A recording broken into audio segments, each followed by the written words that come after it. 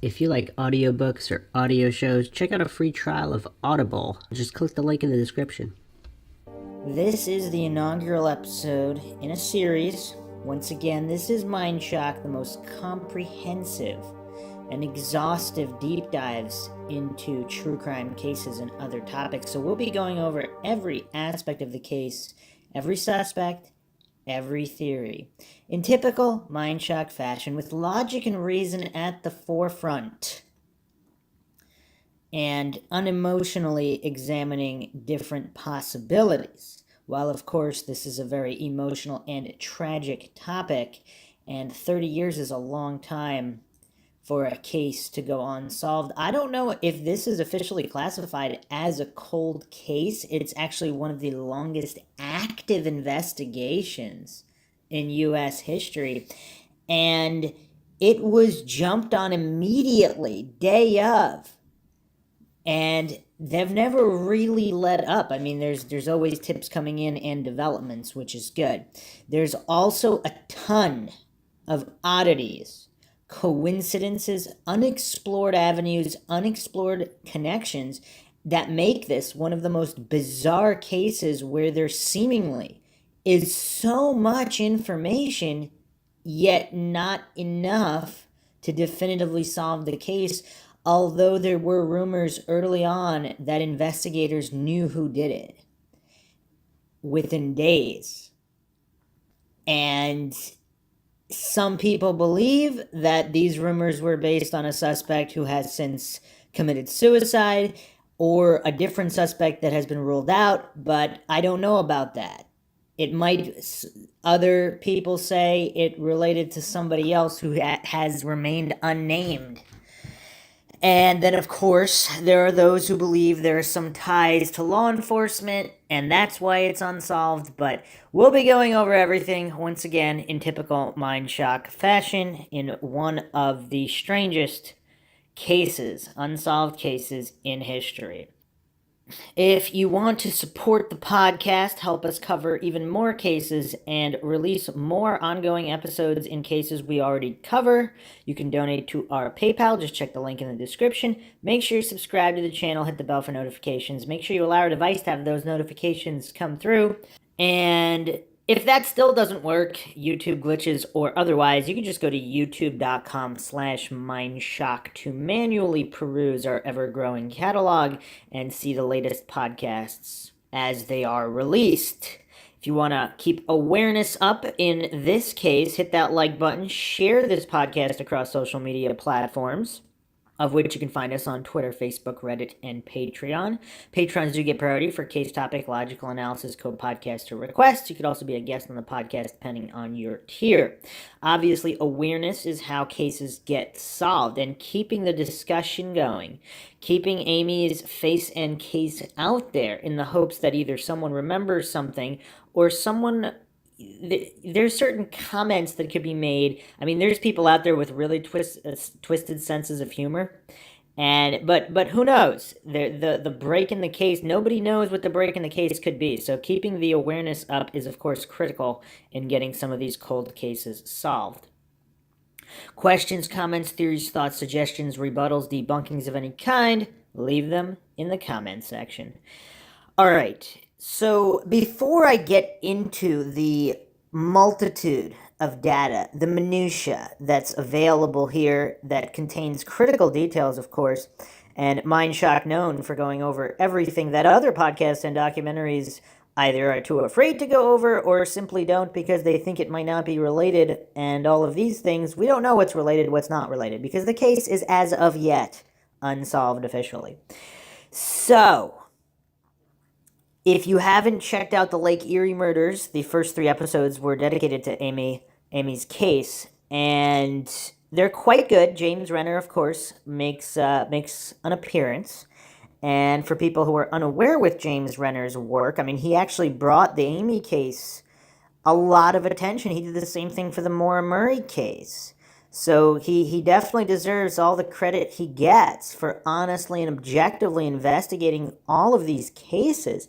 And his work just really, I mean, there are people that appreciate it, but he's got a lot of haters for some reason. But how can you hate on the fact that this man is bringing awareness to these cases that need to be solved, particularly cases that weren't getting this level of media attention before his involvement. Not to mention, he's got the gall and the willingness to just travel to these places and face down potential suspects. I mean, how many of these narrative steerers and trolls online hiding behind keyboards would be willing to do that? It's why did he do that? He did that because he wants this case solved. He wants to bring attention to the case. So what's really, really bizarre, I mean, this is just, if somebody wrote this as a plot for a movie, it would be deemed too unbelievable. A girl leaves her bike at the Bay Middle School, which, by the way, I asked James Renner about this. He said Amy leaving her bike at the school, either possibly to go to the shopping center, which was less than a quarter of a mile. I mean, it's a 4-minute walk or so from the school. Apparently, this was not an uncommon occurrence. So this was not the only time ever Amy left her bike at the school and walked. When I initially reviewed the case, I thought if that were the case, it would be stranger, but apparently it wasn't. Anyway, she walks, not even alone, with friends or classmates to the shopping center, which is relatively bustling. I mean, it's it's the major hangout for the middle school kids, not just due to its close proximity, but this is 1989. There's an ice cream place there. This is just a hangout spot. Guess what? It's also right across the street from the police station. In broad daylight, she is lured away by this suspect who was spotted by at minimum 3 witnesses, although a few others apparently came forward and said they might have seen him. And apparently there was also either an off-duty or on-duty police officer in that shopping center at the time this was all going down. And this is a detail that I don't believe has been made public, but this is Mindshock, so we're going over everything here. And would this seem believable? A 10-year-old girl who's, by all accounts, also a very smart, aware girl. This is not, I mean, some people say this is irrelevant. I don't think so. I don't think anything is irrelevant. This is not some airhead kid that, and you can tell that too from the video they released in her classroom where she's reading some kind of she's doing some kind of presentation. This isn't a kid with zero street smarts or intelligence. And I think that's a detail that really does not need to be overlooked. I think it needs to be considered on how this could have went down with an intelligent 10-year-old. This isn't some 6 or 7-year-old who doesn't know what's going on. This is an intelligent 10-year-old, as described by many who knew her. And I really don't think they would all be lying about that.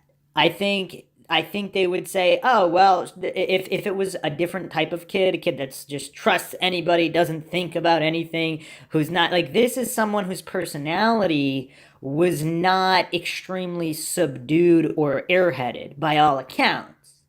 So, and also keep in mind, in this case, the alleged perpetrator, which my theory here, just I'll go over all the details, but just I'm going to put this right out front.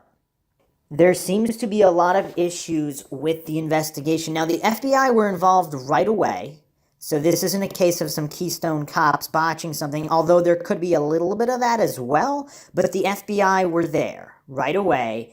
And in another strange detail, as noted in the Lake Erie Murders documentary, apparently Bay Village is a hot spot for FBI agents to live in. So apparently, and quote from the documentary, from law enforcement in the documentary, this is the statement, many of the FBI agents working the case live here.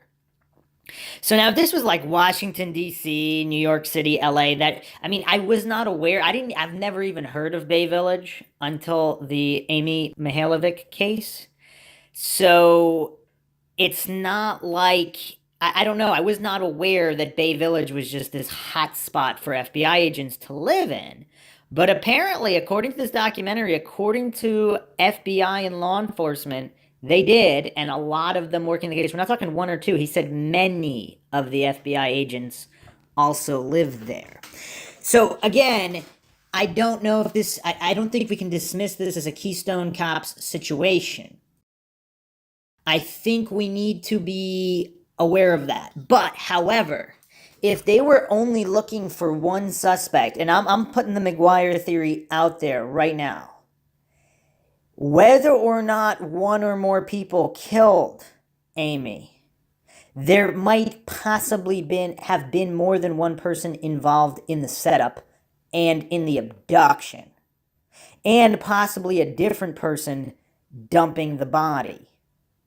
And this is where it all gets mixed up because, and keep in mind, 1989, early 90s, it's a different type of attitude. It's different types of investigating techniques. I mean, obviously the 101 is there, but if from the get-go there were 1 to 3 or even 4 people, maybe even more, that were involved or knew about it, if there are these predators out there, not all act alone. Some of them have other predator-like friends, unofficial clubs, if you will.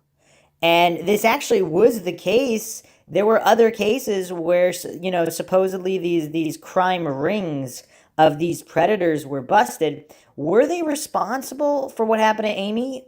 I don't know. But if the psychological workup was a single perpetrator, and if that was not accurate, so what if one guy had an alibi? And we'll be going through all the suspects, of which there is no shortage. And if it was more than one perpetrator, maybe 2 of them even looked similar. And we'll be going over other cases as well that were in the approximate region, within driving distance of Bay Village. And I'll be going more into specifics, but other children were killed and perpetrators were arrested and convicted on DNA evidence when witnesses who even witnessed the abduction described a relatively different individual than matched the DNA profile. So and confessed. So, that's just something to keep in mind. And of course, there's issues with the composite sketches as well. There were numerous sketches. Most of them were, the initial sketch was made from 2 witnesses, and just to clarify, one of them reported the man wearing eyeglasses, another did not, slightly different facial features and hairstyle, just slight differences. So the workup, the composite that was released initially is more of a generalized approximation of both descriptions. I don't know if it would have been effective to just release 2 different composite sketches, because if one child was just more accurate than the other, and is that a possibility, in which case they maybe should have just released 2 and said that, there were 2 witnesses with 2 different descriptions instead of making one generalized description. I don't know if that would have been more effective or not. Perhaps. And then, of course, there was a different sketch of a man who was dumping the body, and that was determined to not be related to Amy's case, although we don't know that for sure. And there's just a lot of problems, because if that man was, let's say, paid off, or was just also a member of some kind of sick sadistic club of predators or wannabe predators, how long were they coming up with these schemes? Is this just this, the serial killer version or child predator version of Dungeons and Dragons, where these guys come up with these plans, like, let's call up people and see if we can get somebody to come get a present for their mother, and exploit the child's love for a parent to lure them away. But back to what I was saying before, with Amy being relatively intelligent, this scheme did not work on other girls. So apparently, I don't know if they have an exact date of when this call took place to Amy. It was within the week prior or within 10 days prior, but the previous summer is when numerous other girls in the area received phone calls of a man claiming to know their parents and wanting to go buy a gift for a promotion of sorts. So anyway, this is the details in this case. There's just so much information to parse, and a lot of it doesn't quite add up. But regarding the investigation, if let's say one particular guy had a good alibi, the handyman, whoever, we'll be going through all of them. If his alibi even checks out, does that mean he wasn't involved? Because again, if he knew who was, it's really tough. It's really tough. And then the other thing that throws a wrench into all of this is the phone call that Amy was either allowed to make by the abductor to her mother, where her mother said she sounded off and had, normally she would speak a lot, but she had very short answers. And that was alarming. Supposedly she said she was going to stay after school for choir rehearsals, but I don't know. That's what was said. That's what was reported, but apparently Amy's mother believed that she made the call from home. And Amy's brother had said that she wasn't home. So there were things that didn't add up across the board. Some people believe that Amy made the phone call prior to her encounter with the perpetrator. And there's another detail that supposedly that morning, Amy and her mother, Margaret, they either got into some kind of small fight or just they were a little curt with each other. And would that attitude have carried over when Amy's making this call? Is Amy mad at her mother? I mean, I don't know, and these are all very, very curious issues. And even the layout of the shopping center, it's unknown whether she left through the main parking lot or off a different entrance. And then also, it seems like investigators did keep a bit close to the vest. And because a lot of these witnesses at the shopping center are 10 to 11 years old, maybe they didn't necessarily... They might have not known exactly what to make of conflicting reports. Because certain classmates, I believe, again, these are rumors, that she was seen making a phone call from either the grocery store there or somewhere there. And apparently there's a bowling alley, or there was as well. So there's a lot of issues with everything in the case, and then of course it should all be investigated properly without any bias. And for those new to the case, might just be thinking, well, what about the trace? Couldn't they have just been traced? So that's another issue. And it's something that bothered me a little bit too, because FBI's right there. How does the phone network work in 1989 in Bay Village? Well, apparently, if the phone call had been made outside the local area, whatever the local switchboard controlled, they would have been able to have a better trace on it, but because it was local, the only thing they could know is that it was local, that it came from within Bay Village. So, again, I'm not sure if that's 100% accurate. Maybe the FBI does have more information than they've released, but officially, none of these calls could be traced, including the ones made the previous summer. So I believe officially everyone believes the calls were made from inside Bay Village. But perhaps I'm getting a little ahead of myself. Let's go through the basics of the case.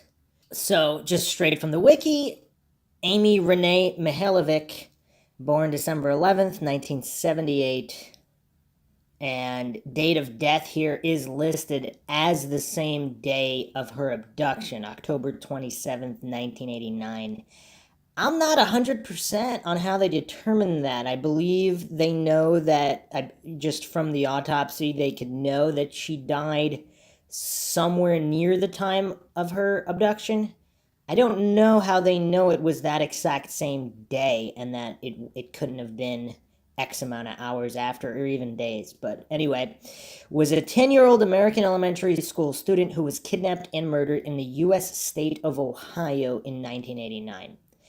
Her murder case received national attention. The story of her unsolved kidnapping and murder was presented by John Walsh on the television show America's Most Wanted during the program's early years.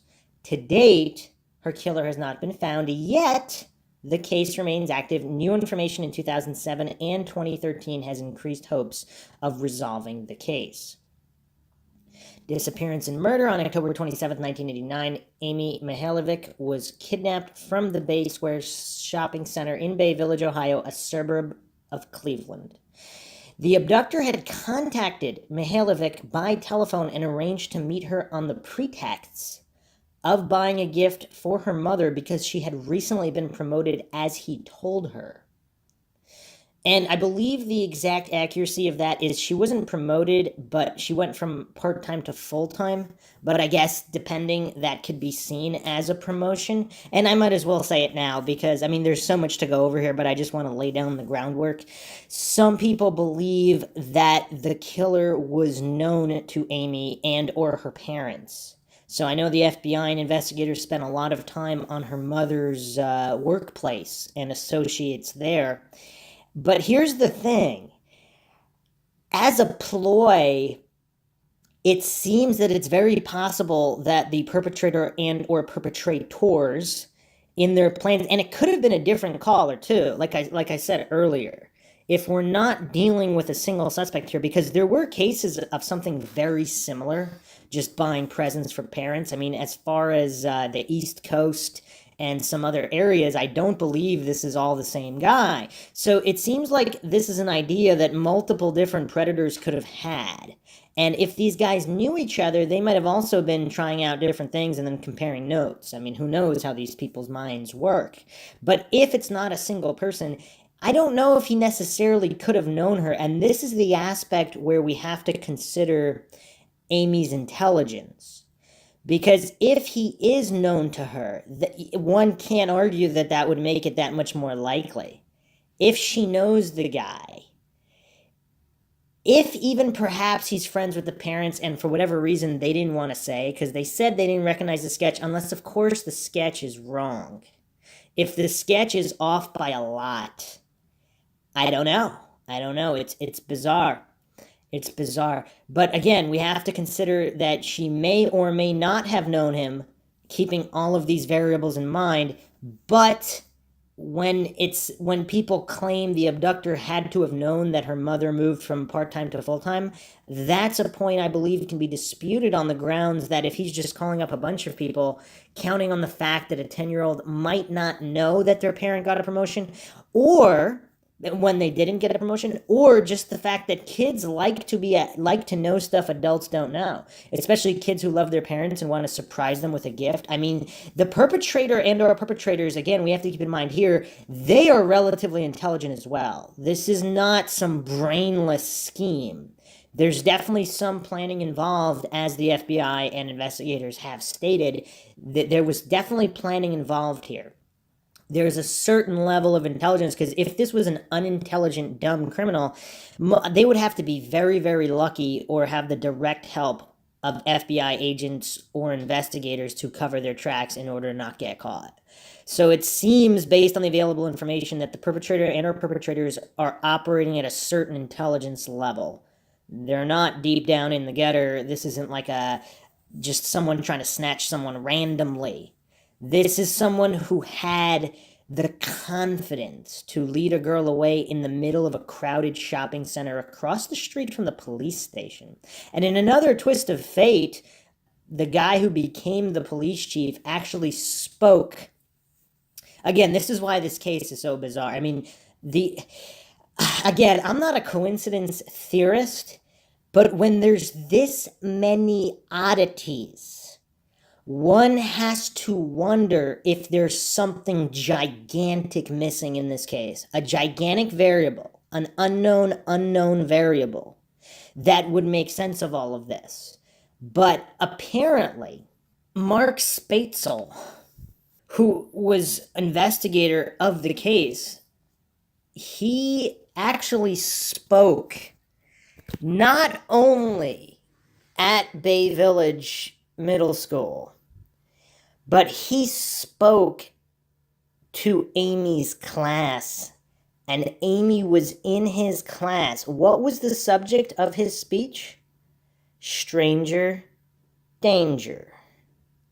So here's the thing. Again, going back to Amy's intelligence, or at least even if we say she's of average intelligence, although again, all of these reports and from her personality type, it does seem like she was clearly above average. But even if she was average, a mere couple hours, the day she's set up to meet this guy to get a gift for her mother, that same day, there's a police officer in her classroom talking about strangers and safety. That makes it that much more unlikely that this was someone not known to her. Because if it's someone known to her and her parents, I mean, what is she thinking there? Well, yeah, obviously I wouldn't go off with a stranger. That's dangerous. Or is she that much of a rebel that this is some kind of, I don't know, she's thinking, oh, well, I can do it. I'm smarter than everybody. I don't know. Like, to me, there's a missing piece here. But not only that, but I don't know the exact hour Spatzel spoke to the class, but was Spatzel in the police station overlooking the shopping center outside of the window at the moment of her abduction? And how must he feel about it? Because not only does he deliver the safety speech about strangers, is he mere dozens of feet away when she is abducted and then later killed, technically on his watch, literally on his watch, where he also literally spoke in front of her, theoretically giving information that might have prevented this. And I mean, there's plenty more twists of fate here, including, of course, her brother, who was on his. He doesn't go to the shopping center every day, even though it's a major hangout, of course. But he actually had a coupon to get ice cream, and he chose. I think he was 2 years ahead of Amy, and he got out about an hour after she did. However, and she waited at the shopping center for this guy, so he didn't show up right away. He probably feels a certain amount of guilt, or at least questions himself, because there were bullies in his path or boys that gave him a hard time. And when he was going to the shopping center, so he chose to go the opposite way, which is where their house is. So he chose not to go redeem his coupon that day. And another factor, of course, this is a Friday, October 27th, it's a Friday. So who would have the whole weekend to be free? Obviously, teachers. Although, of course, anybody could, but of course, if this is happening early in the afternoon, anyone who didn't leave work early, of course, a teacher's timeline might line up more. I mean, these are all just different factors, things that need to be kept in mind. But let's go back to the wiki here. The abductor had contacted Mihaljevic by telephone, arranged to meet her on the pretext of buying a gift for her mother because she had recently been promoted, as he told her. And another thing, just real quick, I don't know if they know the exact day that he called Amy, because it's not explicitly stated anywhere.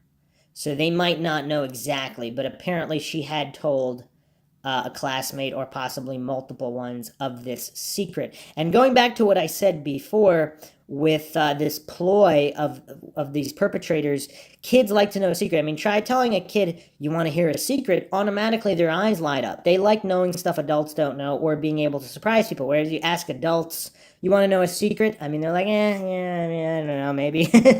So there's definitely some intelligence on the level of the perpetrators as well, in kind of trying to trick these kids. But keep in mind, these other children, also possibly of average intelligence, maybe below average, who this did not work on.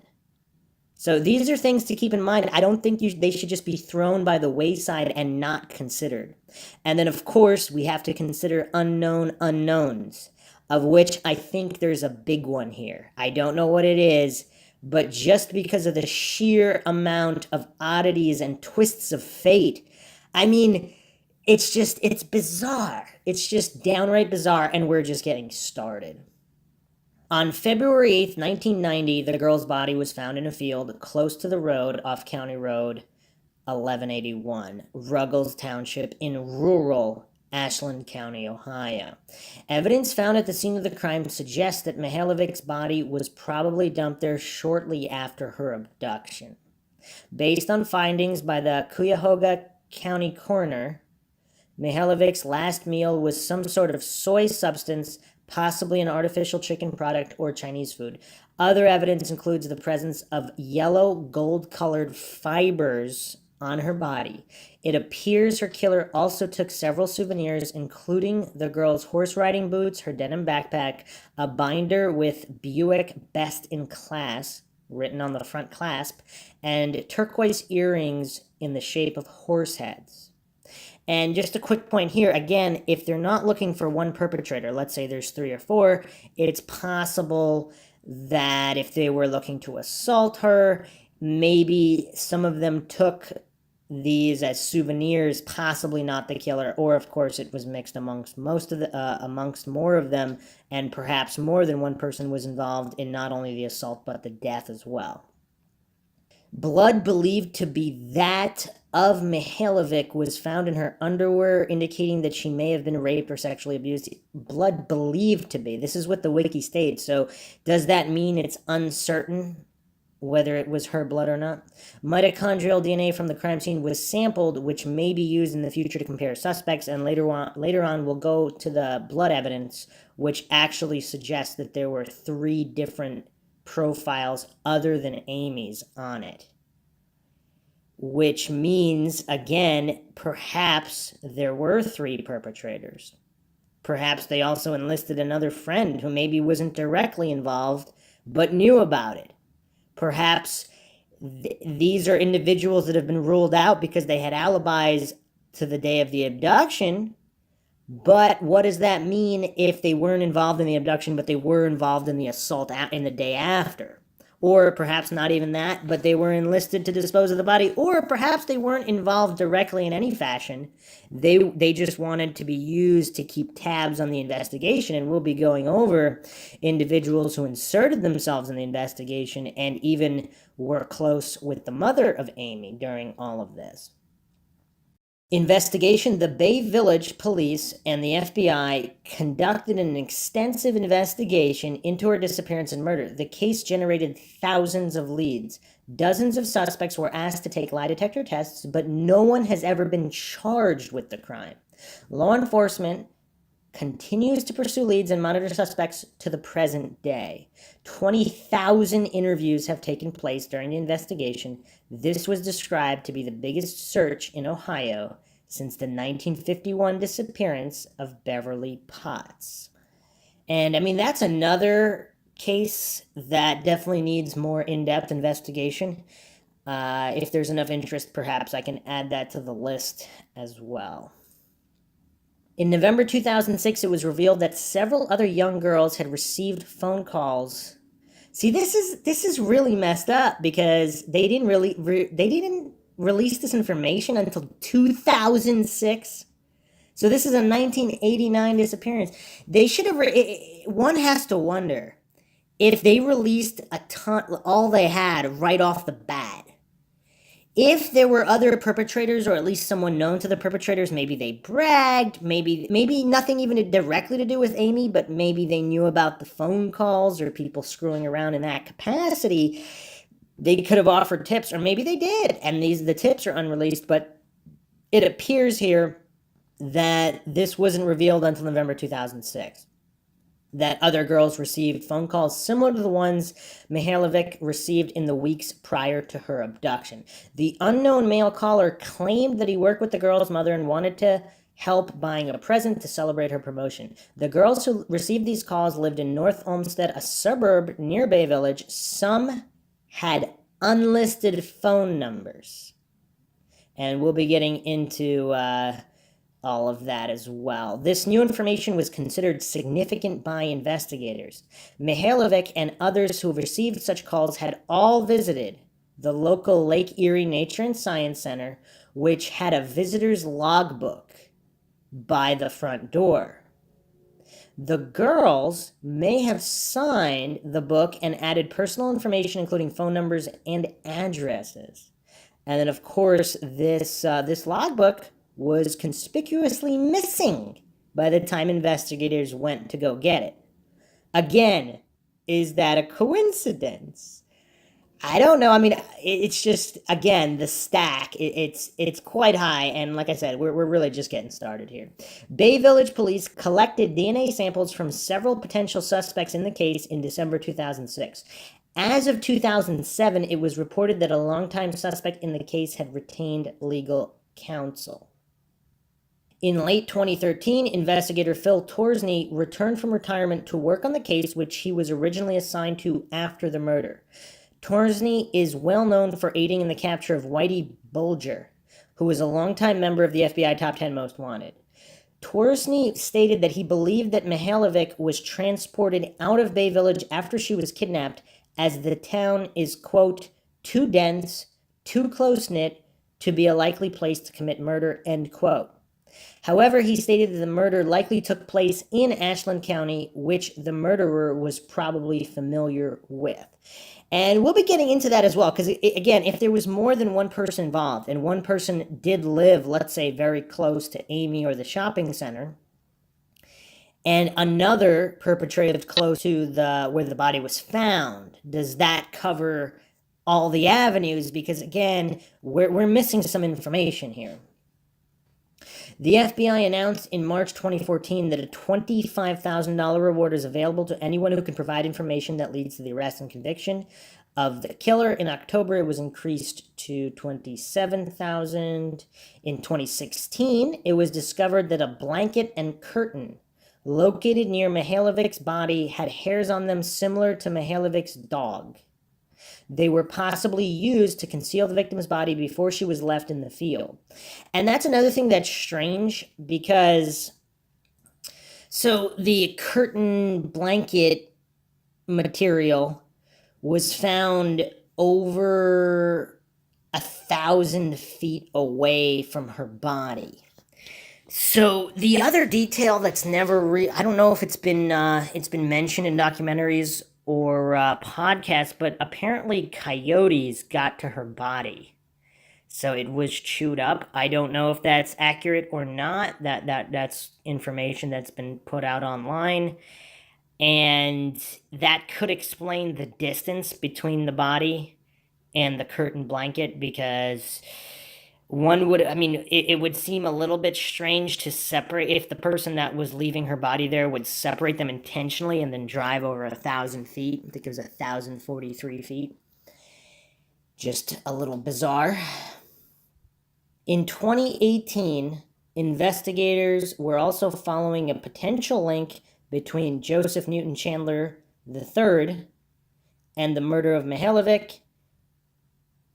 And this is, of course, the guy that was an identity thief who committed suicide in Eastlake, Ohio, July 2002. And I'll be getting into him later as well. In 2019, authorities stated that they have extensively investigated all suspects in the case and feel that if her killer were identified, he would likely be a part of their list. Aftermath. In response to her daughter's death, Mihaljevic's mother, Margaret McNulty, co-founded a foundation to protect children from such situations that happened to Amy. However, McNulty had suffered from lupus after the death of Amy, resulting in her death at age 54 in 2001. Mihaljevic's case was also discussed on The Oprah Winfrey Show and during a 3-part television documentary special titled The Lake Erie Murders: What Happened to Amy Mihaljevic. And it's a good documentary. It's actually hard to watch. It's really hard to watch, of course. I had to watch it in several parts, particularly the parts with Margaret, her mother. It's so heart-wrenching to watch what this did to her. Not just her, but of course everybody, her brother, and all of these things. It's really, really tough. So, from the unsolvedmysteries.fandom.com wiki entry here, in 1989, 10-year-old Amy Mihaljevic received a call from a man named Frank, who claimed to be her mother's co-worker and that she was getting a promotion and wanted to meet with her in order to pick out something for her mother for a surprise party for the promotion. Now, I'm not sure where they originally got the name Frank, or where this was originally reported. So I'm actually guessing. I actually don't know where this was first reported. I'm guessing that her classmate who she told about this phone call mentioned Frank, but this is what the Unsolved Mysteries site states. On October 27th, 1989, she went to the local mall to meet him and vanished. She was last seen there by some of her schoolmates talking to him, who is believed to be her abductor. When her mother, Margaret, learned that she had not come home, she called the police. Authorities investigated the case and were almost certain that she had been abducted but had no suspects. The town of Bay Village was shocked by her abduction and hundreds of people began helping to find her. Then, on February 8th, 1990, a jogger found the body of a young girl about 50 miles from Bay Village that was soon identified as hers. She had been stabbed to death and had been dead for a long amount of time. Her killer has never been caught. Suspects: the composite sketch was made by eyewitnesses of the man seen with Amy the day she vanished. Some of them claimed that he had glasses, but others couldn't remember. They described him as Caucasian, 5'8" to 5'10", medium build, black hair, and would be in his 50s today. Authorities believe that he had a sudden behavioral change after her abduction, may have had a drinking or gambling problem, or a sudden interest in religion. Extra notes: the original air date of this case is unrevealed. It was also featured on America's Most Wanted and Missing Reward. Results unsolved. Several people, including Robert Holbert, have confessed to killing Amy, but no one has ever been charged in her death. Another man named Dean Runkle is considered a suspect in the case, as he matches the description of the man seen with her, but he maintains his innocence. Sadly, in October 2001, Margaret passed away because of chronic alcoholism from drinking since Amy's murder. Her family claims that the person who killed her indirectly killed Margaret as well. In 2006, detectives announced that several other girls in the area received calls from a person who claimed to work with their mother and wanted to meet with them to get a present for her that they believe are connected to Amy's case. Although it remains unsolved, there are several suspects and new leads are still coming in. So one of the most definitive articles here on the case is called The Coldest Case. 16 years after Amy Mihaljevic vanished, the hunt for her killer presses on, written by none other than James Rener, and this is from Scene, clevescene.com. This was published July 20th, 2005. Before there was Natalie Holloway, Shasta Groen, or Shakira Johnson, there was the little girl with the ponytail. It's the ponytail braided on the left that most people remember first. Just a side saddle swish dangling above the half-closed eyes of a 10-year-old girl smiling for her class photo. Amy Mihaljevic always hated that picture. But the image was burned into Northeast Ohio's consciousness after she was abducted in October 1989. For 3 months, it hung from telephone poles, flashed on daily newscasts, and peered out from the front pages of suburban newspapers. And just another quick side point here, too, as was revealed on the Lake Erie murders, this, I believe a friend of the family or someone rushed to the news station so that they could put Amy's picture up that she was missing. I mean, this is the day of her disappearance, within hours of her disappearance. And the news station, of course, said, she hasn't been missing 24 hours, if she's at a friend's house, whatever. We can't just put that on the news broadcast. But somehow they ended up putting it on the broadcast. And so here we have an immediate response. I mean, there's not much of a delay here, which is the other odd thing about the case. In these other cases, I mean, there's hours and hours, if not a full day, that go by before a response. And some of those cases actually ended up being solved. But anyway, just as a point here, it seems like everything that could be done was done. I mean, there were searches immediately. And they had the news broadcast her picture that same day. So it's interesting that even with all of this, not much was done unless it was. And it wasn't revealed by investigators, which I will be going over, including reports on some kind of commotion in a house near where she was found. And again, there's a house that burned down. There were other houses that collapsed, but there were witnesses who actually saw FBI taking drywall out of houses and putting them on helicopters. And this was near where her body was found. So it's very possible that because of this immediate response, they had at least, so that's the other thing I'm thinking. If they had one of the guys, maybe they wanted all of them. Is that why they were unable to act? Maybe they let him go and they wanted to see who he would go talk to. Maybe they knew who the guy was the whole time, and maybe they were following him, and then maybe when it didn't work out, they wrote him off and thought he wasn't involved, even when he was. And that's where some of these rumors come from that they had the guy early on. I don't know. But anyway, back to James Rener's article here. 16 years later, Amy's spirit still haunts the upper middle class suburban bubble that is Bay Village. That snapshot remains chiseled into its fabric. It's on a rose garden memorial under a magnolia tree at the police station, on a slab of wood inside the Lake Erie Nature and Science Center, and on a plaque collecting dust in the library of the new middle school. In Bay, where dilemmas usually consist of whether to take chips or dessert to the block party, unsolved murders are taken personally. Locals still cringe about the 1954 slaying of Dr. Sam Shepard's wife, the case that inspired The Fugitive, and the search for the one-armed man. Shepard spent 10 years in jail before the Supreme Court overturned the conviction, and his son still fights to clear his name. But did the doctor get away with murder, or did the window washer do it? Everyone in town has an opinion, even today. Likewise, many have their own theory about who stole Amy, although no one has ever been charged. The 60 FBI agents once assigned to the case have dwindled down to one. At the police department, Detective Mark Spatzel has become the reluctant curator of 14,000 interviews, 8,000 leads, 4 file cabinets stuffed with reports, 2 shelves of bound photographs, and a locked cabinet containing evidence. It's all kept in a broom closet, a sort of makeshift mausoleum. Spatzel was a kid cop in 1989 with 4 years in the department. Today he is a well-worn family man, his hair graying at the temples. Amy smiles down at him each day from the missing child poster that hangs above his desk. The fleet of volunteers and the phalanx of investigators have long since retreated in frustration, but Spatzel hasn't given up. The 2 or 3 new leads that come in each week motivate him.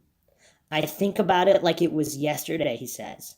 The next tip that comes in could be the one. Until then, he whittles away at a shrinking list of suspects. Keeping Amy alive is his job. Mark Mihaljevic met Margaret in high school in the tiny Wisconsin burg of West Allis. Wanderlust led the newlyweds to Little Rock, Arkansas, where Mark got a job with Buick. He was a field rep handling complaints and warranties. It was his job once a year to ship the biggest watermelon in the state to the corporate headquarters in Flint. The couple started their family in Little Rock, first with a boy named Jason, then in '78 with Amy Rener. Mark was transferred briefly to Mississippi, then to Cleveland in 1989.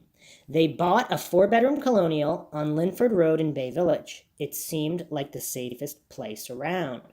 Before long, the Mihaljevics grew comfortable in their new routine. Margaret would shuttle Jason and Amy to friends' houses or the park during the day. Then Mark would come home and take them to the pool to cool off at night.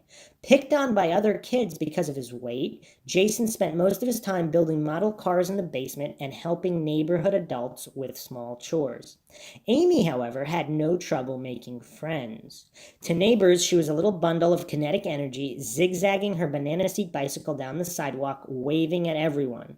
When Margaret visited friends, Amy trailed behind like a miniature shadow and always joined in the conversation. 9 doors down lived Kristen Bayless, who was a grade ahead of Amy. Some days they would flatten pennies on the railroad tracks behind Linford.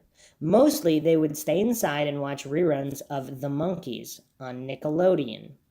Amy knew it was time to go home when the streetlights came on.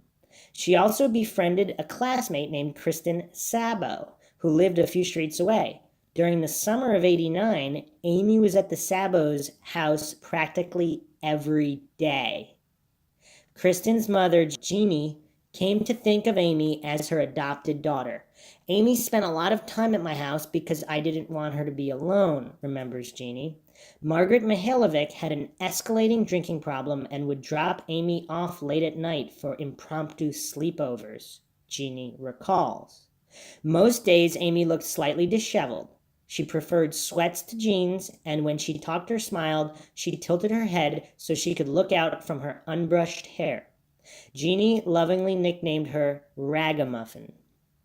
They didn't have a lot of money, she says of the Mihaljevics. Every time I saw her, I just wanted to make her up. She was a beautiful kid.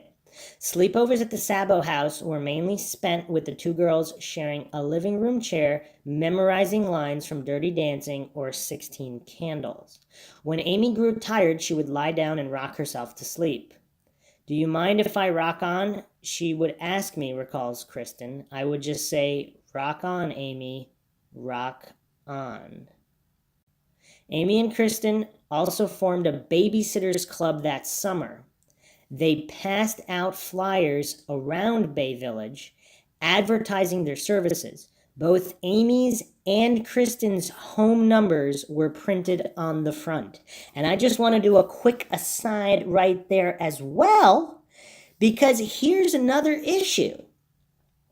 If the Nature Center, which Amy had attended, as well as other girls who supposedly had unlisted numbers that were called in that previous summer by allegedly possibly the same perpetrator or perpetrators, if it wasn't them and if the Nature Center is not a connection, we have another problem here because her number was already on posters over town. So the Nature Center is not a definitive 100% link there. Although, if there's more than one perpetrator and one of them did work at the Nature Center, one of them didn't, the one that didn't, if that was the one that called Amy, I mean, again, we don't know here. We don't know. I just think there's more than meets the eye here. There are some unknowns that need to be filled because, and of course, known unknowns like this, do we know if there's more than one perpetrator? We know that it's a possibility. We could examine that. But there are also unknown unknowns, things that we don't even know to question. The pair began to grow apart when Kristen joined a soccer team and Amy took up riding horses at Holly Hill Farms, which sat just across the border from Bay in Avon Lake. And of course, there was another suspect there, and there is a Holly Hills Farms connection because one of the other girls that received the phone call also went there, but I'll be getting into that later. Amy, like the other girls, wore a black blazer, cap, and boots whenever she rode Razzle through the farm's obstacle course. For 2 years prior to 1989, she visited Holly Hill once a week for lessons. By October, she was spending almost every day at the stables. Right at the end, she would take her bike out there, Mark says, shaking his head. She was unsupervised.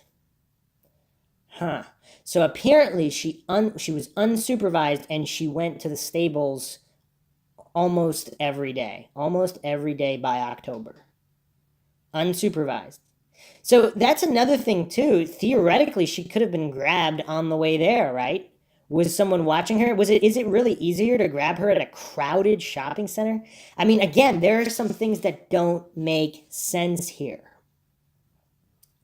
Friday, October 27th was picture retake day at Bay Middle School.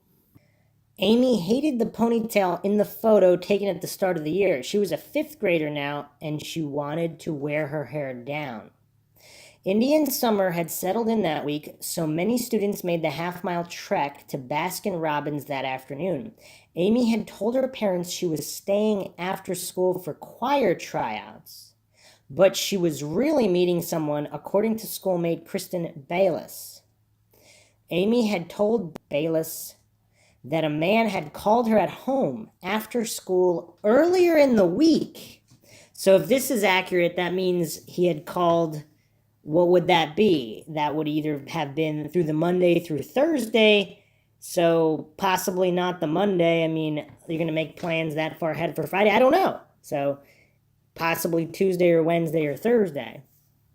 He had said that he worked with Amy's mother and that she had just gotten a promotion. He suggested they get her a present, and he told her not to spoil the surprise by telling anyone. You know the thing that's weird, though?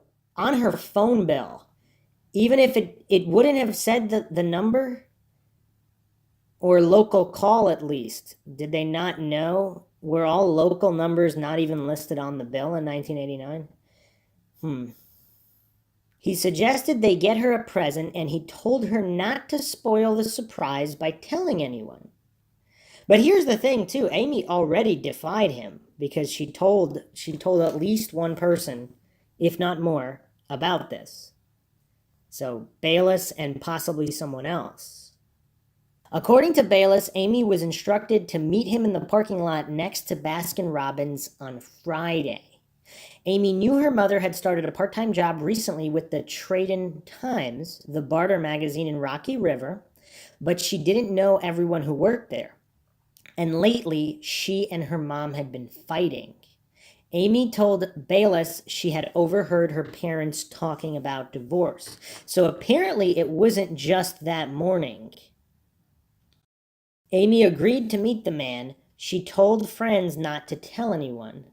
She told friends not to tell anyone. So is that more? So that's more than one person that she told. Wearing a lavender shirt with green sweatpants and ankle-high black boots, Amy left her bicycle in the racket school and made her way to the ice cream shop. When the junior high let out an hour later, her brother also started in that direction until he noticed a group of boys ahead. They were bullies, older boys who picked on him. So he changed direction and went home instead. When he arrived and Amy wasn't there, he called his mom at work. Margaret, again, this is also not a stupid kid, because instead of waiting around, I mean, I'm sure he waited X amount of minutes and she's not there. He didn't just absentmindedly watch TV or assume she had went to a friend's house and didn't tell anybody, even though that would be a perfectly logical assumption, would it not? But he called his mother. Margaret told him that Amy had gone to a choir function and should be back soon. She asked Jason to have her call when she got in. At 3:30, Jason called his mom again. Amy's still not home, he said. Alarmed, Margaret prepared to leave the office. Then Amy called. Margaret asked Amy about choir. She would later recall. Choir meets on Wednesday and Thursday, Amy answered. Wait a minute, this is Friday. Why were you there? Amy grew quiet. Is this some kind of audition or something? Margaret asked. Yeah, it was for the new people. So again, I'm not sure how accurate this recollection is. This is James Rener writing about it many years later. I'm assuming if he interviewed police or whoever in their notes, this is what it said, or this was to the best of the recollection of Margaret. Margaret assumed that Amy was calling from home. They spoke for a moment longer before hanging up. Still, something didn't feel right. Amy, normally talkative, had kept her answers short.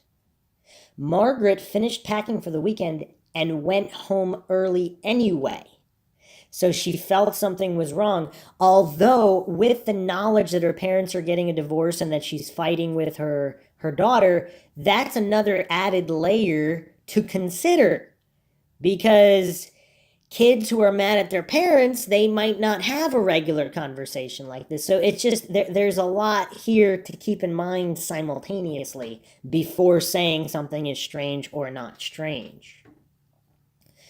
Also, of course, unknown if the perpetrator was standing right next to her or not. Did she make that call earlier? Or James Rener hypothesized that as they were in the vehicle, Amy wanted to call her mother, Or perhaps it's very unusual, again, just statistically, for an abductor to allow his victim to call someone because they can scream for help, they can describe him, they can name him if they know who this is. It's just there's just things that make this case so unlike any other, and there's definitive known information here. It's not like she made a call, we don't know like who she talked to. I mean, there's known information here, and the case is still unsolved. When so Margaret finished packing for the weekend, went home early anyway. When she stepped across the threshold of her house, she was greeted only by Jason. Mom, she's still not home. It was 4:30. So again, there's no waiting. Margaret drove to the school to find Amy's bike still leaning from the rack. Then she bolted to the police station. I believe in her interview or on one of these documentaries, she had stated she tried to get into the school, but she couldn't get into the school. Then she went to the police station. But either way, continuing with the article here, though Amy had been missing for only a couple of hours, her disappearance was immediately treated as an abduction. Her description called into cruisers and passed along to surrounding communities. So again, we have just a really immediate, solid response here. Unlike all these other cases, I mean, the Delphi case comes to mind, where law enforcement is just brushing this off as, oh, she's probably at a friend's house. We don't see that here. By the time Mark Mihaljevic came home from work, Margaret was hysterical. Between convulsions of sobs, she called all of Amy's friends, trying to figure out who had seen her last. Jeannie Sabo mobilized the PTA. Names of all the fifth graders were divided among the board members, who called each child to see whether anyone knew where she was. No one did. Desperation grew palpable as the sun retreated over the treetops. Mark frantically searched Amy's favorite haunts. He checked back at school, then at Huntington Park. He and a friend followed a small creek behind the school to where it drained into Lake Erie, shouting her name into the darkening autumn sky. Sabo drove Amy's class picture downtown to Channel 3. She pulled back into Mihajlovic's driveway just in time to hear Margaret's primal scream. Amy's picture had just come up on TV. The FBI was alerted 14 hours after Amy disappeared, and a command post was set up inside the Bay Village Police Department. Special Agent Dick Wren, who lived a few streets away from Lindford Road, led the investigation. Among the first people he spoke to was Kristen Bayless, who told him about Amy's plans to meet a man who she had spoken to on the phone. To Wren, it sounded like the clue that would solve the mystery, but the man's call had been placed from a local number. Only long-distance calls were logged by the phone company at the time. So that means there was no log of the phone at all?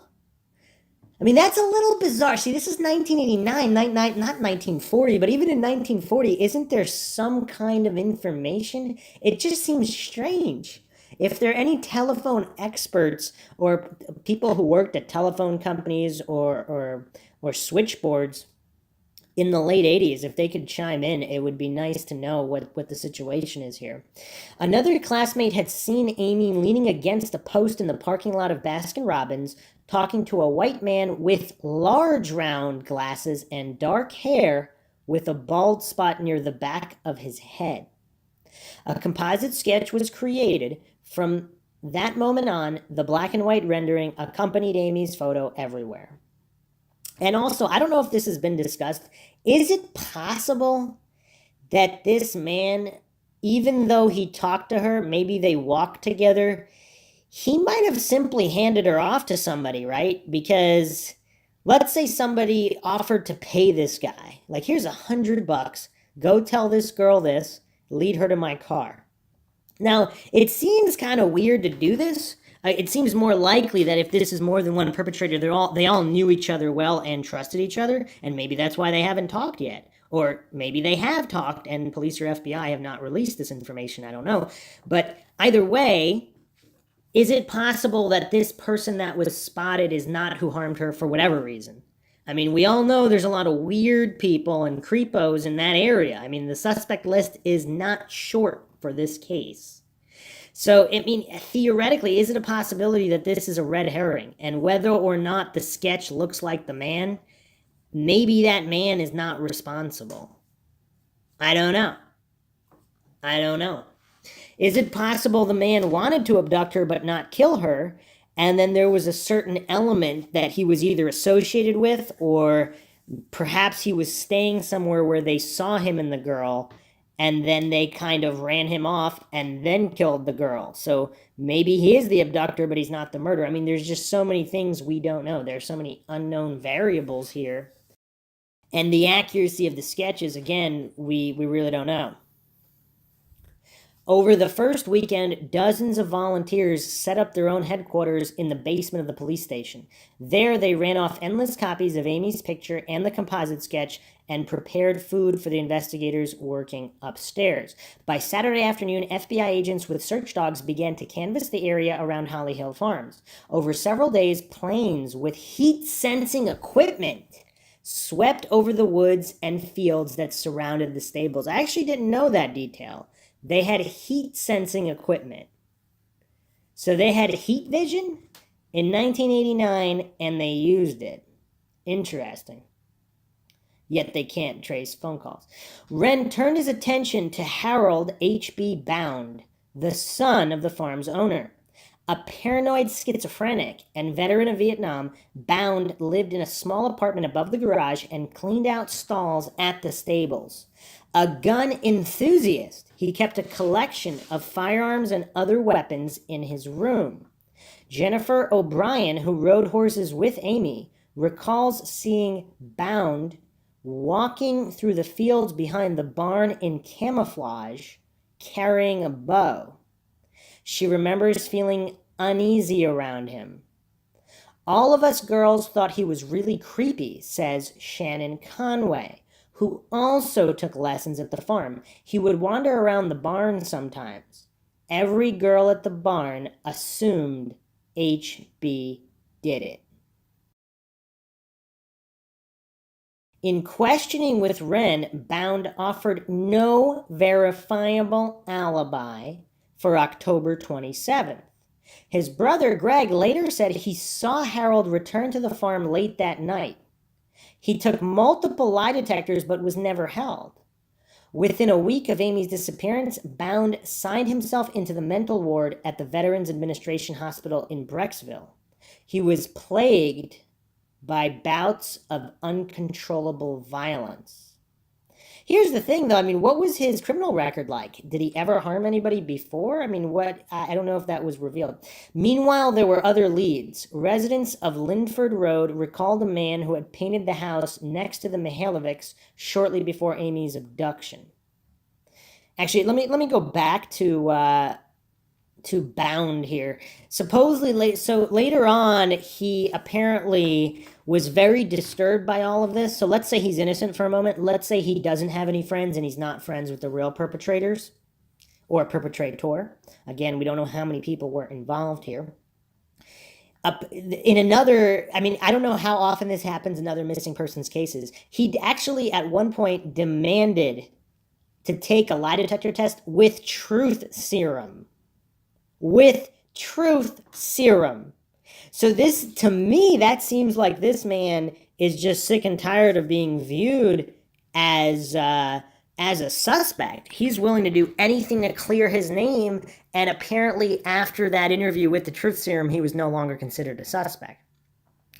Also, interesting thing to note is whether or not, like, which exact questions were asked with the truth serum, because if they were specifically looking for only one perpetrator, and if he wasn't it, I mean, I would think they asked him questions related to his friends, if he knew any, or other shady people who may have harmed Amy. I would think they would have asked him that. I don't know if that was ever released, though.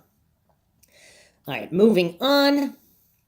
Meanwhile, there were other leads. Residents of Linford Road recalled a man who had painted the house next to the Mihaljevics shortly before Amy's abduction. Kurt Van Gunten, they said, bore an uncanny resemblance to the composite sketch.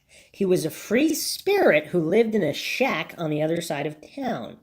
Bay Village police received numerous calls asking that he be checked out. His own ex-girlfriend was among them. But Van Gunten had an airtight alibi. He had attended the Bay Fairview football game that night with sportscaster Casey Coleman, a childhood friend. They were sitting together when the booth announcer came on, appealing to the crowd for information about Amy's whereabouts. Coleman confirmed for the FBI that Van Gunten had been with him since that afternoon. Van Gunten declined comment for the story. Here's the thing, though. Again, if we're dealing with a ring of people, possibly some, again, in 1989, this would probably be considered tinfoil hat talk. But today, we're now in 2021. Are there high-profile politicians involved in these rings that might include child abduction and child assault and all of these really shady, highly disturbing things to even think about? Is it possible? Again, Van Gunten supposedly was a really shady guy with a lot of reports against him, including just lewd behavior, and a lot of people were afraid of him. A lot of people considered him really, really shady. Now, it's unclear here whether he's friends. So he's a childhood friend with sportscaster Casey Coleman. So what does Casey Coleman know? Now, I'm not calling Casey Coleman a liar because supposedly he was not the only witness who spotted Van Gunten at this game. Supposedly there were other people that verified this. But again, if, let's say, Van Gunten probably knew Amy, because if she had walked past this house and he had seen her, if he knew her, perhaps he provided the lead to other shady individuals. And who knows what they did. Again, if we're under the assumption that this is a guy acting alone and no one has any knowledge, this might be a tough case to crack, because if there's more than one individual involved, either in a recon, bad jokes, or whatever, not even discussing the fact that it may not be the same people that abducted her, might not be the same people or person who killed her, and they might not be the same people or person who dumped her body. So there's a lot of variables here that, again, in 1989, were they operating with this kind of thinking? I don't know. I want to go back for a moment, backtrack a little bit to the phone call Amy made to her mother. Is another reason she was kind of giving super short answers. If the guy, let's say the guy was late, because she's there at the shopping center waiting for him. If she needs to buy more time, would she call her mother of her own volition quickly, just so she wouldn't be expected? And she's keeping her answers on the phone really short because she thought if the guy came and didn't see her, like if she went inside the grocery or wherever there was a payphone, she had to go back out to the spot where she had agreed to meet the guy. Would that be reason to keep a conversation short? And another point. Let's say this perpetrator, either the caller or the guy that first met her, is it possible Amy knew this guy, possibly trusted him, and he was friends with another guy who Amy did not know? And again, this is why, again, there's a variable we're missing here. Amy being a smart kid, Spatzel giving the talk in class that very day. I mean, there's just where the meeting, I mean, he's meeting her in front of a police station. I mean, come on, like in a popular hangout area. There's a missing variable here.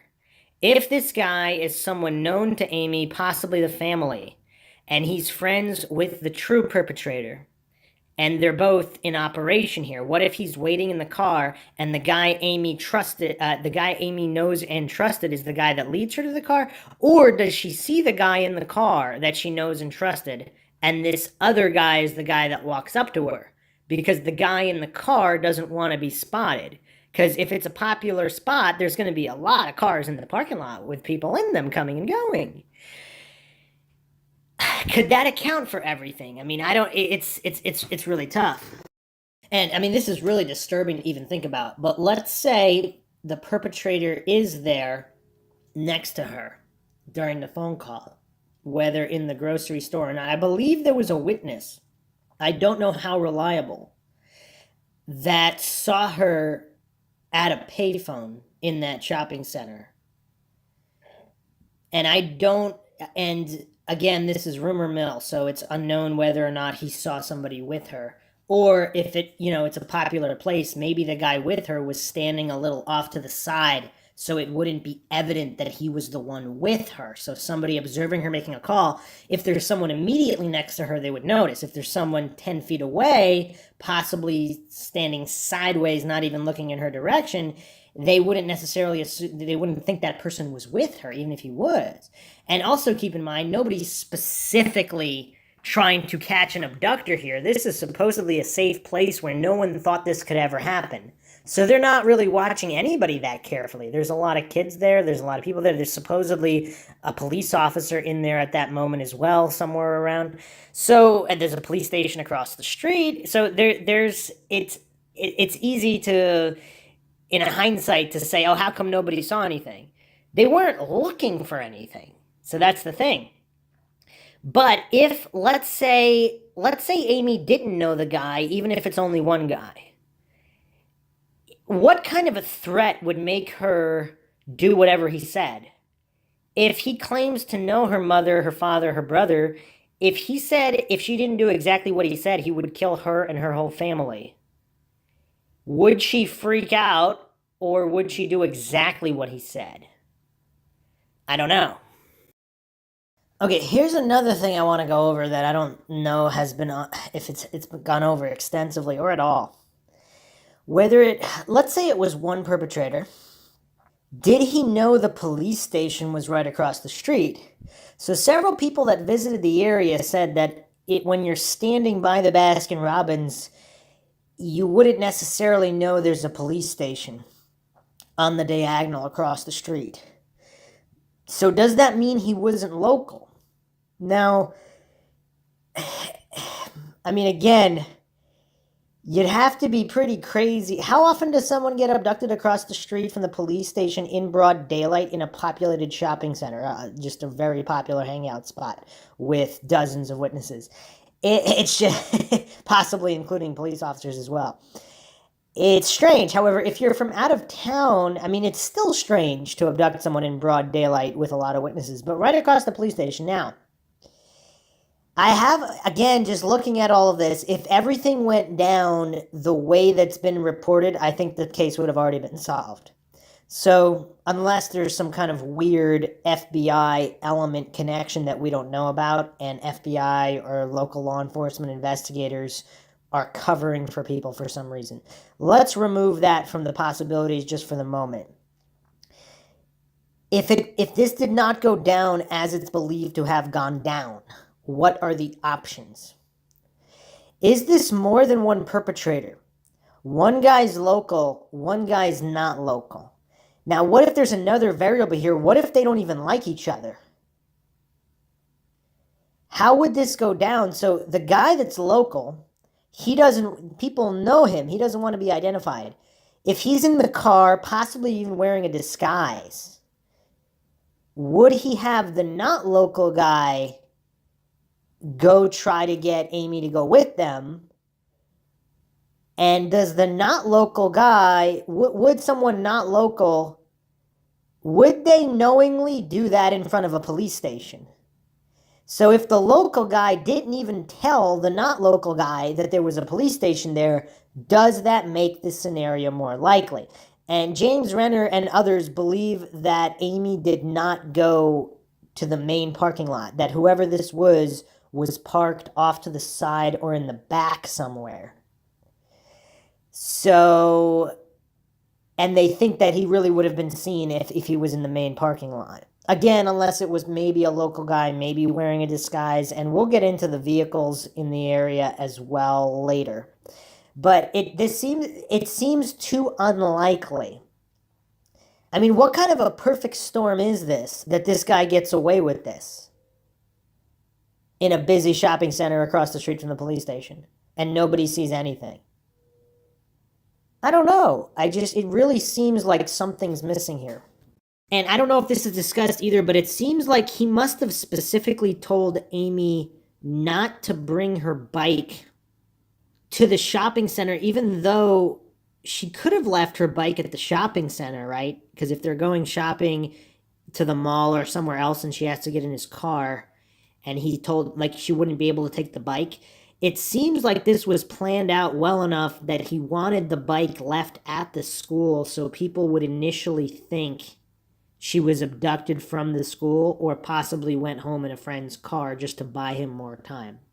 I'm not sure about that, obviously. I don't know what investigators think about that particular point, but it seems like a possibility that he planned this thing out. And if he knew she rode a bike, because she did ride a bike around the neighborhood fairly frequently, if this was more than one perpetrator, one of them was fairly familiar with her schedule and even what kind of type of bike she had. That's all very possible. Let's go a little farther out of the box for a moment as well. Apparently, nobody saw Amy entering a vehicle. So, one of the witnesses believed it was her father, or both. So, they kind of didn't really think anything of it as he was leading her away. What if, let's say Amy got cold feet and she realized something was up and she didn't get in the car? Now, we don't know what time any of this went down, so if the phone call was before this encounter, if it was later than people believe that she was taken, is it possible she wasn't taken directly at the shopping center? So if she was walking, I don't know. We really have to consider the possibility that this did not go down as reported, as people think right now. And that's something to be considered as well. What if, and again, if this other individual or individuals, the perpetrators, if they didn't know there was a police station right there, but there would have been a heavy police presence, either vehicles in the parking lot of the police station or nearby, maybe if they were thinking on the fly, if this is an out-of-towner, I mean, it's hard to believe that someone local wouldn't know that there's a police station there. So either they knew and planned for it, or it's someone not local possibly working with someone local. Possibly it's more than one person not local. Did they change up their plan on the fly? And she was taken up as she was walking away from the shopping center. What if she felt like she was stood up by this guy? What would the plan be after that?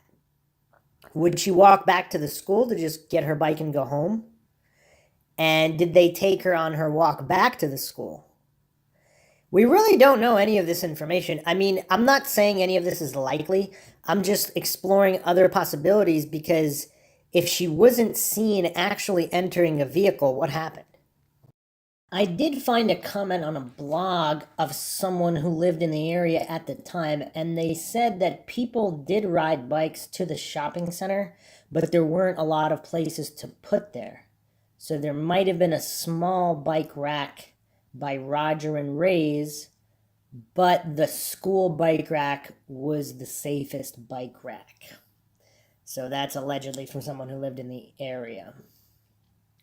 And another interesting thing, too, from the 10-year report on the case, it states the description provided by witnesses was based on fleeting glimpses of a man seen approaching Amy, but not in actual contact with her.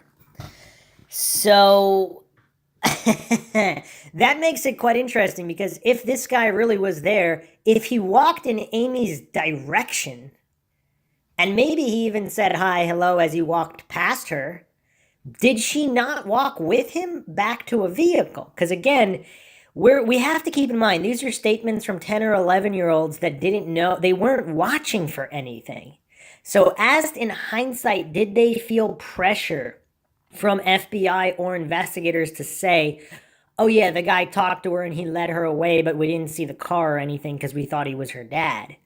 How much of that was them just really trying to desperately be helpful because they could see the effect this was having on the community? And maybe they really did believe that was the guy, but that doesn't mean it was actually the guy. Is it possible it's been a red herring this whole time? Not that he wasn't there, not that a guy that looked like him wasn't there. And were these witnesses really even describing the same guy? Because if there's that many people in the shopping center, several different people could have been walking in her direction, even close enough to say hi as they walked by. Who knows? I mean, this is a kid twirling around a pole, friendly looking kid. In 1989, in a nice, peaceful community, would you say hi, hello, as you walked by that kid?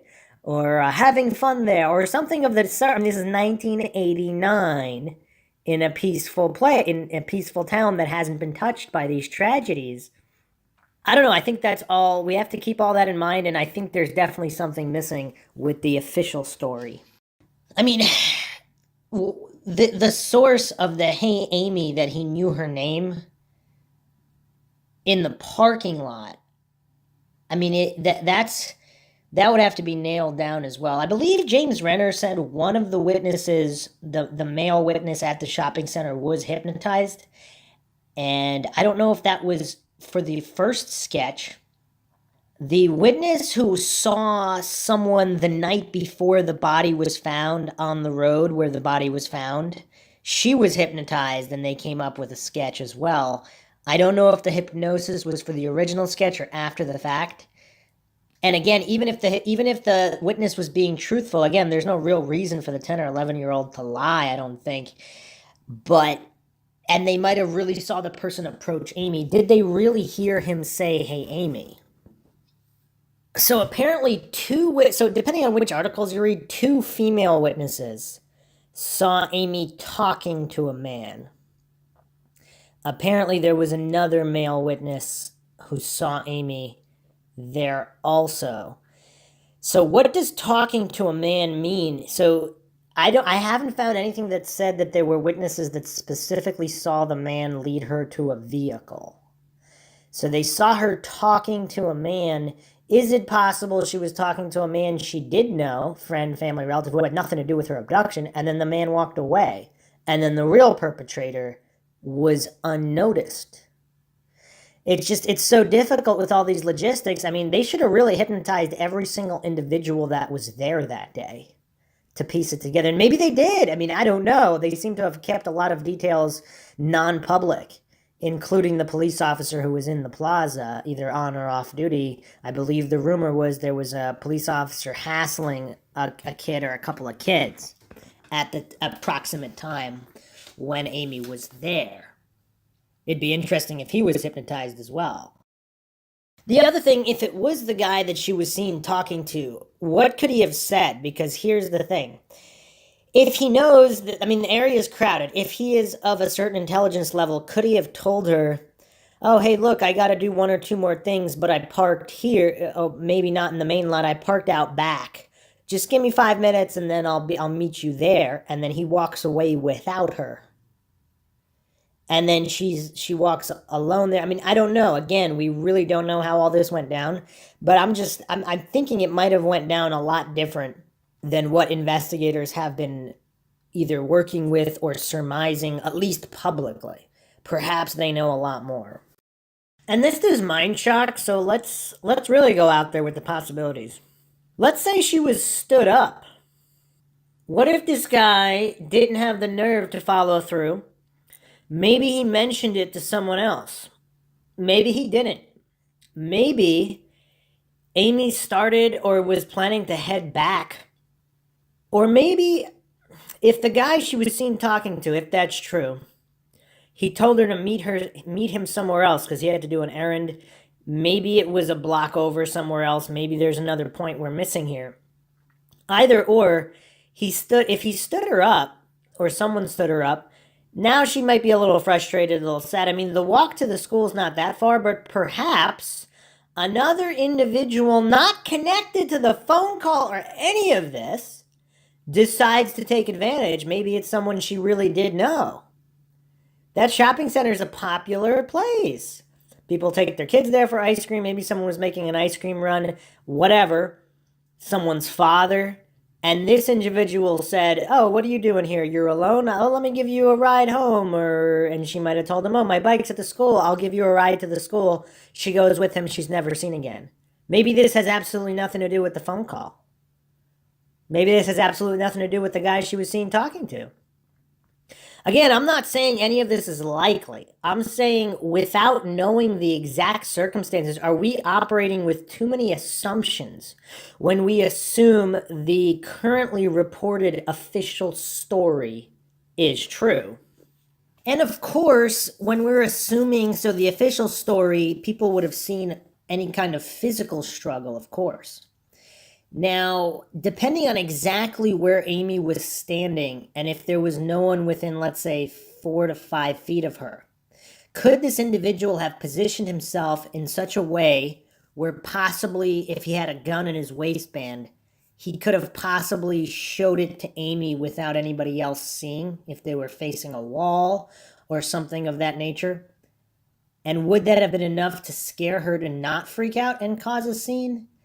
I mean, I don't know. He's talking to a 10-year-old here, but if he said, "If you scream, I'm going to shoot at you and everybody here," I mean, I don't know. I mean, we have to, again, this could be a completely insane individual again. I mean, I don't know how sane someone would be to do this in the first place, let alone across the street from a police station. But if they're that bold, I mean, there's a fine line with this level of bold and complete insanity. Would someone have come up with such a scheme? He showed her a gun, or maybe even I don't know, a gun, and he said he would kill everybody if she didn't go with him willingly. I mean, I don't know. This could have played out completely differently than has been surmised thus far. And there's another situation too, which I don't know if it's been discussed. Yeah, she was seen talking to a man.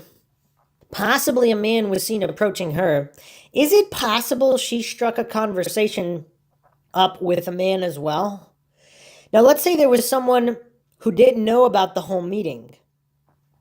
Someone who, again, a sketchy individual, if a 10-year-old walked up to him and said, "Are you the man I'm supposed to meet?"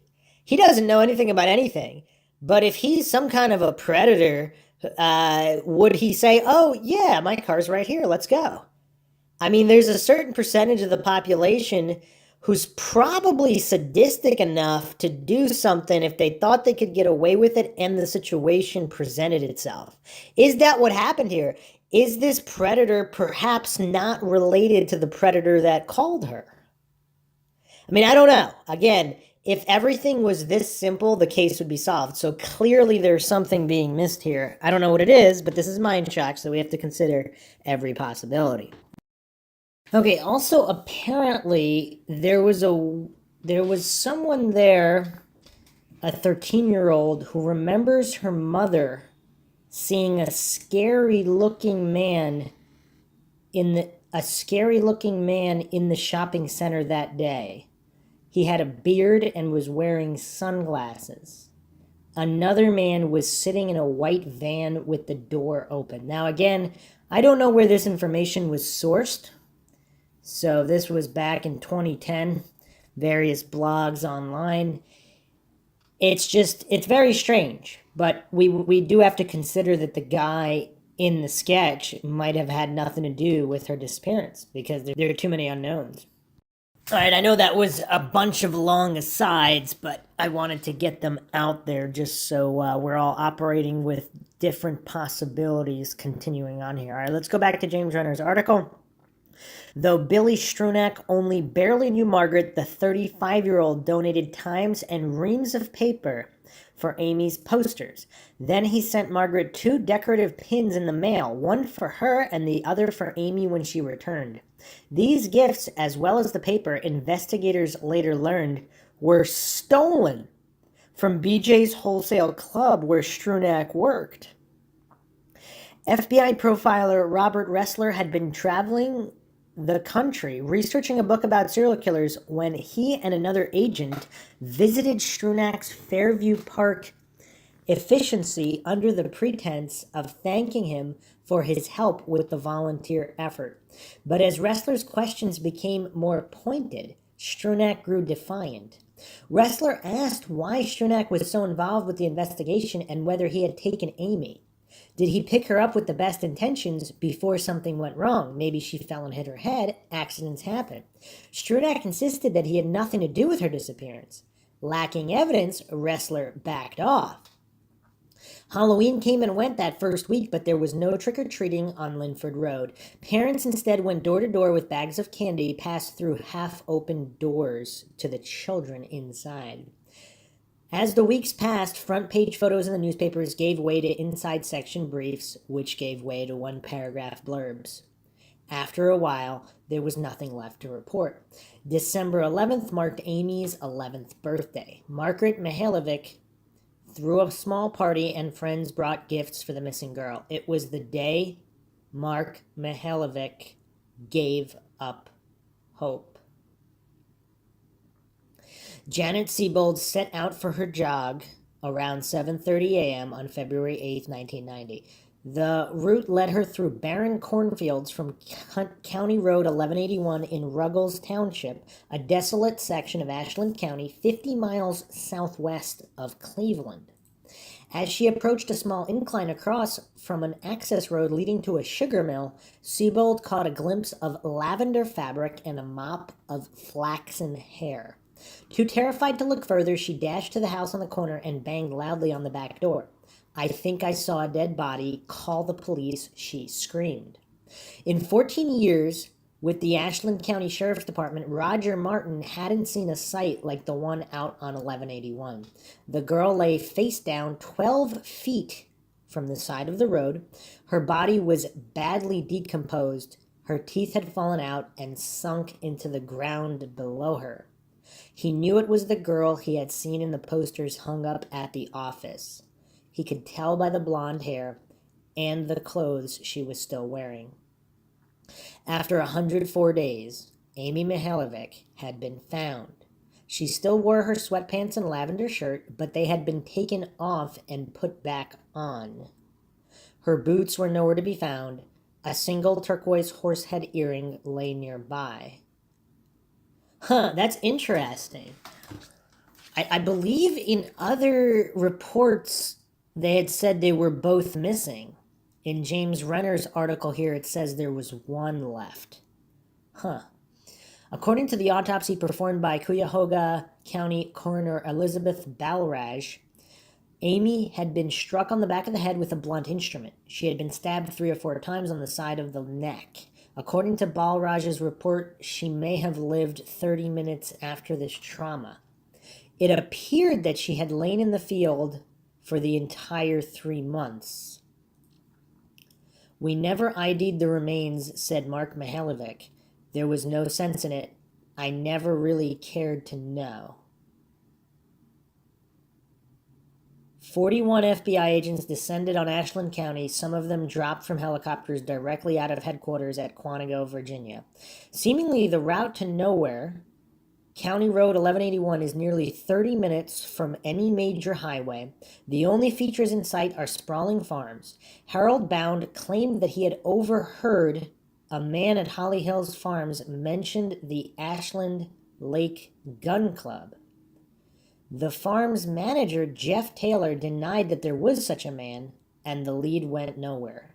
The search had gone cold again. Yeah, that's a little tricky, because was Harold Bound just making stuff up so people wouldn't blame him?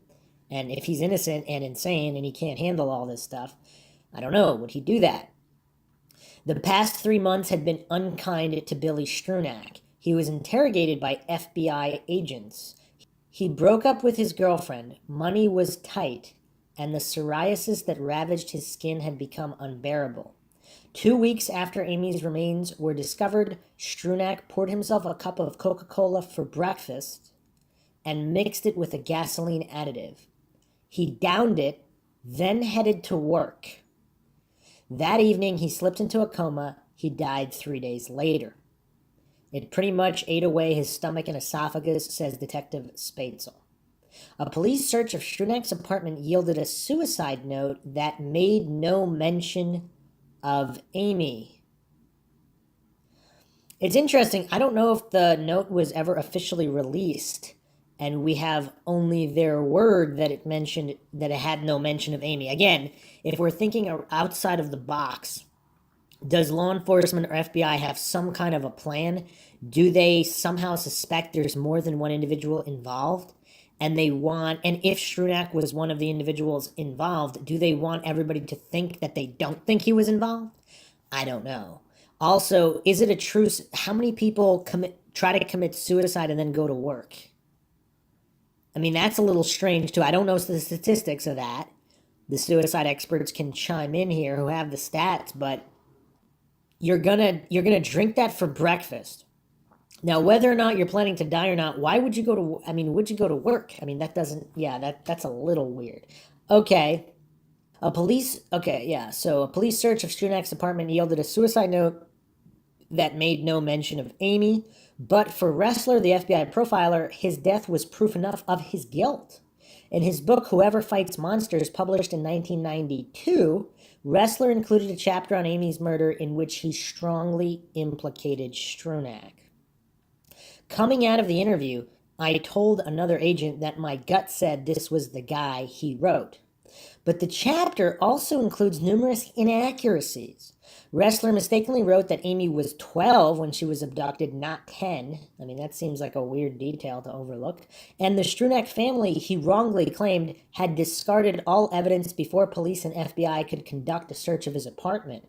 He described the site where her body was found as being right off I-71 when in fact it was winding 15 miles away. And I don't know, in this article, Rener is claiming that Ressler wrongly claimed that the Strunak family discarded all evidence. There were other local rumors that this was done.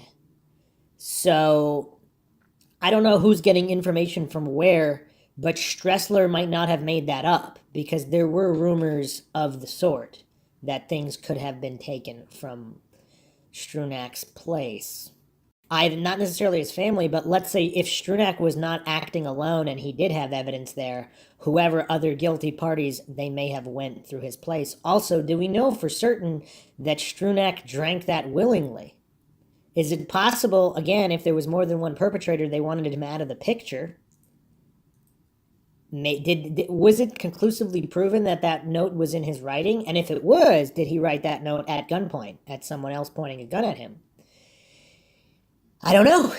And then, of course, if this is someone who's also suffering from mental illness or mental issues, we can't assume he would have just went to work and told people. If he's that scared or mentally insane, I mean, we really don't know the situation. It's impossible to say. Though he had spent only a weekend in Bay Village during the time Amy was missing, Ressler thought he knew better than the feds who had pursued her killer for months. This made Ren furious. Those of us who were closely associated with the investigation do not believe that Strunak was the individual involved in that abduction and homicide, he says. Because of that book, people might not have come forward with important information. They thought it was solved. A year after Amy's body was recovered, Ren closed the command post at the Bay Police Station and returned to his Cleveland office in defeat. What little evidence there was had pointed nowhere. New tips slowed to a trickle after the release of Ressler's book. Short of someone confessing, it seemed Amy's killer would never be found. The Mihaljevics' marriage, troubled before Amy's abduction, finally dissolved later that year. The divorce is probably more of a result of what happened, says Mark. It wasn't everything, but it was the icing on the cake. Margaret and Jason lived in the house on Linford Road until '92, when she bought a smaller place in town. She became a victims' rights advocate for Ohio Attorney General Lee Fisher until Betty Montgomery replaced him in '95. In August 2000, she moved in with her elderly mother in Las Vegas. The following year, she died there. The coroner's report cited chronic alcoholism. She was buried next to Amy's cremated remains in a family plot in Wisconsin. To the end, Margaret believed that the man who murdered her daughter was still alive. On Sunday, October 13th, 2002, parishioners at St. Angela Merici Roman Catholic Church in Fairview Park had just started taking communion when the shaggy-haired man began shouting from his pew, "May I have your attention, please? My name is Richard Allen Fulbert. People know me as Satan. I killed Amy Mihaljevic." Off-duty policeman Thomas Zinsmeyer and 2 auxiliary officers grabbed the man and took him into custody. A schizophrenic 42-year-old who vaguely resembled the composite sketch of Amy's abductor. Fulbert had skipped taking his medication for at least 3 weeks. He had randomly selected St. Angela to reveal his secret. He told investigators that Satan was trying to frame him for Amy's murder. She had been killed to silence him before he could warn the world of impending doom. Detective Spatzel questioned Fulbert inside the Fairview Park police station. He had nothing to do with Amy's murder, Spatzel concluded. I will stand by these statements, Fulbert says today with unwavering eyes. I do feel I'm responsible for the death of Amy Mihaljevic. He also believes Hillary Clinton is the Antichrist. Fulbert wrote about these intuitions in a 184-page memoir for sale on the internet titled Buy the Truth, Do Not Sell It. That's an interesting title. Completed earlier this year, it includes references to Amy's abduction throughout. Read in its entirety, the book merely serves as singular insight into the workings of a schizophrenic mind. He was just a nut, says FBI Special Agent Gary Bellumini, who worked with Rener on Amy's case. We had a lot of people like that. And of course, that makes investigation much more difficult when you have all of these crazies coming out of the woodwork to claim credit, especially when some of the crazies look like the sketch. On the day Amy Mihaljevic disappeared, Detective Mark Spatzel visited her class to talk about safety. Today, he remains on the Bay Force mentoring young detectives. Amy is his lone case. When a tip comes in, they're most frequent in the days following new abductions. He weighs the new information against existing evidence and shares it with the FBI's new case manager. A break may be around the corner. DNA samples can now be compared to those in a national database of convicted felons that's maintained by the FBI. Last month, Spatzel sent his evidence to be retested with new forensic equipment. He won't discuss specific details of the evidence in question. Spatzel believes that someone other than the murderer has knowledge of the crime, and he hopes that person will pick up the phone. From the sheer guilt of this, they would have talked to somebody at some point, he says. That's the call I'm waiting for. And on another aside here, he seems to think that it was a sole... From these comments, it seems that he's alleging that it's a sole perpetrator who might have spoken to somebody about it, as opposed to more than one perpetrator who all have inside knowledge from direct involvement. Harold Bound still receives outpatient treatment at the VA hospital, and he lives in a group home on the border of Tremont. He looks older than his 57 years. Meaty jowls hang underneath thick-tinted glasses. The last strands of his dyed red hair are slicked across his head. His voice is nasal and meek. Most nights he can be found at church. A couple days a week he drives to Brecksville for group therapy. He's able to live off his disability checks in addition to what he makes organizing hunting trips for area travel agencies and bartering at gun shows. I can't prove one way or another I didn't do it, he says of Amy's killing. He admits to having bouts of uncontrollable violence in 1989, but he says he hadn't had a problem for the past 10 years. Back then, he failed 2 FBI lie detector tests because of stress, he claims. He still holds contempt for the agents who grilled him. I have problems with voices. I still hear them. I'm glad I don't know who the FBI agents are. I'm glad I can't recognize them anymore. At one point in the conversation, Bound claims that he couldn't pick out Amy if she were standing in a lineup of 10 girls. Later, he says that he used to watch her from his apartment at Holly Hill Farms. He remembers seeing Margaret drop Amy off for lessons one day. They appeared to be fighting. Amy got out and Margaret threw her boots out the window before driving away. Amy sat alone in the gravel parking lot. That's when I met her, Bound says. She was putting on her boots. He went up to the girl and asked whether she needed help. Amy wouldn't talk to him, so he walked away. I mean, that's a sad story on a whole bunch of different levels. But if that's true, I mean, apparently, and that was the first time that he met her, And again, this was before she was riding her bike unsupervised to the place, to the riding area. So this is yeah, these are weird details. Detective Spatzel dances around the subject of Bound. Was Harold Bound a suspect? Yes. Was he ever ruled out? No, I don't think so, he allows. He did take lie detector tests and probably failed them, but barring any new evidence, there's nothing that could lead to an arrest. Harold Bound's brother, Greg, lives on the second floor of a ramshackle house not far from Harold's place. He knows his family will be associated with Amy's death until other proof emerges. And he says what the FBI will not. Yes, my brother is the main suspect. We'll return to him later and how a lot of investigators actually said Harold Bound is the only guy that they would rule out for sure, or relatively sure, whereas all the other suspects are still on the table. But to finish out James Rener's article here, when Kristen Sabo's mother told her that Amy's body had finally been found, that her best friend really was dead, she didn't say a word. She walked slowly to her bedroom and then destroyed it, ripping up pictures, throwing toys at the wall. Amy, how could you be so stupid? She shouted.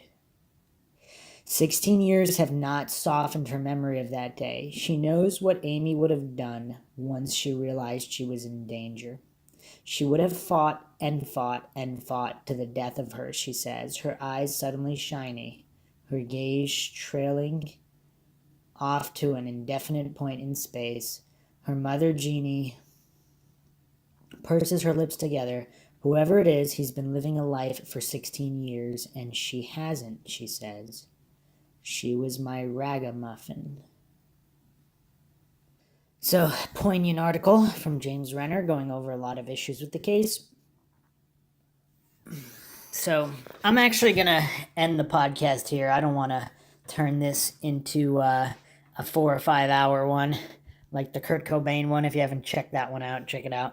There's just so much more to go over. And the next one, we'll start off with as most definitive timeline as we can. And then we'll go over all of the suspects and curiosities and, of course, teachers at school and all of the lead suspects, pros and cons against them, and keeping in mind the whole time that it might not be a single perpetrator. And that's kind of where I wanted to leave this off, just and mention it throughout this entire podcast. There might be some unknown. Clearly, there's a bunch of known unknowns. So things we want to know that have no answer. But there are things that we haven't even thought of to come up with. These are the unknown unknowns. And one of these might actually be the critical key to solving this case. And if we don't even keep it in mind, if we think that everything must have happened a particular way, or it must have been a guy acting alone, or it must have been a guy from out of town, or it must have been a guy from in town, then the case might remain unsolved. So there's also new DNA evidence with multiple suspects. And yeah, there's a lot to go over. Actually, I will leave one more thing here regarding the body being found, because this was curious. So Janet Siebold said she did not see Amy's body the day before. Her husband, who rode a bike past the area, said it was definitely not there just a few weeks before, because he rode his bike past. And remember, it was only 12 feet from the road or so at the time it was found anyway. So we don't know if it was moved by coyotes or whatever the case may be. But the theory that it was there the entire 3 months, I don't know. Again, there's a lot of conflicting information there too, as well as with everything, because this case is a really bizarre case. So, hope you guys found this informative and comprehensive, like all Mindshock podcasts. And this deep dive will continue We've barely scratched the surface here, but I hope I've laid down a nice mind-shocking foundation with a lot of mind shocks and plenty more to come. Of course, you can donate to our PayPal. Just check the link in the description. Make sure you subscribe to the channel, hit the bell for notifications, or you can just go to youtube.com/mindshock. Keep awareness up in this case and other unsolved cases. Like this podcast, share it across social media platforms, of which you could find us on Twitter, Facebook, Reddit, and Patreon. Questions, comments, theories, thoughts, suggestions, rebuttals, debunkings, theories of any kind, leave them in the comment section. This is Bruce McGuire, signing off. Catch you guys next time.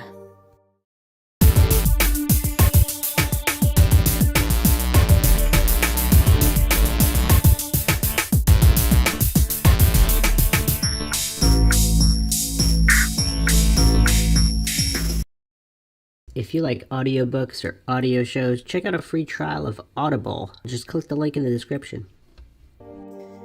Welcome to Mindshock True Crime. This is your host, Bruce McGuire, and you are listening to the Amy Mihaljevic case. This is episode 2, Problems. Now, there are so many problems with this case. It's one episode on problems is probably not enough. But we will attempt to dissect information. I will be bringing several mind shocks to the table that for whatever reason have not been discussed in this case. I found some news clips from the time of the disappearance, and there are some curiosities there, plenty of problems as well. And then we'll also be referencing James Rener's book, Amy Mihaljevic, Search for the Killer. And there's a few little tidbits in that book which I don't think get enough attention and possibly can change the entire landscape of this case and how it played out. So we'll be going over all of that because this is one of the cases where I think there's actually enough information to solve it. It's just very, very fragmented and it hasn't been put together the right way. And, of course, the possibility that law enforcement and or the FBI actually do have the killer or one of the killers or one of the accomplices, and for whatever reason they have not completed their case because they wanted to get all of them. And at some point, you have to question, is it better to prosecute one without the others so at least some kind of justice can be served instead of just waiting an indefinite period of time, because this is obviously all heartbreaking, and I really don't have an answer there. Of course, the listeners can chime in with their opinions. As always, if you enjoy the podcast, you can donate to our PayPal. Just check the link in the description. Make sure to subscribe to the channel. Hit that bell for notifications. Make sure you allow your device to have those notifications come through. If YouTube is still glitching, you can just go to youtube.com/mindshock and manually check for the latest episodes. Live podcasts. We're doing a lot of jumbos for people that have missed other podcast series. If you have a lot of hours to just sit through them straight, some people prefer that. You could also check us out on social media, Facebook, Twitter, Reddit, Patreon. Patrons do get priority to case topic, logical analysis, co-podcaster requests. You could also be a guest on the podcast depending on your tier. And keep the awareness up in this case. Like this podcast, share it across social media as often as you can. Awareness is obviously one of the biggest factors in closing cold cases, particularly ones that have been going cold for a very long time. Questions, comments, theories, thoughts, suggestions, rebuttals, debunkings of any kind, leave them in the comment section. So, of course, the coincidence stack is extremely high. Now, the first thing that I'm going to go over is something I didn't go over in the previous episode. So apparently, there was some kind of a meeting, group photo situation going on at the police department. So if it's not enough to commit this abduction in front of the police department, not only that, basically one of the busiest days at the police department where there's a ton of officers there. I mean, this is all very, very mind-shocking. I'm going to go into further theories on why this was done And I don't think it's an irrelevant factor. In the previous episode, I went over a few different possibilities, but there are still plenty more to go over. I want to kind of go over all the available details of the case, all the problems first, before we go into the really, I don't even want to say out of the box theorizing, because perhaps it's not really that far out of the box. But that's a factor. So who was not in that group photo at the police station? Who was the officer in the actual shopping plaza, possibly at the time of the abduction? And as I stated in the previous episode, theoretically, it's possible that Amy might not have been led away to a vehicle, or even if she was, she might have not gotten in that vehicle. Again, we're dealing with witnesses who, it's very, very difficult to make heads or tails of this, but these are child witnesses who had fragmented accounts. Now, there was some hypnotizing. Again, the details have not been released. I don't know why. There's a couple little tidbits that I just thought were really interesting, particularly even Margaret Mihaljevic, Amy's mother, she had stated even on, I don't know if it was Oprah or some talk show, she stated that the perpetrator may or may not look like the person, the person of interest in the police sketch, which is really bizarre because not only have they spent so much time on those sketches, but just the fact that she said it that way, may or may not. What did police tell her? What did they tell her not to disclose to the public? And then the same thing with Amy's father, who we'll be getting into. What little details squeaked through? And why did FBI and or law enforcement, and James Rener has also told me that on the surface, they played up this cooperation front. But he said behind the scenes of the investigation, apparently the FBI and local Bay Village law enforcement, they were basically operating two separate investigations, and there might have been some,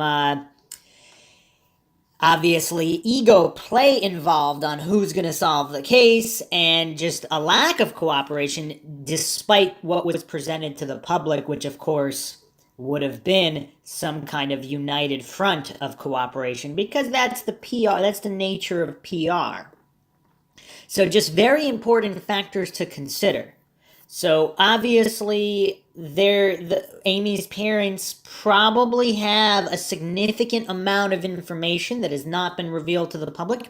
But as I have postulated on the previous episode, the person in the police sketch may or may not even be directly involved. Again, we really don't know. There's too many unknowns here, and we'll be getting into more problems. But just a couple of quick details here.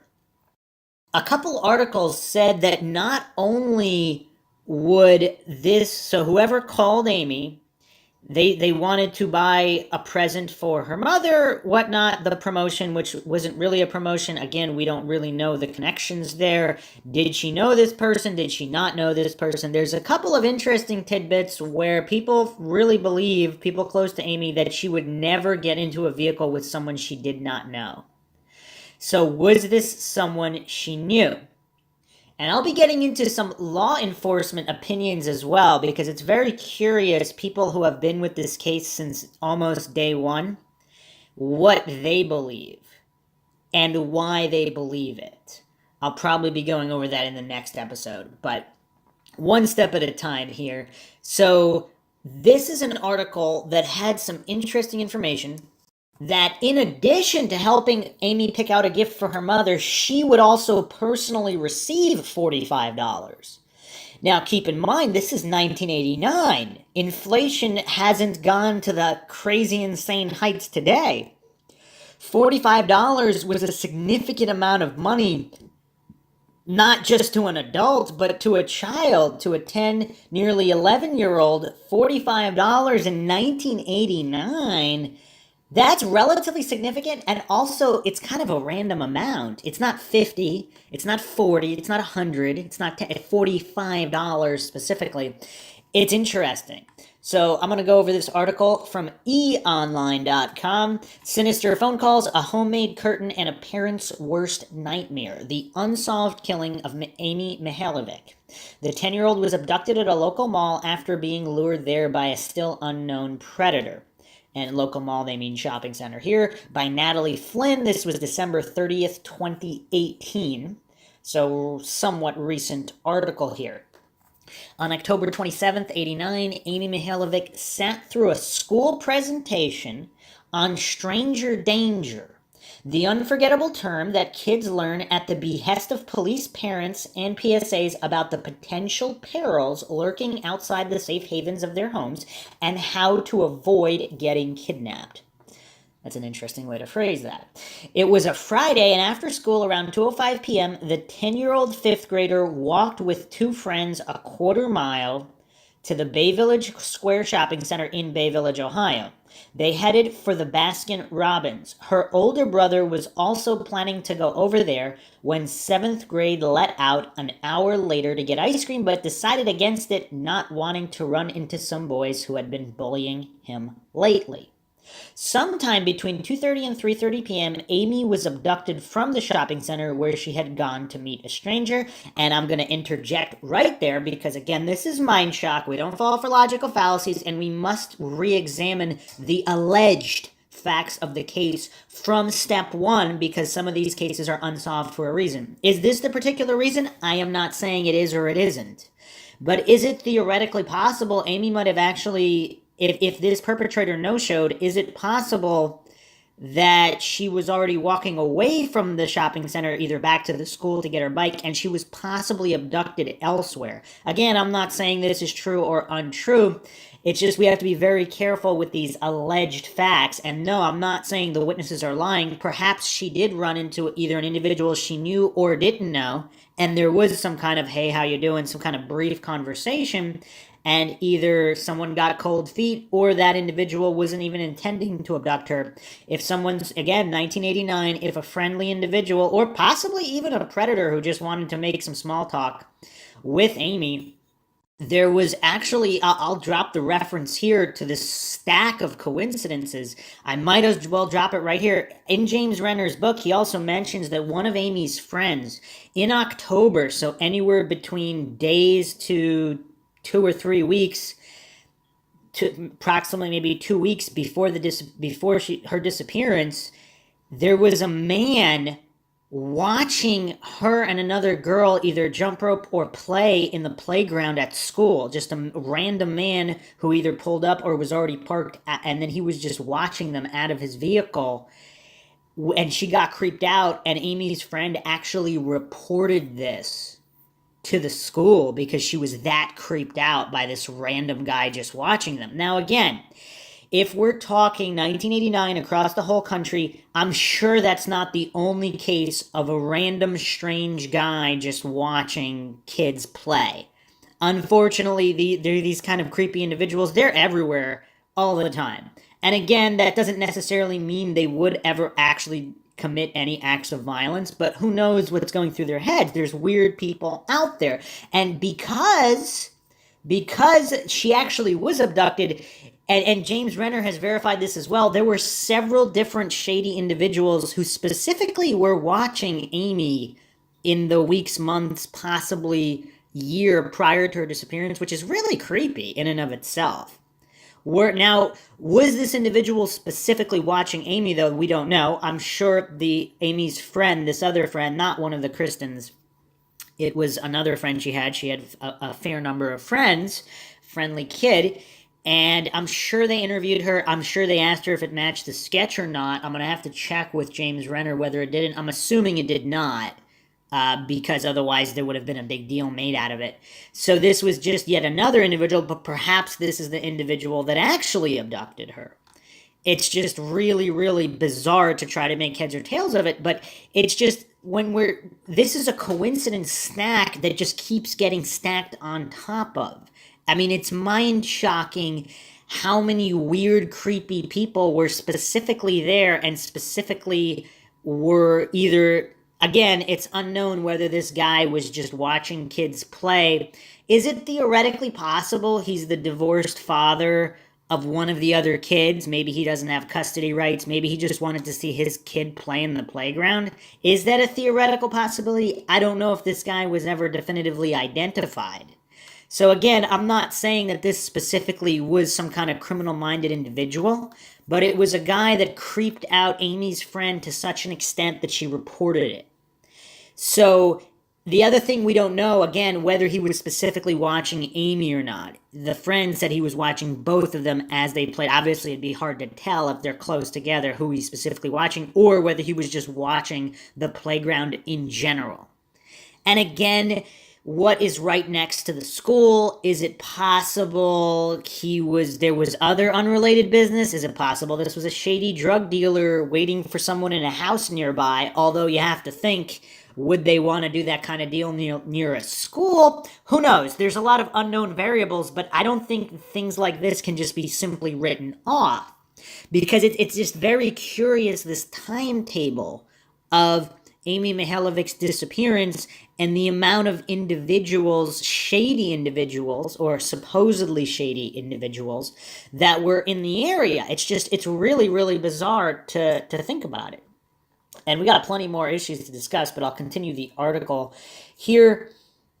If I had maybe been there, could I have changed the situation? One of those questions you'll never be able to answer, but still races through your mind. Jason Mihaljevic, Amy's brother, wonders in the new special, The Lake Erie Murders, who killed Amy Mihaljevic.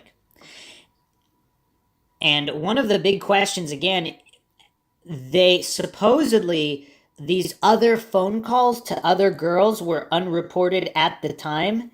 Well, that's not quite true. I actually found news footage in the day to days after the disappearance where they did disclose that other girls had received similar phone calls. So this investigation was not quite as bungled as some people might suspect, and I'll be getting into that right after this article.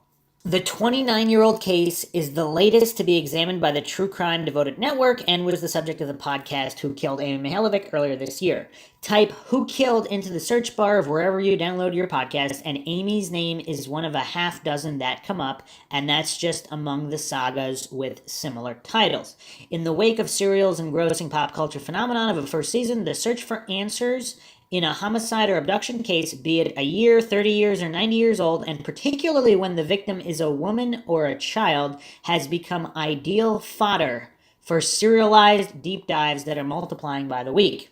And what does that say about our sexist culture? That people don't seem to really care about adult males that go missing? That's kind of messed up. Anyway, while the genre still falls squarely into the guilty pleasure category when you're choosing to listen to the specifics of a gruesome crime in your spare time, the best podcast, just like any book, documentary, or other thoughtful handling of the subject, are simply trying to get at the truth. And that's always good when it's done in an objective, logical, neutral fashion like we do on Mindshock. Maybe it triggers some type of memory of the case, Bill Huffman, the journalist behind Who Killed Amy Mihaljevic, told Cleveland Magazine in November. Huffman was also an Ohio fifth grader when Amy went missing in '89.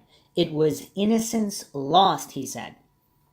And people can certainly identify with that. In 2016, the podcast In the Dark took on the '89 abduction and murder of 11-year-old Jacob Wetterling 5 days before Amy disappeared in St. Joseph, Minnesota. He wasn't found until the perpetrator, who lived in the next town over, confessed in 2016 and led authorities to Jacob's remains.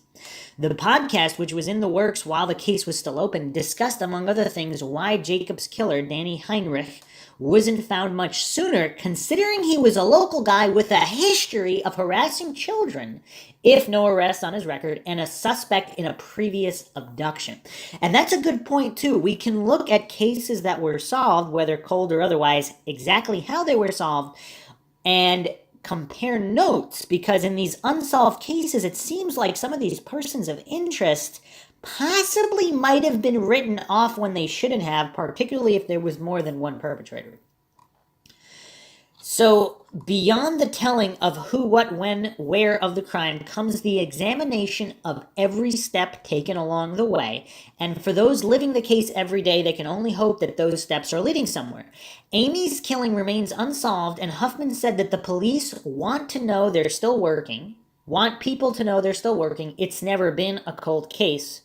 It is a sickening case, however. Amy went to the shopping center that day because someone had called her house and told her that he wanted to pick out a present for her mother as a reward for a job promotion, according to Bay Village Police. Margaret Mihaljevic worked at Trading Times magazine in Westlake, Ohio. And of course, from those familiar with the case, it wasn't exactly a promotion. She went from part-time to full-time, although, again, if this guy's just calling up random people and counting on the fact that either this is a surprise so the child wouldn't know about the promotion and they want to know a secret and help out pick out the present, or possibly he did know, if he did know Amy and he did know that her mother went from part-time to full-time, it could be some kind of semantics thing where that could be viewed as some type of promotion that somebody's worthy to go from part-time to full-time. I don't know. It's unclear how much convincing the call entailed, or whether Amy was skeptical of the person on the phone at all. She was 10. She was promised $45 to buy the present once she got to the shopping center. So it's, again, depending on the rumor mill you're looking at, there were differing accounts on whether or not he was going to help buy the present and then give Amy an additional $45 for herself to either buy herself a present or do with what she wants to, or whether the $45 was allotted for the present for her mother. And again, I don't know where they're leaking this information from. Supposedly there's other sources that say that the man identified himself as Frank. Again, I don't know whether this is one of the Christians relaying the information as they heard it, or whether, because supposedly Amy, okay, so I'll get to the next point here. Being a normal child, Amy did not keep the calls a secret. That's interesting. It's also stating calls, so was there more than one call? She told several friends, and Jason Mihaljevic said he overheard a conversation about a shopping trip. So I'm guessing this means that Jason overheard her talking to one of her friends. She told several friends on the phone about it. Did someone overhear the name Frank? And this is secondhand information. Were the friends interviewed and one of the friends said that the other friend said it was a guy named Frank and the $45? So this was not, is the second or third hand information from multiple individuals who Amy told about the call. Again, we do not have this information. This has never been made public by law enforcement. Through the course of the investigation, it would turn out that the presumed killer had apparently tried out the ruse on several other girls first over the summer in nearby North Olmsted. A male caller would say he wanted to take them shopping to buy presents for their mother. Two witnesses said they saw Amy outside the shops with a white male, aged 20 to 30, 5'7 to 5'10, medium build, dark hair, maybe wearing glasses. And of course, we have the one witness said there were glasses, one no glasses. And I postulated this, that perhaps they should have made two completely different sketches because maybe these were different individuals. Or if one of the witnesses was a lot more mistaken than the other, for whatever reason, if there were two completely different sketches instead of the sketch artist trying to kind of make a mix and match, to perhaps that would be better, I don't know. One person saw them talking, the other observed what appeared to be the man leading Amy toward the parking lot. So both witnesses did not see the same thing, or perhaps were even not looking at the same exact times, which is what makes this so problematic. They just assumed he was her dad, or at the very least, they didn't suspect anything was amiss. Don't rule anybody in, don't rule anybody out, based upon the composite drawings, because the accuracy of those is pretty suspect. Those are interesting choices of words. The accuracy is suspect. Bay Village Police Chief Mark Spatzel said, Crime Stoppers, Case Files, Northeast Ohio in 2012. Specific features of those composite drawings may not be accurate at all.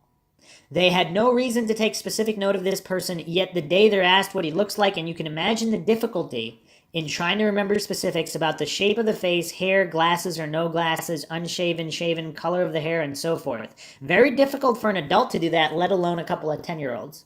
I mean, I'm not sure about that. Would you hallucinate someone wearing glasses if they weren't wearing glasses? Although perhaps he was wearing glasses and then when he walked up to Amy, he took them off.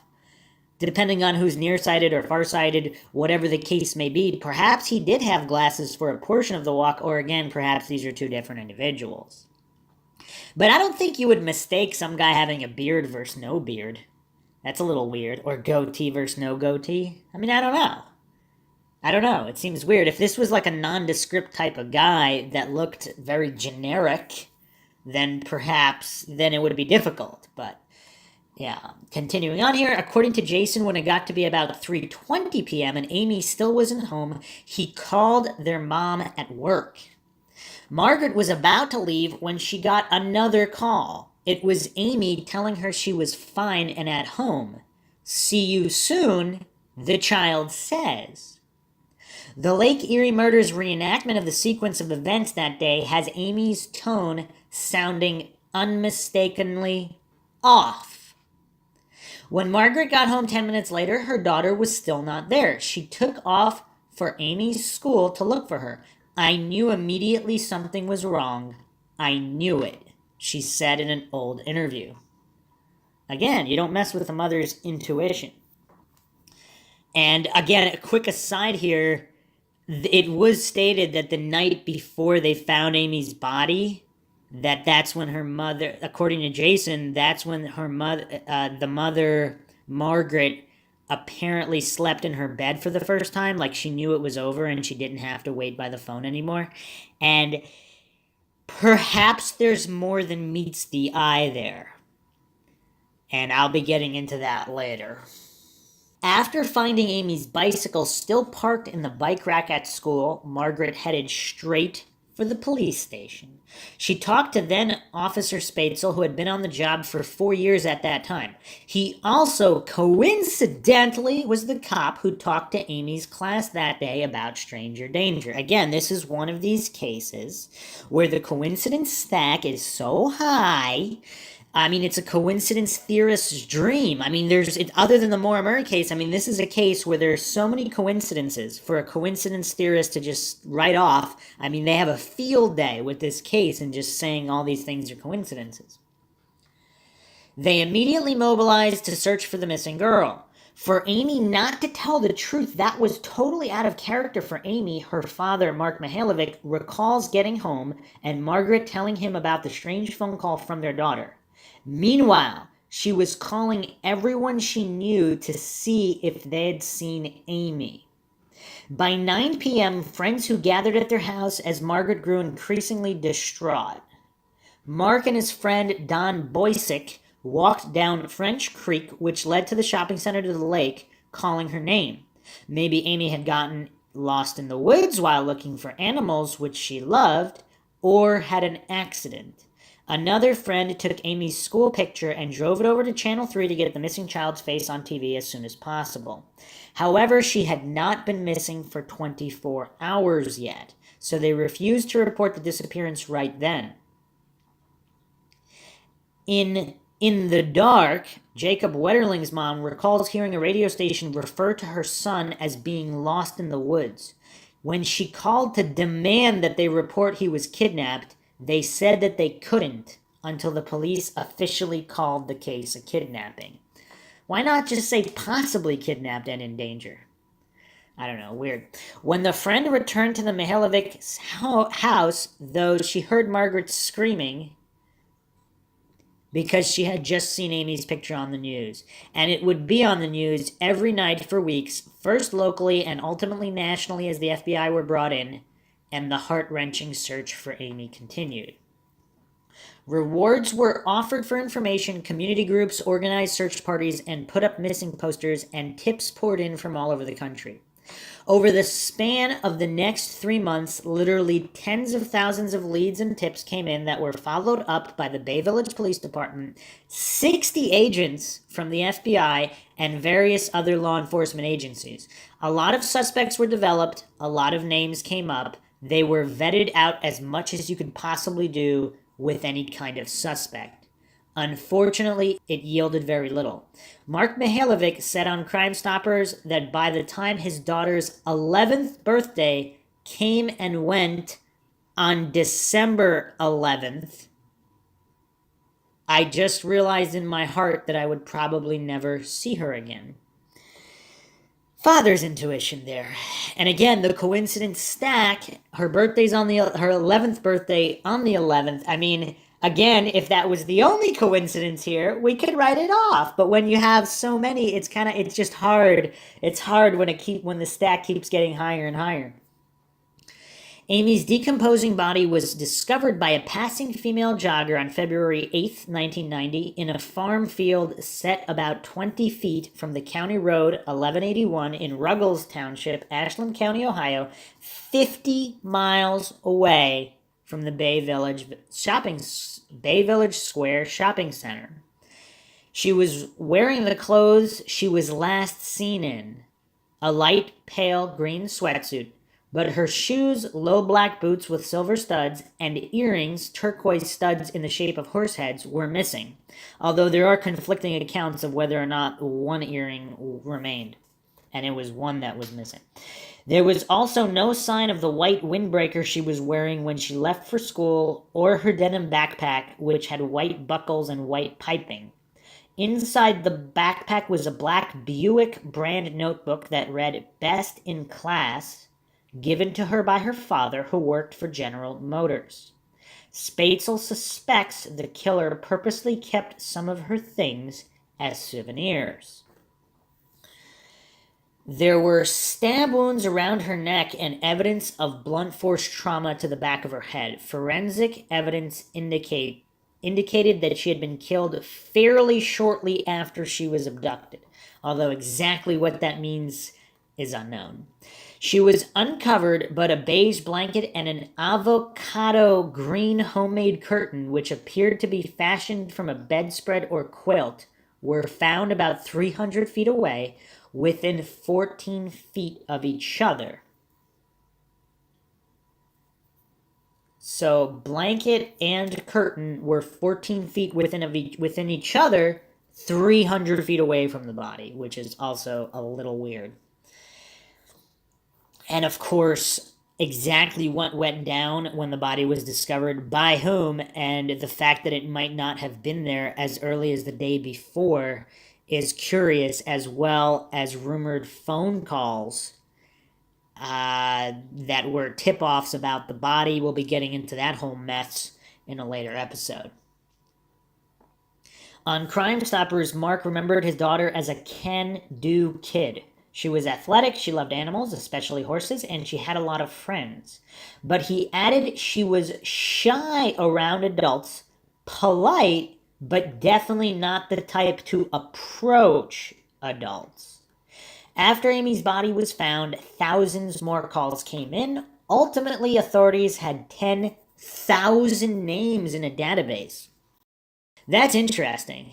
Spaetzel explained that cases like this, the abduction and murder of a young girl, tend to go down only certain roads. So once Amy's family was ruled out and there was never any ransom demand, they focused on sex predators. The killer seemed to have knowledge of the Mihaljevic family. Margaret had not been promoted, but she had recently had a job change. Whatever was said, Amy was apparently comfortable enough to go with them. So we have a sexual predator who made pretextual calls to lure a young girl to a location to kidnap and take her. Very unusual set of circumstances that you don't see repeated. Looking at cases from all over the nation, we've been unable to discover anything exactly like that, Spaetzel said.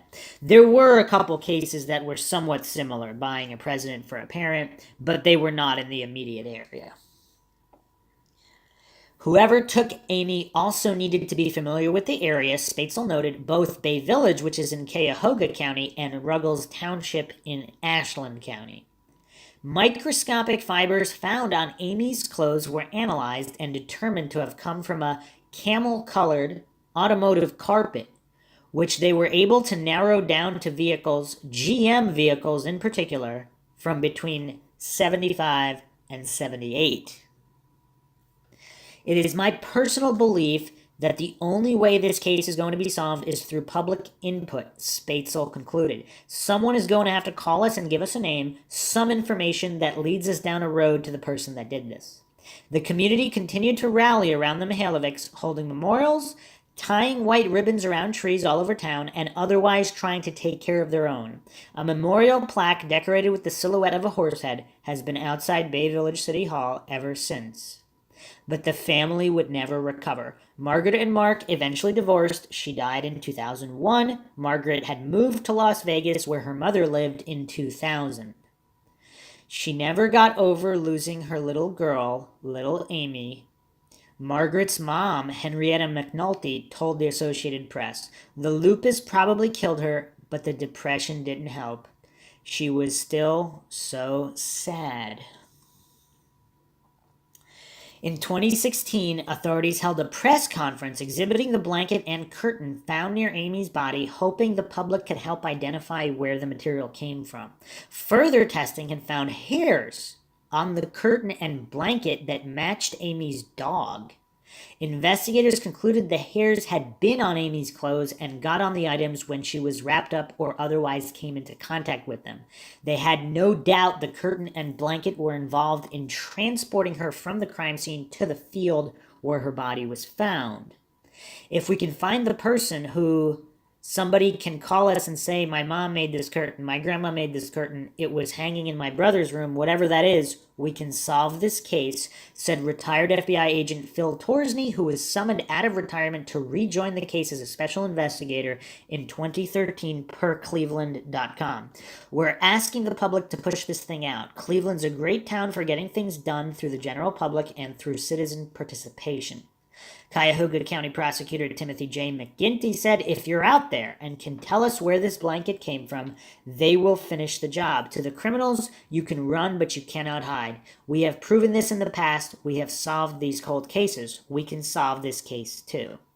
In 2017, the Bay Village Police Department applied for a $30,000 grant from the state to offset the cost of investigating the Amy Mihaljevic case all these years.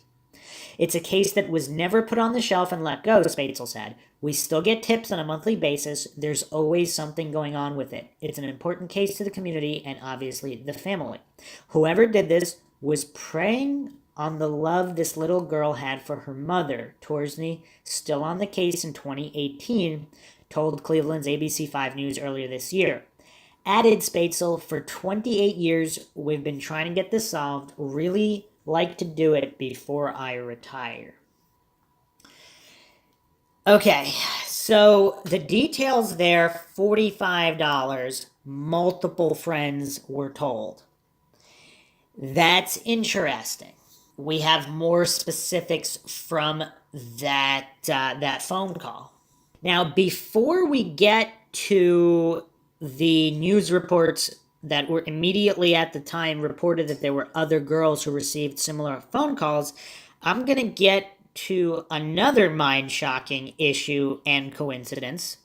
So I don't know if I mentioned this on the episode 1, but apparently there was a documentary being shot in Bay Village, in that shopping center, either the day before the abduction or the day of the abduction. So initially it might have been reported some people saw the white van, possibly a scary looking guy with long hair and a beard. Some people are stating that these were members of the documentary crew who were there the day before the abduction. Now, my question is this. How often are people shooting documentaries in 1989 in general? See, if this is post-2000, I mean, I don't know. A lot more people shoot random documentaries.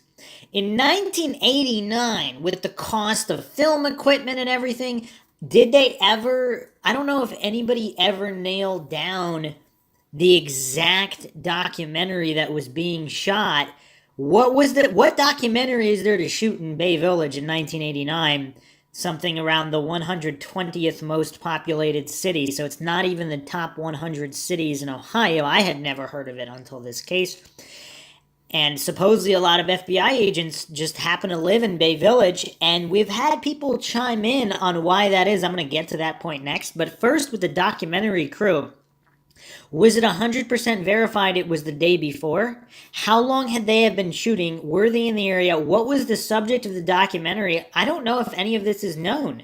So if people that were familiar with this case, they know those details, and this documentary crew was ruled out because, of course, a white van with a sliding door, I mean, that's a top abduction vehicle in general. Now, I'm not saying that this documentary crew would randomly kidnap a girl, but what if this wasn't the documentary crew? But again, in terms of coincidences, what are the chances that a documentary is randomly being shot in a shopping center parking lot?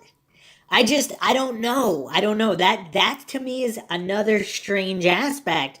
They're shooting this documentary. Supposedly it was the day before the abduction.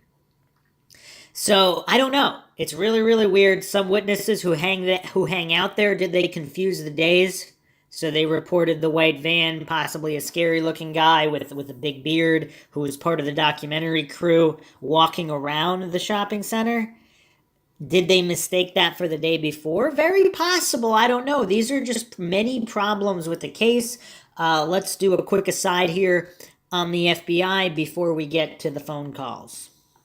So regarding the heavy FBI presence and how dozens of agents just happened to live in Bay Village, supposedly it was an area for the witness protection program of some nature, and then there were also one or more high profile cases that had FBI surveillance, so that's why there were so many FBI agents. It's not accidental, of course. The coincidence theorists, I guess, just happen to think Bay Village is just the place to be, the place to live if you're an FBI agent, but no, there's clearly more going on there, supposedly not related to Amy Mihaljevic in any way. Of course, in James Rener's book, he also referenced somebody giving him a tip that Amy's father was in witness protection or something relating to that. And they took Amy as a way to either get at him or something of that nature. But something that's not really talked about, if it was some kind of botched kidnapping for a ransom situation and not some kind of revenge situation, again, because there was no ransom, does that mean there was no ransom intended? And this is something I've mentioned before. I'll mention it again because it's very strange how all these supposed true crime aficionados, they assume that criminals can't botch their plans or that things don't go wrong, criminals don't get cold feet. In X% of kidnappings for the intent of ransom, and again, I'm not saying that happened in the Amy Mihaljevic case, I'm just saying criminals are not perfect or infallible. Criminals don't always execute their plan as intended 100% of the time. So we just have to keep in mind the fallibility of humans. I'm not sure why coincidence theorists have such a hard time with that, but humans are fallible. Even criminals don't always have, in fact, one could argue most of the time, their schemes do not go off without a hitch. Things go wrong, they get cold feet when multiple people are involved. Some of them could back out or there could be issues between them. So there's a lot of unknown variables here. That's all I'm pointing out on the FBI front. So let's get into the phone calls. So this is a news segment from November 3rd. So just several days later. One of the high-priority leads the FBI is checking, an area man resembling the drawing of the suspect. He left his job last Friday, has not returned, but authorities will not comment further on that. Amy disappeared from the shopping center a week ago today, and today FBI agents and Bay Village police were back in the center talking with people who might have been here then. So you know what's strange? How often did they go talk to people that were at the Bay Village Square shopping center? Because according to this news report, this is November 3rd, 1989, a week after her disappearance. It says the police are back here talking to people again. So how often did they do that? Were they talking to people the day after, 2 days after? Then did they do nothing for several days? And then now they're back again? Again, unclear here. Amy reportedly left Bay Square with a man she believed to be a friend sometime between 1 and 4 p.m. last Friday. So now they're saying this occurred between 1 and 4 p.m.? That's a pretty big window that seems to conflict with other information.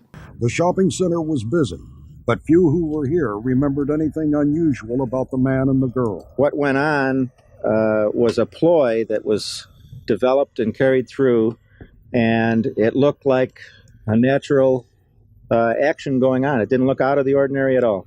Today, in that same 1 to 4 p.m. time frame, officers were trying to jog memories of shoppers to possibly recall something from a week ago that they did not consider important then. Police want anyone else who was here last Friday afternoon to call them, regardless of whether they believe they saw anything. So actually, yeah, so it looks like since this was a Friday, the police, obviously, I'm sure they did some rounds during the week, but now they're there specifically at the same time on Friday again.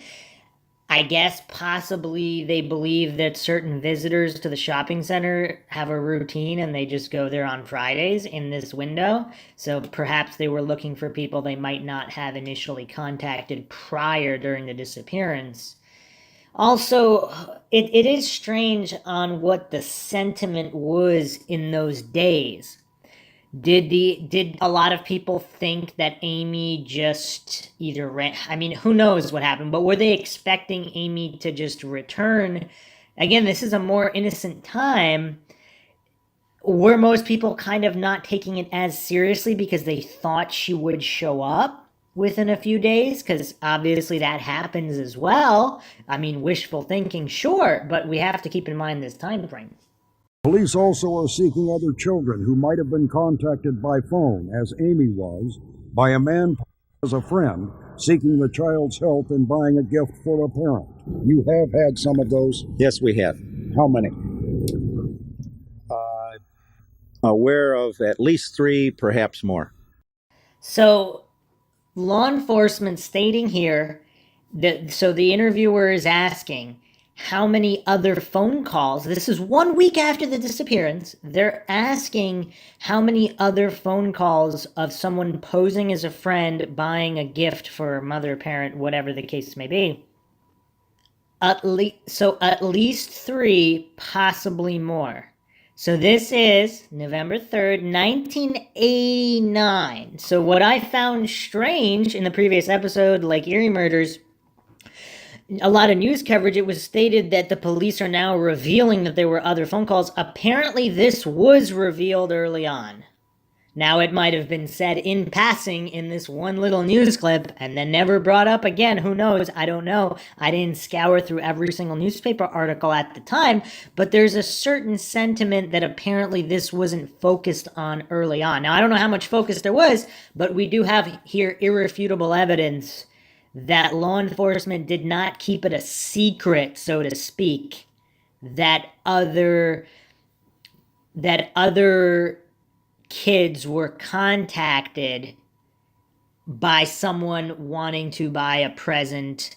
This is a curious variable because in the next few episodes, I'm going to be exploring other theories that have basically nothing to do with it. Is it a red herring? And I brought this up in the previous episode as well. Is it possible the phone call is a red herring? And there was other problems afoot, other issues afoot that were responsible for Amy Mihaljevic's disappearance.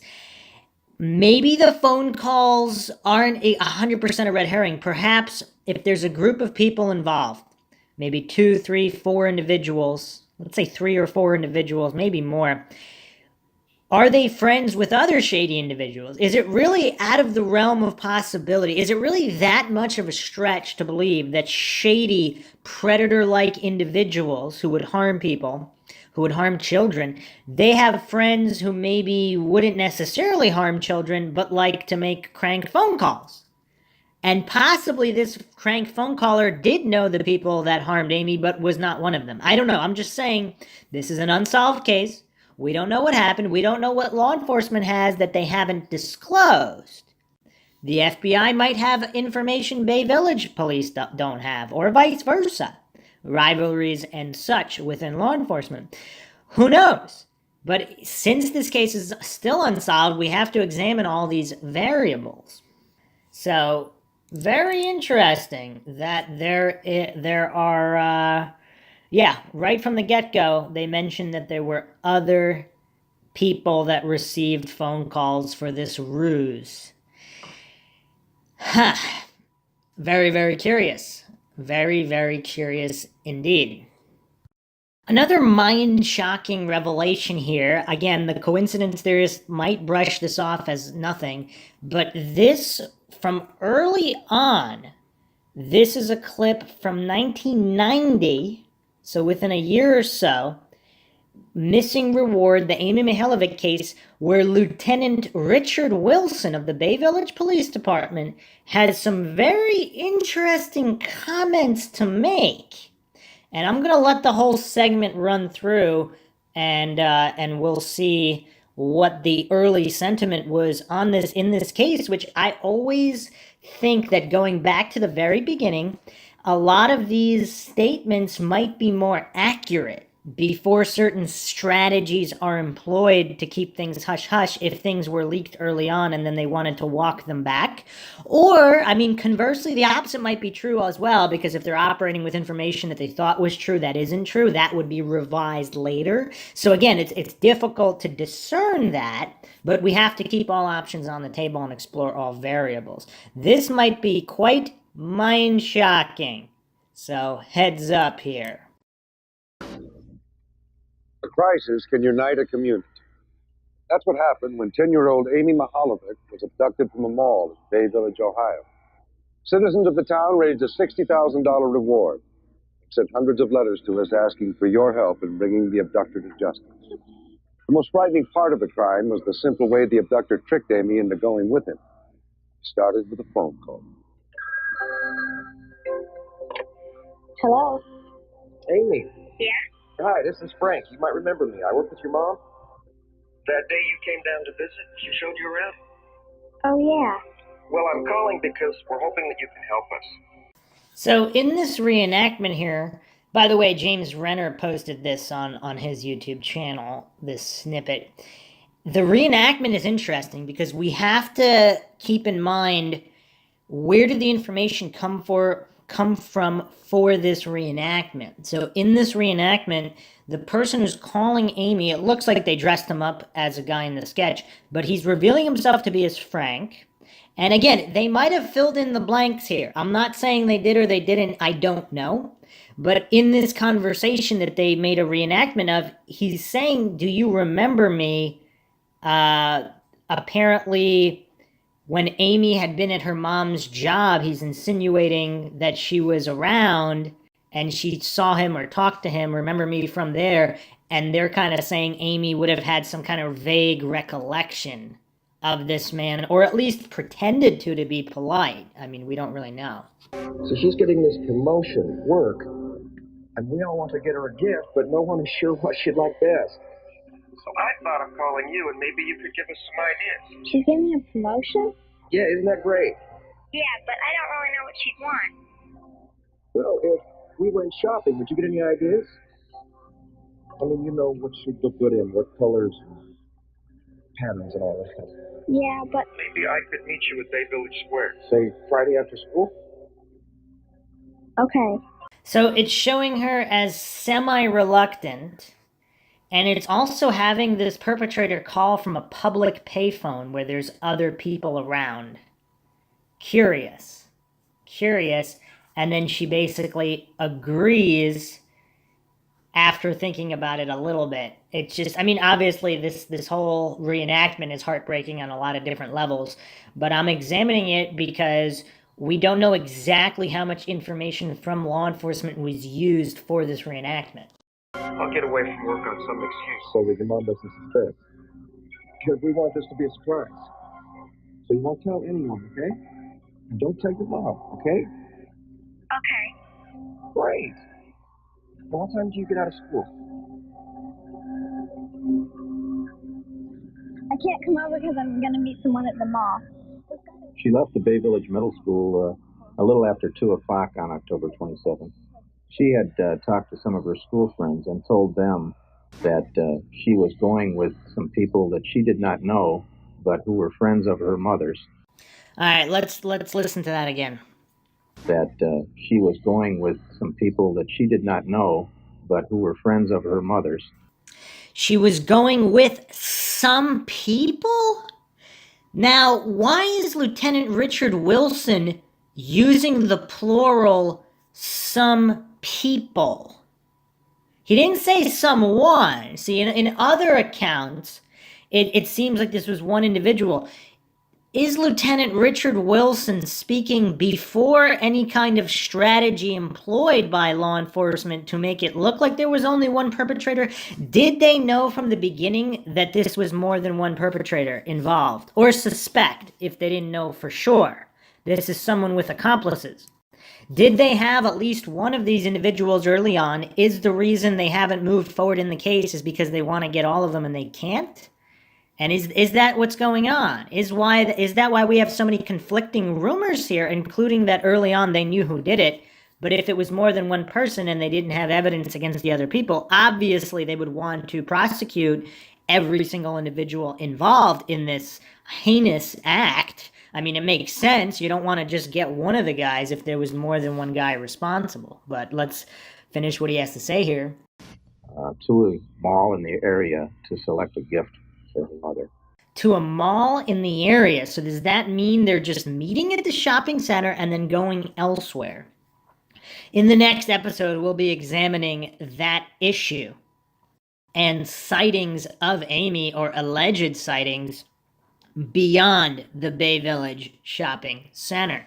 But here, again, just to recap his words here, he's saying that she was meeting with some people whom she did not know, but were friends of her mother's. And in the reenactment, they made it seem like this guy Frank, or some guy calling him Frank, was he relying on a 10-year-old being polite and not wanting to admit that she doesn't remember him? Because if this is a guy who doesn't work with her mother, and this is all a ruse, which it very well may be, I'm not saying it is or it isn't, is he relying on a certain level of politeness, and he thinks if he calls enough people, there'll be someone polite enough who doesn't want to admit that they don't remember somebody?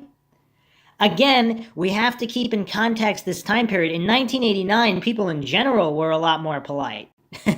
I mean, this is obvious to anybody who's lived through the past few decades.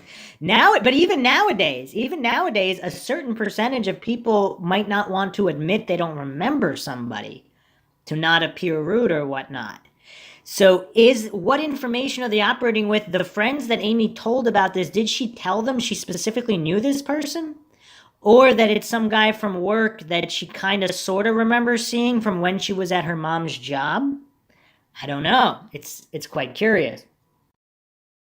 On Friday afternoon, October 27th, 1989, Amy Mihaljevic waited at her neighborhood mall in Bay Village, Ohio, an affluent west side suburb of Cleveland.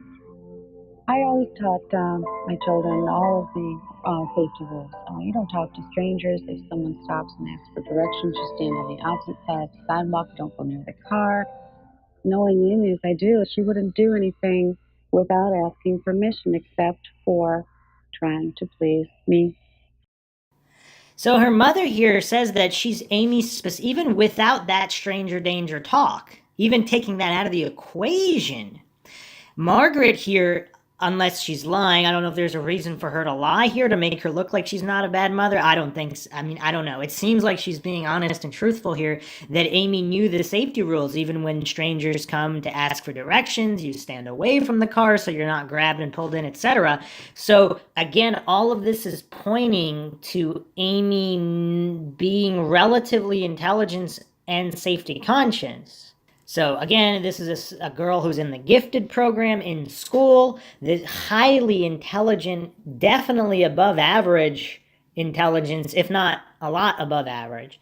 But then again, also Margaret is saying that she might do things to please her. It is strange. It's very strange, but I still think that we're missing something. Unfortunately, it's that love, that trust, that caring that was her downfall. In 1990s, she's saying, okay, so that was her downfall. She's speaking of her daughter, the love, the caring, the trust was her downfall. We also have to keep in mind the influence that law enforcement had speaking to Margaret. So her framing of the situation or what likely happened, because especially in 1989, people were a lot more likely to trust the police or think that they were less fallible than they are. So what did Margaret take on faith given by information given by police? And then, of course, there are alternate theories pointing in Margaret's direction. Not that she was responsible, but again, rumors that she would go out, she would go drinking, she might have gotten involved with some bad people who she didn't know were responsible for doing something to Amy, but might have been if they had met Amy. Again, very, very dark and bizarre theories in that direction. Amy was seen in the Bay Square shopping mall by some of her school friends talking to an individual at the mall. This conversation seemed to be natural. She didn't seem uncomfortable. This was the last time Amy was seen alive.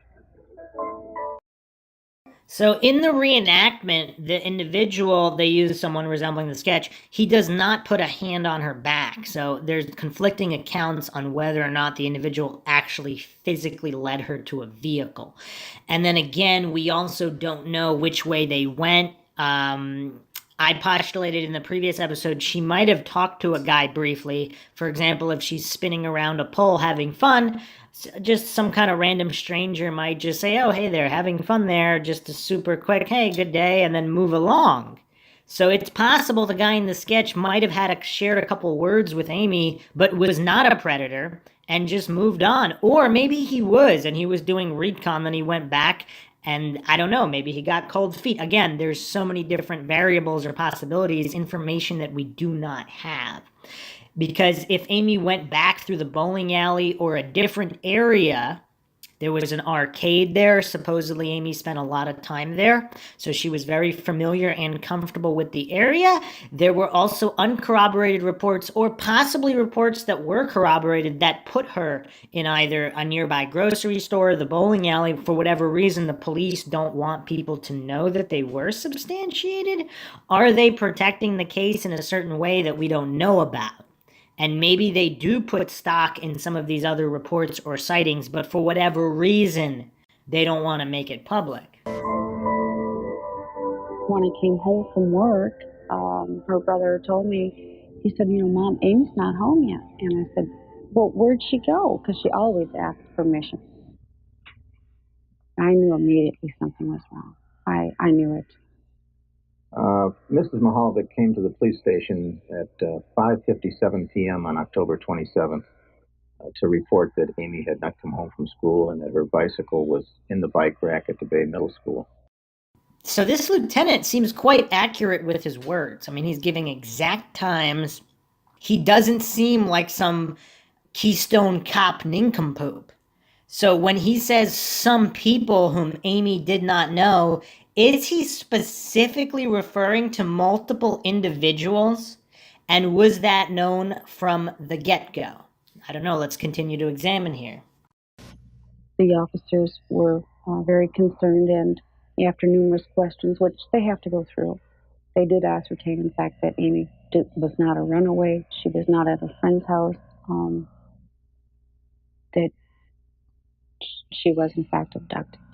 And we have to give credit to police officers there, because we see so many other cases where police just brush off a missing kid as, oh, they just went to a friend's house without telling somebody, oh, they ran away, they'll come back, or they're just lost in the woods, which is, again, I mean, that's cause for alarm by itself as well. But here, it seems like everybody was on the same page that she was abducted, and this was some kind of a criminal act, and extreme action needs to be taken immediately. So this is all within hours. I mean, we have to commend this response here. This not only erring on the side of caution, but firmly believing that there was a criminal act that took place and needs to be, and the situation should be responded in a particular fashion reflecting that, which, again, we didn't see in other cases. And I will say this here as well. If there was a police officer involved, so again, those hopelessly indoctrinated into the cult of authority worship, if they think someone wearing a police costume is somehow infallible, completely infallible, and cannot be involved, that's the reason a lot of cases aren't solved. I mean, looking at certain cases where it was a police officer responsible, particularly cold cases that remained unsolved for a long period of time, it was for the exact reason that nobody even suspected that was an officer. And even if there was information or evidence or testimony that came up in the direction of the officer, it was dismissed because the colleagues of the officers, that blue wall, nobody wanted to take it seriously. Now, I'm sure they probably didn't believe it unless they were direct friends with the officer and knew for a fact, and the officer had disclosed this information and they were all corrupt. But a lot of the times, that's not the case. They just truly believed that a police officer wouldn't be responsible, and they didn't take some of these tips seriously. Now, in this particular case, I'll be getting into the issues with the investigation and possible complicity. It didn't even necessarily have to be a police officer involved. Let's say it was a close friend of the abductors who happened to be a police officer. Let's say there was someone who was a former police officer, no longer a police officer. This individual is still friends with certain police officers. They're involved in shady things.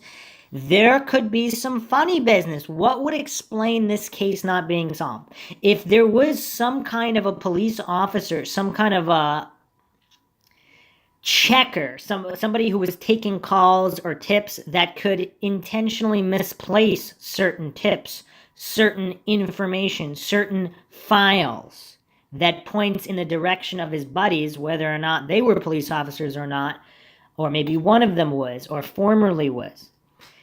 And again, this could be because they really didn't take the claim seriously, or it could be because they really did know that they were responsible and they were covering up for their friend, possibly because they were involved in criminal enterprise as well. If that's what happened, this wouldn't be the first time. It wouldn't be the first time that police officers were involved in criminal activity, either regarding drugs or other rumors. I mean, there's rumors that certain officers were responsible for selling stolen car batteries or things of that nature.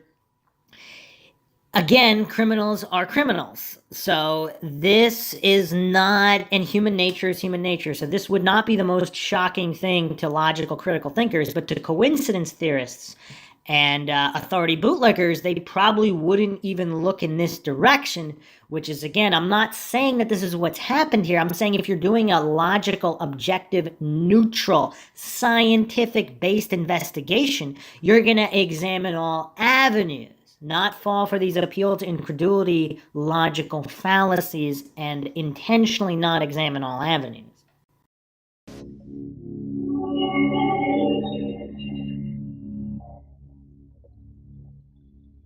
We assembled search parties and started searching wooded areas and areas that are not very well traveled in the city and around the city. And at times when we were doing searches, we had as many as 150 law enforcement personnel involved, including FBI, local law enforcement, and even the U.S. Coast Guard sent people out to go through woods with us and search. The community got behind this effort in a way that I have never seen before. The volunteerism was incredible in helping us to distribute flyers, in volunteering to help us search. If you're listening to this song, remember that we love you, and we'll try to carry on. Bring your baby home safe. Well, it was very difficult. I slept on the sleeping bag beside the phone, hoping she would call. Always waiting for that one call. It never came. Halloween passed, Thanksgiving passed, her birthday came and went, Christmas and New Year's.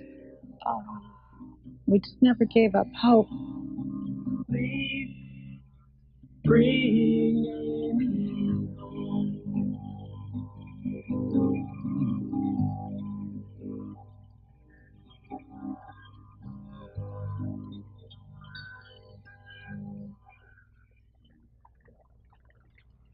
February 8, 1990, we were informed by the Ashland County Sheriff's Department that a jogger in a rural area about 50 miles from Bay Village had found the body of the female laying alongside the road. The Cuyahoga County Coroner's Office examined the body. That body has been positively identified as that of Amy Mihaljevic. It certainly isn't what we were all, and every one of you two, were hoping for. The cause of death was stab wounds to the left side of the neck. It would appear that she had been dead for some time, and she was laying face down in some wheat on the side of the road. Presently, we're investigating the case with FBI and Bay Village Police working on it. As of today, we've received over 7,000 leads. Every one of them has been followed up on to the best of our ability. The artist renderings that we have were done by questioning two witnesses who saw Amy talking to an individual at the Bay Square shopping mall. One individual indicated that the subject had glasses, and one did not remember glasses. We would like the public to inform us of anyone who is a lookalike to the artist rendering. We are also interested in any person who has displayed behavioral changes. The changes that I'm talking about would be sudden finding of religion, absenteeism from work, maybe a sudden unexplained vacation, suddenly excessive drinking or drug usage.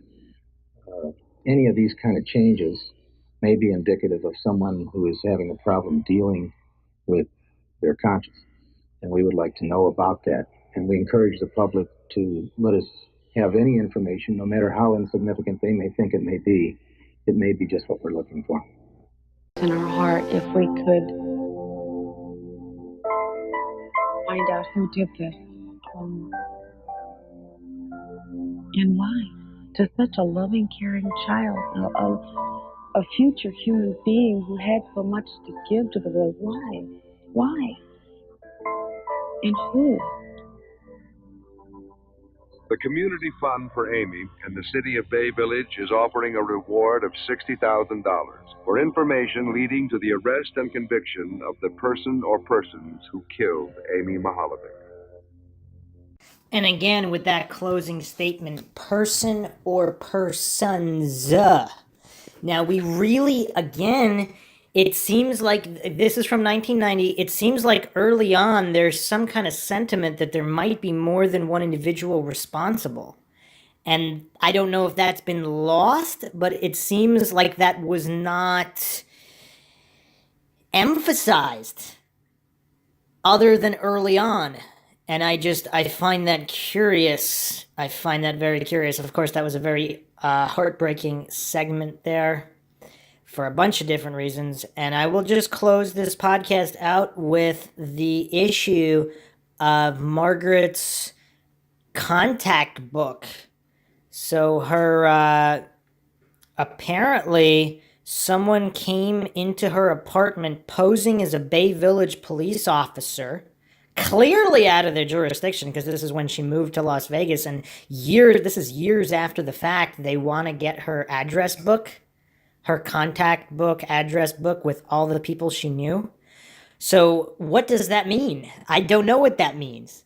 That's just, it's another bizarre aspect, especially to be posing. Was it an FBI agent posing as a Bay Village officer? Was it one of the perpetrators or someone who believed that the renewed interest in the case, or there was no renewed interest in the case at that point, as that was before James Rener sparked the renewed interest in the case. So, yeah, that doesn't make any sense at all. Any sense at all. So if someone's getting the address book, that was 2001 or 2000, she hadn't even been in Vegas that long. It's really, really bizarre. It's really, really bizarre. Does not make a lot of sense. Hard to make heads or tails again. So, yeah, just closing this out. Is it possible that the phone calls are a red herring? The sketch is also a red herring. I don't know. What are this is not a normal case. So again, the people kind of trying to advocate for the simplest explanation is usually correct, misapplying Occam's razor, because for Occam's razor to be applied correctly, all things must be equal in all the different theories before you determine that the simplest one is usually correct. So again, this is an unusual case. So even if you have equal, adequate explanations for everything, that still wouldn't make the simpler explanation correct, because this is an outlier case. So that goes without saying, basically. So we really don't know. There's a lot more questions than answers, of course, but plenty more to come in the Amy Mihaljevic series. And this is one of the most bizarre cases where there's seemingly so much information, and yet the case is still unsolved. We'll be following this one up with sightings of Amy in the next episode. So I'll see you guys on that one. Hope you guys found another edition of Mindshock True Crime interesting, and hopefully the awareness can continue to be kept up. Like this podcast, share it across social media platforms. Make sure you subscribe to the channel, hit that bell for notifications. You could also go to youtube.com/Mindshock. You can donate to our PayPal, and it helps support the channel to get out more podcasts, not just in this case, but other cold cases. Just check the link in the description. Questions, comments, theories, thoughts, suggestions, rebuttals, debunkings of any kind, leave them in the comment section. This is Bruce McGuire signing off. Catch you guys next time.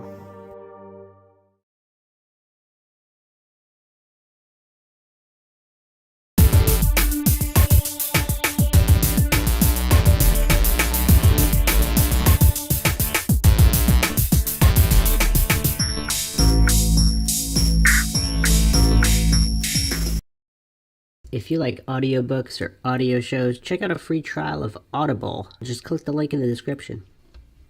Welcome to Mindshock True Crime. I am Bruce McGuire, and you are listening to the Amy Mihaljevic series. This is episode 3, Sighting. Was Amy Mihaljevic sighted after leaving the Bay Village Square shopping center? How legitimate is that sighting?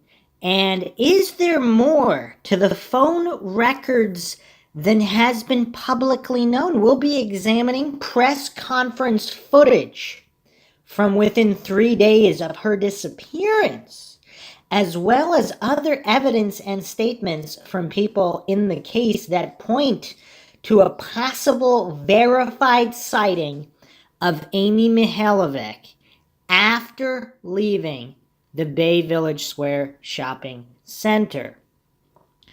This is one of the most puzzling cases, of course, a case that has so much information and yet remains unsolved. I'll also be delving into the possibility that there were multiple abductors or multiple people involved, as we've touched upon in the previous 2 episodes. If you haven't checked those out, make sure you check those out, because we will be building on top of the information revealed in those episodes. As always, if you enjoy the podcast, you want to support the podcast, help us get out more mind-shocking true crime episodes, and keep up awareness in many of these cold cases, you can donate to our PayPal. Just check the link in the description. You can become a patron. Check the link in the description. Patrons, of course, get priority for case topic, logical analysis, co-podcaster requests. You could also be a guest on the podcast, depending on your tier. Keep the awareness up in not just this case, but in all cold cases. Hit that like button. Share this podcast across social media platforms, of which you can find us on Twitter, Facebook, Reddit, and Patreon. And make sure you subscribe to the channel. Hit that bell for notifications. Make sure you allow your device to have the notifications come through. If that's still not working, you can just go to youtube.com/Mindshock to manually check when the latest episodes are released, the latest lives, and also peruse our ever-growing back catalog of cases and topics in typical Mindshock fashion, with logic and reason at the forefront, exploring every avenue and every theory, unlike many other bias podcasts. Questions, comments, thoughts, theories, suggestions, rebuttals, debunkings of any kind, leave them in the comment section. And speaking of comments on YouTube, we have a commenter here regarding the phone issues and how the phone calls were logged and why there would be no record of who called Amy or where Amy called from when she called her mother. But here's a commenter. My dad was a phone repairman at Michigan Bell and subsequent iterations after the breakup in 1980. He worked 68 to 2015, so quite a lot of decades there. Local calls were a flat rate on the phone bill. They were not logged because there was no extra cost involved. Long distance was the big moneymaker, and those were logged by distance and time of call. So here's what's interesting. In terms of payment, that makes sense. But in terms of not being able to determine where the calls came from, that doesn't quite make sense because they have to know it's not long distance, right? Which means they do have to know where the call is coming from. And we're talking 1989 here, but I suspect even in 1960 or 1970, there must be a way of determining how the calls are routed on the switchboard.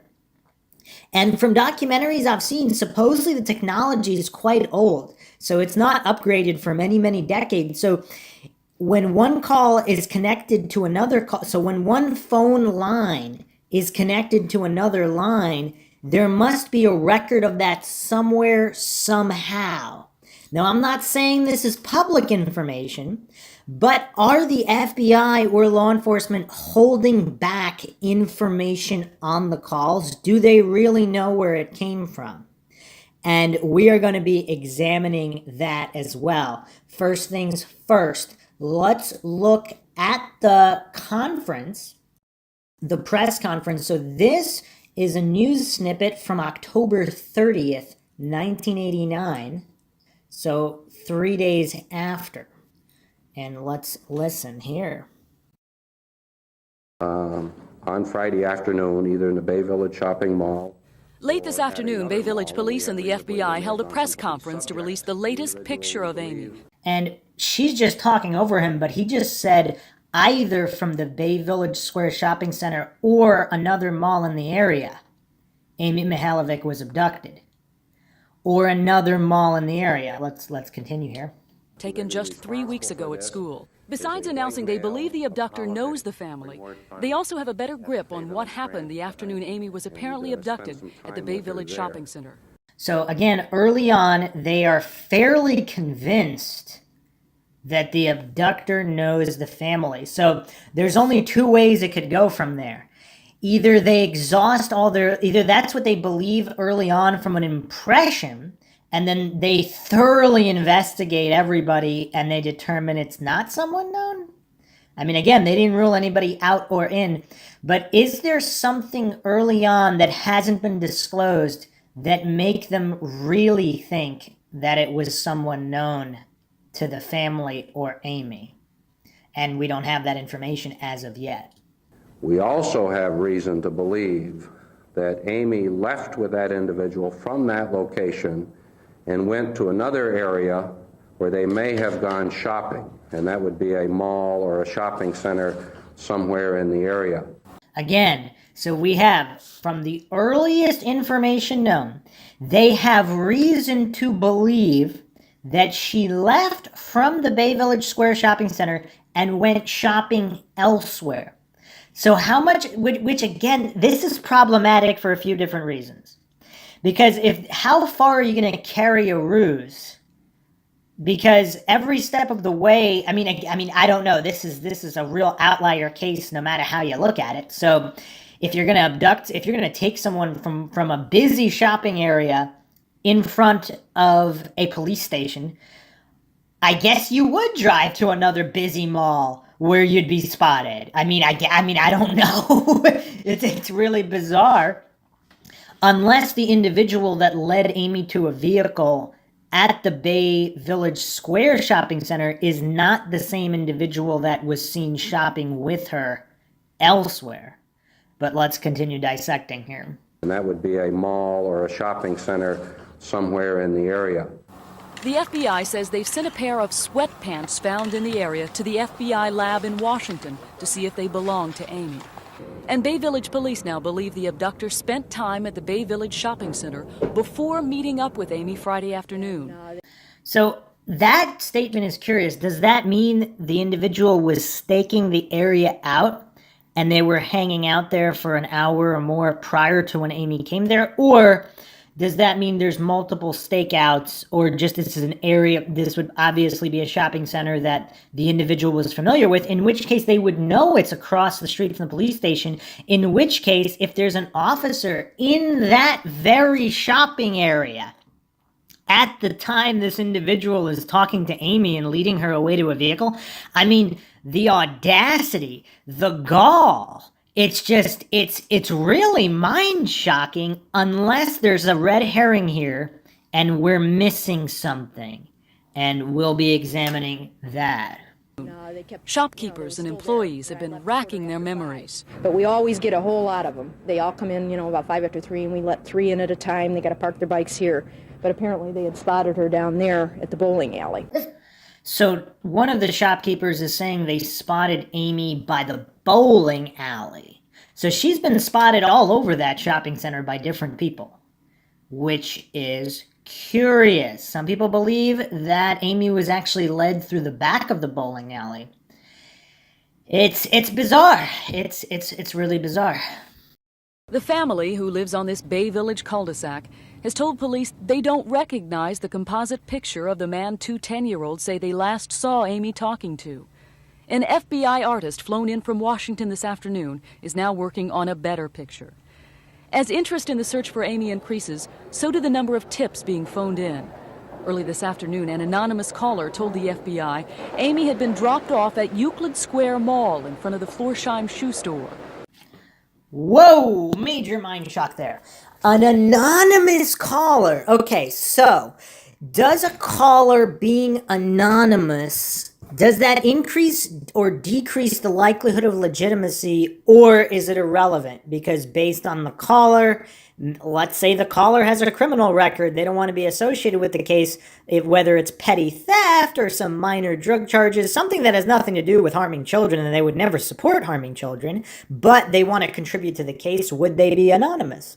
Is it someone who maybe was involved in this whole operation but thought that it would never take a violent turn, and when it did, they want to point the finger, or they want to anonymously try to have their fellow perpetrators caught? Is that why they did it? Who knows? But now we have a sighting at the Euclid Mall. So the Euclid Mall is not incredibly close to Bay Village.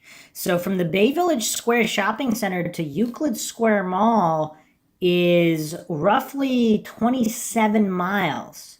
So it's northeast of Cleveland. So you have to pass Cleveland, continue going to the Euclid Square Mall in Euclid, Ohio. Now, that's interesting because people obviously would not recognize Amy Mihaljevic at the Euclid Square Mall in Euclid. I mean, you'd have people from Cleveland, people from the other surrounding area. It would be a busy area, and this would now be, you'd have to think this would be closer to the time most people are getting off of work on a Friday afternoon at Euclid Square Mall. So it might not be that unusual to see a man shopping with someone who people might think is his daughter. So again, the issue there, though, of course, is at what point did something go wrong? You know what would be really crazy? I mean, I'm sure they would have figured this out if there was a guy named Frank who worked with the mother and he really did just want to buy a gift and he had no intention of harming Amy, and then something later happened with other individuals. And for whatever reason, he disappeared. But of course, apparently there was nobody named Frank who worked with his mother, as far as I know. I mean, people can chime in. I'll have to check with James Rener as well what the deal is with the Frank story, or if he's listening, James can chime in here in the comments. But it is bizarre because if they actually did go to another mall and actually shop for real, what does that mean? Like, how far is someone willing to carry out this ruse? And if this individual is intending to harm Amy, is it possible that he wasn't intending to harm Amy? Is it possible that this is just some complete whacked out weirdo who was not planning to harm her in any way? Is it possible it's somebody with some kind of mental deficiency who's being used by other nefarious individuals? But the likelihood of an issue coming up, the longer this is carried out, I mean, it seems very strange if this is legitimate. On the other hand, if this anonymous caller, were they mistaken? Did they just see someone who looked like Amy and they just felt like they needed to report it, but they weren't sure? But then why would it even be used in this segment? How did the news reporters find out about this? Did the police must have let them know. So why did they let them know if they didn't think it was a legitimate sighting? It's very strange. Were there other individuals who corroborated this? And did none of the more expensive areas in the mall have security video cameras? So some of the more expensive stores at the mall, what year did they start using security cameras? Now, this is something that comes up in a lot of true crime cases. So I'm actually going to read an article here. This is one of the best articles regarding CCTV and security cameras in general. It was published November 20th, 2019 by John Carlson on asecurelife.com. When did security cameras come out? Security cameras have evolved a lot since they first debuted in Stalin's Russia more than 90 years ago. Let's explore the surprisingly fascinating history of security cameras. The dawn of video surveillance, 1927 to 1949. The core technology, ideas, and ethics behind security cameras connect closely with the origin of closed-circuit television, CCTV. Security cameras as we know them didn't exist during this time. Soviet surveillance and Nazi rockets, 1927 and 1942.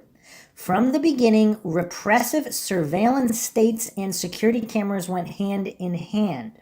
The first documented use of surveillance cameras was in Soviet Russia during the Stalin era. In 1927, a Russian scientist named Leon Theremin invented a simple wireless system that connected a video camera and a television together. So we have wireless video in 1927. Not just wired, wireless.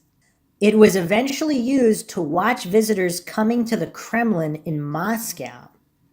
That's a hell of a birthday for security cameras. In 1942, around 15 years after the Soviets created a rudimentary CCTV system, the Nazis created one of their own. Siemens AG built the system in 1942 for the airfield at Peenemünde, Germany, to monitor the launch of V-2 rockets. The system, designed and installed by German engineer Walter Bruch, allowed people to remain a safe distance away from the launch site. The Orwellian Connection, 1949. Science fiction has always influenced technology and security cameras. appear in some of sci-fi's most infamous novels. In 1984, George Orwell described a totalitarian surveillance state where the thought police monitor the middle class through devices called telescreens. And how eerie on how those predictions came true. Telescreens are a hybrid between security cameras and TVs, not unlike modern smart TVs. Interesting enough, security cameras weren't widely used when Orwell's groundbreaking novel came out in June 1949. As you probably remember from your high school English class, 1984 makes a sharp critique of surveillance that still resonates today. This story will stay in the public conversation around privacy as long as there are security cameras. Technological limitations. It's going to get interesting here, 1950 to 1971. While our previous examples established the basic technical and ethical principles of security cameras, this technology was primarily used by governments and militaries. After 1950, CCTV technology started to spread beyond military applications into commercial use, like manufacturing, education, and medicine. Due to limitations with technology at this time, it was expensive to use CCTV for security purposes because companies had to pay someone to monitor the live video feed. Using video for the sole purpose of improving security wasn't practical for all but the largest of organizations. Using cameras to look for suspicious activity was uncommon until the late 1960s. One noticeable example is in the city of Olean, New York. The city installed video surveillance on its main business street in September 1968, specifically to fight crime, making it one of the earliest adopters of this now common technology. The security camera goes mainstream 1972 to 1989. Today, we take for granted that all security cameras can record video, but before the 1970s, there wasn't a good way to do this. Regarding security, recording security footage involved magnetic tape reels that weren't easy to work with. The advent of video cassette recorders, VCRs, in 1972 made it easier to record video. Users could record over old video footage or quickly switch tapes. As a result, many types of businesses adopted security cameras during the 1970s, especially banks and stores. So, starting in the 70s, I'm sure high-end stores at malls had video surveillance. So how many stores had video surveillance at the Euclid Square Mall in 1989, in late 1989? There's got to be at least a couple. Does law enforcement have security footage from that mall that they have not yet released, and that's how they know that that was a credible sighting and they felt comfortable telling reporters that early on? Most of this has basically disappeared in subsequent reports. But I'll finish the article here just for general information. Going digital 1990 to present day. Although the technology behind modern digital cameras was a product of the 70s, it wasn't until the late 90s that it started appearing in mainstream camera products like security cameras for the average business or home. Digital cameras have a few distinct advantages over traditional analog cameras. Digital security cameras save video to a hard drive or flash storage and delete old footage automatically. This means they can record continuously, although looking over that much security footage is still a challenge. Another 1990s innovation was the digital multiplexer, which allowed a digital video recorder, DVR, to simultaneously record video from more than one security camera. Until this time, every security camera required its own dedicated recording device. Multiplex camera setups are the dominant form of security cameras in most businesses today. It's strange to think that the technology is younger than most millennials. In contrast to the crisp HD video we have today, early digital security cameras had poor resolution and frame rates. In 1996, Axis Communications released the Axis Net-Eye 200, the first Internet Protocol camera, IP camera. IP cameras enable remote access via the internet so you can watch the video anywhere in the world. Most consumer-grade security cameras today are IP cameras. Okay, so what's the takeaway here? So whatever stores, there seem to be stores, so even in the 70s, so from 72, so the early to mid 70s, probably not that many stores. By the late 70s through the 80s, there was a considerable amount of stores that had video surveillance. So they were most likely VHS surveillance. So they have a VHS tape. Now, is there another possibility that at this Euclid shopping mall, the footage is from such a distance and so grainy that they can't determine if it was Amy with this man or someone who looked like Amy? Is it from such a distance in the mall that they can't even make out the exact colors? Is that why they can't determine for certain that it was Amy? I don't know. I'm just going over possibilities here. Obviously, law enforcement could clear it up if they want, but they've remained tight-lipped about this. Let's continue with this news clip from October 30th, 1989. Within minutes, the mall was crawling with police. They searched inside and outside, but no Amy. Neighbors tell us they never thought anything like this could happen in Bay Village. So they actually searched the mall. Let's go through that again. Within minutes, the mall was crawling with police. They searched inside and outside. As interest in the search for Amy increases, so did the number of tips being phoned in. Early this afternoon, an anonymous caller told the FBI Amy had been dropped off at Euclid Square Mall. Earlier this afternoon? So does that mean this call came in October 30th, 1989? Or was this news clip recorded the day before? Either way, that's not October 27th. So either the 29th or the 30th, when this news report was aired, an anonymous caller called in. So how did they get this information about this anonymous caller for this news report earlier this afternoon? So most likely they're talking October 30th.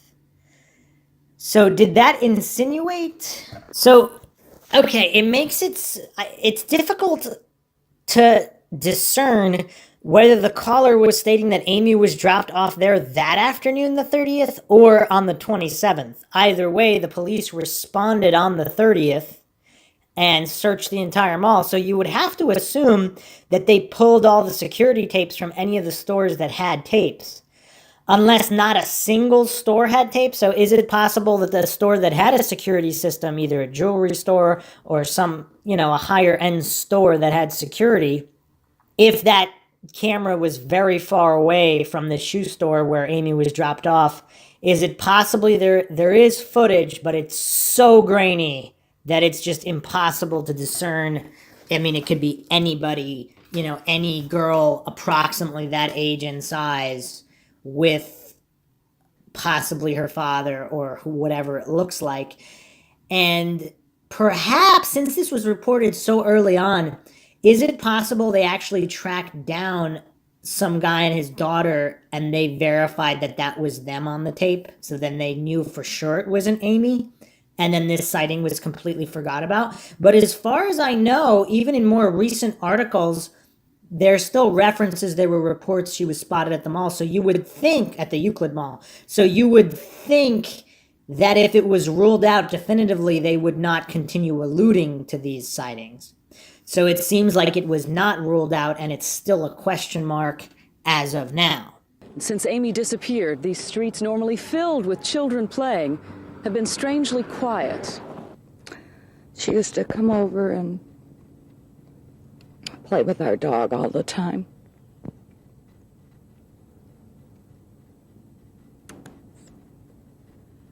I have one son. How old is he? 8. Are you scared for him? Very. What are you doing different? Sharing this with him and rather than not talking about it, we are being extremely open about it. Neighbors say it's ironic this could happen in a city written up in Family Circle magazine as the 6th safest city in the United States. Connie Deegan, Channel 3 News. That's interesting. So apparently Bay Village was on the map. It was voted the 6th safest city in the entire country. Does that have anything to do with the strong FBI presence? Huh, interesting. And are those stats what made it attractive for witness protection relocation? A lot of unknown variables here. A lot of unknown variables. Now, we're going to get into major Mindshock territory now. So, I am going to go to James Rener's book, Amy, My Search for Her Killer, Secrets and Suspects in the Unsolved Murder of Amy Mihaljevic. And so James Rener interviewed Mark Mihaljevic, Amy's father. And there's a couple of strange comments here, but I will highlight this one. Do you still hear from the Bay Village police? They called again a few months ago. And by the way, so Mark Mihaljevic actually moved out of Bay Village, still somewhat nearby in a neighboring town. They called again a few months ago. Want to know if a name was familiar to me. It wasn't. That's typically how the calls go. So here we go. All these years later, they're still calling him to see if names sound familiar. Again, we are circling back to law enforcement for whatever reason. They seemed convinced that there was possibly more than one individual involved, and at least one of the individuals was known to the Mihaljevic family. That's typically how the calls go. I'm amazed they're still working the case. My theory is when they know who did this, before anything else, they'll come knocking on my door. Did you read Robert Ressler's book? I said, the one that named Billy Strunak as the likely suspect in the chapter on Amy. The FBI told me the book was a piece of expletive, he said. No, I didn't read it. Had you ever taken your family to Ashland County before Amy was abducted? We went to Mohican Park out there, he said, but we didn't stay in the campgrounds. We stayed at a hotel. Amy was in Brownies and the Girl Scouts, though, so I don't know if they ever camped out in that area. Now, this is really bizarre. How has that not been determined? So they didn't interview all the individuals involved with Amy's Brownie or Girl Scout troop? So they didn't narrow it down whether or not they ever went camping or anything like that in the area near where she was found? I mean, that's really bizarre that that was not ever nailed down. Okay, so continuing here. I tried to think of more questions to ask Mark while he was still in that zone of recall. There were so many open-ended questions whenever I thought about the case, but at that moment I couldn't remember them all. So I fell back on something more or less factual. Did your phone records from the day Amy went missing show something odd? I asked.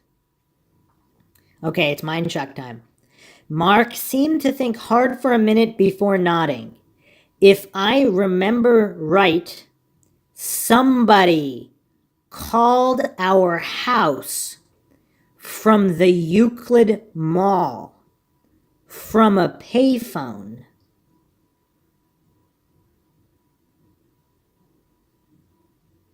So specifically the Euclid Mall, specifically for the payphone. Now, he doesn't state when they called. So, okay. That's really bizarre. Is this the call that was identified? Is this the call that was identified as the call that this individual called Amy in the however many days prior to her disappearance, that week, earlier in the week? So I'm assuming it would have either been the Monday, the Tuesday, possibly the Wednesday, because there would have had to have been time for her to tell other friends and all these things. So do they know where that call came from and they just say they didn't? It doesn't make a lot of sense. What exactly is the region considered local versus non-local, where law enforcement is claiming they cannot trace the call? Now, what about the call to Margaret at her job? So Margaret Mihaljevic at the time worked in Westlake, which is not too far south of Bay Village. Now, what is considered local versus non-local? So if Euclid is considered non-local, they would have a record for that. And if that was on the record in their phone bill, why has that been hidden? And was Mark Mihaljevic told not to reveal that information, but after all the years had gone by, he decided to tell James Rener anyway, or he forgot that he wasn't supposed to reveal that information? He actually said, so let's, unless there was a misremembering there, let me go over it again. Did your phone records from the day Amy went missing show anything odd? And he said, if I remember right, someone called our house from the Euclid Mall from a payphone. So if this is the day she went missing, was she calling from the Euclid Mall? And either nobody answered or someone did answer. Is there more information that's not being shared here? If Jason picked up or her mother picked up, is there information we're missing that has not been revealed to the public because it contains whatever clues? They don't want to compromise the investigation. Is there evidence? I mean, it would be really dark if the kidnapper called from the Euclid Square Mall, but if the Euclid Square Mall is outside of local, it would be logged. They know exactly where Mark Mihaljevic is stating here that this is the day she went missing.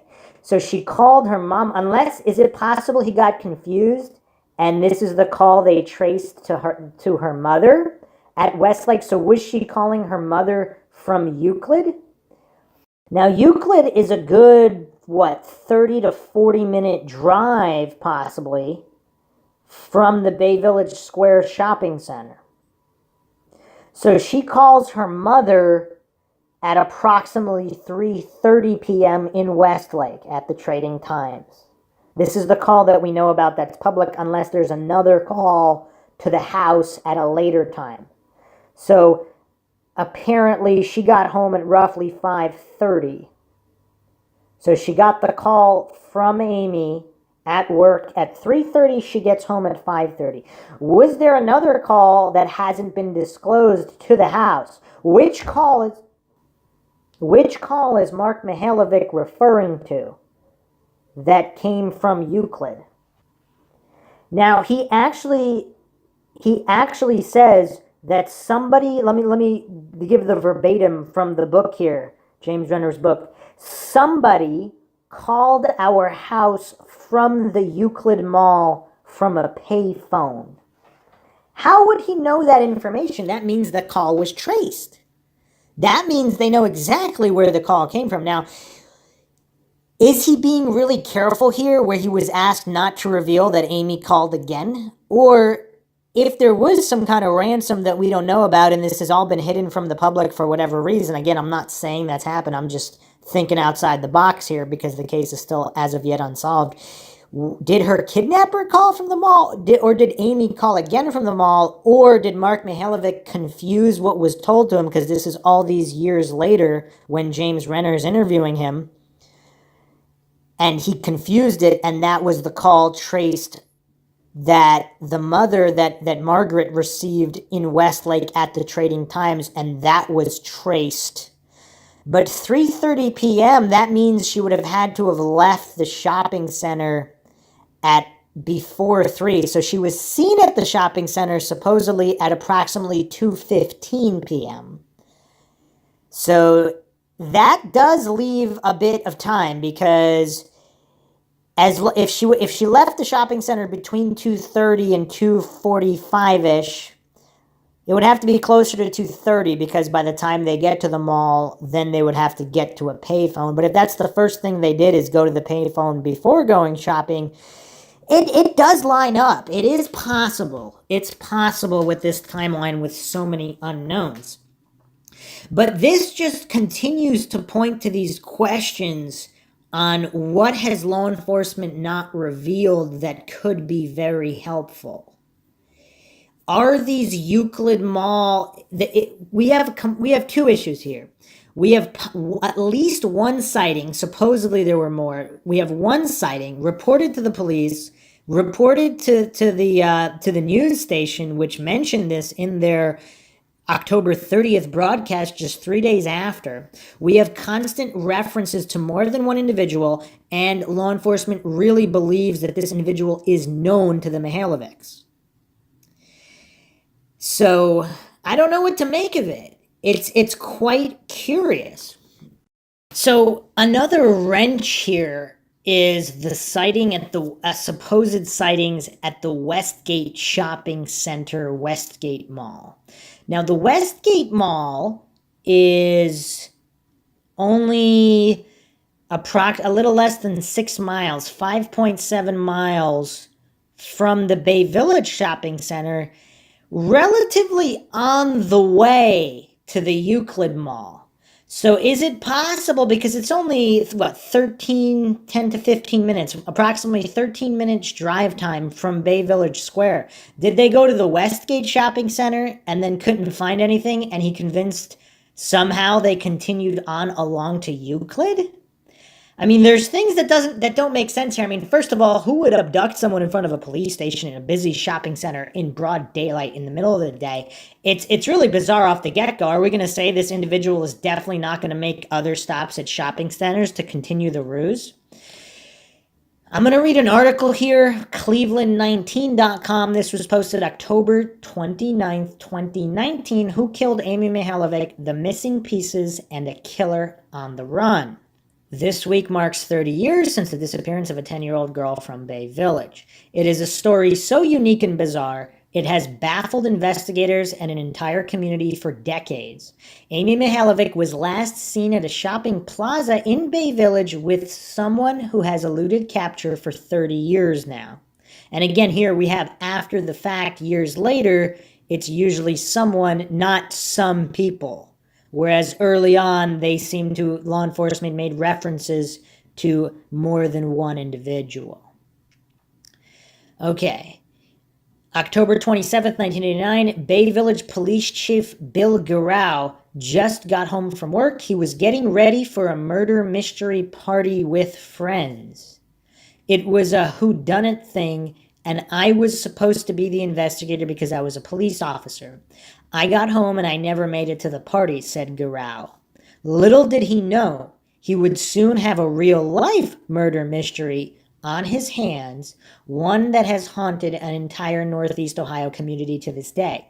The first call to Chief Guerrero came from his lieutenant. He said, "There's a girl missing. We were kind of worried right from the get-go," said Guerrero. 10-year-old Amy Mihaljevic hadn't come home from school. He called back a little later, said, "It doesn't look good," said Guerrero. Current Bay Village Police Chief Mark Spatzel was a rookie officer that evening. "I remember searching the Mihaljevic home. I remember searching the railroad tracks behind their house. I remember searching the park," said Spatzel. Earlier that very day, he had talked to Amy. The class I spoke to that day on October 27th was actually Amy's class, and she was in that class, said Spatzel. Officer Spatzel spoke to the students about safety and about strangers. I kind of played it back in my mind. Is there something I could have done or said that would have changed the course of history? And there's nothing. And in yet another plot twist, another inconsistency in this case, Spatzel adamantly recalls that he went to the middle school to talk to Amy's class in her classroom, whereas Amy's classmates clearly state they actually got on a bus and went to the high school, which actually is not that far, basically down the street, a couple of blocks away, and Spatzel spoke at the high school. So they were classmates of Amy's that remember going on the bus, seeing her on the bus. They went to that short trip to the high school, then they came back to the school. So that speech was at the high school. Again, who's more likely to remember correctly? I don't know. If there's multiple kids, I wonder what the teacher said about that. I mean, there's got to be a way to corroborate whether or not they went to the high school. Does that really matter? I don't know. It's just in a case with so many inconsistencies, bizarre anomalies, and twists of fate, this is just yet another one. It's just really, really bizarre. Amy is missing. Margaret was all hysterical that Amy wasn't around, and where's Amy, said Mark Mihaljevic. Amy's mother was frantic. It was now 5:30 p.m. on October 27th. Mark, Amy's dad, just got home from a work trip in Cincinnati.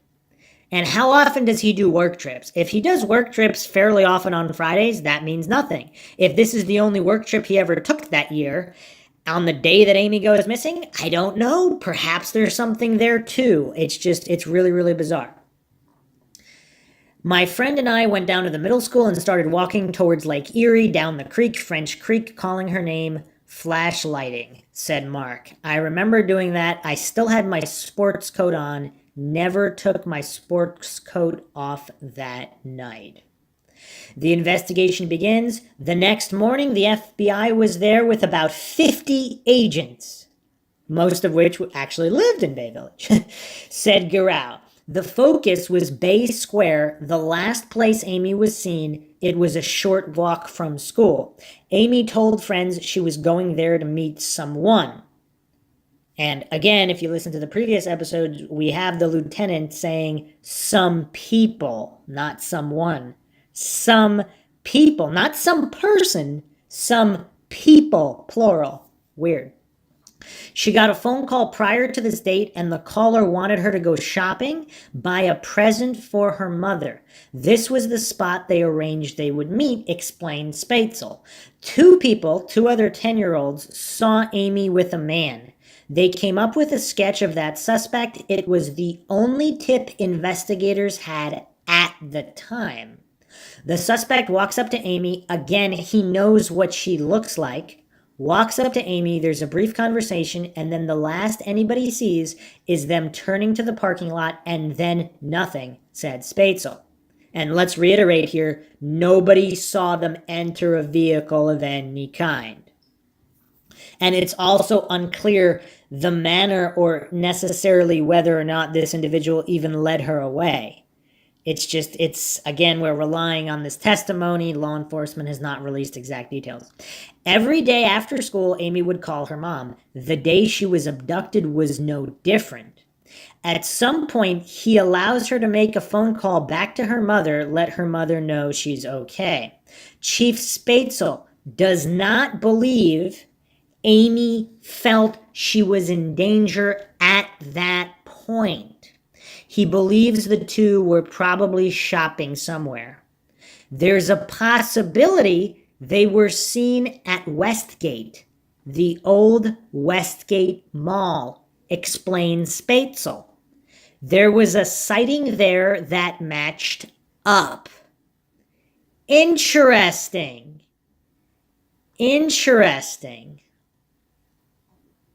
So what does it mean there's a sighting there that matched up? And how do we rectify that with the Euclid Mall sighting, plus Mark Mihaljevic stating in an interview with James Rener that there was a phone call to the house that was traced to a Euclid Mall payphone? Is it possible that both sightings are legitimate? Is it possible that this individual, if he wanted to lure Amy farther away, let's say towards Euclid, that would be harder to do for, let's say, a 30-plus minute car ride. Now, a closer to 10, 15-minute ride is a little bit more feasible. Maybe she wouldn't become alarmed. So they're at the Westgate Shopping Center. Did he say, if we don't find anything here, we can go to the Euclid Mall because they have more stuff and fancier stores? Did something happen between the Westgate Shopping Center and the Euclid Square Mall? But then who made the call from the Euclid Square Mall? Did the kidnapper make that call? Or did Amy make the call from Euclid? If the Westgate Shopping Center lined up, if the Westgate Shopping Center did not line up, how often do law enforcement drop statements like that in some kind of a weird attempt to make it look like they're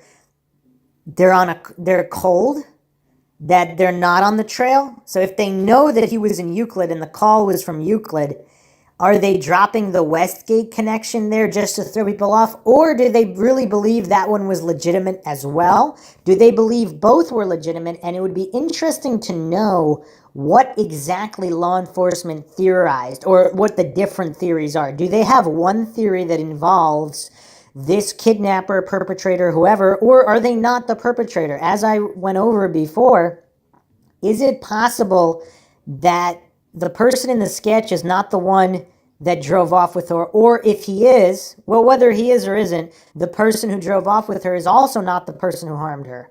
And other people harmed her, possibly more than one individual. This is what we are left to ponder because law enforcement has not been particularly forthcoming in these details. But you have to really think there's at least one scenario where they have theorized a route they must have taken if they took a car. I mean, I believe, are there any theories that does not involve Amy leaving in a vehicle with somebody from the Bay Village Square general area? In the first episode, I went over the theory that maybe someone got cold feet and Amy decided to walk back to the school to get her bike and something happened beyond the Bay Village Square shopping center, not directly in the shopping center, but at the time there was also some kind of alleyway that someone could have parked a vehicle, or they could have gone around back through the bowling area. There's also a grocery store there that there was a supposed sighting. But how do we rectify this information? Was Mark Mihaljevic simply mistaken when he said the day of the disappearance someone called from the Euclid Square Mall? Did the perpetrator call from the Euclid Square Mall earlier in the week and Mark Mihaljevic got that confused and they did trace the call that they think, because would they know for certain that Amy picked up the phone call? Because her brother usually got home after she did because her class let out before his grade. So most likely she spoke to this individual when nobody else was home. Again, I don't know if we know that for certain, but if they narrowed a window and they saw this phone call either on the, somehow traced it through the switchboard, because if it's technically not local, if it's from Euclid, then it would be logged and they would know where it came from. So was this Euclid call from the Euclid Mall payphone, was it the call that originally made this plan and started this ruse with Amy earlier in the week? And if they know that, then they have the exact date of the call as well. The police have not released that information. If they have certain suspects that they're looking at, wouldn't that be helpful to the public to know? And they could state that they suspect the call occurred at this time, even if they're not sure. It's not like they have to put out that information as if it's known fact, because how would they know for sure? I don't know how they would know for certain.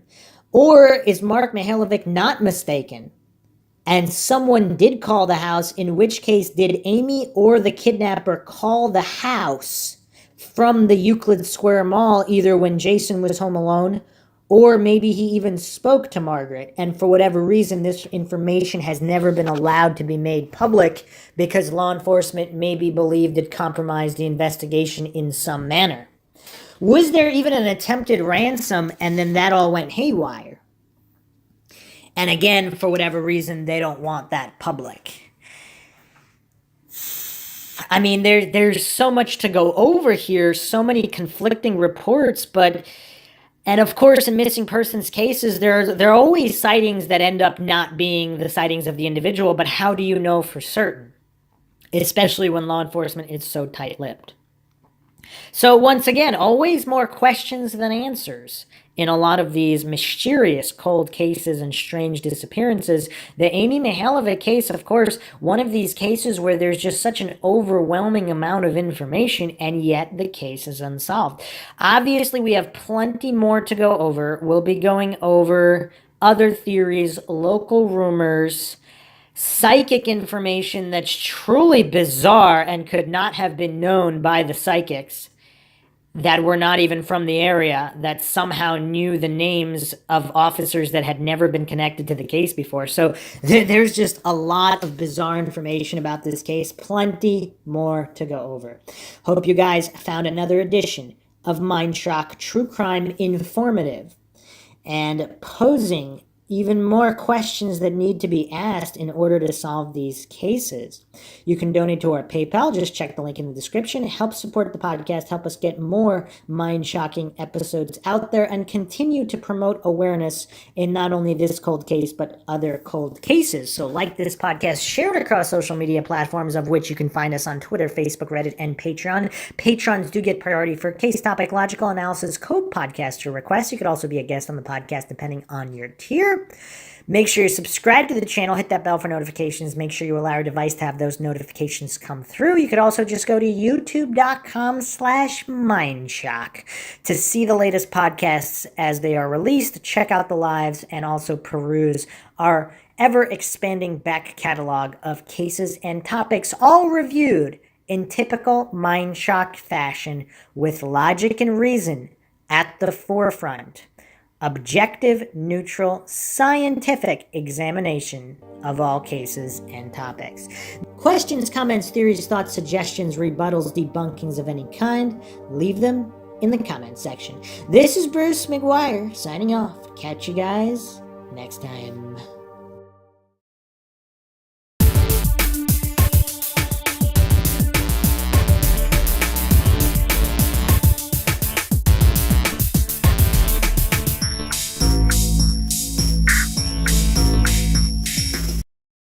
If you like audiobooks or audio shows, check out a free trial of Audible. Just click the link in the description. You are listening to Mindshock True Crime. This is the Amy Mihaljevic series, episode 4, Misdirection. And we will be taking a look at all of the supposed misdirection that has been going on in this case and what it all means, as well as the latest break in the case coming approximately a month ago, regarding an unnamed suspect who has ties to the disappearance. His girlfriend has signed a sworn affidavit, and he actually failed a polygraph and has connections to Ashland County as well, and lived approximately a mile from the Bay Village shopping center at the time of Amy Mihaljevic's abduction. What does it all mean? Is this all just more misdirection, or are there hidden nuggets of truth in his statements? And does it explain all of the madness surrounding this outlier case, not a common case by any stretch of the imagination? As always, if you enjoyed the podcast, you can donate to our PayPal. Just check the link in the description. Make sure to subscribe to the channel, hit the bell for notifications. Make sure you allow your device to have those notifications come through. If that's still not working, you can just go to youtube.com/Mindshock and manually check for updates and peruse our ever-growing back catalog of true crime cases, as well as a variety of other topics with logic and reason at the forefront, unlike any other podcast. If you like this podcast, hit that like button, share this podcast across social media platforms. Keep the awareness up in this cold case as well as other cases, because awareness and pressure are what get cases solved, so they don't fade into obscurity. Facebook, Twitter, Reddit, and Patreon is where you can share it and find us. Patrons do get priority for case topic, logical analysis, co-podcaster requests. You could also be a guest on the podcast depending on your tier. Questions, comments, theories, thoughts, suggestions, rebuttals, debunkings of any kind, leave them in the comment section. So if you haven't checked out the first 3 episodes in the Amy Mihaljevic series, make sure to check those out. In the previous episode, episode 3, Sightings, I went over alleged sightings of Amy Mihaljevic at the Euclid Square Mall, as well as the Westgate Shopping Center. Now, what's curious here is, were these legitimate, or was this part of some kind of facade to divert attention away from where Amy Mihaljevic was really being taken? There are rumors she was taken to a house or farmhouse not far from where she was found in Ashland County, either the day of or the following day of her abduction. Was this whole business with the malls, was it all to have police chasing their tails in Euclid and Westgate, while the perpetrators are going in the opposite direction of Bay Village. They're going southwest, and they're calling in sightings or having friends, associates help them misdirect police to the northeast, to the east and northeast, while they're going southwest. Curious indeed. And if this individual and or individuals, as again I've gone over in the previous episodes, it's very likely, it's very possible that there was more than one perpetrator. It's even possible that the abductor was not the killer and that the killer was not the individual who dumped the body in Ashland County. And we'll be getting into that in a moment as well. But if this is a number of individuals, possibly with possible ties to law enforcement, maybe one or more of them are former law enforcement, do they know how this works? And do they know that it would be very effective to misdirect police, having them chase their tails in Euclid and Westgate? Seems like that would be an interesting misdirection to buy time. It would indeed. Now, here's what doesn't quite make sense. In Ashland County, initially, some people believed the body was there for a long period of time, whereas I went over this before with the jogger that found Amy Mihaljevic. Actually, before we get to the jogger, there are some individuals local to the area that had a few interesting thoughts, various comments on forums and such. And what's interesting is that the hillside wasn't high from the road, but the ditch was quite deep, 4 to 5 feet. So it would not be super easy to just lug a body over there, because you'd have to go through the ditch to get to the hillside area where the body was found. And the ground was relatively soft, so hard to maneuver. I don't know what time of year these individuals checked it out. They were stating that you could actually get stuck if you were carrying something like a dead body, because you would sink into the soft ground. I guess that would also depend on the time of year. But the issue again here is you would be able to see the body from where the body was, the distance from the road. It would be seen from driving on the road, according to people who have visited the scene. And apparently, there were two individuals, not together, two individuals independently stated that they were hunting in the area the day, 2 days before Amy Mihaljevic was found, in that actual field, and she wasn't there. One individual said he was there the day before with hunting dogs, and she was not there. This individual claimed his dogs would not have missed her. And there's some shadiness regarding who were the first individuals on scene after the body was found. I will be saving that for a future episode, taking a look at Ashland County Sheriff deputies and other law enforcement individuals who some believe were involved to a certain degree, or possibly involved in other crimes and had no interest solving this one because their associates might have been involved in this one.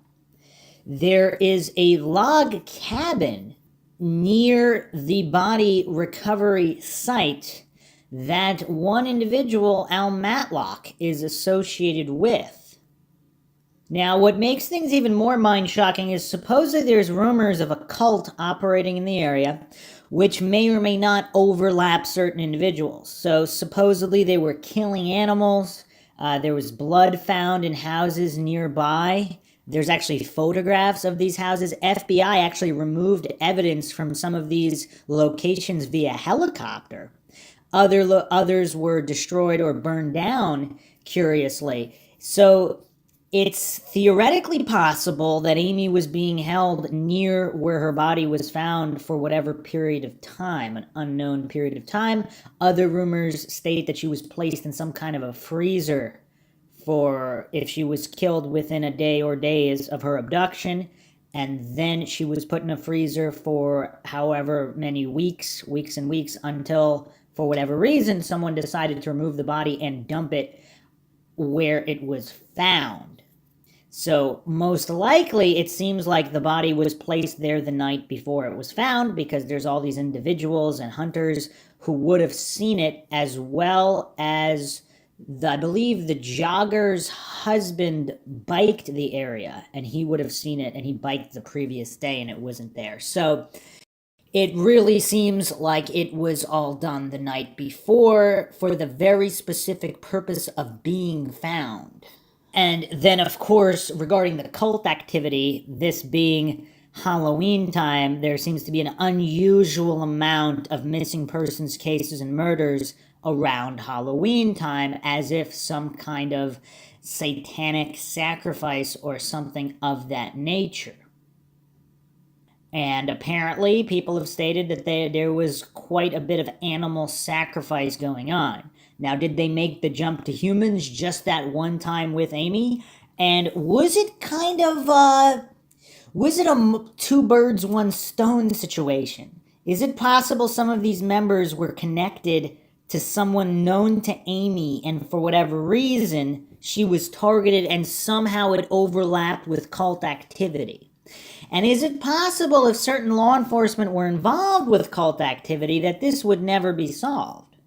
And we'll be getting into the new developments in a moment. I just wanted to finish up with this body recovery site, because it seems like it's not random or accidental. It seems like it was very, very calculated. So the rumors here are that this house on County Road 500 was not only a party house where kids would go, it was a vacant party house, and supposedly they were doing some bloodletting and other cult activity, blood all over the walls. And the FBI actually flew a helicopter to the property, cut out entire sections of walls. And this is supposedly, again, it would be at Quantico, Virginia, because that is where the FBI would have their main lab, and they've been tight-lipped. So what do they know? Do they know there's some kind of corrupt law enforcement in the area that might have something to do with a cult? Now, to all the cognitive dissonant coincidence theorists who think that such a conspiracy would be unlikely, in the average case, it probably would be, but this isn't an average case. That's the thing. If you're looking at it objectively, neutrally, logically, this thing is not solved for a reason. A girl got abducted across the street from a police station in broad daylight, allegedly. Depending on the path, depending on whether you believe the sketch was the actual abductor, there's a lot of problems with this case, and it's not solved. So sometimes you have to think outside the box if you truly want to solve it, instead of just getting triggered at notions that people in costumes would never be involved in anything nefarious no matter what.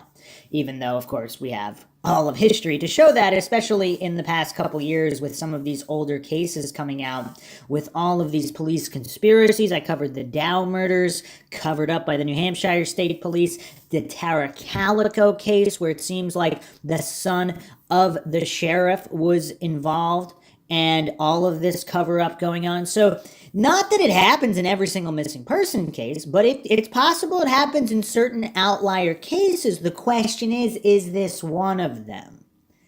And it seems quite silly to pretend to know whether it is or it isn't. Obviously, there's a lot of cognitive dissonant coincidence theorists out there that will chalk up all anomalies and coincidences to basically nothing.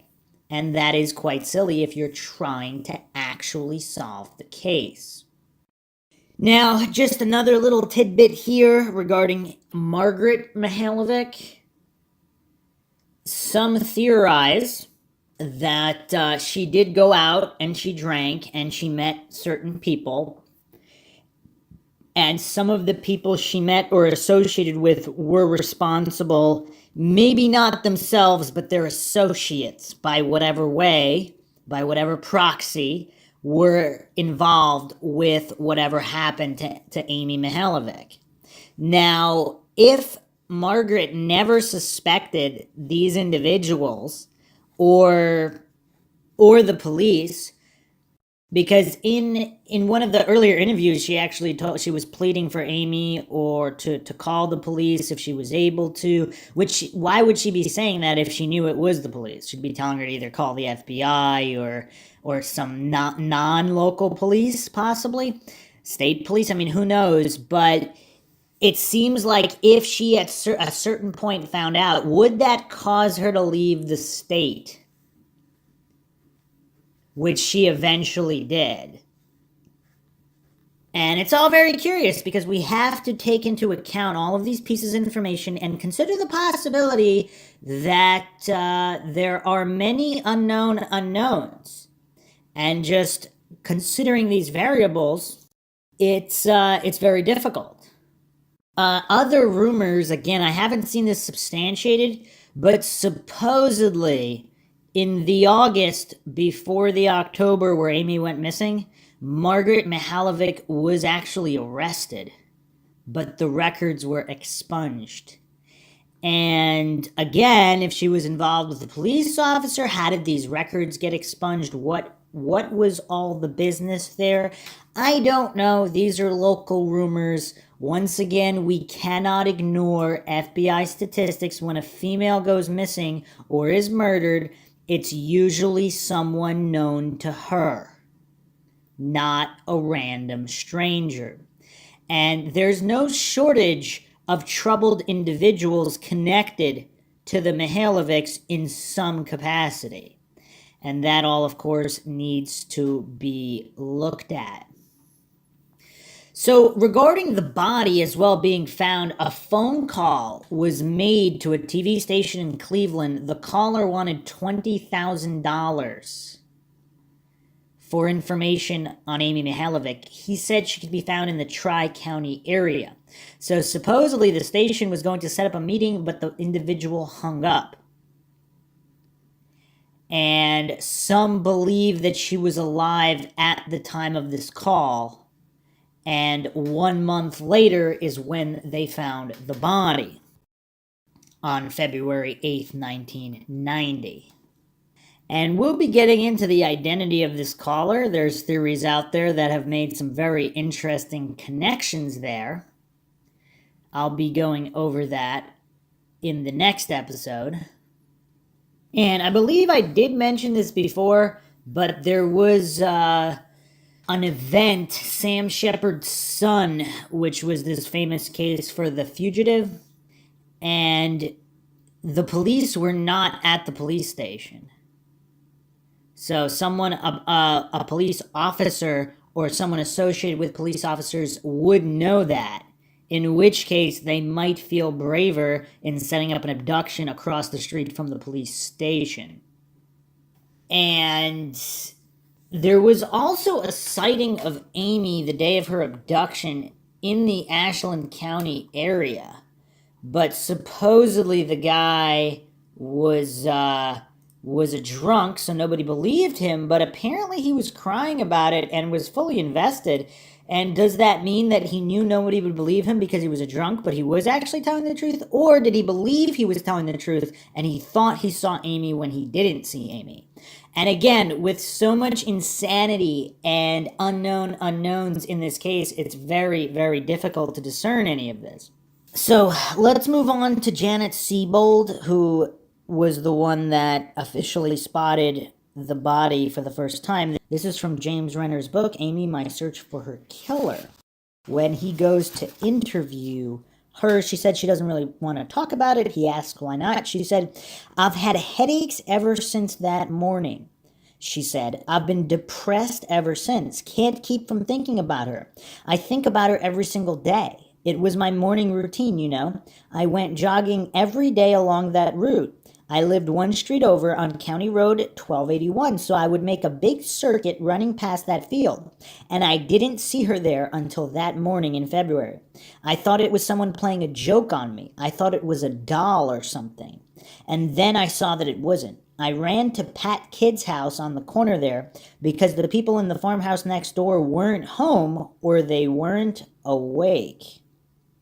And I told Pat what happened, and I told her not to give my name to the reporters, but she did anyways. We didn't talk after that. It was only last year when I bumped into her at a store that I even said hi again. I could tell she was building towards something, but she kept stalling out. I just gave her time and let her come to it herself. Have you talked with the FBI? She asked. I hadn't moved from the spot on the driveway below her. I could tell she wanted me to remain somewhat distant. I have, I said. They've been pretty open with me. Do you know if they ever looked into what I told them? What did you tell them? There was a man that lived on my street, she said. He ran a plumbing business. Right around the time they found that girl, he quit the business and checked himself into a mental hospital. I knew his partner's son, and he told me this guy looked like the composite sketch the police made. Can you tell me the guy's name? I asked. She shook her head. She said, I don't want to say any more. I'm sorry. So there seemed to be an unusual amount of individuals that are just checking themselves into mental hospitals, leaving the area, having breakdowns, committing suicide around this case. What does it all mean? Do we have these kinds of numbers in terms of suspects and reactions in other missing persons cases? No, we do not. Not in the majority of them. So what does that tell us? Again, when we're looking at all available information, if we're not going to be clueless coincidence theorists, brushing this all off, if we're going to actually investigate objectively, logically, neutrally, and scientifically, we cannot ignore all of these multiple variables. So what is the common thread here? Is there a cult in the area a lot of people are afraid of? Are the police involved with the cult? Now, again, this leads me to reference the Stephen Avery case, made famous by Making a Murderer on Netflix, where apparently law enforcement were involved in some kind of occult activity. If you haven't checked out the podcast episode titled Coincidence County in the Stephen Avery series on Mindshock, there seems to be a lot of coincidences going on around Halloween involving police officers and missing persons and murdered individuals. I mean, how many coincidences does it take for even the most hardcore coincidence theorists to raise an eyebrow? Everybody's got to have some kind of a number unless their head is stuck so far into the sand that they will never recognize that someone in some kind of government costume is capable of any nefarious activity. So it is quite curious indeed. Let's move on to the latest developments in the case. And this is what was reported by News 5 Cleveland, February 8th, 2021, just about a month ago. Bay Village, Ohio, in an investigation that's been ongoing for 31 years, physical evidence, witness accounts, and suspicious statements are among the new developments found in court documents recently filed in connection with the kidnapping and murder case of Amy Mihaljevic. The 10-year-old Bay Village girl was abducted from the Bay Village Square shopping center on October 27th, 1989. Actually, one more point before we get to that. So the Amy Army, which is an investigative team that's been on this for quite some time, they've uncovered some mob connections, mob activity, and then of course a lot of FBI agents in the area. How many undercover operations are going on in Bay Village? What does it all mean? Obviously, there's got to be some kind of connections unless you believe absolutely everything is mere coincidence. So in reference to James Rener's book and the jogger and the site, we have, so there's a house just under 800 feet from the body location. The 112 farmhouse is clearly in sight from the body location. Present day 93 County Road 1181 is nearly right across the road on the east side. Built in the 2000s, the body placement is important. The body was not placed in the most remote area on 1181. From the body site to the town line road 187 heading more northbound on 1181 was clearly a more disguised place to place the body. In that direction, nearly a mile of no structures. They chose to place the body close to the farmhouse for a reason. Close enough to be on that farm property, but far enough away not to be seen. Margaret Mihaljevic states that she believed that Amy was carefully placed there. Not as in gentle with Amy's body, but as in this location being chosen for a reason to dump Amy's body. And a response to this post was, of course, the killer obviously wanted Amy to be found. He could have buried her deep in the woods if he wanted. Why didn't he? And those are interesting and curious questions, of course. But again, moving on to the latest developments. The 10-year-old Bay Village girl was abducted from the Bay Village Square shopping center on October 27, 1989. Police said they believe someone called Mihaljevic and convinced her to meet at a nearby shopping center so the two of them could buy a gift for her mother, who had just received a promotion at Trading Times magazine. Mihaljevic's body was discovered February 8, 1990 in a rural Ashland County farm field. And you can actually, just from looking at the photographs of this road and the fields, why would someone randomly dump a body there? It does seem quite weird. I mean, there's plenty of woods in the area and less traveled roads, as locals have stated. Investigators said she was stabbed to death. For more than 31 years, her killer has remained a mystery. But Five on Your Side investigators discovered court documents filed last fall that show that in January 2019, a woman came forward and identified her ex-boyfriend as a suspect in Mihaljevic's murder. Because he has not been charged, we have chosen not to identify the now 64-year-old man. And I'm not sure if this is the same guy, but I believe some people have tied this to being a cousin of the Matlocks or someone associated with the Matlocks, which we'll be getting into later. The tip, according to a sworn affidavit from a Bay Village detective, the woman told police at the time of Amy's disappearance, the man and his former girlfriend lived less than a mile and a half from the shopping center, where Mihaljevic was last seen alive talking to an unidentified man. In the affidavit, police said the man worked in Bay Village at the time and had family living there, including a niece in the same grade as Mihaljevic. Court records show police also said the woman told investigators that the man did not come home the night Amy was abducted. Police said the woman indicated it was unlike the man to disappear and not come home overnight. Investigators said the woman stated that her former boyfriend did call her around 10 p.m. the night of the abduction to ask if she was aware of the news coverage of Amy's disappearance.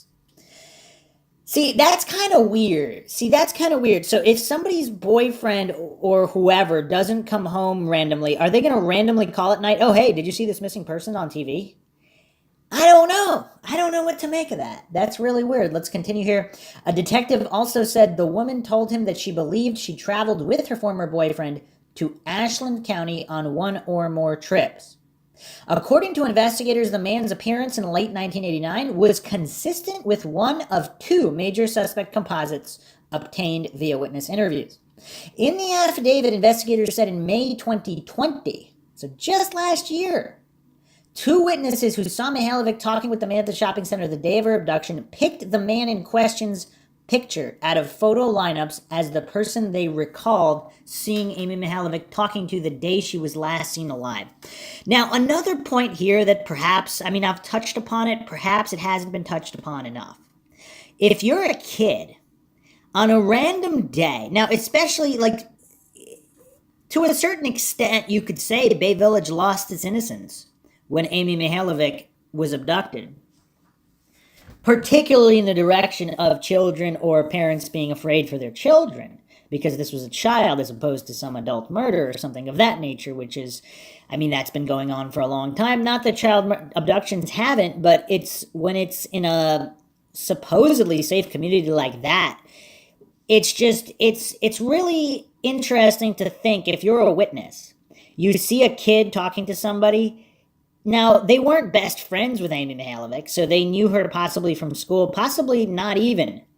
If they just, one of them did, and then it's unknown who, so supposedly there were possibly 3 individuals who saw Amy talking to this guy. 2 of them were used for a suspect sketch. And it's weird because even, let's say, obviously that night or the next day, all of the media frenzy happens, everybody's panicked. How well would you remember that? Because think about it. If you're just at a random mall somewhere and you see a kid talk to an adult, how well would you remember the features of that adult? It's not like you knew an abduction would take place later, so you were paying very close attention. It's interesting to see how accurate. Now, of course, hypnotists were used for one or both of them. And I've gone over that in the previous episode. So obviously that would probably be better because the recesses of the mind might have more accurate memories than what you can access to in your conscious mind. But it's, again, I don't know how reliable this could be. And again, the individual may or may not even be the one who abducted her. If it was just a quick, or maybe he was setting her up to be abducted for someone else, we really don't know. So to just put blind faith in and pretend it's a known fact that this was the individual that abducted her, as opposed to just possibly talking to her, possibly saying someone's waiting for her, or that he's a friend of the guy that she was supposed to meet, we really don't know the situation. The car. Police said gold fibers were found on Amy's clothing after her body was discovered in Ashland County. The detective told the Cuyahoga County judge that the man in question drove a gold Oldsmobile with a tan interior in 89 and 1990. According to court records, an FBI agent noted a gold Oldsmobile registered to the man drove through an intersection near where Mihajlovic's body was dumped on the day she was discovered. So is this a case of guilty parties kind of wanting to see what happened after they dumped the body? Or is it a case of multiple individuals being involved, some of which, if they're drug dealing or involved in a cult and they know people in that area, they're going to be in that area almost daily anyway?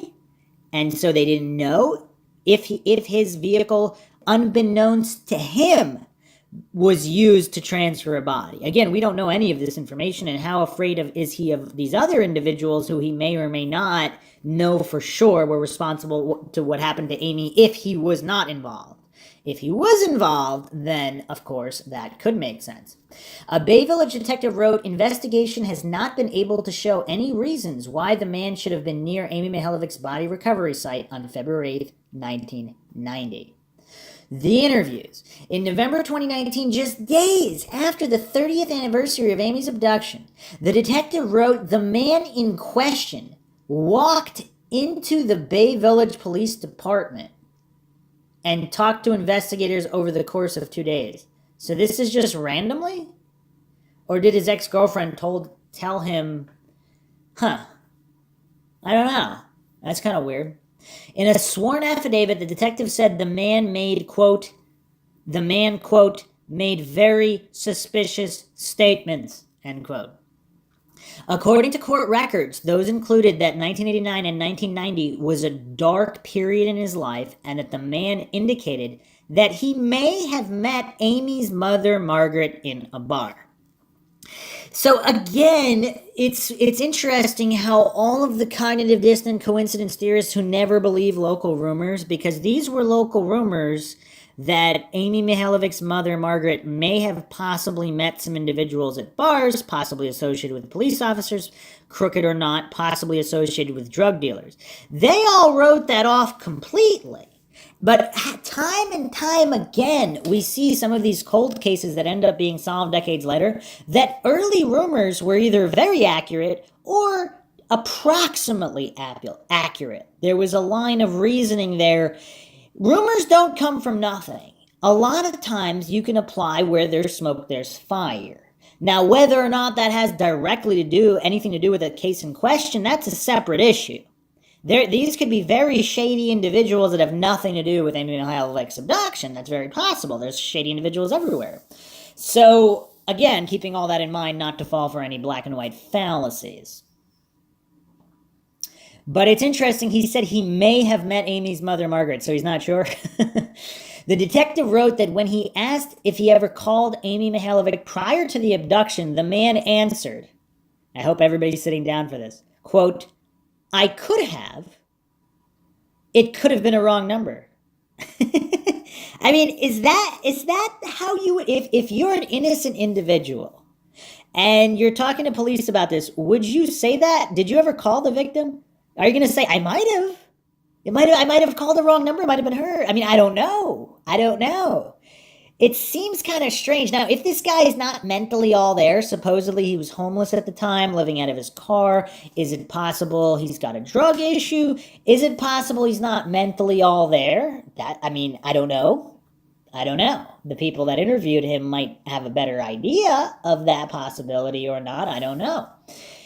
So, police said when they asked the man if Amy was in his car, he said, quote, I don't believe so, end quote. So is he saying it's possible? That's weird. But when asked again if it was possible, the man said, quote, okay, but I don't know what the situation would have been, end quote. So would you admit that a victim, I mean, wouldn't you just say, there's just no way I can think of that would be possible unless someone borrowed the car without permission, whatever. His statements here don't reflect that. It's really, really weird. The guy's saying, okay, yeah, maybe it was possible Amy was in the car. Maybe he called her. And then maybe he met her mother. Everything's a big maybe with this guy. It's real weird. It's weird. The detective said that the man agreed it was possible that his DNA would be on a curtain found near Amy's body, but said, quote, I did not put it there. And that his DNA would be on Amy's body if someone planted it on her, end quote. So basically, this guy's saying that he's enough of a target that someone would plant his DNA to frame him for the murder of Amy Mihaljevic. Now, what can we read between the lines there? Was this guy involved with shady individuals? And these shady individuals were responsible for what happened to Amy Mihaljevic? And then they threatened him, and then they framed him? Is that, what can we read between the lines here? Because if he's innocent, again, I do not know how an innocent person would behave, an innocent or guilty person would behave in this situation if this was some guy with some mental issues or a drug problem. We really don't know, possibly intimidated by other individuals. There's too many unknown variables here to have an exact read on this guy. But he's saying it's possible his DNA would be on the body because somebody would specifically plant his DNA. Someone would have enough of an interest in him to frame specifically him for this situation. It's kind of weird. Is that some kind of Freudian admission that if he's innocent, that he's involved with individuals who are guilty? Is that what that means? Investigators said the man agreed to a DNA swab and a polygraph test. Police said the results of the polygraph test were, quote, deception indicated. Now, the other point there, in terms of deception, the polygraph basically measures whether you're nervous or not. So if this guy was a complete sociopath, he might, and he was guilty, he might pass the polygraph with flying colors. Whereas even if he's innocent, if he's extremely agitated, as in he feels scared of the individuals who are guilty, then he might fail. Again, just going through all the variables. Or if he's not a complete sociopath and he is guilty, he might fail. The detective also told a judge that the man did not show up the next day as planned to sign paperwork allowing police to search a storage unit. According to court records, police obtained a warrant, searched the storage units where officers seized evidence. There's no mention of what police took. 5 on your side, investigators tried calling and texting the man in question to ask him about the case. He never responded. Police say he's currently homeless and living in his car. The man's former girlfriend directed questions about the case to investigators who refused to comment on the court filing. Instead, Bay Village Police issued a statement saying police are still diligently working the case. So, would police all this time later again, there's different individuals here. If there were members of the police that were part of this cult back in 89, would their inheritors, so to speak, the people that took their place, see, a lot of these officers at the time, they're either dead or retired. How far would the cover-up go? Now, in the case of Tara Calico, it's tricky. It's tricky. In the case of, for example, Stephen Avery case with Manitoba County and state officials, a lot of these individuals are still on the job. Obviously, this happened a lot more recently in the Stephen Avery case in 2005. So that's a little bit more of a problem, and they'd be less likely to move forward or expose their own corruption or the corruption of their predecessors if they're still around. However, in this case, how many individuals in Bay Village are still connected? I mean, I guess through friends and family if there are certain officers who know something, but it does seem like it would be less likely that they would actively cover everything up at this stage. So what did they see is, and again, as I've postulated in the earlier episodes, it's very possible law enforcement know exactly what happened, but for whatever reason, have not disclosed. And we do see that with other cases as well that are either eventually solved or not solved officially, but other pieces of information are somehow leaked in some kind of way. And it turns out that law enforcement was onto the guy, the guilty party or parties, early on, and whatever wrenches prevented that from coming forward, either friends and family or, again, other possible illegal side operations where there would just be, as George Carlin once said, you don't need a formal conspiracy when interests converge. So let's say there's only one or two officers involved with Amy Mihaljevic's abduction and or murder, and possibly not even directly involved, but there's other officers that are involved in other illegal operations. They all know each other. They're not, how are you going to go after one or two of them if they're going to take you down with them for these other things they have on you? And that's without even getting into all the good cops who are not responsible, but how do they go about investigating fellow officers? I mean, again, there's a certain etiquette, decorum, a blue wall, so to speak. It's not easy to investigate fellow officers. So even if someone suspects something, but a lot of cases, if these individuals have everybody hoodwinked, there would be no reason for fellow officers to suspect them. So there'd be no reason for them to investigate.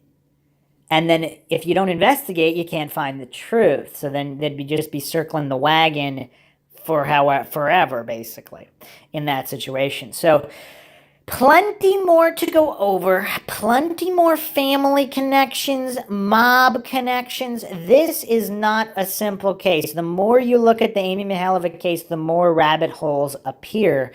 I mean, it is very similar to the Maura Murray case in many respects, where there seem to be other variables going on that we don't know about, and that's causing all of these issues and preventing all of these questions from being answered. Hope you guys enjoyed another edition of Mindshock True Crime in the Amy Mihaljevic case. You can donate to our PayPal. Just check the link in the description. Help support the channel. Help support us get more mind-shocking episodes out there and keep up awareness in more cases. Make sure you subscribe to the channel, hit that bell for notifications, make sure you allow your device to have those notifications come through, or you can just go to youtube.com/Mindshock to check for updates. Like this podcast, share it across social media platforms, of which you can find us on Twitter, Facebook, Reddit, and Patreon. Patrons do get priority for case topic, logical analysis, co-podcaster requests. You could also be a guest on the podcast depending on your tier. Questions, comments, theories, thoughts, suggestions, rebuttals, debunkings of any kind, just leave them in the comment section. This is Bruce McGuire, signing off. Catch you guys next time.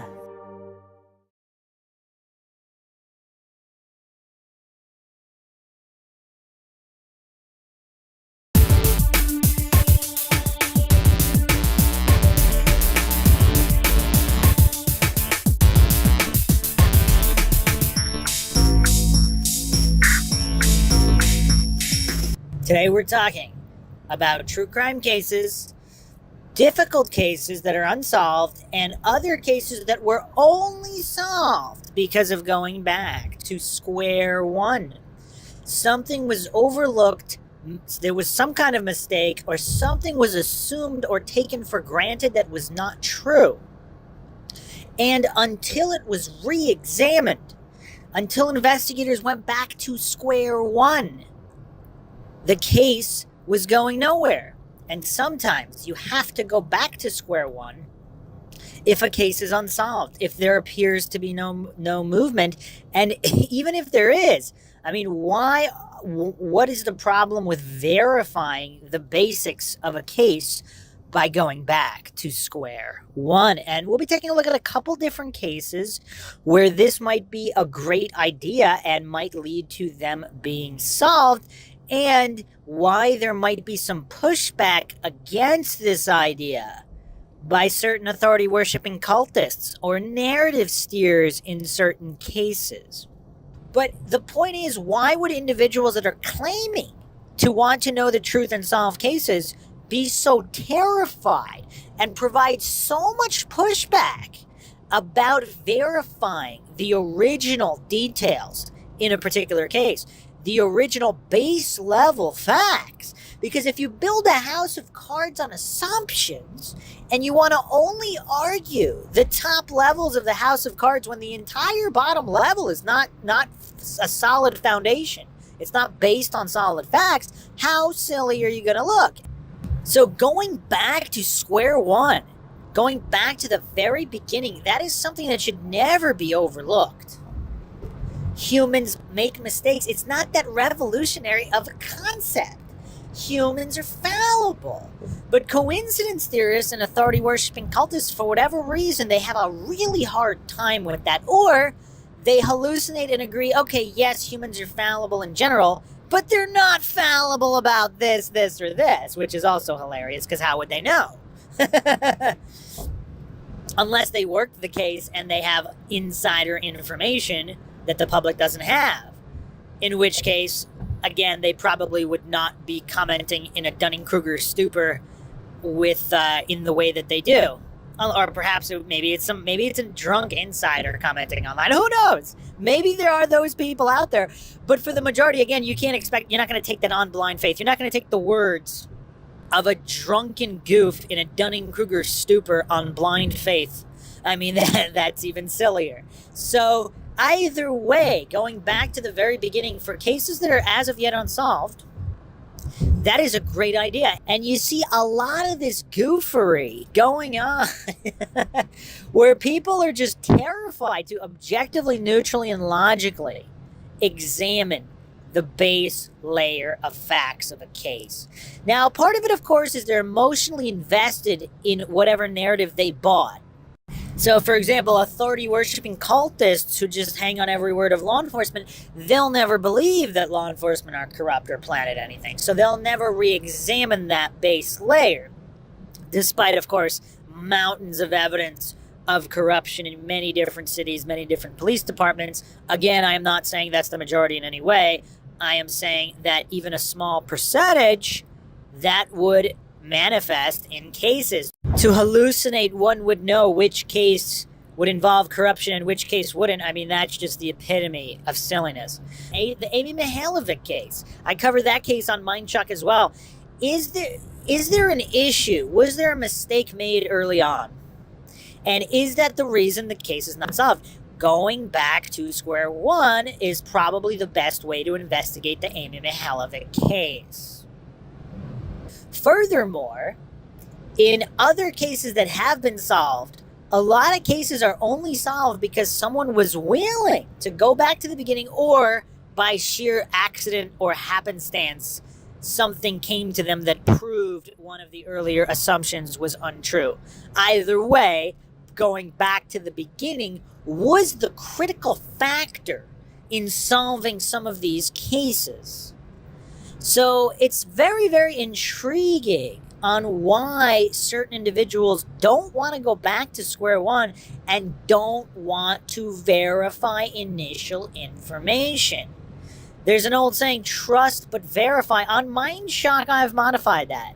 The Mindshock motto, of course, is the only thing we know for sure is that we don't know anything for sure. But then also, not trust and verify, but distrust and verify. Because, of course, humans are fallible. Sometimes humans lie. Sometimes humans engage in corruption.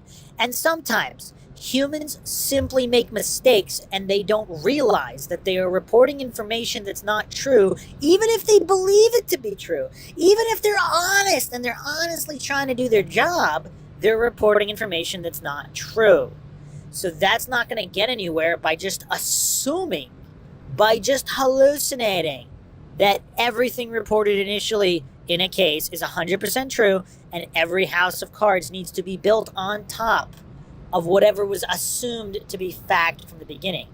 Furthermore, in other cases that have been solved, a lot of cases are only solved because someone was willing to go back to the beginning, or by sheer accident or happenstance, something came to them that proved one of the earlier assumptions was untrue.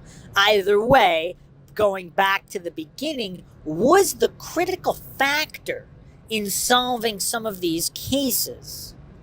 So it's very, very intriguing on why certain individuals don't want to go back to square one and don't want to verify initial information.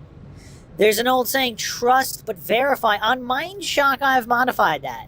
The Mindshock motto, of course, is the only thing we know for sure is that we don't know anything for sure. But then also, not trust and verify, but distrust and verify. Because, of course, humans are fallible. Sometimes humans lie. Sometimes humans engage in corruption. And sometimes humans simply make mistakes and they don't realize that they are reporting information that's not true, even if they believe it to be true. Even if they're honest and they're honestly trying to do their job, they're reporting information that's not true. So that's not going to get anywhere by just assuming, by just hallucinating that everything reported initially in a case is 100% true and every house of cards needs to be built on top of whatever was assumed to be fact from the beginning. But for cases that are as of yet unsolved, you have to go back to square one. At the very least, verify the information that was purported to be true, that the base layer of facts. And what's the harm in verifying it? What's the harm in verifying it a second or third time? The case is as of yet unsolved. So if you really want to solve these cases, going back to square one is paramount. Paramount for all these cases. And you can build multiple houses of cards on multiple different theories. And again, because if you can't verify the facts, that means any number of lines of inquiry splintering into different theories, any one of those theories could be true. So if you honestly do that and you're saying, okay, well, we don't have definitive base layer facts. Again, like in the Murray case, we don't have those base layer facts. So we are forced to consider multiple contradictory theories. Now, we know that all the theories can't be true if they're contradictory. If Maura Murray was killed at UMass, obviously she couldn't have driven the Saturn to New Hampshire after she was killed. Although theoretically somebody could have taken her in her vehicle. But a lot of these theories are self-contradictory. That there's no dispute about that. But since we don't know which one is true, it makes sense to theorize multiple different theories, and you have to go back to the beginning when examining any of them. That's the key.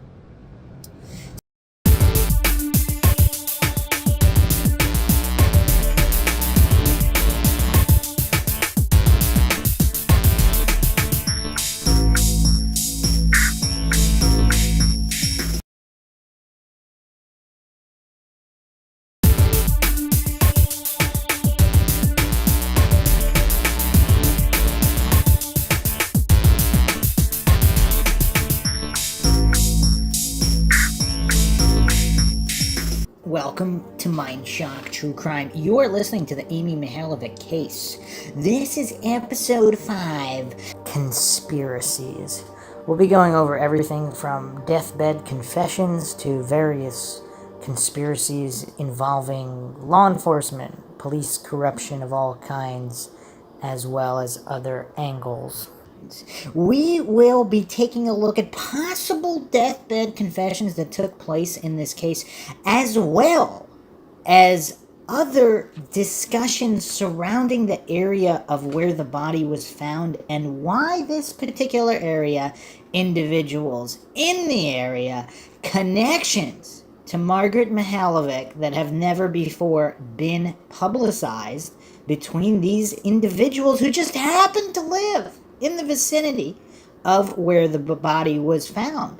Just curiosities and coincidences that are just impossible to ignore for anybody doing honest investigation. And what's interesting about this podcast, we're actually going to start with some researchers and psychic angles.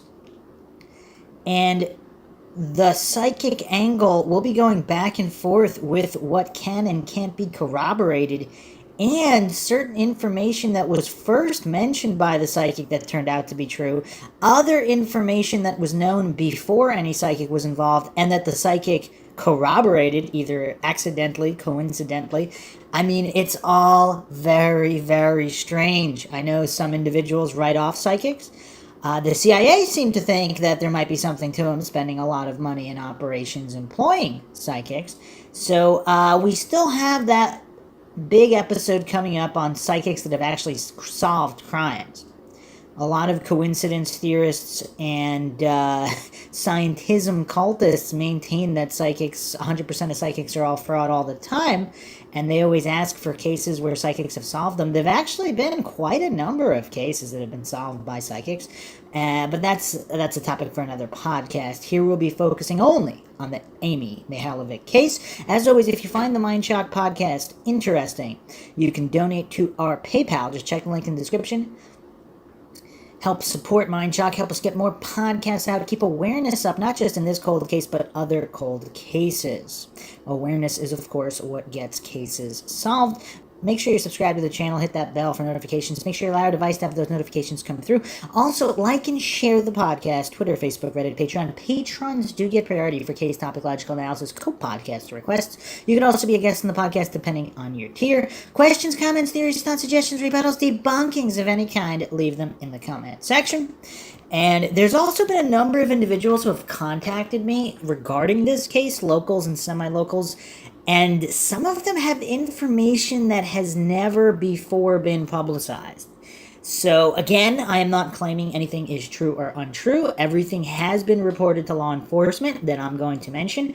What they did with it, I don't know. I believe it was also reported to the FBI independent of local law enforcement. Some people believe that local law enforcement are involved. But as far as I know, the FBI has all of the information I'm going to go over. It's just it hasn't been made public for whatever reason. Let's start off with this post by James Rener himself several years ago on the DNA subreddit, the science of DNA. Not that popular of a subreddit, but interesting post here by James Rener.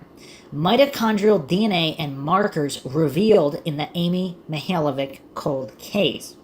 Amy Mihaljevic was 10 years old when she was abducted from Bay Village, Ohio, on October 27, 1989. Her body was found in rural Ashland County on February 8, 1990. Her murder is still unsolved. At long last, we have been given details about the DNA evidence detectives have gathered in the Amy Mihaljevic case. Here's what you should know. 3 hairs were found on or near Amy's body when it was recovered, February 1990. 1 on her body, 1 on her sweatpants, 1 on her underwear. Each hair is from a different person. This could mean these hairs were transferred to Amy's body from the car she was taken in or from the crime scene, the house of the suspect she was taken to. For instance, these hairs could have been from a relative or a friend of the suspect that wound up in their car and then on Amy's body, the way a hair from Amy's dog ended up on the curtain used to wrap her body.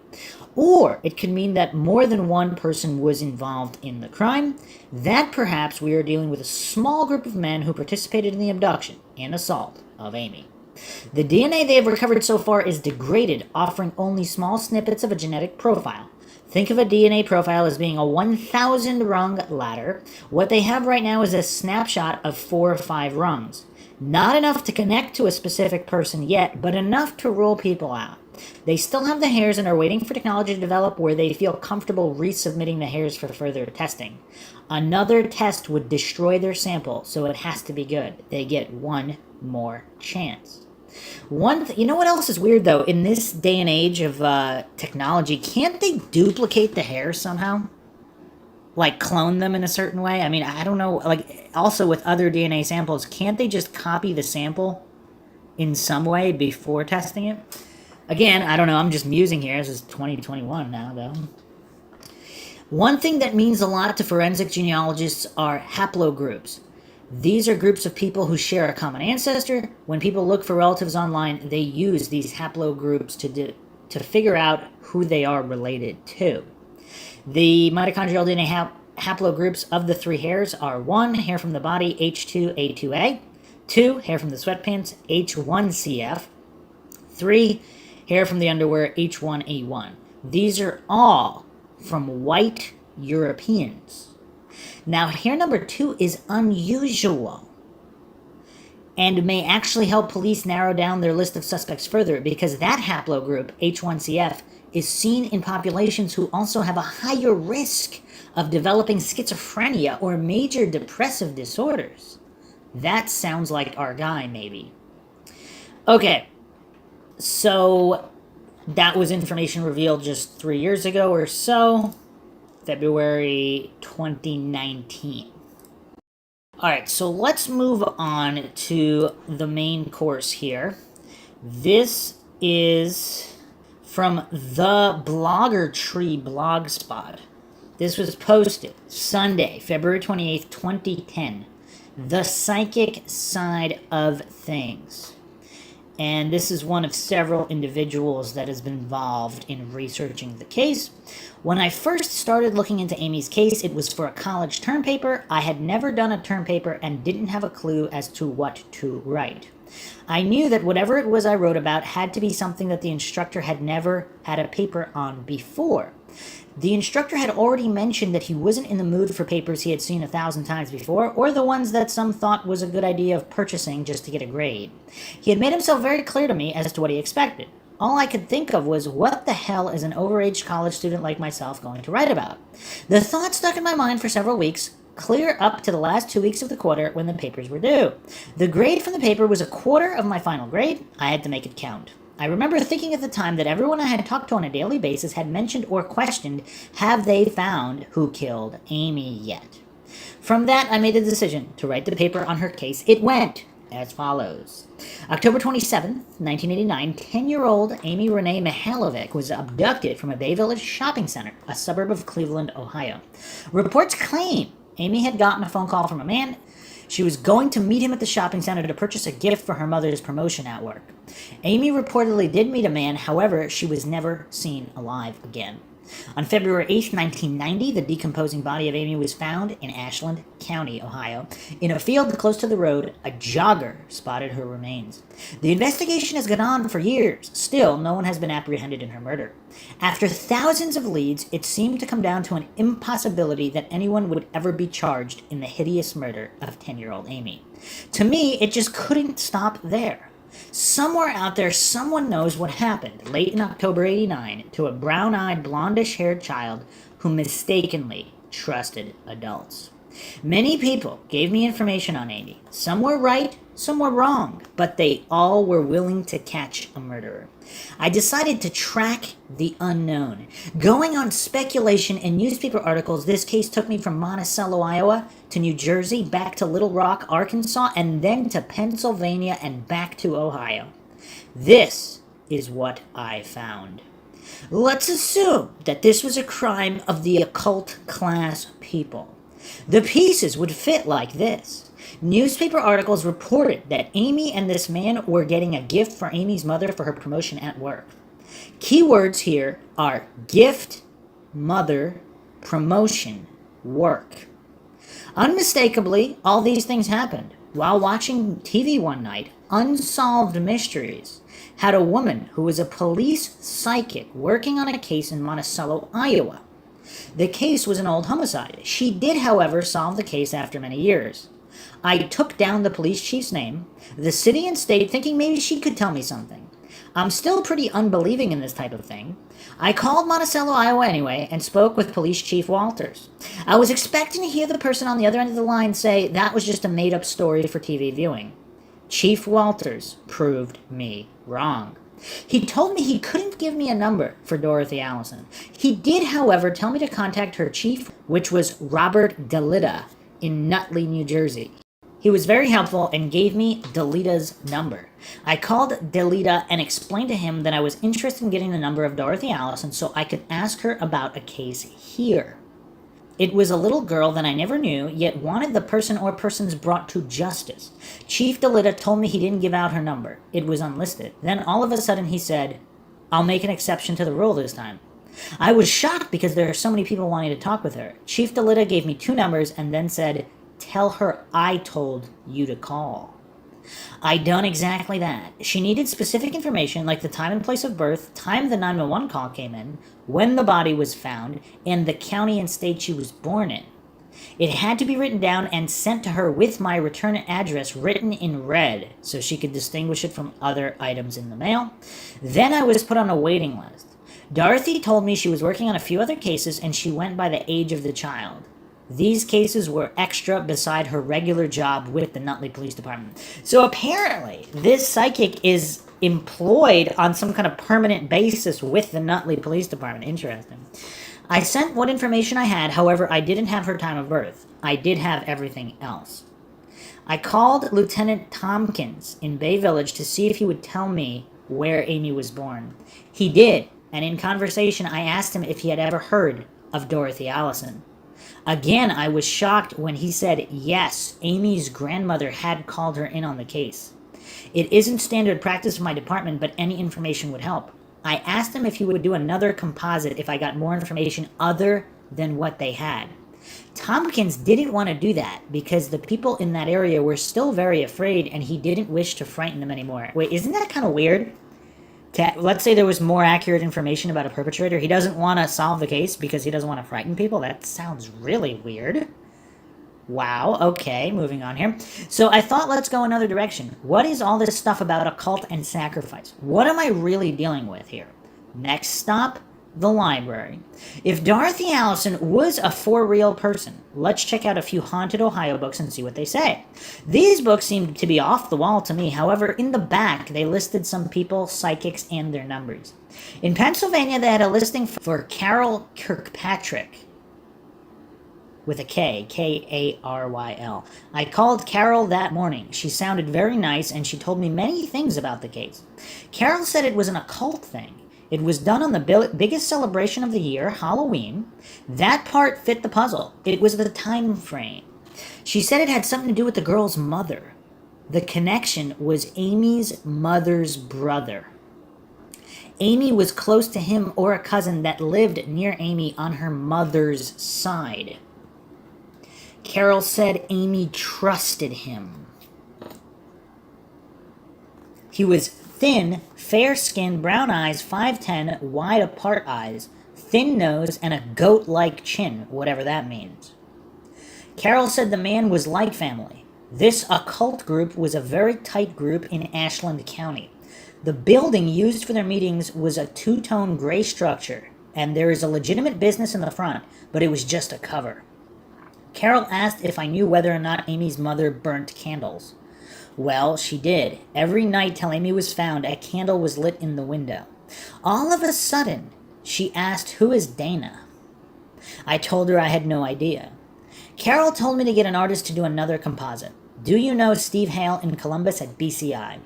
I didn't. She told me to call him anyway and asked him to do another composite. I thanked her for her time. Then she told that the man that did this to Amy had a B-sounding name, like Butch. The other man in the composite was Puerto Rican, and his name was Daryl, and an attorney was involved. Okay, interesting. So this psychic, now we just went over information that was not made public until later, years later, but here we have a psychic saying there were 3 men involved. Very curious. She says one of them was Puerto Rican, according to the DNA from the 3 hairs, though. And again, let's not fall for black and white fallacies. Of the 3 hairs, it's possible one or two might not have been related to the crime. And yet, it's also possible other individuals were involved in the crime, and none of their hair or DNA evidence appeared anywhere near Amy. Or at least none that was recovered. So again, let's not fall for any of these fallacies. Okay. So she's also stating an attorney is involved. Okay, when I hung up, the first thing that came to mind was she is not real. The next day, I called Steve Hale at BCI in Columbus and explained what I was doing and asked if he had ever heard of Carol. Yes, he had. I asked, is she for real? Steve said, very much so. I've worked with her several times. He said she's not 100% all the time, but she's very good at what she does. Steve went on to explain he could only do the composite if Lieutenant Tompkins told him to. Well, that's not going to happen. Again, it's time to go in another direction, keeping in mind that all this must somehow fit together. I drove back to where the body was found and spoke with area residents. So this is an individual researcher who's not afraid to go to hit the ground running and just start interviewing these people. At first, they were a little hesitant about saying much. After a few minutes, they opened up. I was told that Amy's mother was in the area 2 summers before Amy went missing. She was with a man named Bud and his wife. So again, this psychic said a B-sounding name like Butch. Is Bud similar enough to Butch? I don't know. According to the statement, this guy, Bud, and Amy's mother were old friends from Hinckley, Ohio. They were at this house because Bud knew that the couple was buying it from someone else, sort of like they were checking it out for them. The woman that sold the house befriended the woman that moved in. The new owner's wife became very sick, and on her deathbed, told over and over the day she died, quote, they're going to find that Bud's boys killed little Amy, end quote. So apparently, on her deathbed, the day she died, she was repeating that all day, not just once. This is what is stated here. She said she knew for a fact. 3 hours later, she died. The person she told this to was the former owner of the house. There's another possible piece of the puzzle if you're into B-sounding names, the letter B. That's curious. That must have been kind of spooky, unless this person is lying about everything. If they're legitimate, that must be kind of spooky after talking to a psychic and then finding all of this out just from interviewing locals. That's weird. Back at the library, I found one most interesting book. This one tells of Halloween, sacrifice, and blood. It tells the body has to be found. It was. And that it must be burned. After I picked up a copy of the death certificate, I again was shocked. Amy's remains were cremated. About 6 to 9 months after Amy was found, her mother got a new job with a state attorney general's office. Now that's some promotion. The deathbed statement was never told to any police official, the woman told me. I decided they never asked, and they probably won't believe me anyway. So this is the woman who heard the deathbed confession. This is what she stated.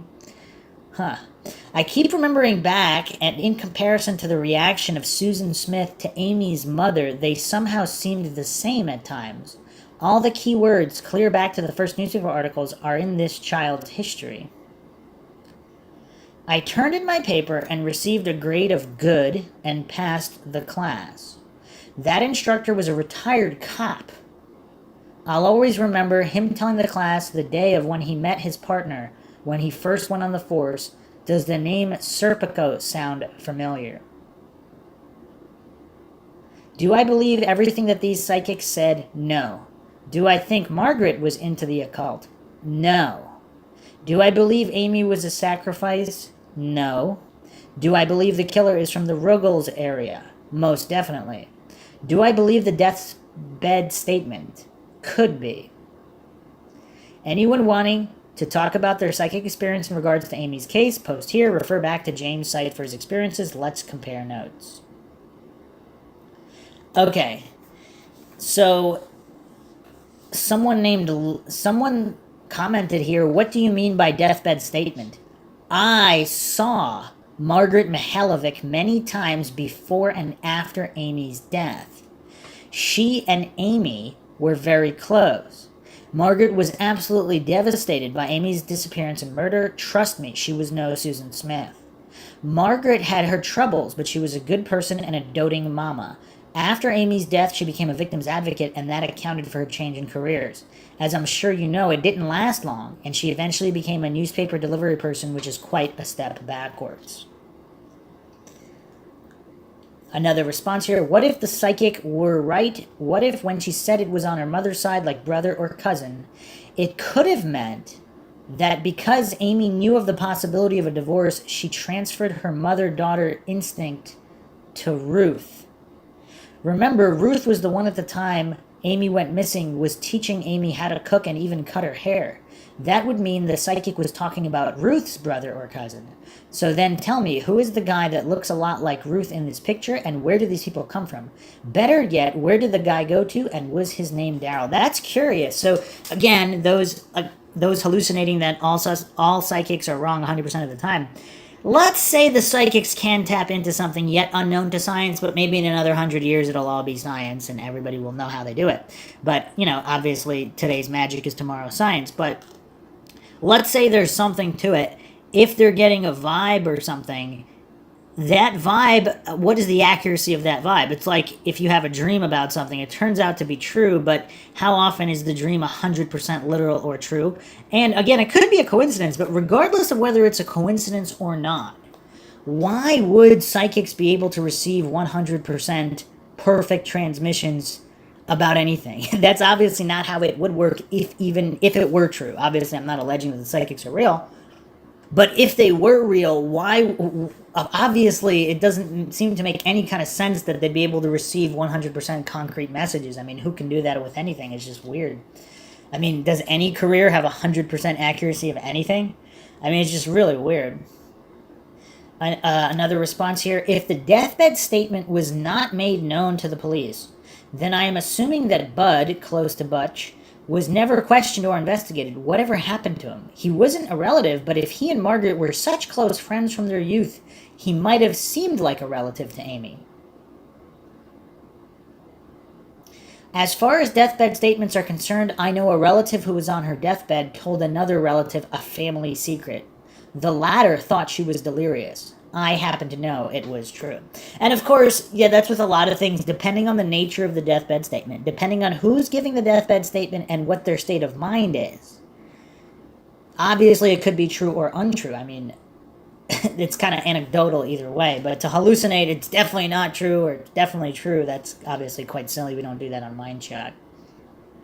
Another response here. I want to clarify my previous post. I'm not saying Bud committed the crime. Did he have children? If the new owner made that statement, it seems like Bud might have known that too. He might have told her and she kept it hidden all those years.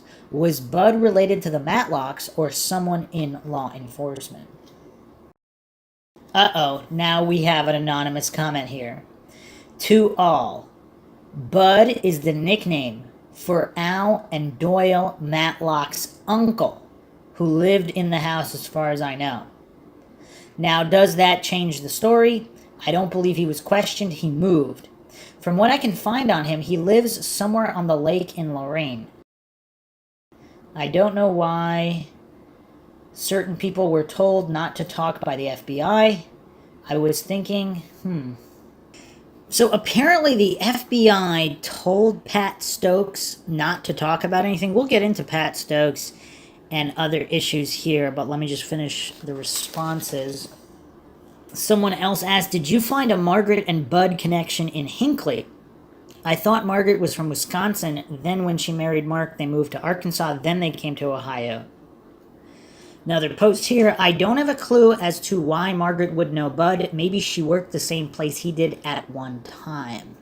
Maybe she worked in a restaurant. He came in a lot. Again, I don't know. Wish I did. As to Margaret's mother, I don't know if she's still living. When I spoke to Dale, Margaret's brother, a while back, she wasn't in good health. Mark and Margaret both were from Wisconsin.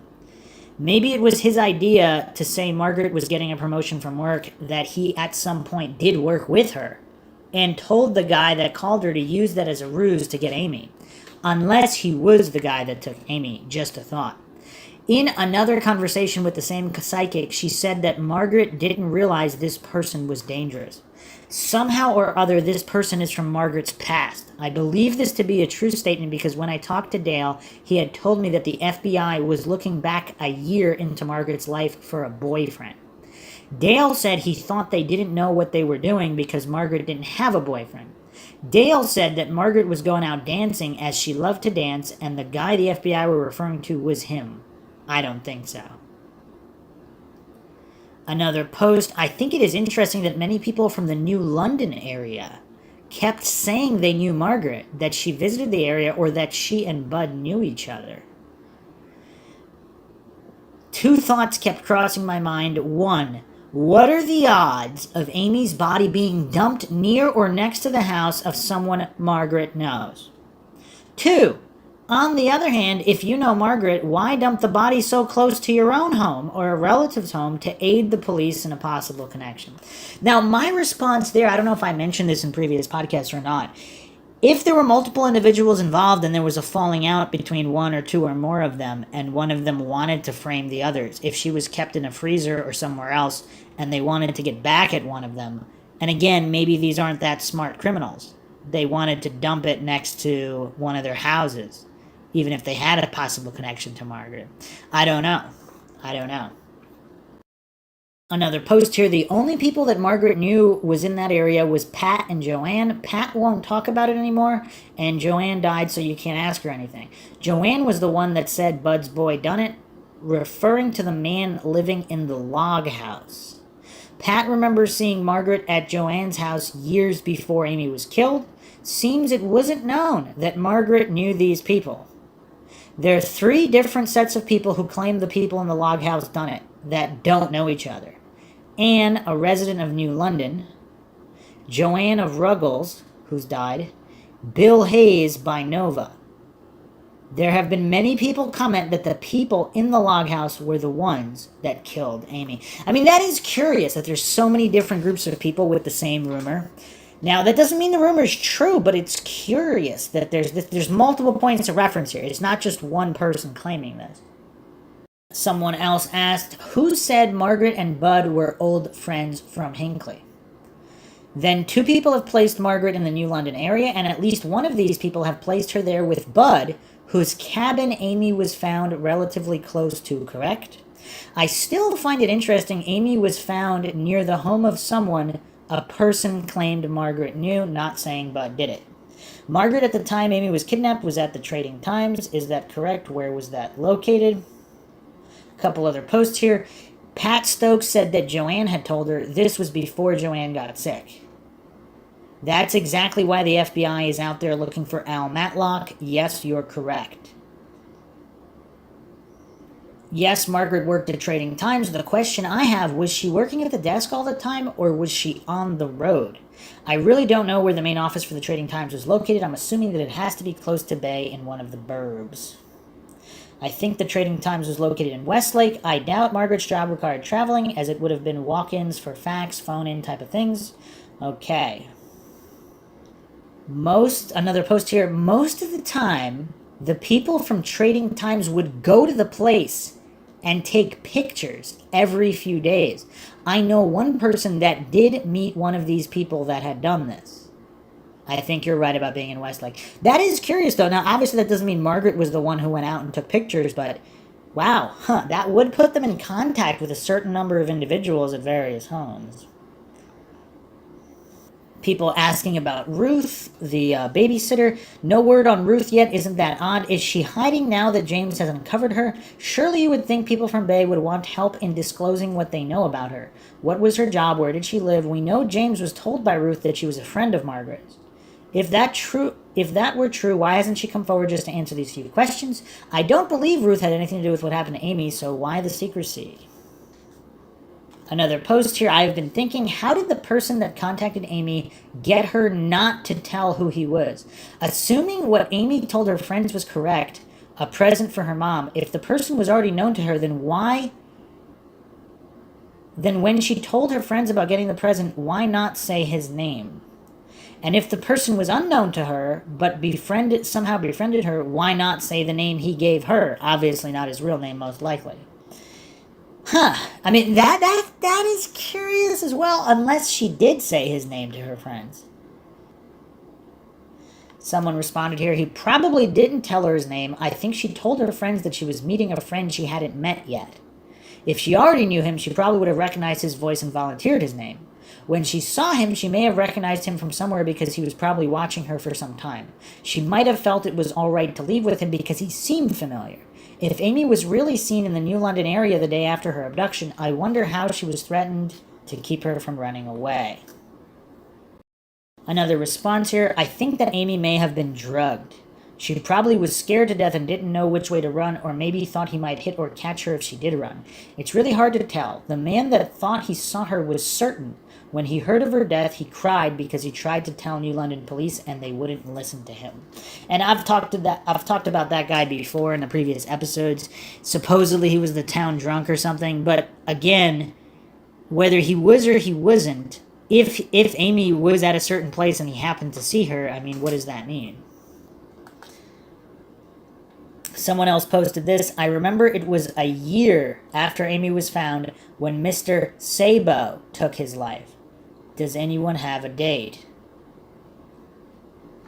And we'll be getting into that as well, but I just want to go back to the basics, which, again, is a titled post from this blog, Amy Mihaljevic, The Blogger Tree, a continued discussion on the Amy Mihaljevic case after 20 years. This is posted March 24th, 2012. Back to the basics. I know it's been, so keep in mind, 2012. I know it's been some time since anyone heard a word on Amy's case, so I thought I'd go back to the beginning and see just what might have slipped through our radar. 1. Spatzel said, quote, we found a yellow gold fiber at the recovery site, possibly from a 79 Ford or a camper, end quote. This is in James' book, page 239. 2. I know the FBI had questioned Al Matlock earlier in the case and continue to show interest in this person after all these years. Why is that? 3. Ashland County has an interest in Al Matlock also. According to Roger Martin, they have a warrant on him. Martin claimed that Al Matlock was in West Virginia. 4. Doyle Matlock and Al Matlock did have a cousin that lived on the corner of County Road 1181 and 126. Another curiosity there. 5. Doyle said to the Greenwich Police Chief Verberg that his uncle lived near the intersection where Amy was found. The 1181-126 intersection. He also said his cousin lives in Kentucky. This is, again, James Rener's book, page 127. 6. Doyle was very evasive about his family connections. Doyle grew up with his grandparents. His mother lives in Cleveland. Doyle lived near where Amy was from, Amherst, a suburb near Bay. Doyle moved not far away from where the body was found. Rener's book, page 194. 7. Doyle also said he heard it on a scanner when they found her and went to his cousin's house to tell them the road would be blocked by the cops soon. He knows how cops work. Rener wondered why Doyle would be listening to the scanner at 7:30 in the morning. Now that's a curious question. Obviously, if he was one of the ones who dumped the body, he would want to know when it was found. On the other hand, if these are criminals involved in other criminal activities, they might want to know when cops are in the area. So, yeah, it's really tough with these criminals on trying to decipher what is or isn't linked specifically to Amy's case. 8. In 2005, Doyle was approximately 40 years old. At that time, he lived in Polk, Ohio. His sometimes girlfriend, Lori Ann French Wright, lived in nearby Greenwich. Wright was apparently leaving Doyle for good. A domestic squabble ensued. Doyle stabbed Wright more than 20 times in the head, chest, and right arm. He attacked her with such force the knife blade broke off in her skull. 9. Doyle pled guilty to the charges and for exchange to 20 to life in prison. No one from Doyle's family was there when he was sentenced. 10. Pat Stokes claimed she met Margaret at Joanne Stillion's a year prior to Amy going missing. Years later, Joanne told Pat that when they find out who done it, it would be Bud's boy, Doyle's cousin, on 126. 11. Bill Hayes, found in James's book, page 181 to 182, called James on the phone after he read the request for information about Amy, which James had placed in the Ashland newspaper. That conversation is a must-read. It does connect Al Matlock to the cabin and much, much more. Were all three cousins involved? And I'll be referencing James Rener's book in a moment. We'll go over all of that. 12. That log house comes up again in conversation of Ann on Crime Rant. People in the know. 13. A rumor going around that area stated that the FBI told the parents of their dead daughter that the same three men killed her that killed Amy. They just couldn't prove it. I'm not sure which case they're referencing here. This is just a rumored case. Of course, a lot of FBI agents in Bay Village as well. 14. Al Matlock was known to kidnap girls. One fell out of his van and crawled across US 250 to the Norwalk Hospital.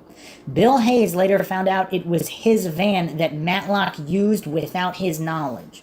Now, again, I'm not insinuating that Bill Hayes is involved in any way, but if he is and he wants to deflect attention from himself, is that what he would say? 15. Doyle told all his friends he killed Amy. That's a curiosity. Then again, when we're dealing with psychotic criminals who want to get clout and make up stories, obviously that's one they would make up even if they were innocent. But of course, or they could be guilty and be bragging about it because, again, they're crazy psychos. So it's kind of hard to tell what that means exactly. 16. Someone gave information to the FBI connecting Amy's family to Al Matlock 2.5 years ago. So that would have been 2009-ish. All these things have been talked about before. Have we missed anything? What is your opinion? So, some posts here. I don't know what to think. James and other researchers continue to be worlds apart on the identity of the suspect. Another researcher posted here, I wouldn't say worlds apart. We have both the same people in mind. We just differ in feelings of who the most likely candidate is. Here's the thing. I have come to the conclusion that there are 3 groups with 3 people in each group. No, I will not give the names, however, most people already know who these people are. I also believe that there could be a lone person, in which case I have 2 other people in mind, one known, the other unknown to the world. The one group of 3 is without a doubt the most striking in my opinion, just as Runkle is in James's. So according to these researchers, there's 3 groups of suspects, each with 3 people. So, and one of those 3 groups are responsible. There's also 2 individuals that could be responsible. So there's 5 possibilities according to these researchers. 3 groups of 3 or 2 individuals working alone. That seems to be what this has boiled down to over many hours and years of research online. Hard to dispute that. And it's a very fair assessment. They're not really stating which one is definitively guilty. They have their most likely candidate group, but they can't necessarily exclude the other 2 groups or 2 individuals working alone. Another post here, Doyle's in prison, so they have his DNA. Have the Bay Village Police Department examined it. And it is curious, because I don't believe they stated specifically who they have and haven't tested. Another response here, I can't say that they have because I really don't know. I don't even know if the BVPD would even say one way or the other if they did or not. I would have thought they had, but maybe not. James might have an idea because he was once there to ask Doyle questions. Regarding Al Matlock, someone, an anonymous poster posted this. Alvin Matlock is the best suspect of any I've read about. My money is on Al Matlock being involved in Amy's abduction and homicide. A response here. I'm sure he fits the puzzle somehow. With so many things pointing in his direction, he would almost have to. Not saying he was the abductor or killer. The role he played remains to be seen. Time will tell. And that's curious, too, with these groups of criminals that are known to each other. These criminals might know what other criminals are doing. So even if they weren't necessarily directly involved, they might know who was. They might know possibly what has happened. Another great post on the Blogger Tree blogspot here, February 20th, 2010, calling all scenarios. Actually, you know what? I'm going to go over James Rener's info first, and then we'll go back to all these scenarios. So, I'm going to read From James Renner's book here, Amy, My Search for Her Killer, The Secrets and Suspects in the Unsolved Murder of Amy Mihaljevic. This is one of the best sources of information on the case. I'm going to go to chapter 28, New Job, New Lead.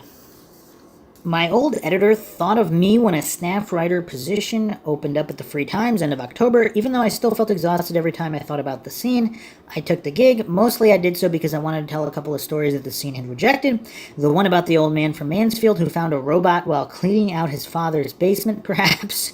Or the one about the prosecutor from Cleveland who disappeared in Pennsylvania under mysterious circumstances. I thought it would be nice to work with Frank again. Frank and the other editors liked the missing prosecutor story. I was sent out to report on it. It was a long drive down I-76 into Pennsylvania in search of District Attorney Ray Greikar, who once prosecuted a truck stop serial killer investigated by Ashland County Detective Roger Martin. But I had a lot to occupy my mind. I had recently received a phone call from a woman named Amy P. She asked that I not use her full name. If Amy Mihaljevic had not been abducted that day in 1989, she would have gone to this girl's house for a sleepover. Amy P. was angry mainly because I dragged Margaret's drinking problem into the article. It didn't matter that the Plain Dealer reported in 2001 that Margaret had died from alcoholism. You shouldn't have talked about it, she said. It didn't have anything to do with it. You should have just talked about Amy. I told her when it came to tracking down Amy's killer, I didn't really care if I upset a few people. I told her if all the information was spread out on the table instead of locked in some closet, maybe the solution would present itself. I may not be the person who solved this case, but if I wrote everything I discovered, perhaps it would make enough sense to the individual who's holding the missing piece of the puzzle. What can you tell me about Amy? I asked. She was a very intelligent girl, Amy P. said. I don't know. She would have gone with anybody she didn't know. Were you there at Baskin-Robbins with Amy? I asked. No, she said. I had the sense she was hedging her answer somehow. First of all, who exactly was she? She was in the Bay Village yearbook, sure, but why had I not heard her name from Amy's other friends? Did you know Christy Sabo or Kristen Bayless? I asked. I played baseball with Bayless. Yeah, I knew Sabo. Heard she was a stripper right after high school. At least Christy Sabo never hedged her answers when she talked with me. She had more reason to distrust reporters than this woman did, and she was always open and honest. I was done beating around the bush. You weren't in the plaza that day, I asked. You sure about that? I wasn't. Now, ask her to give you a name and she'll do it just to get you off her back. The swarmy voice that lives inside all writers said to me, she's scared. It couldn't be more obvious. Give it a try. You told me Amy was going to a sleepover at your house that night, I said, but you weren't walking with Amy to the plaza after school. You weren't just going to spend the day with her. No, she was going to come over later. But you also said you didn't know about this meeting she had with this man that picked her up. She told Kristen Bayless about it, but not you. She never said 2 words to me about it. That doesn't make any sense. What did she tell you she was doing then? I don't. Who was at the plaza that day if you weren't? Who was with Amy? Without even a pause, without an ounce of hesitation, she dropped the name I had searched all of Bay Village for, the witness to Amy's abduction. Just past the Pennsylvania border, my cell phone rang again, rousing me from a daydream of revenge. The caller had a 419 prefix. That meant it was coming from Ashland. It was a man named Bill Hayes. He lived in Ashland County, and he kept my newspaper article from the Times-Gazette with him for a week before he summoned the nerve to call. I knew a gentleman of a shady character, he began. Though I wasn't the greatest person myself, in my own little cheap way, I was hurting people too. I never had anything to do with physically harming anyone, but I was into the drugs and booze and all that for a while. I guess I'm one of the misfits of Ashland County. Look, when all that went down with the girl being found out there, my wife, she wasn't my wife then, though, I cried to my wife, I knew this guy, name of Al Matlock, friend of mine. This Al was picked up and questioned by the cops. When they found that girl's body, Al was at the log cabin a couple 100 yards away. His cousin lived there at the time. We got pot in that cabin from Al's cousin one time. If you watch the news footage from that day, they were shooting the field from a helicopter. You can see Al's white Ford Pinto parked at the cabin.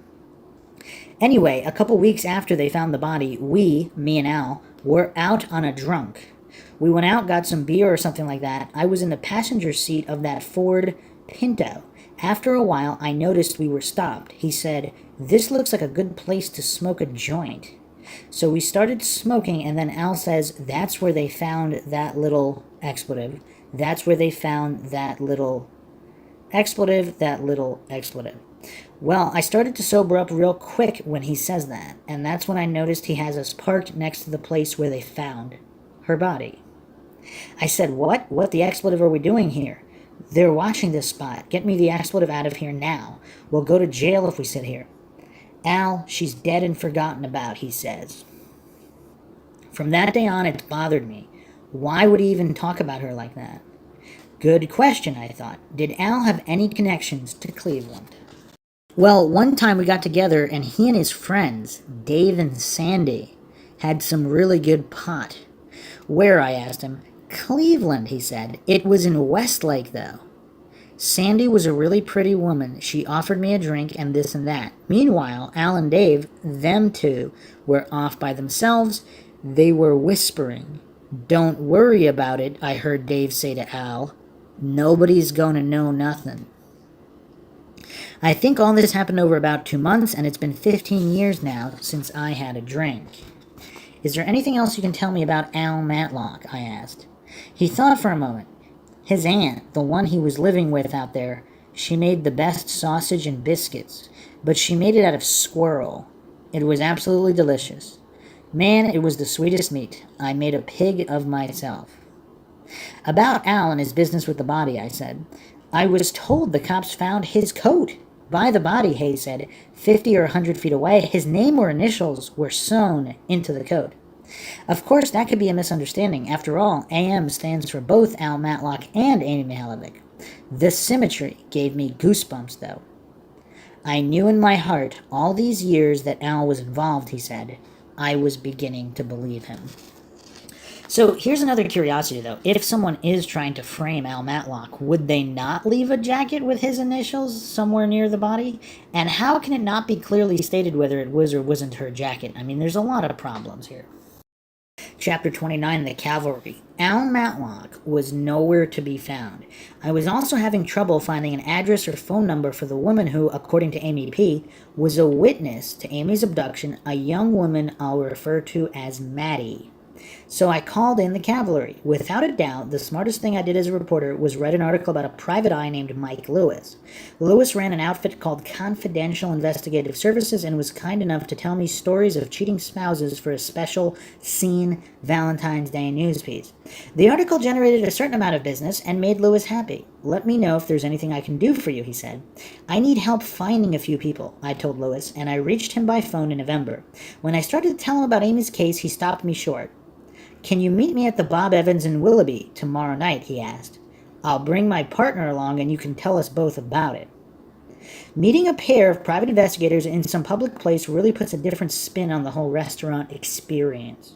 For one thing, how often does this happen? How many of these couples we sit next to at a Longhorn Steakhouse or Applebee's, how many of these couples are actually a detective and his client, some spouse worried about a cheating husband? Secondly, there's this game Lewis and his partner like to play. Looky there, Lewis said. He's a big man with muscles pushing out of his shirt under a thick neck. He was smiling, though, looking at a table behind me. As he said this, Lewis nudged his partner, a young man, probably not yet 30, with short dark hair and not enough stubble at 5 in the evening to require shaving. I followed their gaze to a middle-aged man sitting across from a middle-aged woman. Lewis's protege nodded. Uh-huh, he said. What? I said. They're having an affair, Lewis said. I looked at them again. To me, they appeared to be just another couple out for a cheap meal. How can you tell?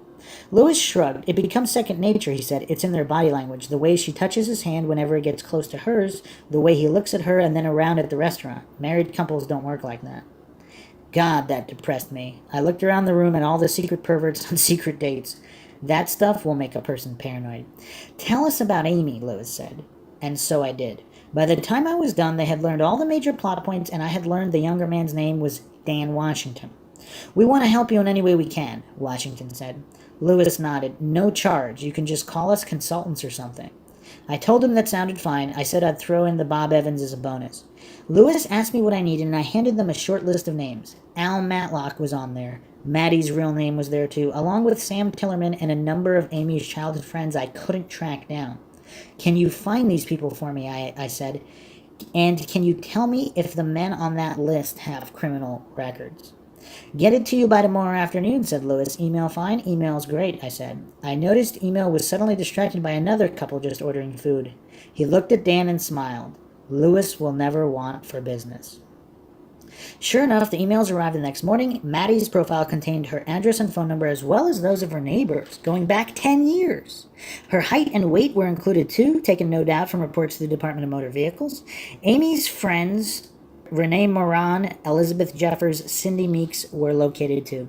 I want you to notice that all these women are still unmarried, Lewis wrote in one email. That's pretty unusual. That says to me this incident was pretty traumatic to anyone that was close to Amy. So just watch how you approach them. Sam Tillerman's background was clean. Al Matlock's was more interesting. He's not very integrated with society, Lewis wrote, so it will take a little bit of detective work to find him.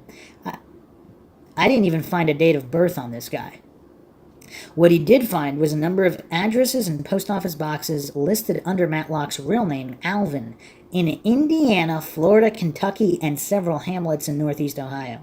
Alvin's Matlock's most current address was somewhere in Savannah, Ohio, a short drive from County Road 1181. It also appeared he had a close relative named Wayne Doyle Matlock, a brother perhaps, or cousin. Not long after I learned of Matlock's nomadic wanderings, I got another tip from Ashland County. Are you looking into the Amy Mihaljevic case? Asked a man named Don Parsons, who'd also seen the article in the Times-Gazette. I am. Well, did anyone tell you about the videotape yet? What videotape? The one that shows Amy.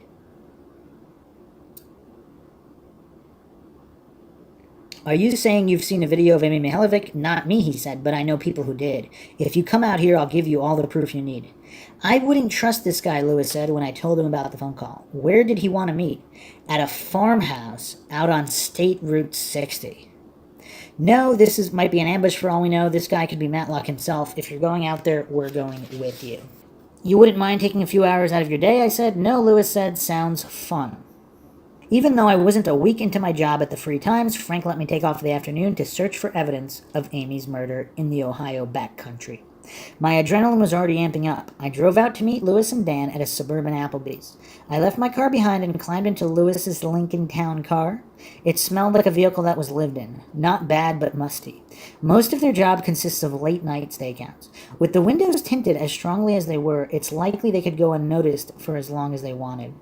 Ready? Lewis said. Beside him, Dan looked as excited as I felt. It seemed like a bad omen to me. No way could it be this easy. No way were we driving out to take down Amy's killer today. Yeah, I said, but I don't carry any weapons, not even a pocket knife. Dan, you packing? Lewis asked. No, he said. That's all right, Lewis said. I am. Let's go. Don Parsons lived in a trailer set up on blocks behind a farmhouse in New London, Ohio. When Lewis pulled the town car into the driveway an hour later, Parsons was outside waiting. He was a short fella, rugged-looking, like a guy who has worked outdoors his entire life, shaping the land. On his head was a tan army cap. Two other men stood on either side of him. They were older than Parsons and taller, dressed in jeans and long-sleeved flannel shirts. Their lanky bodies framed the smaller fella nicely. They appeared to be identical twins. Looks like they were hoping for a little 3-on-1 action, Lewis said. Then to Dan, keep your eyes open. We got out of the vehicle. Parsons approached Lewis with his hand out in greeting. James, I'm Don Parsons. Lewis shook his hand and told him he had the wrong guy.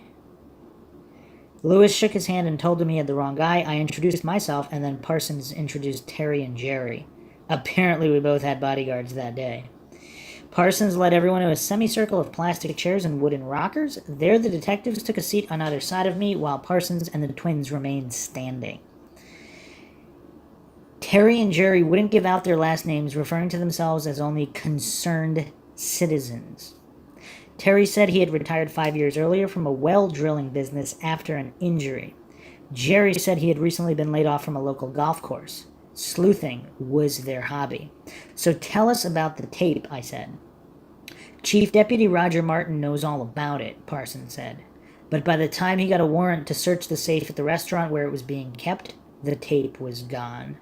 What else is going on out here? Lewis asked, sitting up in his rocker a little. Well, Parsons began haltingly. Tell him, Terry prompted. I used to work as a federal investigator, Parsons said. I discovered this company out here that was making junk life vests that wouldn't work when they got wet. But when I turned them in, the sheriff here arrested me and threw me in jail. They tortured me so I wouldn't talk. They brought women to my jail cell and forced me to have sex with minors. I looked over to Lewis. Lewis looked at Dan. Our eyes all said the same thing. This is crazy, and the other two believe him. We let Parsons talk for a while. He outlined a wild, sweeping conspiracy. And I'm just going to interject here. Is it possible they wanted to, again, either threaten James Rener or do something to him for investigating this? When he showed up with these two other guys, they had to change their plan. Who knows? He outlined a wild, sweeping conspiracy. It involved paying a kidnapped woman's ransom with his farmhouse and being run down on the street by an FBI informant. Eventually, the ranting became too much for any of us to handle, and I stood up to leave. You know, it would be crazy if his story was all true. Thanks for your time, I said to the men, and walked back to the town car. I waited for Lewis and Dan to say their own strained goodbyes. What was that? Dan asked, once we got back on the road leading back toward the land of the sane. Guys, I'm sorry I wasted your time, I said. I should have sensed that man was nuts over the phone. I guess I got a little excited. Well, he had Terry and Jerry convinced, Lewis said, and it seems to make sense to him. Gotta feel sorry for the guy. Although, again, if what he was saying was the truth, that'd be really messed up. I felt awful all the same, and it would be a long time before I asked Lewis for another favor. Chapter 30, Strange Characteristics in the Firelands. Captain Roger Martin was amused by the report of my meeting with Don Parsons and the twins from New London. He'd dealt with Parsons before, though he had never heard that story. On the subject of Alvin D. Matlock, he was slightly more interested. 5 years ago, Alvin had come up missing, Martin said over the phone. We still have a warrant out for him on a theft charge. Last I heard, he was maybe in West Virginia. He was a drinker, a small-town punk. I can see him trying to impress someone with a story about killing a girl. I can see him doing that. Doesn't mean he did it, though. Luckily, the phone calls kept coming. A woman named Paula Varney called me one evening as I sat down to eat supper with Julie, who thankfully still found my obsessions endearing. Shutting the door to my home office, I asked Varney to repeat what she'd just said. Margaret Mihaljevic was down here in Ashland about 2 years before Amy disappeared, the woman said, her voice a bit harsh, a familiar bluntness I'd encountered in many rural matriarchs while reporting. How do you know that? Well, it's a little complicated, but let me try to explain, she said. There's a woman here named Pat Stokes. Pat was over at the house of a woman named Joanne Stillion one day, not far from County Road 1181. While Pat was at Joanne's, Margaret Mihaljevic shows up. She's selling raffle tickets. She knew Joanne from when Joanne lived near Bay Village. But Pat thought Margaret also knew Joanne's friend Bud. Bud lived in a log cabin at the corner of County Road 1181 and Township Road 126. He was Alvin Matlock's uncle. My head spun almost painfully as I tried to digest this information. One more time, I said. Varney laid out the scenario again. You should know there was another Matlock, Doyle Matlock. Doyle Wayne Matlock is the other Matlock. He lived with Bud, and he called himself Alvin sometimes. He told everyone around here his older cousin killed Amy. Apparently, Wayne Doyle Matlock was also Doyle Wayne Matlock, who sometimes went by his cousin's name, Alvin. Wow. And in a roundabout way, according to Varney, Margaret Mihaljevic was friends with a woman who knew Bud, Alvin Matlock's uncle. So, this individual, Paula Varney, puts him in touch with other researchers. He calls them, and this is what they say, according to Rener. I spoke to Detective Spatzel about this 3 years ago. Mark said he needed a connection between Amy and Matlock, any connection. And then I read your piece in the Times Gazette. You called Amy a ragamuffin. That right there, it reminded me of a comment Al Matlock made. Quote, "No one cared about that kid anyway," end quote, he said. Like she wasn't all made up like a girl, you know. A woman I knew, Mary Johnson, thought she had information for the FBI too, so then we called them together. Mark Spatzel and some other guy, Gary maybe, met us at Mary's house 3 years ago. Mary told them about this guy she met at a flea market in Marion, Ohio. Told her he had to move. So she decided she would let him come live with them. She had 2 daughters of her own. Then one day, this guy took a kitten, hung it on the top part of her bed, and then pleasured himself on the sheets. When the police went to get this guy, he had taken an overdose of drugs and liquor. So Mary wanted to tell Spatzel about this guy, and I wanted to talk about Margaret being down here in Ashland. Mark wanted to know if we knew anything about Matlock. Only more questions. All I could make of it is that Varney and others strongly believed Margaret Mihaljevic had been seen at the house of a woman connected with Matlock's uncle. I called Varney back for further clarification, such as there was. The day Joanne Stillion died, she told Pat Stokes that they'll find out it was Bud's boy that killed Amy, she said. I didn't see Margaret myself, but Pat Stokes did. I found Stokes' number in the book. An elderly woman answered the phone. I managed to explain why I was calling in a sentence or two before she cut me off. I don't think they want anyone to know about that, she snapped. I talked to the FBI, and they said not to talk about it. Are you saying you did see Margaret Mihaljevic at Joanne Stillion's house before Amy disappeared? Yeah, I seen her, Stokes said, and then she hung up. At this point, names meant little. Wayne Matlock was also Doyle Matlock, but Wayne masqueraded as his cousin for some time too. Man, this is quite a tangled web. It took a concerted effort to keep the cousins separate in my mind. It was obvious they were being confused by a number of people. Easy enough to do after 16 years, even when one wasn't pretending to be the other. In the end, it came to this. Many people in Ashland County were convinced one or both of the Matlock boys had something to do with Amy's murder, and the Matlocks were only 2 degrees of separation from the Mihaljevics. If Margaret came to Ashland, what's the possibility she brought Amy with her? Pretty good, I thought. Friends of the family say Amy was practically Margaret's shadow, especially when she was a little younger. If Margaret was in Ashland, Amy probably was too. Frustrated with the lack of breadcrumbs leading back to Alvin Matlock, I decided to try to find Wayne. On a whim, I entered his name in Google. What appeared on screen was shocking but not exactly surprising. Wayne was in jail, charged with the murder of his girlfriend, death by stabbing. According to articles from the Lorain Morning Journal and Toledo Blade, wow. That's interesting. Wayne Matlock lived in Polk, Ohio, February 2005. His sometime girlfriend, Lori Ann Wright, lived in the nearby Nowhereburg of Greenwich. Wright was apparently leaving him for good when Doyle showed up at her apartment on February 28, 2005, and a domestic squabble ensued. Doyle stabbed Wright more than 20 times in the head, chest, right arm. He attacked her with such force the knife blade broke off in her skull. Deciding to turn himself in, Doyle specifically sought out Greenwich Chief of Police, Kevin Verberg, whom he had met around town. He was arrested and charged and ultimately struck a plea deal with prosecutors. He pled guilty in exchange for a recommendation of 20 years to life in prison. Sentencing would be delivered in a matter of weeks in the Huron County Court of Common Pleas. I immediately placed a call to Chief Verberg at the Greenwich Police Station. When we spoke with him, Doyle was very evasive about his family connections, Verberg said. I believe he has 2 sisters. Mother lives in Cleveland, I think. And he has 2 kids from another lady. From what I understand, he grew up with grandparents.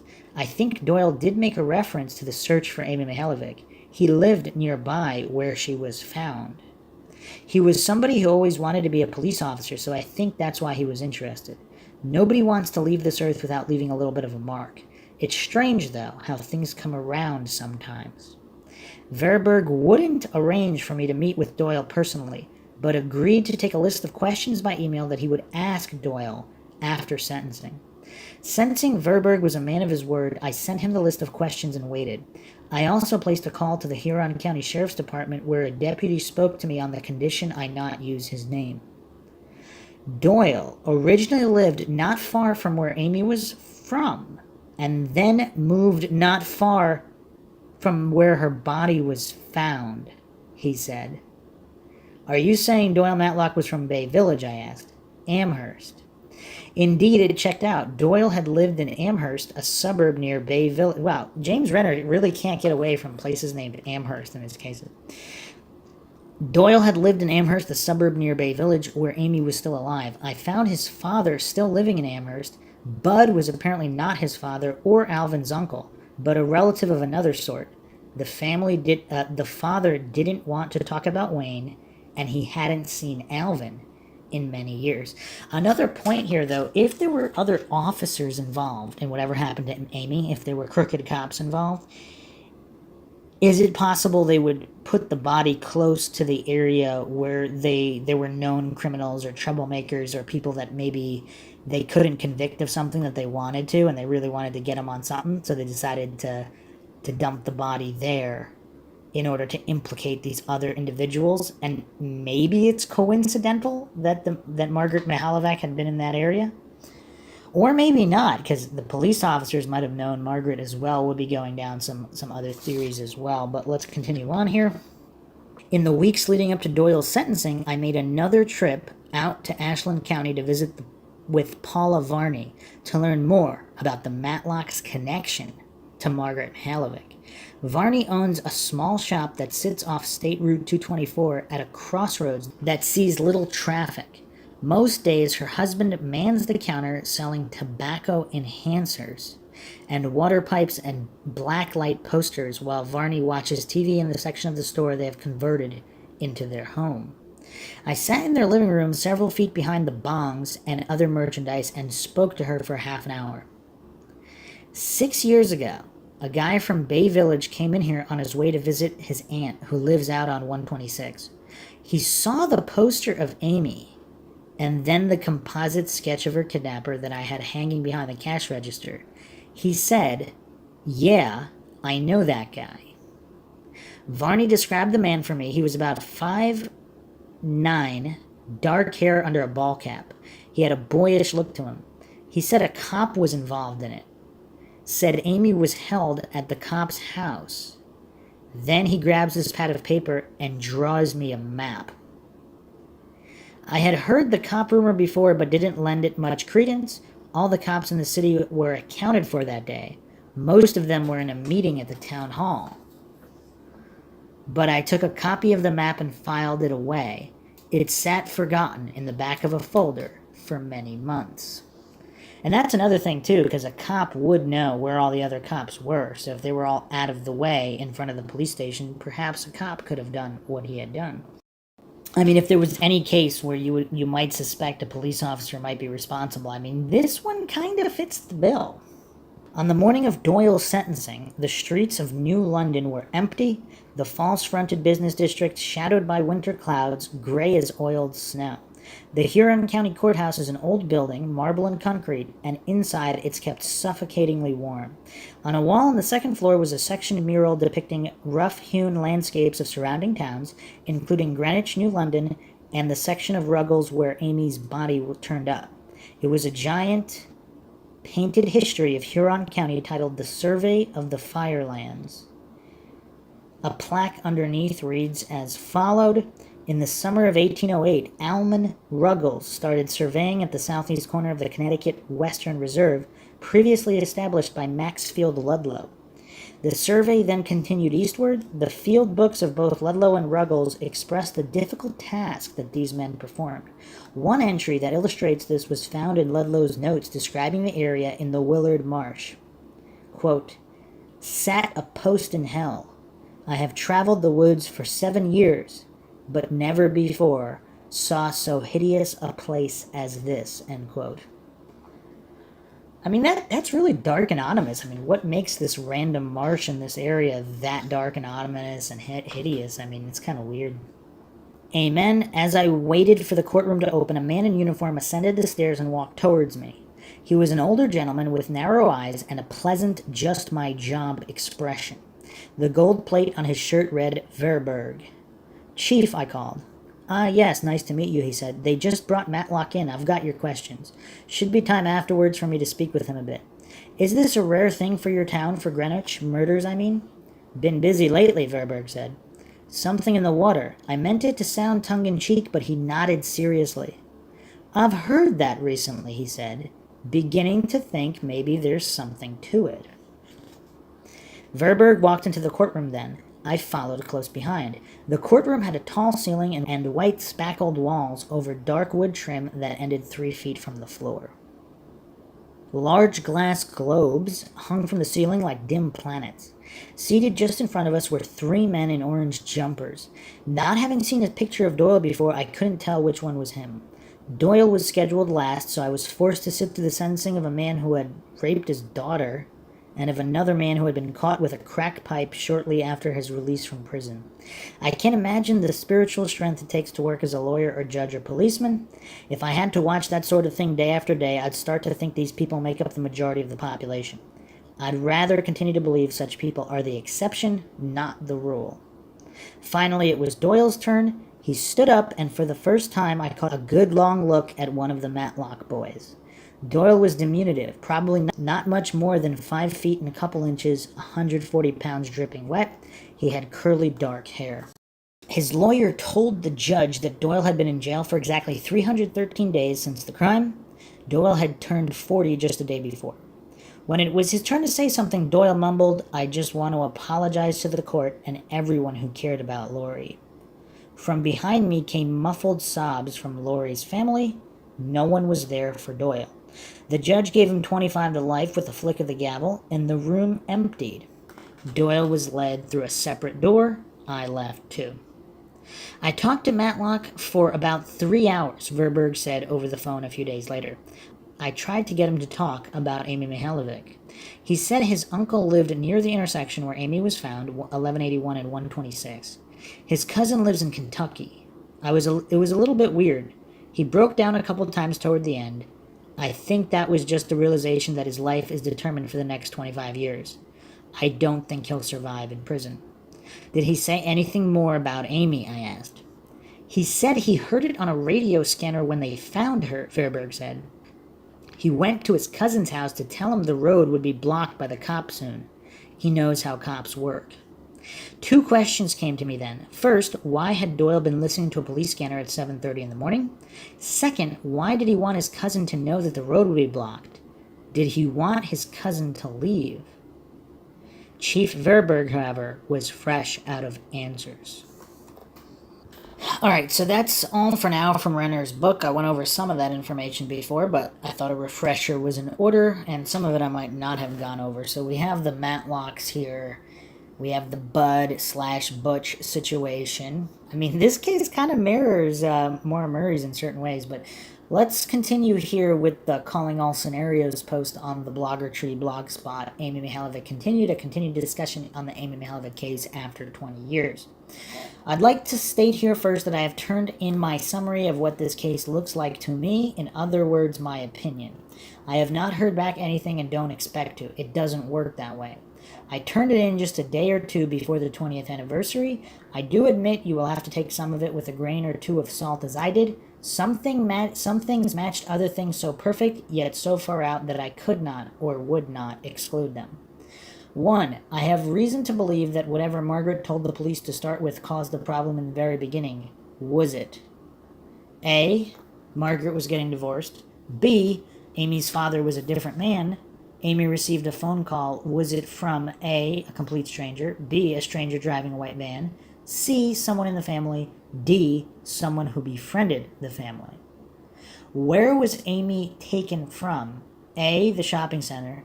B. she jumped in a car driving by. C. Amy just strolled across the street onto Dover Center Road. D. walking back to get her bike at the school. Although there's other options, some people believe that she went into the bowling alley. 2. Was Amy taken to A. the house in Bay Village across from the police station? And that'd be kind of crazy, because if she was abducted from there, and would Amy be more likely to go somewhere if the guy's saying, oh yeah, my house is just right there, right next to the police station? What would a kid think about that? I don't know. B. Kurt's house garage apartment behind the mall. C. the house Bill Hayes refers to in Westlake beside the bank. D. the house on County Road 500 in Ashland County. E. a possible cabin that James refers to in Ashland County. F. a cottage at Cinnamon Lake. G. Stagecoach Summer Music Festival Campground, Ashland County. H. the killer's personal home. Or I. the old bank barn on the same road Al Matlock's family lived on. 3. What was the reason Amy was taken? A. WPP. B. Cult. C. Drugs. D. Mafia. E. Sex crime. F. To replace a child. G. Porn movie.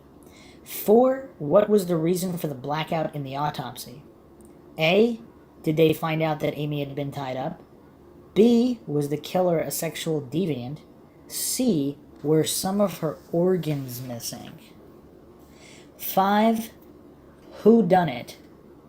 And then there's a long list here of all the usual suspects, plus some unusual suspects.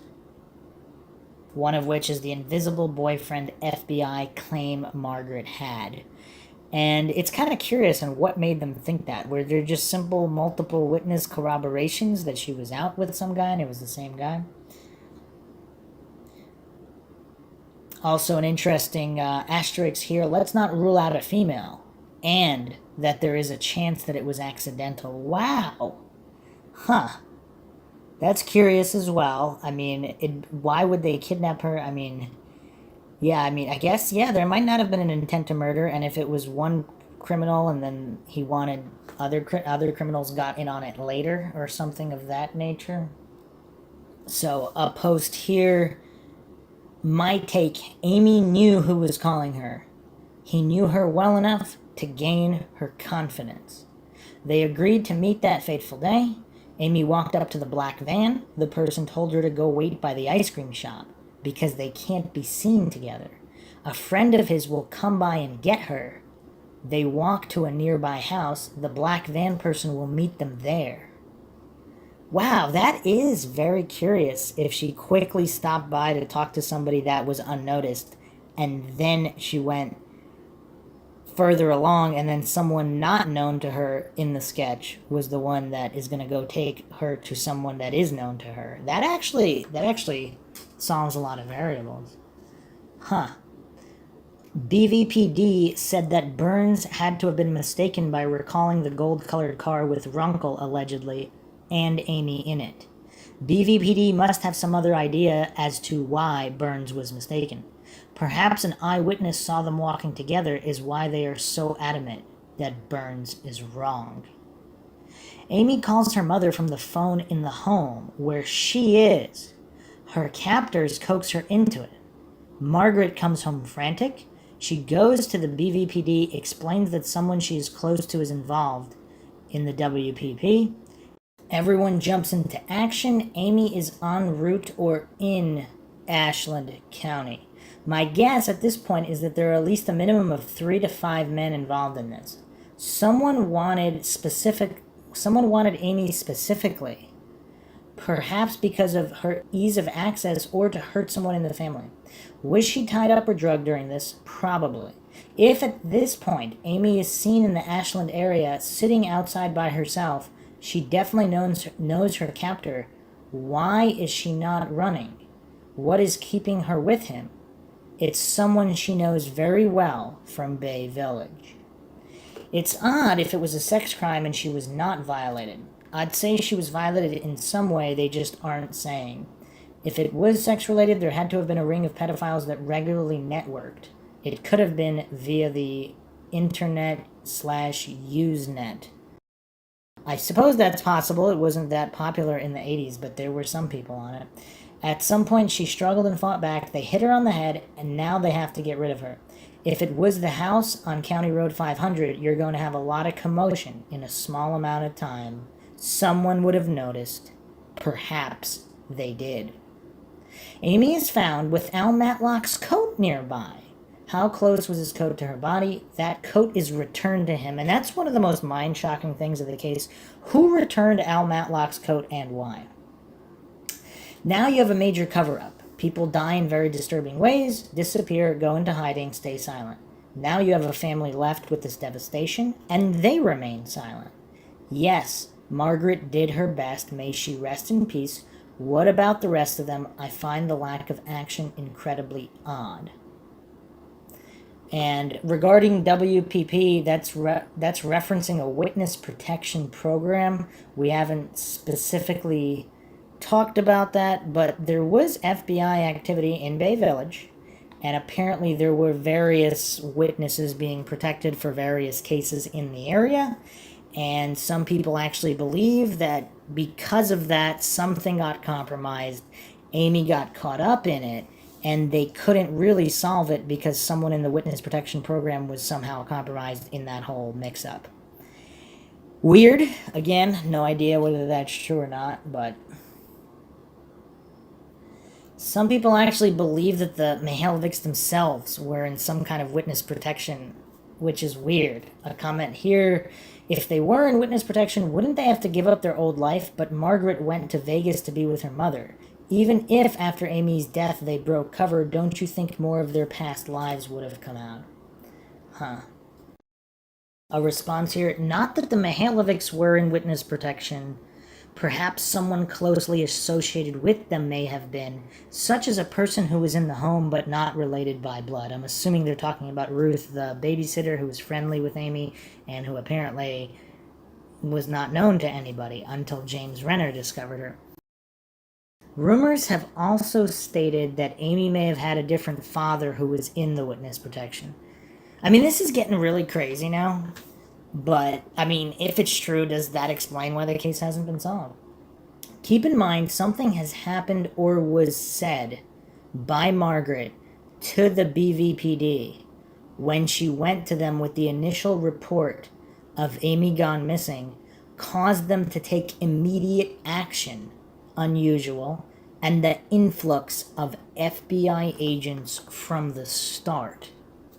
I just thought of something. Perhaps BVPD had a report prior to Margaret coming in to the station to report Amy missing that told of seeing a young girl in the company of a man and a struggle was taking place, or maybe seeing a young girl pulled into a vehicle. Wow. That is a curious theory. Wow.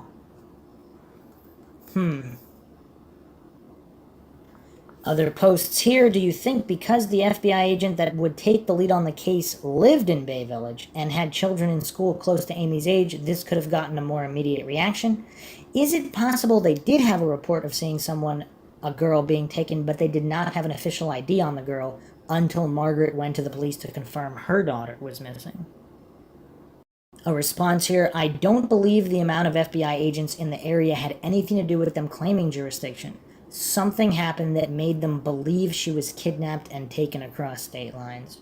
Or perhaps, again, if the witness protection program angle is accurate. I mean, someone responded here, the FBI was already in the area doing stings because of the girl's pervy phone calls, right? Question mark. What if they believed the kidnapping was connected to those calls? Huh. That's another curious theory. Another response, remember this is Sleepy Bay Village, all under the illusion that nothing could happen here. I highly doubt anyone called with a report of a girl being taken or the shopping center area would have been swarmed at that point. On the other hand, they did seem to go into overdrive pretty quickly, but I thought it was around 5:30 to 6:30 when Margaret went to the police. I was not of the impression she went straight from work to the police. Did she stop home first? Did she call some of Amy's friends first?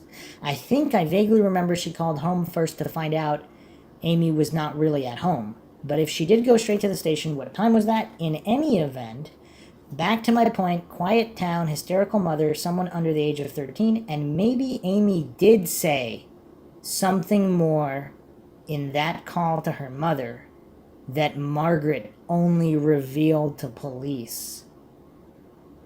Maybe it wasn't a comm call. Maybe there was a code word, or it was a frantic call, and maybe Margaret was not allowed to reveal that. Therefore, immediate police action. Whoa, okay. That's actually, did we consider that theory? That's actually a really good theory. If she somehow hinted something in the call, but then the police told Margaret she could never reveal that publicly because if they believe somebody was with her, that could be information that only the true killer would know, and they would want to keep that under wraps. Now, I heard about this early Saturday morning when a neighbor saw the 11 p.m. Friday news and came over to tell me. I immediately went to the police station to volunteer to pass out flyers and get the word out. I guess this is a local talking here? I got a picture that the police had, made copies, and hit the road in the immediate area of the middle school. I went back in the afternoon to offer services to get a search underway and to make it public for volunteers. To which I was told they did not want anyone out searching anywhere for insurance reasons. Myself and friends struck out on our own. I went back a couple days later to suggest a vigil to bring attention to the cause, to which I was told they did not want to create such an event. Then the Amy Center was organized and all things fell to them. That's really weird. So this is a local?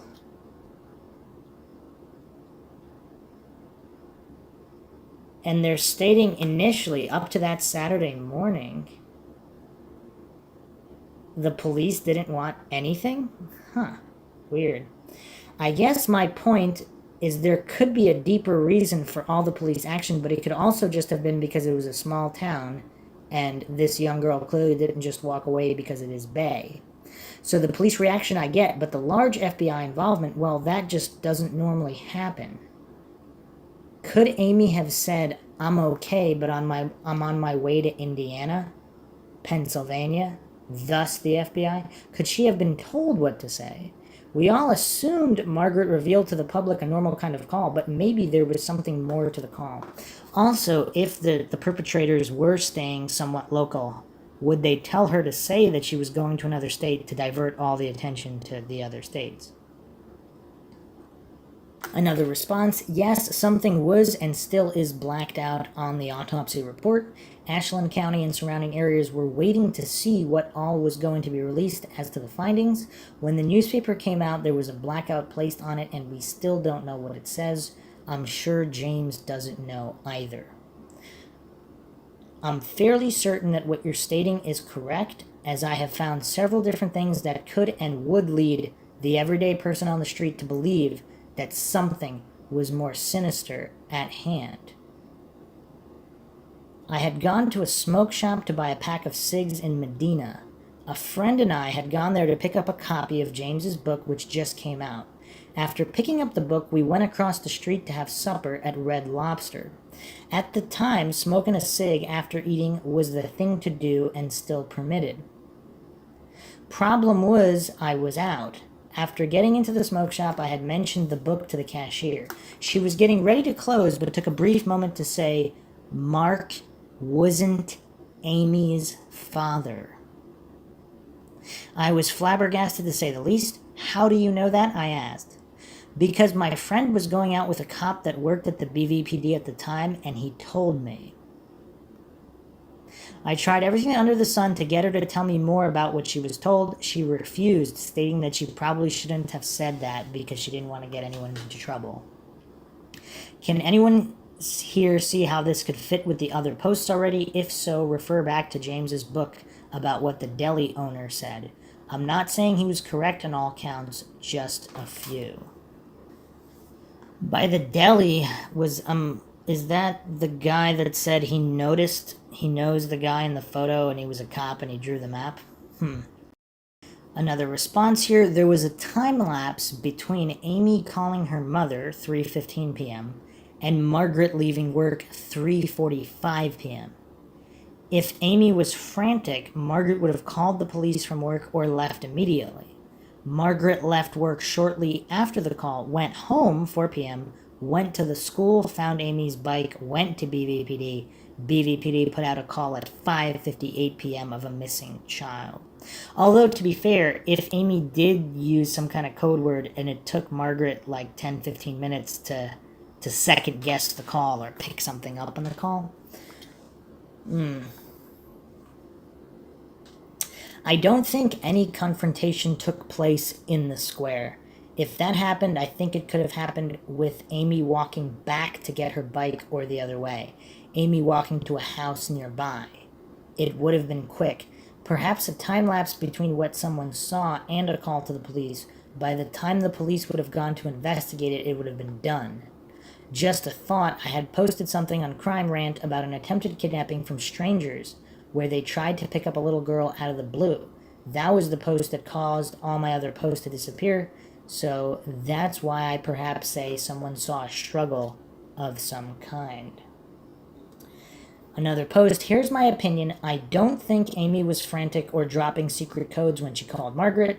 I think Mother's intuition kicked in to the point where Margaret couldn't ignore it any longer, and she left work at 3:45, half an hour after Amy called. If Amy had been frantic, Margaret would have called police and left work immediately. Since I went to school with both Maddie and Julius, I've heard both of their accounts of October 27th, 1989, and they both said the same thing. They never saw the man leading Amy anywhere. As soon as they saw the man put his arm around her shoulder and whisper in her ear, they turned their attention away from Amy because they both assumed it was her dad. So that's curious. So both the known witnesses say they turned away, so they don't know if he led her away or not after that moment. I wonder a lot about Rick Burns. Why did the police not believe him or follow up? So we can go over the Burns account real quick for those who forget. Rick Burns is the mechanic who worked at the shopping plaza where Amy was abducted. His shop is right behind the plaza. There are 3 strips of stores surrounding a parking lot in the middle. Rick's auto shop is behind one of these strips, just on the other side of a small alley that empties onto the road. That's the alley where the abductor parked his car in a spot that Burns sometimes used himself. It was a brownish gold GM and it was parked right here, Burns recalled. Burns said he assumed it was a father picking up his daughter. Now he wishes he had only remembered the license plate. This is from WKYC.com. He says it's a habit now, memorizing plates, in the event he could one day provide helpful information, but he was still helpful in 1989 with a description that was soon key to the suspect composite. It should be noted that Burns first told police he hadn't seen any suspect car when he was first interviewed in 1989. He provided a description of the GM years later, but police say he recanted it. I mean, this is all really, really suspect as well. It's still frankly sort of vague. Think of this, the abductor never gave reason for anyone to pay closer attention at the time. A father picking up his daughter, how close would you look? It only made the case harder for investigators. So another article here from clevescene.com by Frank Lewis. New witness to Amy's abduction IDs Runkle. For nearly 20 years, Rick Burns waited patiently for the police to return to his auto body shop across the street from the station to show him photos of the man he saw with Amy Mihaljevic the day of her abduction. But they never came. Burns maintains that a strange man with shaggy hair parked a sedan in his personal space closest to the Bay Square Plaza on October 27, 1989. He remembers the date because it was also the day he bought his newly restored truck to the shop to show off to his buddies and was miffed to find his spot was taken. Burns says the strange man later pulled around the shop to the pumps where he was standing. In the back seat was a young girl he believes to have been Amy Mihaljevic. The man asked Burns for directions to I-480 and then left. And I mean, I gotta jump in here because if you're kidnapping somebody, are you gonna really stop to ask directions? I mean, it's just, that's kind of weird. I mean, I suppose if he was 100% confident that Amy wouldn't make a scene, I don't know. 2 days after Amy disappeared, FBI agents came into Burns' shop and took all the receipts for the previous 2 months. They took his statement, and that was that. He never heard from them again. Last week, at the request of Channel 5's investigative reporter Dwayne Paulman and this reporter from Scene, Burns reviewed a series of photographs of suspects and non-suspects. Without hesitation, Burns picked out former Amherst Middle School science teacher Dean Runkle as the man he saw at his shop that day. In November, Scene identified Runkle as the prime suspect in this case after speaking to sources familiar with the investigation and with Runkle himself, who now manages a Wendy's in Key West. This article is dated March 30th, 2009. Bay Village police have so far downplayed this revelation, stating that Burns' memory is not reliable. But Burns isn't the only witness to ID Runkle. A girl from Amy's school saw Amy with her abductor that day. Recently, she was shown a lineup of 30-some individuals. She, too, went right to Runkle's picture.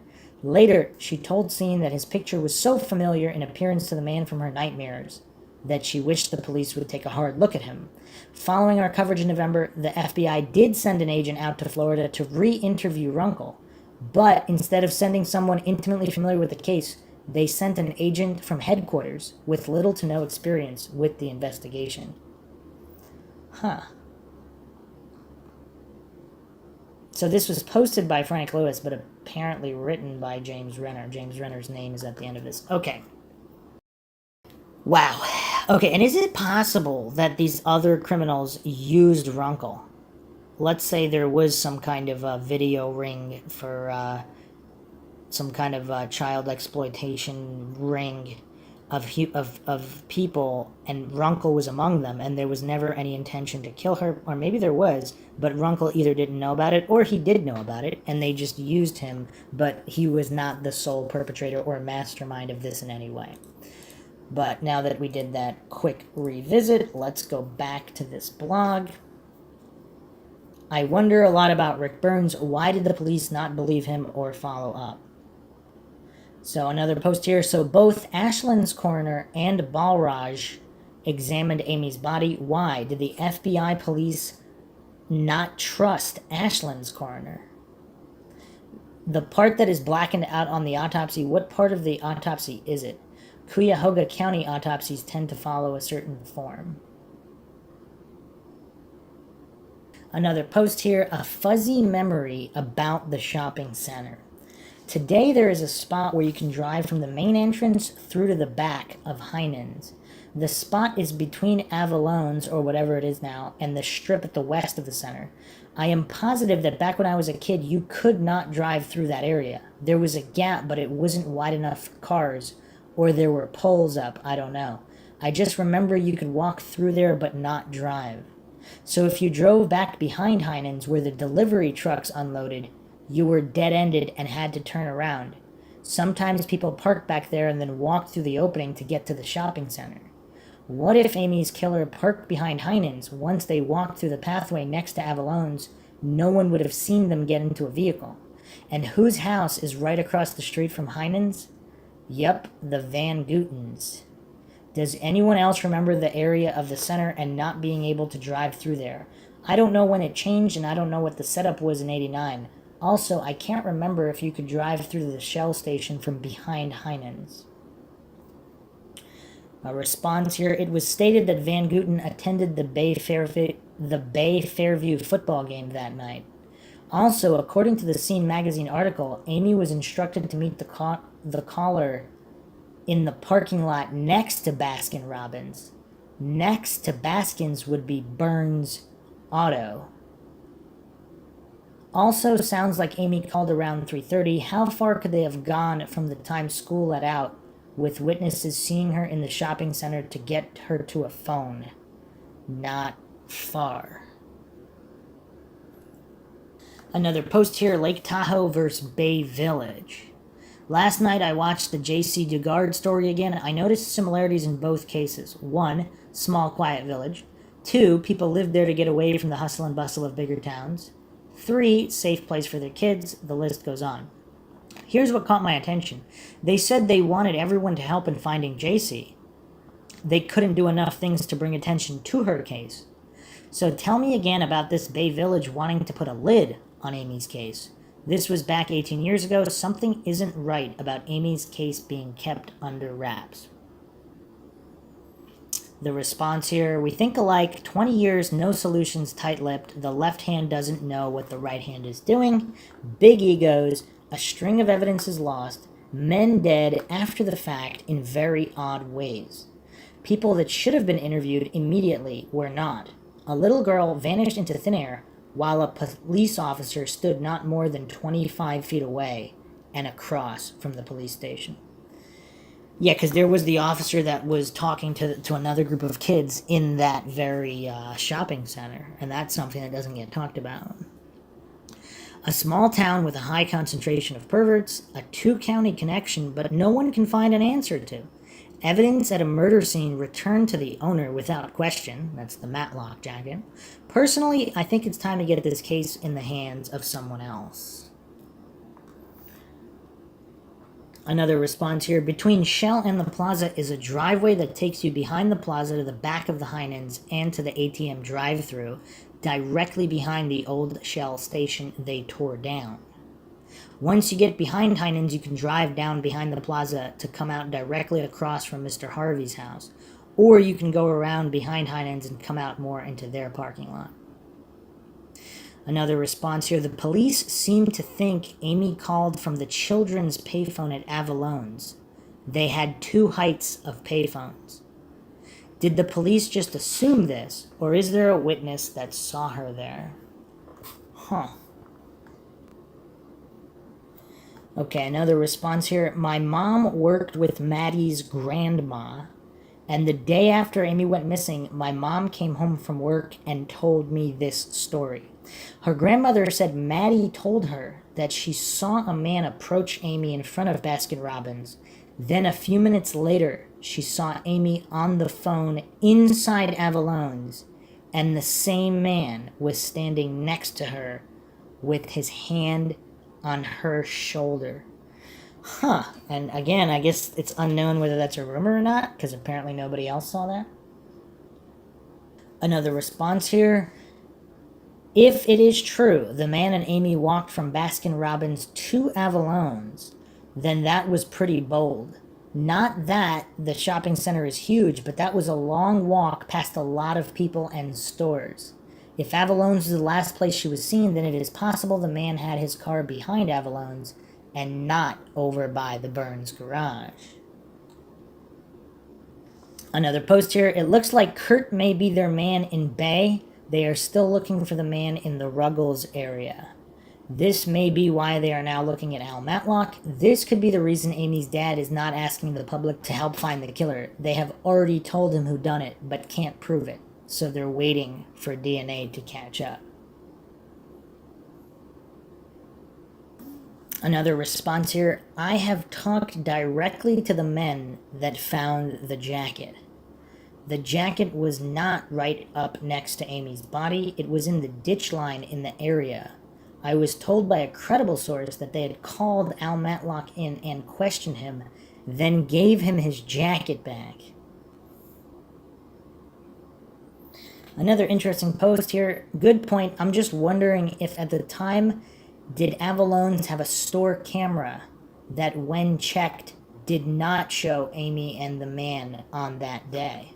That's the only thing that I can see that would bring doubt to what Maddie said.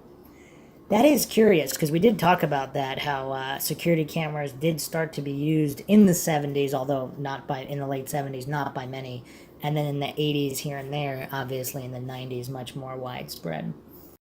Another post here. As for Avalone's having cameras, I highly doubt that they did, and if they did, I think it would be more aimed inside the store. I believe the payphones were more in the vestibule of the store.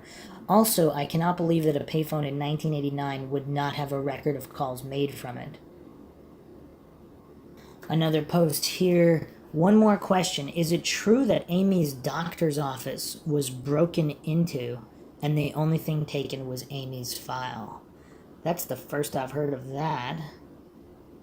A response here. Refer to James Rener's book, page 145, 146. This is where the salt comes in. I myself don't doubt it a bit. All right, and we're gonna go into a major mind shock. I've been saving this one, but it's time to go down this rabbit hole. So referring here, at the end of each day, Amy would grab her bike and either head home to watch TV or follow friends to the Bay Village shopping plaza. In the back corner of the plaza was Bay Lanes. Inside the bowling alley was an arcade run by Tim Haley. Amy whiled away whole afternoons there on occasion. Also in the plaza was the sun-kissed tanning salon, where Patricia Drager worked. She was a friend of the Mihaljevics and rode horses at Holly Hill Farms. The evening of October 26, 1989, Patricia picked Amy up for a riding lesson. She gave the girl a present, a used saddle for her horse. She seemed very happy. Patricia saw Amy once more. As Amy approached the plaza the next afternoon, they waved at each other through the wide window of the salon. Amy smiled back at Patricia. Neither understood it was a wave goodbye. Okay, so Drager, who rides with her, with Amy, saw her that afternoon. Now here is the mind shock. Who owns that tanning salon? So supposedly, it is owned by none other than the husband of the mysterious Ruth Diaz, Aunt Ruth. And we went over her on previous episodes. You can check out amymihaljevic.mystery.com for James Rener's write-ups here, which is quite crazy because this is someone that does not appear in the investigation at all. And if her husband happens to own the bowling alley, if her husband happens to own the tanning salon, where Amy was basically last seen, so to speak, waving to somebody who works at the tanning salon, would she go in the tanning salon? And does Ruth and her husband have something to do with this? Or are they connected to people that do? And why have they basically been completely invisible from all media coverage? Is there really some kind of witness protection program connection with her or her husband? Also, apparently there is a payphone close to the back entrance of the tanning salon as well. We'll be getting into other angles. Also, some people might be confusing the babysitter with Jeannie Sabo. Is that Christy Sabo's mother? Who was then Jeannie Silver at the time? And that might have been her husband that owned that tanning salon at that time. A lot of confusion here, but either way, someone apparently known to the Mihaljevics owned that tanning salon. Alright, so let's get to the next mind shock. So supposedly, there is a house that's not very far from Amy's house on Linford Drive. So just across the railroad tracks, apparently there was a bank there with a parking lot that Some believe Amy rode her bike there, and there is a house with some notorious drug activity going on there. Some believe it involves one or more crooked police officers. Either way, people running checks on this particular house have come up with that it was owned by the sheriff's department, supposedly, possibly as a seizure, because if there was drug activities or whatever, the house was seized by the police. Either way, some believe that a lawyer was involved in some purchasing of this property back and forth. Again, does that match the psychic? A post here, one possibility for this property, if it was owned, it might have been a rental property. So if there was drug activity, the property could have been seized. And if it was a rental, the original owner might have been able to get it back. Another response here, if the house was a rental and illegal activities were conducted there, the court would have to prove the owner was involved in the illegal activities in order to confiscate the property. Since the owner was an attorney, he more than likely would have been disbarred. Huh. So the owner of this house was an attorney? Again, does this go back to the psychic? That's crazy.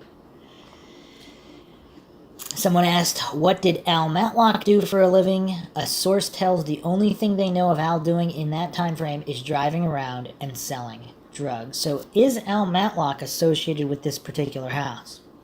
Post here, okay, pulled the record. The name of the owner was actually the name of the sheriff. So it looks like this house was involved with the sheriff because of a foreclosure mortgage issue and not taken due to illegal activity.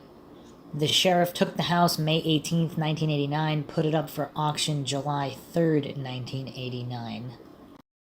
I mean, this is all getting quite down the rabbit hole of conspiracy and possible law enforcement involvement, especially if the house was being used some kind of witness protection program. If somebody was in witness protection, did they feel they could get away with illegal activity? And are there crooked cops and Matlocks involved? Another post here regarding the house and the house ownership. It could show who lived there just before Amy went missing. The conversation that Bill Hayes overheard Al Matlock talking to Sandy about sounds like Sandy also knew who Amy was. It could be the people in that house knew the man that picked up Amy. It could also be the place Amy called her mother from. It wouldn't show being long distance. Another post here, I just heard back from the author and former police officer Stacy Dittrich that I contacted about Amy's case. Talk about fate. She told me that she's currently writing a book about unsolved child murders and abductions and was starting to write Amy's chapter when my email popped up. Then she left to give a speech and was approached by Janet Siebold, the woman who found Amy's body, who asked her if she knew of the Amy Mihaljevic case. She said she started to tell Janet about James Rener's book when Janet told her that his book was full of incorrect details. And to continue the irony, Stacy Dittrich's husband was the deputy sheriff who took the 911 call from Janet Siebold when she discovered Amy's body. Okay, how high does the coincidence stack need to be? I mean, this is crazy. So Stacy Dittrich's husband was this deputy sheriff who took the 911 call from Janet Siebold, who now Stacy Dittrich is writing a book and she's talking to Janet Siebold. Wow. Other posts here regarding Bill Hayes. Back when all this stuff happened, Bill Hayes was a friend of Al Matlock's. That all changed when Al ratted on Bill and Bill went to prison. From that point on, Bill has always said he thought Al killed Amy. Bill was the one that overheard the conversation between Al and Sandy in the Westlake house. Bill was also the one in the front yard of the house when Al pointed over to the back of the Mihaljevic home and said that's where that little expletive lived. They killed. Bill has been trying to get the BVPD in Ashland County to listen to him for years, and nobody does. Bill is the one that knows the jacket was given back to Al. Lastly, Bill is the person that saw James's ad in the newspaper wanting information on the case for his book. Okay. Wow. So Al Matlock ratted on Bill. Bill went to prison. So is this simply payback, or is it both? Did he feel he no longer needed to defend his friend if his friend or his former friend who was guilty? I mean, it's really hard to line up the variables here, but at the same time, we can't say that Bill Hayes is unbiased, because if it really was Al Matlock that ratted him out, he might be looking for revenge. He might be looking to soil reputation, although, I mean, obviously, how much more can you soil that? But if Sandy corroborated some of this, if this other woman who was present here, friends of both or whoever, if she corroborated these conversations, then maybe Bill Hayes is not lying. And the plot, so, okay, here's another post here. No one knows how Margaret knew Joanne for sure. Pat Stokes met Margaret while Pat was selling raffle tickets from the school. Margaret was at Joanne's house when Pat stopped to make a sale. Joanne and her husband were close friends of the people in the log house. Bill Hayes said Al Matlock was related to the people in the log house. Paula never knew the people in the log house or the Matlocks. Paula's husband knew Bill Hayes. So what a tangled web with all these individuals. Someone posted this: Bill Hayes is not the get-even type of person. Bill is the kind of guy that will not use foul language in front of a female. He thinks before he speaks, and he always says thank you. Bill was at the house in Westlake with Al Matlock. He went there with Al to get drugs. Al was friends with Dave and Sandy, who lived in the house at the time. Wow. Okay. So apparently, if this is true, I mean, is this shocking to anybody that Al Matlock, whose jacket happened to be found next to the site where Amy's body was found, happened to get drugs from a house a stone's throw from Amy Mihaljevic's house, just across the railroad tracks there? Is this not mind-shocking to anybody else? A house which may or may not have been owned by the sheriff. I mean, if this is true, I mean, what does that mean? I mean, I don't know. It's all quite mind-shocking. So here is a very, very haunting post. I don't know what to make of this. Paula, someone named Paula, I don't know if this is the Paula part of this story, but here's this post: the story of Amy, the game, us against them. In late October '89, these men needed a child. One of the men knew of Amy. A plan was made and carried out.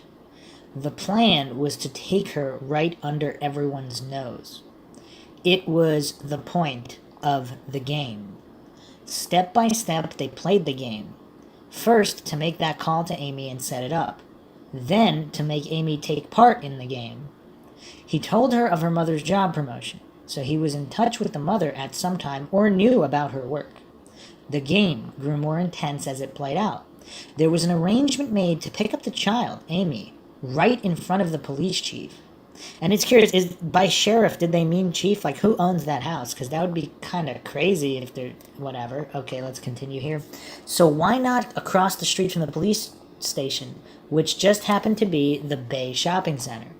It was also the day Amy's school had an officer there to speak to the children about safety. Ha ha, he said. As the game goes on, the man makes a phone call to Amy's mother and puts Amy on the phone to speak with her mom. The game is so intense by now. They could hardly get her to the place where the end would begin. There they killed her, Amy, redressed the body and kept a souvenir, took her to a freezer, and there she was kept until it was time for the game to continue. A phone call was made to a television station that Amy's body could be found in a location so odd, no one would believe it, not even the police. It would be the Sullivan area in Ashland County where the crime rate is kept low. So Amy's body was made ready for the trip. There may have been a change of plans at the last minute for some remote reason, but still in the Ruggles-Troy-Sullivan area. So be it. February 8, 1990, around 7:30 in the morning, a jogger finds the body. A call is made to the sheriff's station in Ashland, where the game goes on.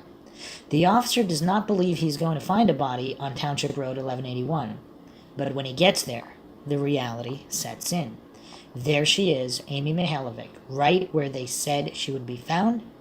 Now who's the players? The story was written because there was too much information and not enough evidence. July 9, 2002. Written on information found in local libraries and very helpful concerned people. Okay, so this is so mind-shocking here because does that make sense? Is someone trying to play a game with the police? So the day that an officer was so somebody involved with the police, somebody with connections to the police must have set this up to have known that a police officer was giving a talk about safety, an abduction that occurs right under the noses of the police, right across from the police station. It's almost like, that is kind of strange. It's like they are trying to almost stick it to the police to show how dumb the police are. And how tragic and mind-shocking would it be if she was literally taken to this Westlake house that is right next to her house? Is this how these crazy, psychotic, sick people think that they tried to make, like, this game is literally a game to them in their sick minds as to, oh, she's being abducted right in front of the police station? Oh, let's take her to a house right next to her house. I mean, it is kind of weird why they would dump it where they dumped the body, unless there was a falling out within this group. And some allege there are connections to Margaret Mihaljevic, and she knew some of the people in that house, if that was a frequent drug house. How many other neighbors would have known of the house? How many rumors are there? Because even the babysitter, Ruth, again, let's go to James Rener's blog on this, AmyMihaljevic.mystery.com, February 18th, 2009. He's got a write-up on Ruth here, and he actually sat down with Ruth. Here it says, I sat down with Ruth last night for about an hour to discuss what she remembers about Amy. She said Amy's mood changed the week she was abducted. Ruth cut Amy's hair that week and remembers Amy asking her to, quote, make me look pretty, end quote. She said Amy seemed very, very sad that week. Very irritable. Something was bothering her, but Ruth couldn't get her to talk about it.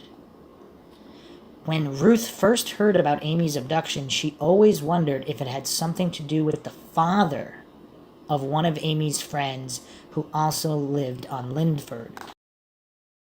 So if there haven't been enough mind shocks already, we're going even deeper into mind shock land, because I mean the coincidence stack is getting so big now. I mean, even for mind shock, it's so crazy. So we have here, of course, Ruth saying one of the fathers. Okay, is she talking about Kristen Bayless, who lived a few doors down, 9 doors down or so? We went over her in previous podcasts. One of Amy's two friends, one of the Kristen Sabo, being the other one whose mother actually helped get the word out on the TV station. And this is kind of crazy. So possibly that Kristen Sabo's husband owns the tanning salon, if they weren't talking about Ruth, the mysterious babysitter, who's saying that it could have something to do with one of her friend's fathers. So this is either Kristen Bayless, who lives on the same street, possibly Kristen Sabo. Now, do you really want to hear how far into Mindshock land we're going? Both of these men committed suicide. And it's bizarre. It's really bizarre. We went over one of them. I'm going to go over them all again because, I mean, we're going into so many conspiracies here and coincidences, and it's so hard to ignore that most females are harmed by individuals known to them. Family members, friends, acquaintances, stalkers, somebody known to them, not a random stranger. A comment here again from this Blogger Tree blog spot on Amy's case. I don't believe the caller and the abductor were the same person. It's my opinion that Amy was being watched by Matlock, and he knew the abductor, who in turn got Amy's number from the babysitting poster and called her. I also believe they were together when the abduction took place, as Amy did have to know who to look for, and the fact that she probably would have fought back when she found out she was in trouble. They couldn't be driving down the road with a screaming, kicking little girl in a car. That would have been noticeable to people on the street. It is my opinion the abductor and killer were both from the Ruggles area. One of the abductors, I feel, was only staying in the Westlake house while waiting for drug shipments, then returning to the Ruggles area where he was from. As far as I see it, that would be Al Matlock. It's also my opinion that they were connected by the sale of drugs that was at the time coming into the Westlake house. This fits with the statements made by Bill Hayes, because he was going to the house to get drugs and he had to wait for the person who lived there.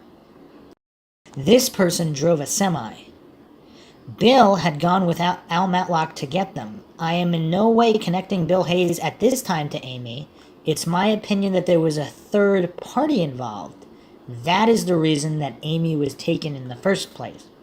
The Westlake house is also where Ruth fits in. I believe she knew the guys that went to the house. She may have also had a relative going there as well. I have found no reason for her not to say anything until lately, unless she was covering for a relative.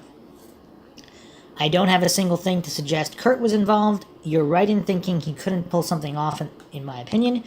Again, I've also found nothing to suggest that Dean Runkle was involved. I don't feel Al was the killer, though. A few more posts here. I was reading over in James' book about the part about the sex tape. It seems like informants of that tidbit were deluded, but it is curious that Matlock would use that really degrading term when he mentioned Amy. Do you think there could be any truth to the tape idea? Response here, a couple responses. I personally do not believe the person that called those girls and Amy's abductor killer are the same. I guess they're referring to the other calls in the area. The person that made the calls had a different motive. He appears to be more of a shock value person. He made sexually suggestive comments and also implied to the girl he called in Bay he was outside of her house. She saw a white van, hence why everyone became frightened of a white van. If what Amy told her friends was true, then the person that called her did not make sexual comments, nor did he try to scare her. I think it's just a coincidence that these two things were going on. And that's a good point. It could be. Were going on in Bay at the same time, and that Amy's abduction scared the caller into stopping for a while. I still would like to know more about the man in Avon, because I feel this could be the same person. At this point, I don't think we have heard the real killer's names yet. Another response here. The caller was also from the Ruggles area. That's how he knew Matlock. If you look at the photos inside of the house on County Road 500, you will see the windows were covered with black plastic garage bags over clear plastic. This is indicating to me that they covered the windows to do something they were afraid outsiders might see if they looked in, even though they were way out in the middle of a field surrounded by woods. And I went over all these other properties before. It's my opinion that they did do something there they didn't want known, whether it was making a movie or something else. I wouldn't have put it past them to do so, though. I don't believe it's still around if they did make a movie, because it has been said that one of the men in it was recognized. So if that is true, they would have had to destroy it to keep from being caught. The person that came across that tidbit of information came across it by accident. And as I mentioned in previous podcasts, supposedly the FBI removed evidence from buildings in this Ruggles area, this other house where possible satanic activity occurred and killing animals and such. They removed it by helicopter, according to witnesses. But again, I went over that before, I don't know. Another response, I agree they are not the same people. It's my opinion the caller stopped calling Amy because he had her. The others stopped because they were afraid they would be charged with taking Amy just because of making random calls, and they had nothing to do with it. I agree the real killer's names has not been mentioned as of yet. Another response here, my opinion is that the person who called, I believe this, there's a few different posters. Some of them are locals. One or two of them appear to have been childhood friends with Amy herself. That's what they're stating. So this is, I think this might be one of their posts. My opinion is that the person who called Amy is the same person who killed her. I also believe that this person was known to Margaret and possibly the rest of the family. This person knew exactly what to say to Amy to gain her trust. He knew that Amy lived to please Margaret, and that Margaret was really down at that time. Knew that Amy was desperate to make Margaret happy.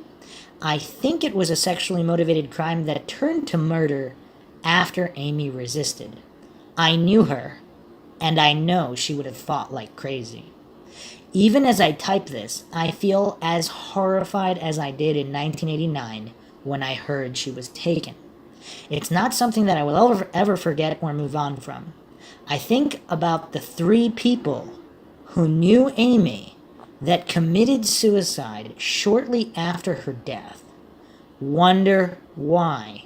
They are the top suspects in my opinion. Okay, this is someone supposedly a friend of Amy's who knew her. This is her post. And again, it's kind of lining up with what Ruth the babysitter said.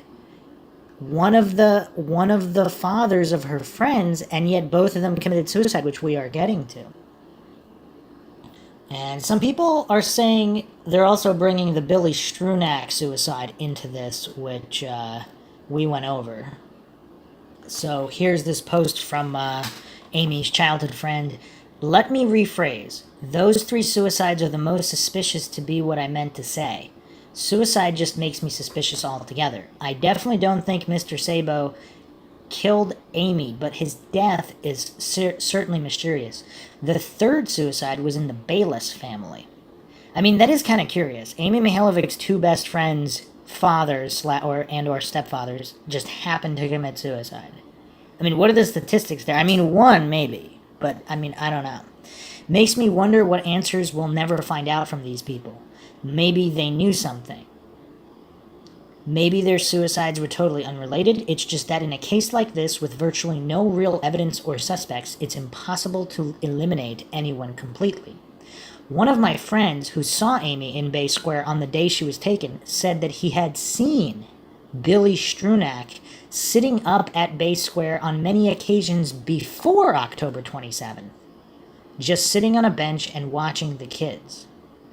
Another one of the eyewitnesses also said in James's book that Billy Strunak looked like the guy who walked up to Amy and whispered in her ear. For those reasons, I think Billy Strunak is a very good suspect. Another response here. Someone had mentioned the suicide in the Bayless family once before, but without any detail.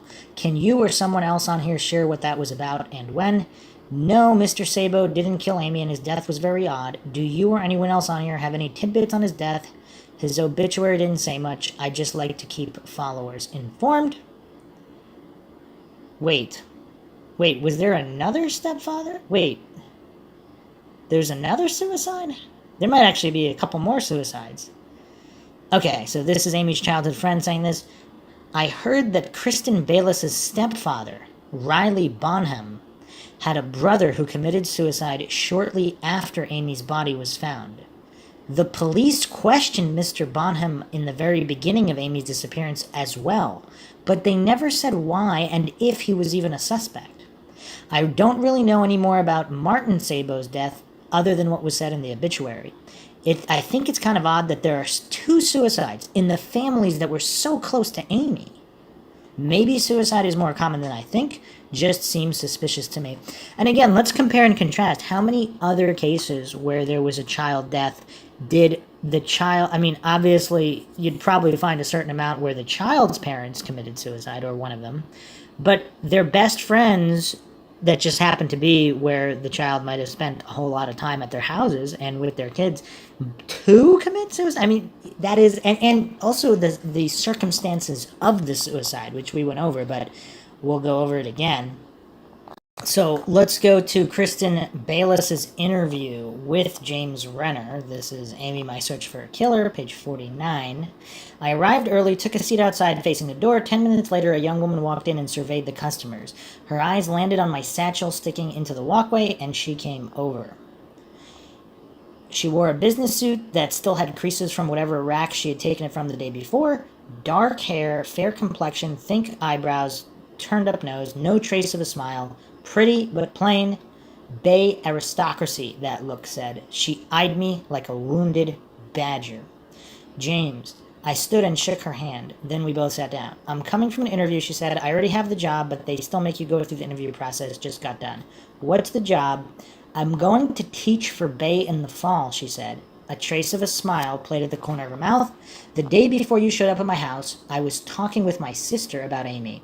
I'm reading this book right now. It's called The Lovely Bones. It was written by Alice Sebold. That's spelled differently than the jogger that found her body. It's about a young girl who is murdered, and she watches from heaven as they search for her killer. It's eerie how similar it all is to Amy's abduction. I jotted down the name of the book and the author. I can't imagine what type of impact her abduction had on your life, I said as a way of drawing out discussion. Kristen threw my well-rehearsed response right back at me. For the first time, I realized there were bad people out there, she said, that there were adults who could take kids. Were you close friends? Best friends. We were the best of friends. Near the end, it was really just her and I. We rode our bikes to school together every morning. In the winter, we would walk. Her mom was like a second mom to me. She had this little koala backpack. What was Amy like? What kind of things was she into at the time? She loved watching the Monkees on Nickelodeon after school, Kristen said wistfully. We had a big crush on Davy Jones. She was into old things, antiques. She had this old-fashioned bike with the big handlebars. It could have been from the 50s, blue and white. It stuck out from all the others. She didn't care if anyone made fun of her on that bike. She was into that. She was really artsy. Sometimes we would flatten pennies on the tracks behind her house. And again, they're on the train tracks very close to this other house, which possibly you might even be able to see Amy's house from the other house. The drug house, so to speak. I was a year ahead of her in school. She was in 5th, I was in 6th. 5th graders got out at 2:10. 6th graders got out at 3:10. Some of the older kids, high schoolers and 8th graders, would hang out at Baskin-Robbins after school, but we were a little too young still. Believe it or not, our parents were both very protective. We had to be back inside by the time the streetlights came on. As Kristen continued, I scribbled in my notebook. Occasionally I asked her to wait for me to catch up. Now that the gates were open, she wanted to talk. The story rushed out as she played with her cup of coffee. That Friday, the day it happened, was just like every day. Amy rode her bike to my house, she said. It was still dark in the morning. She was still talking about her school picture, the one with the ponytail. She didn't like it, and she was looking forward to picture retake day. After school, the first thing I noticed was her bike was still in the bike rack. I figured she had a doctor's appointment. When I got home, Amy's mother called, asking if I'd seen her. She called again at 8 p.m. The first thing the next morning, my mother and I went to the Mihaljevics. Margaret was hysterical. I remember walking to that house and Amy's mother hugging me. I had this feeling of deja vu. It was a memory, but it was coming back to me so clearly. Amy was telling me about someone who had called her. This had happened a couple days before she disappeared. Amy said, my mom got a promotion at work and this guy is going to pick up a present for her. He said, I'll pick you up after school and we'll go get a gift. So obviously it wasn't some random girl they wanted. Or him or her. I don't know why I say they. Anyway, I remembered it then, and that's when I told the FBI. Also, she said they wanted. Does that mean more than one person, or him or her, or is it him and her? I mean, who knows? If Kristen Bayless knows something and she doesn't realize she knows something, again, if there's just individuals connected with her family, but she doesn't know, but her subconscious knows, how would that come out in speech? I don't know. For a while, the FBI used Kristen as a quick reference, asking her to recall more specifics or fact-check their own. During the next 2 years, she was pulled out of class or interviewed by the FBI in guidance office several times. And another case, was the FBI focused on her father to some extent? Once the feds showed up at a middle school dance held at St. Raphael's Catholic Church. Do your parents have any strange male friends? How do you feel about Jason? Did you think Amy's father was weird? Kristen's stay-at-home stepfather. Whoa, okay, that is interesting. Because she spent so much time at Kristen's house. She spent a lot of time at the Kristen Bayless and Kristen Sabo's house. And here's a stay-at-home stepfather, Riley Bonham, was questioned at one time, but that didn't last long, she said. They wanted to see if anybody knew anything. They were just very intrusive. It was weird to hear them ask about my relationship with Jason and with Amy's dad.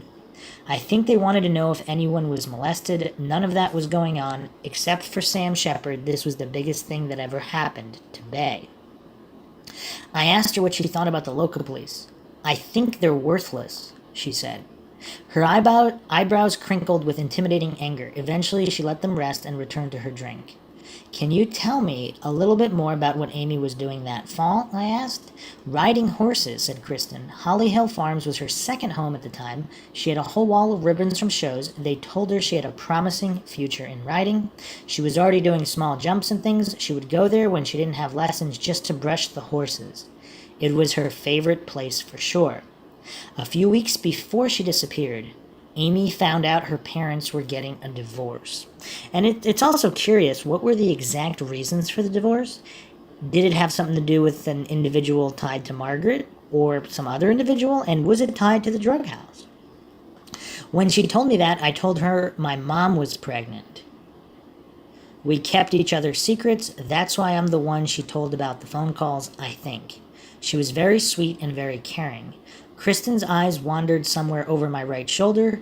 I'm not surprised Amy fell for it, she said. Also, it's curious, different friends and different people that knew Amy say different things about that. Kristen Bayless is saying she's not surprised. Her other friends are saying she would never go with someone she didn't know, so it's curious. Amy's birthday was December 11th, Kristen continued. We went out and bought her a present, even though she was still missing. A board game. I gave it to her mom. Later, we bought her Christmas presents too, but after a month, we knew she was dead. How did they know that? I never saw my mom cry until she told me Amy's body was found. I didn't see her cry again until her dad died. After a month, we knew she was dead. That's curious. So that was the sentiment she's relaying. Why did she have that sentiment? I thought the man who abducted her was going to come back for me. If he knew where Amy lived, he knew where I lived. If he watched her, he watched me. My brother walked me to school after that. This was someone who knew her, someone who watched her. For some reason, he picked her out of all the other little girls at Bay. He wanted her specifically. It was a planned thing. I have 2 sisters who made it past the age of 10. I was always afraid for them. That word abduct wasn't even in our vocabulary until Amy disappeared, not on that street. I asked her then about the other Kristen Sabo. No Sabos were listed in the Bay directory anymore. That was her other closest friend, she said. Christy Sabo's mother was the school secretary. Her father was weird. Used to take us all down to the lake to feed the ducks. Her father was just creepy. He committed suicide 2 months after they divorced. And I really don't want to go down this dark rabbit hole, and I'm not saying this is true in any way, but if Kristen Bayless does have suspicions about her own stepfather, would she want to divert to Sabo's father for some reason, even if he was weird? Again, just musing here, not alleging anything is true or untrue.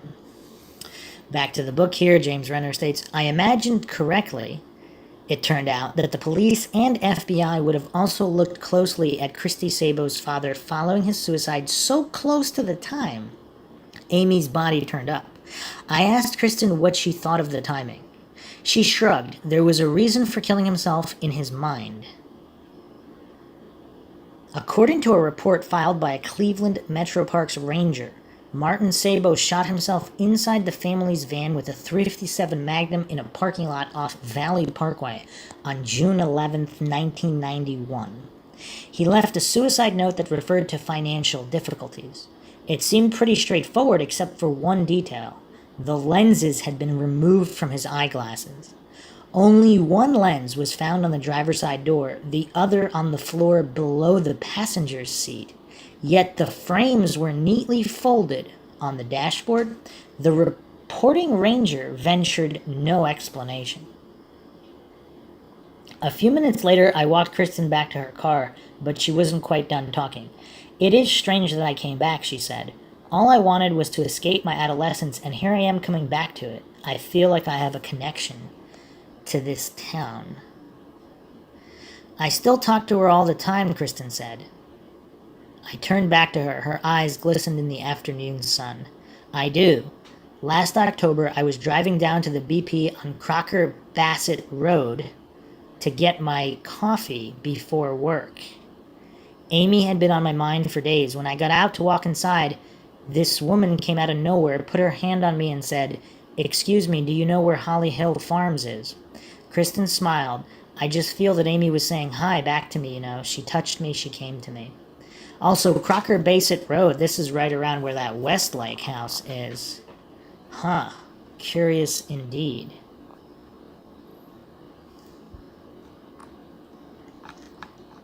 I mean, there's a lot that doesn't add up here, but again, we have Ruth, the babysitter, stating that she thinks it has something to do with one of her friends who lived on the street, which would have been Bayless, Kristen Bayless, whose interview I just read. Now, there are even more suicides. So, of course, the Sabo suicide is a little strange, particularly if he did own that tanning salon. I don't know what to make of that. Criticizing post here from the Blogger Tree Blogspot. The third suicide was in the Bayless family. I heard that, so this is a response to this. Riley Bonham's brother. This is the response. "I'm sure this is a fun gossip game for all of you, but these are real people with real lives you're discussing. At the very least, get your facts straight before you post something as inflammatory as that." Riley Bonham's brother committed suicide in 2001. That's 11 years after Amy's body was found. The note he left stated his reasons, and none of them had to do with this case. He lived overseas at the time of the abduction, by the way. And his name was Bonham, so lumping him in with the Bayless family is ridiculous. The majority of the Bayless family lives in Parma, and most of them never even met Amy Mihaljevic. As for Riley being questioned by the police in '89, he was. Every grown man who lived within walking distance of Amy's house was questioned. Riley was looked at pretty hard since his daughter was friends with Amy. If there was any hint of evidence pointing towards him, you'd have already heard as much about him as other suspects. James Rener is exploiting the murder of a girl he never even met to make a name for himself as a journalist. The police and FBI are only tolerating him because he is acting within his rights and not breaking any laws. They do not consider him a colleague helping them with their case. He is in fact a nuisance who's muddying up the waters and making it that much harder to solve Amy's murder. So that's a really harsh post, but and completely ignoring the fact that if not for James Rener, Amy's case would have none of the, or much less of the attention it has. Not only that, but it doesn't look like they were on their way to solving anything anyway. So bringing attention to these cases, especially if there's some kind of police corruption involved, that's really what gets them solved. So again, I don't know if that was just possibly a police officer posting that or whomever. But again, Riley Bonham's brother who committed suicide, again, obviously we don't know why. But to exclude the possibility that he might have been told something by Riley Bonham himself or somebody else. Again, I'm not saying it's connected, but we don't know. Only he knows, obviously. So some people suspect that Martin Sabo was having an affair with Margaret Mihaljevic, and that was the reason for the divorce. And possibly one or both of them knew individuals associated with the drug house. Either way, and if there were corrupt police officers involved in that, in drugs there as well, that would be a curiosity that would cause a lot of issues in trying to solve this case. So Again, make of it what you will. These are just the details here. Quite a lot of coincidences. It's just very difficult to try to make heads or tails out of any of them definitively. It's still curious that Ruth would kind of either out him, the Bayless stepfather, or possibly she could have been talking about Sabo and just said other people, that neighbors, street, whatever. Doesn't have to be incredibly literal, I guess. There's just so many connections here. Also, Martin Sabo's son and Christy Sabo's brother, Nick Sabo, also committed suicide in 2020. Obviously, most likely not related, but this is a lot of suicides either way. So let's go back to the game theory here. A few more posts here. A call was really made to a TV station, and this was before the body was found. Now, this is something I've gone over before. I mean, there's just strange circumstances regarding literally every aspect of this case. Perhaps that's why it's not solved. So, post here, according to this article, FBI and a television station received a tip about a month ago from an anonymous caller who described the rural area where Amy was and demanded $20,000 to provide additional information. The article did appear in the newspaper February 13th, 1990. There was some people who speculated as to the reporter's intent, claiming they thought it was made up. However, there could have been no way the reporter could have known beforehand where the body was. Rener also mentions this in his book, page 72, from the clippings in an assortment from Ashland Times-Gazette and the Cleveland Plain Dealer, I learned that the police were also interested in an employee of a Westlake manufacturing plant who left at noon the day Amy was kidnapped and did not return. Also, Amy was lying face down when found by Janet Siebold 12 feet from the side of the road. A man named Dick Stoss, an air traffic controller living in the Ashland area, claimed his daughter had almost been abducted during a walk near the same field in which Amy was found. Most bizarre was one writer's claim that WKYC reporter Tom Barris received a phone call from a man in January 1990 who said Amy could be found in Ashland County, and for $20,000 he'd provide the exact location. When I later spoke to Tom Barris, he assured me he never took such a call.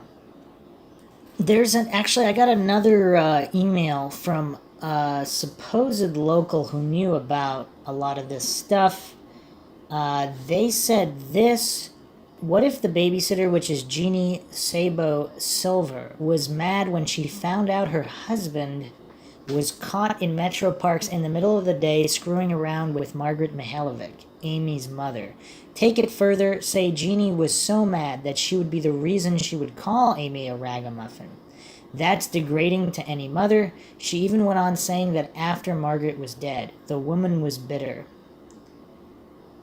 Now, Jeannie's husband was also known to borrow money from people. This time he borrowed from family and friends, couldn't pay it back, so there's an opportunity he has to take to get the money, so he gets Amy. She is now his property for resale. He makes arrangements for pickup and money payoff, but that never happens. He still owes money. This would be where the TV station was contacted about Amy's whereabouts. Now he was going to get the money to pay back. Also, how he knew where she was as he set it up. Just a thought. Huh. Was this some kind of in-the-family thing, and were there connections to this Westlake house with possible corrupt police officers? Did someone scheme up this plot and then it just went awry, as plots often do? But why the shutdown on the information regarding this call, unless they really believe the call was legit and they don't want any information out about it? Would they then shut all of the information down regarding this call? More posts here from the Blogger Tree blog spot. This puts a new spin on things. Why would they call the FBI TV? Were they proud of their work, or wanted to make sure when they did dump her body it would be found? This seems to be taunting of the law in the crime, meeting across from the police station, then call the tip in of the body location. That actually does tie into the whole sinister game theory here with a group of individuals that are playing a game against the cops. More posts here. I'm thinking that it's one of the guys in their little group that made the call. I figure it's because they needed money for drugs. If that's the case, I believe Al Matlock would be the most likely candidate. Remember what he said in the yard, they killed her, which left him out of the picture as the killer. Al was the one that needed the drugs, that's why he took Bill Hayes to that house to start with. We know, too, that Al didn't work anywhere, so he had to get money for his habit someplace. Remember, too, that he lived close to in the area where Amy was found. That's why I'm thinking it must have been Al. I could be wrong. Responses here. It definitely appears that her body was stored somewhere for a long time, or the call would have been made earlier. It would be more feasible to do that in a rural area than Bay Village. It sounds like the killer's from the New London area, but had a partner from an area close to Bay. What I can't figure out is why law enforcement hasn't picked up the most obvious suspect. He might have left his calling card. Who would be protecting him? And of course, Al Matlock is missing in action here, so I don't know if anybody knows where he is. Another post here. I believe it's law enforcement that is protecting him. Why? Because they know that one of their own, as they put it, are into the same kind of things and just may have been involved too. Some posts here regarding Ruth. Ruth is not happy with him putting her picture on the blog. There really isn't much to say about her that I know of. I don't know what kind of trouble Ruth got into from James posting her picture, but whatever it was really made her mad. With that said, I'd say she opened her mouth when she wasn't supposed to. So then, what does Ruth know? Someone from the Bay Area should know who Ruth is, what she was doing in regards to Margaret, where she worked, if she worked, where did she come from, and why. What's the deal with her? Did she have family there also? If so, who are they? Why would she tell James that she has a new family now? Another interesting post here. Here's my take. I believe that the person she befriended made the initial call, then put the stranger on the phone for Amy to talk to. After a few calls from them, he would not have been a stranger to Amy. They just wouldn't have met in person until they got together the day she went missing. That's curious. I'm sure they scoured the individuals that talked to Amy prior, and wow, that's a pretty good theory there as well. Another post here. So assuming Al is the one that dumped the body, I think it is strange that even though he did not get his $20,000 out of it, he still dumped the body basically where the caller said. Another post here. There's another reason it could have been Al that made the call. When the other guys in that group found out that Al had tried to narc them out in Amy's murder, they could have snuffed him out. So he left the area never to return again. Looks like Al to me. Wow. That's actually a really, really good theory, because maybe not even necessarily Al Matlock, but if there's a group that did this, the body's in the freezer or somewhere, one of the people thinks that the others are going to turn on him, so he tries to get them caught, so he dumps the body and leaves town himself. Is that a reason for just randomly dumping the body that day? Why not just keep it wherever it was? Another astute post here. It was close to the log cabin where Al's relatives lived that he could stand outside and watch them poke around that field for clues. It was also in the area where claims were made that cult activity was going on, and they could use it as a cover for who done it, as if to say the cult done it and not them. Okay, we're starting to make a lot of sense here, because yeah, there's this strange cult activity where they're killing animals or whatnot. Supposedly that's all verified in the area, where they're, not humans, but animals, and they're bloodletting animals, and you have this house with all this stuff. Apparently the blood was tested. I'm assuming it would have come back as human if it was human, and more would have been made of it, but who knows if the cops are in on it, I don't know. But why would the FBI cover for the cops? That doesn't make sense either. So, It seems like this actually could make sense if there's a group involved here and they want to blame it on the cult activity because they know of the cult activity going on. I mean, that actually kind of makes sense. It almost ties it together. Another poster said this: do you think it was part of the game that she had to be found so they could sit back and laugh and watch the police try to solve a crime the perpetrators thought they never would? Some other posts here. If the body was found near where Al was, this gave him the perfect way to insert himself into the investigation to see what the police know. I mean, it seems kind of risky unless it wasn't Al and someone else dumped it near where Al was just so they can monitor the investigation or a part of the game. I don't know. So another post here regarding the freezer in the house with the cult activity, allegedly. This is a post here from more researchers. The people I spoke with in that area speculated that the freezer was left in the house because it was an old freezer and heavy and hard to move. The freezer may have been left in the basement. The house was burnt to the ground a short time after the FBI helicopter that had landed and went in and took evidence out by the bagfuls to include sections of the wall and flooring left. It was said that the Savannah Fire Department was called to burn the house down. That house was empty since 1976. There were a few transient people living there for a short time. The local kids made it a party house because it was empty and it sat back in the woods a quarter-mile from any road. I'm going to move on to another post here on this blog called Moving On. February 4th, 2010. Has anyone figured out who Ruth was in regard to Amy's family? What we know is Ruth was a friend of Margaret's. She played with the children. She was teaching Amy to cook. She cut Amy's hair, and she knew Amy had something bothering her the week she went missing. What we don't know: where did she come from? Why was she not mentioned until recently? Why didn't Detective Spatzel know about her? How often was she at the Mihaljevic home?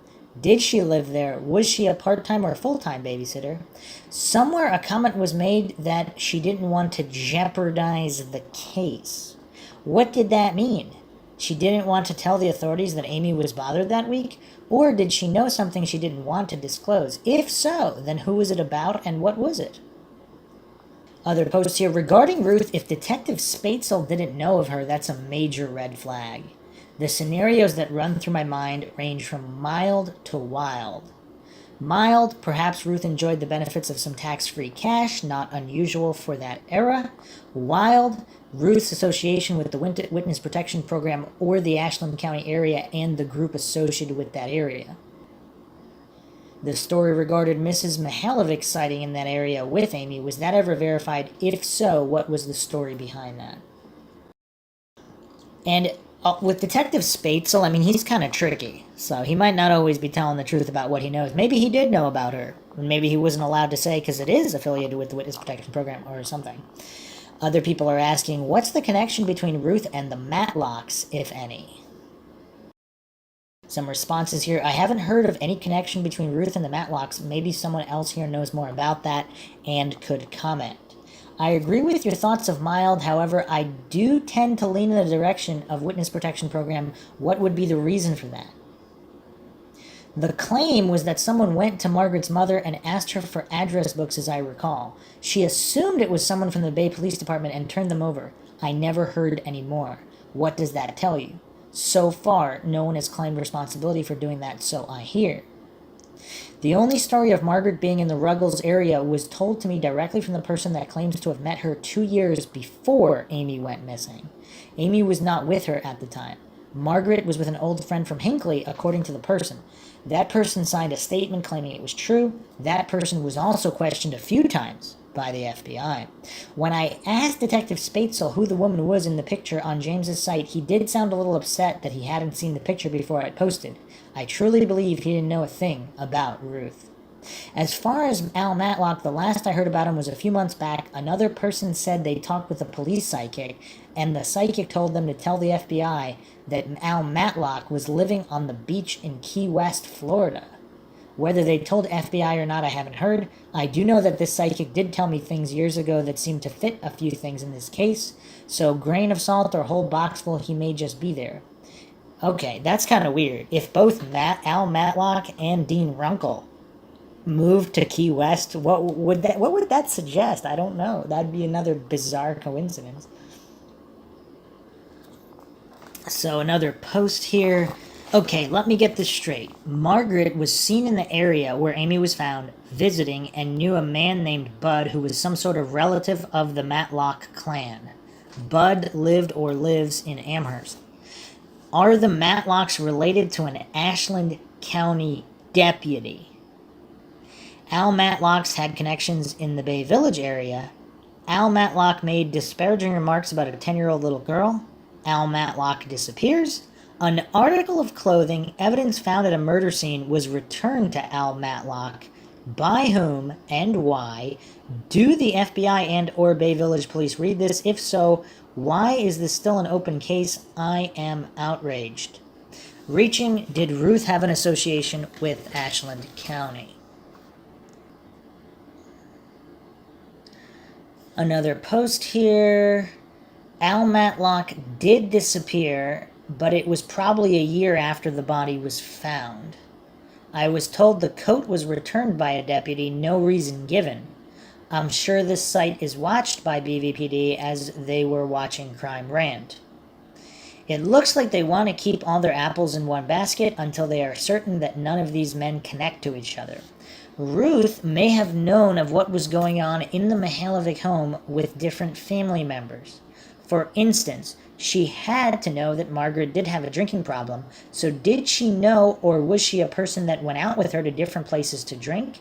If so, where? Who did she talk with, dance with? Did Ruth know all of Amy's friends? Surely the two talked about horses, school, different things. What was her reason for being in that family? Was she just a sitter? Where did she come from? Was she checked out by the family before she became so close? Where did she go for all these years? The reason for not saying something sooner, she said, was she didn't want to jeopardize the case. What exactly was she talking about? The investigation could have gone a completely different way in the beginning. Suspect? No, I don't think so, but if you look at James's site, you can compare the composite of the one person to Ruth, and they look like they could be related. As for the covering, who knows? It's been said that the small town beginners band banner, which is made only by the members, it can't be purchased in a store, which they hang on to a wall with their logo and such, could have been what covered her. Remember, it was said a coat and a blanket were found in the area. Okay, another post here. Here's where the expletive begins to get deep. From the beginning, it was rumored that a cop was involved. After all these years, checking the case out, I've come to the conclusion that the only area in which this seems to be true is with this coat. I followed this coat story to what seems like a possible connection to what happened to Amy.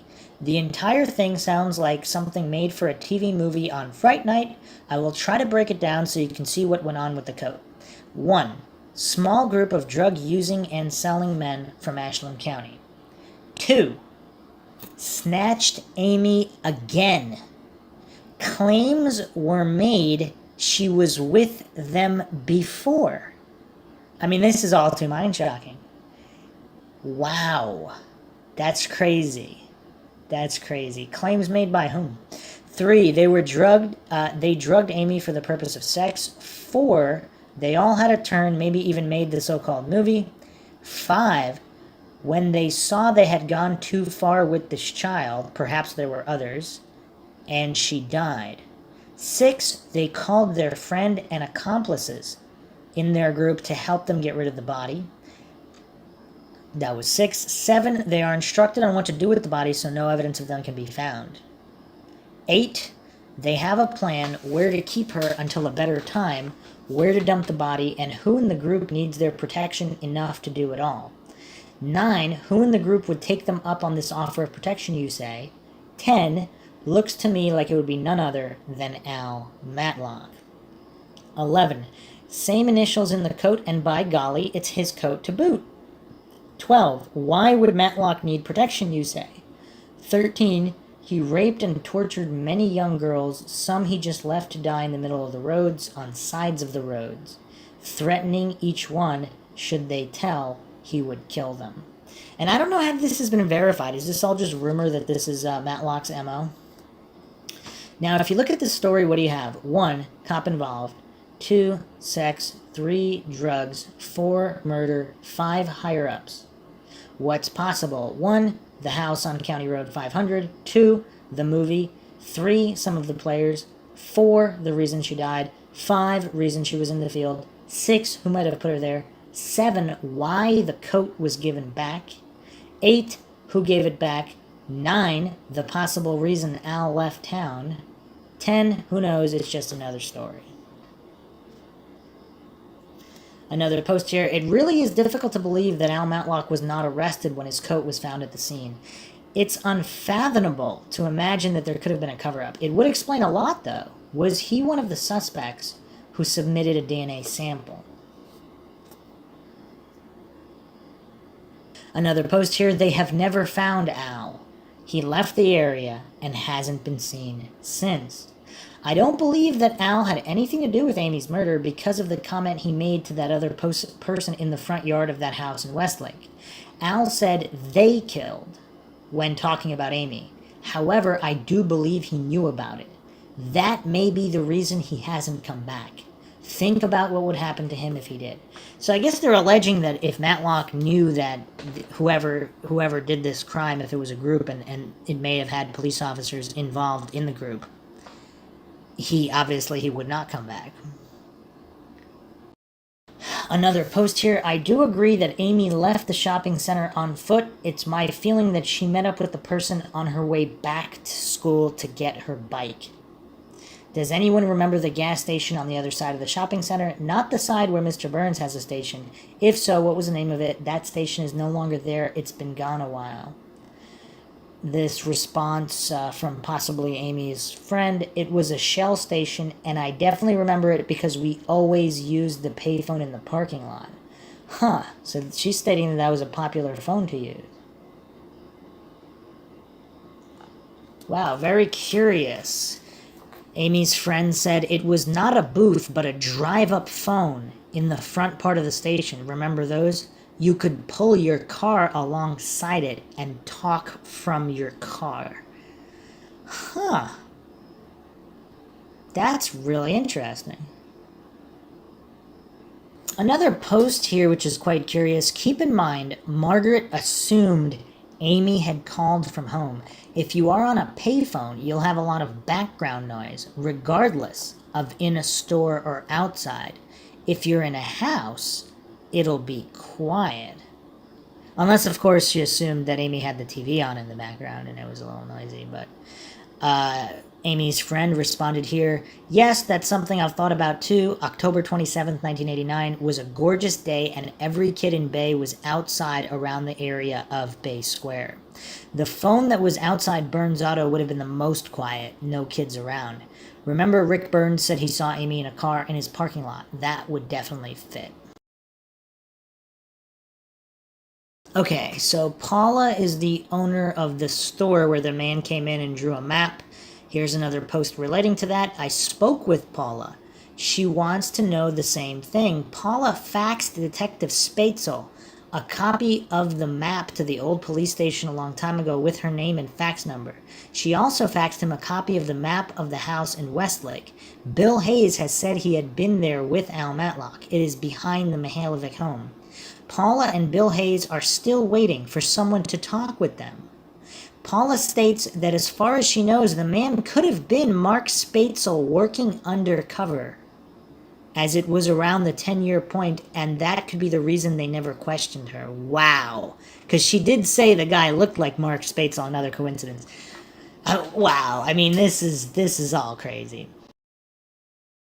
If Ruth was only going to the home when Mark was at work, then he would not have known her. When I spoke with Detective Spatzel, he did not know of Ruth. He also called James in and requested everything he had on her after finding out he had posted Ruth's picture on his site.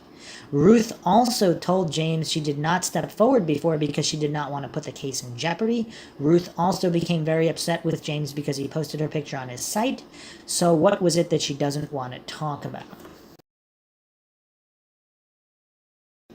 Another post from Amy's friend here. I did not know Ruth at all. My relationship with Amy totally revolved around our time together at Holly Hill. My opinion on drugging is that if Amy was drugged, then the police would have revealed that to the public. This has always been my take on Amy's abduction and murder. I believe that Amy was a target of a sex crime and not an intended murder victim. I think her abductor did not intend or plan to kill her, but did so after she fought back against his advances. I also believe this was the first murder for Amy's killer and that he killed again after her but changed his MO to something other than the phone call setup because he is smart and knows how to avoid being caught. I mean, this is really bizarre. Ruth contacted James. She wanted to talk. They set up an appointment to meet. Ruth gave him the info. He put it on his site and gave him a few pictures. I've followed James from his first book signing at Bay Village Library. My thoughts are someone might want to say something I haven't heard before and I don't want to miss it. I've talked with James a few different times. James was in the dark about Ruth too until she called him almost 20 years later. At first, James thought that Ruth was known until he put the picture on his site. He was only wanting to share more pictures of Amy until Detective Spatzel called him and wanted the lowdown on Ruth. James hadn't a clue. Unless, of course, Detective Spatzel knew about Ruth, didn't want any of that information public, and now he had to find out what James knew. An anonymous poster here. Am I the only one that thinks Ruth's statement, Ruth also told James she did not step forward before because she did not want to put the case in jeopardy, makes absolutely no sense. No sense. And why put the case in jeopardy now unless she thinks it's never going to get solved anyway and she doesn't care anymore? I mean, I don't know. It's weird. Here's a couple more chilling comments here. One more thing about the phone call. This is from Amy's friend. Margaret said Amy sounded nervous, like she wanted to get off the phone. Something in the sound of her voice led Margaret to believe that something was wrong. I think that Amy called her mother because the kidnapper told her to, because he knew it would buy him some time. I also think he was standing right next to her when he called. This little detail is one of the reasons I have always thought that the killer knew Margaret and the Mihaljevic family. Anonymous posted this. When Amy was first abducted, I thought I had read in the newspaper that when Margaret had questioned Amy about how the tryouts or practice went, Amy told her they were on a different day.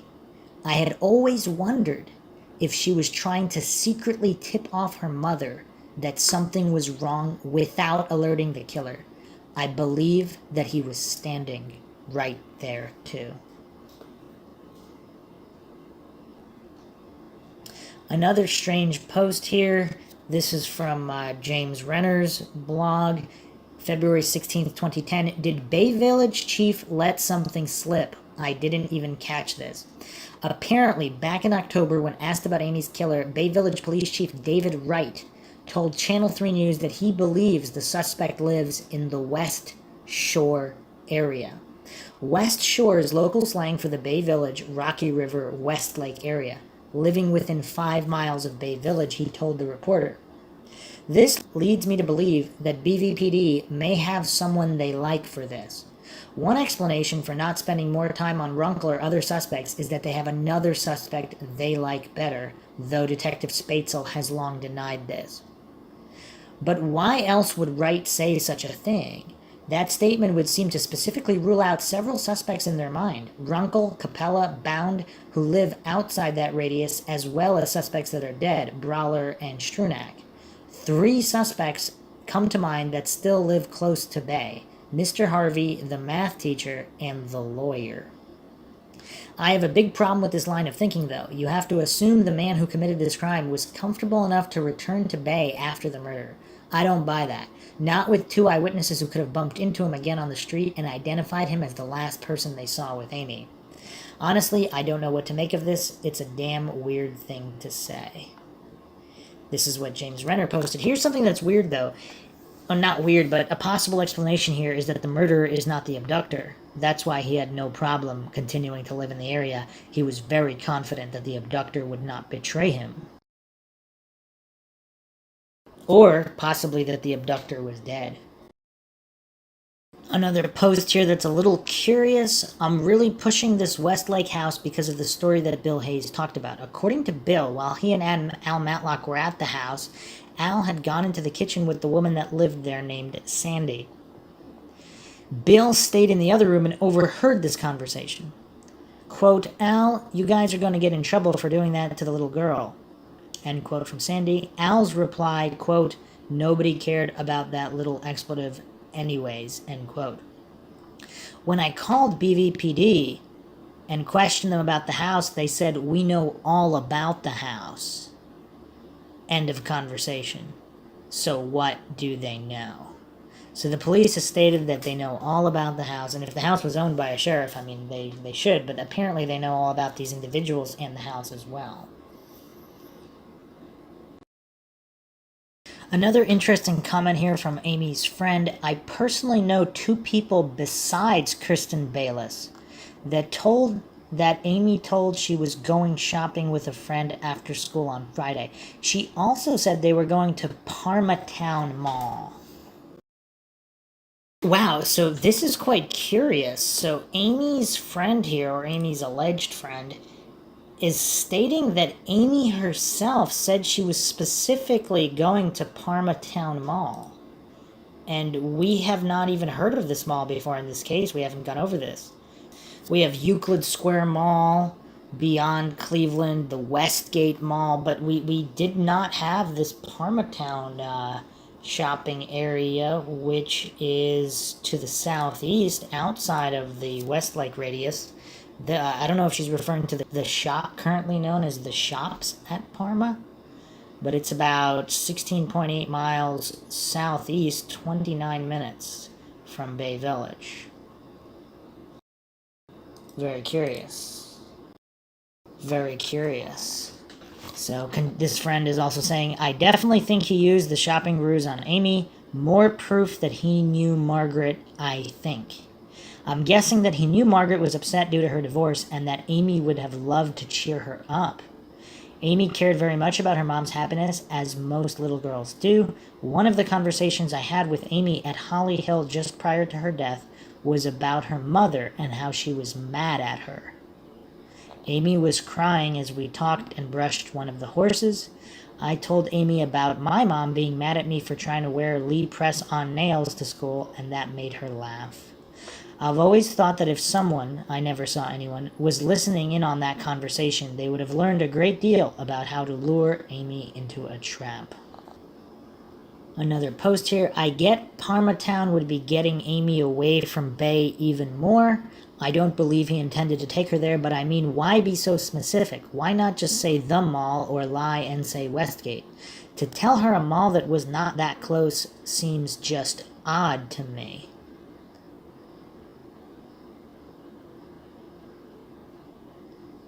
Something else that I just thought of, so Amy's house got a call from Euclid Mall that day.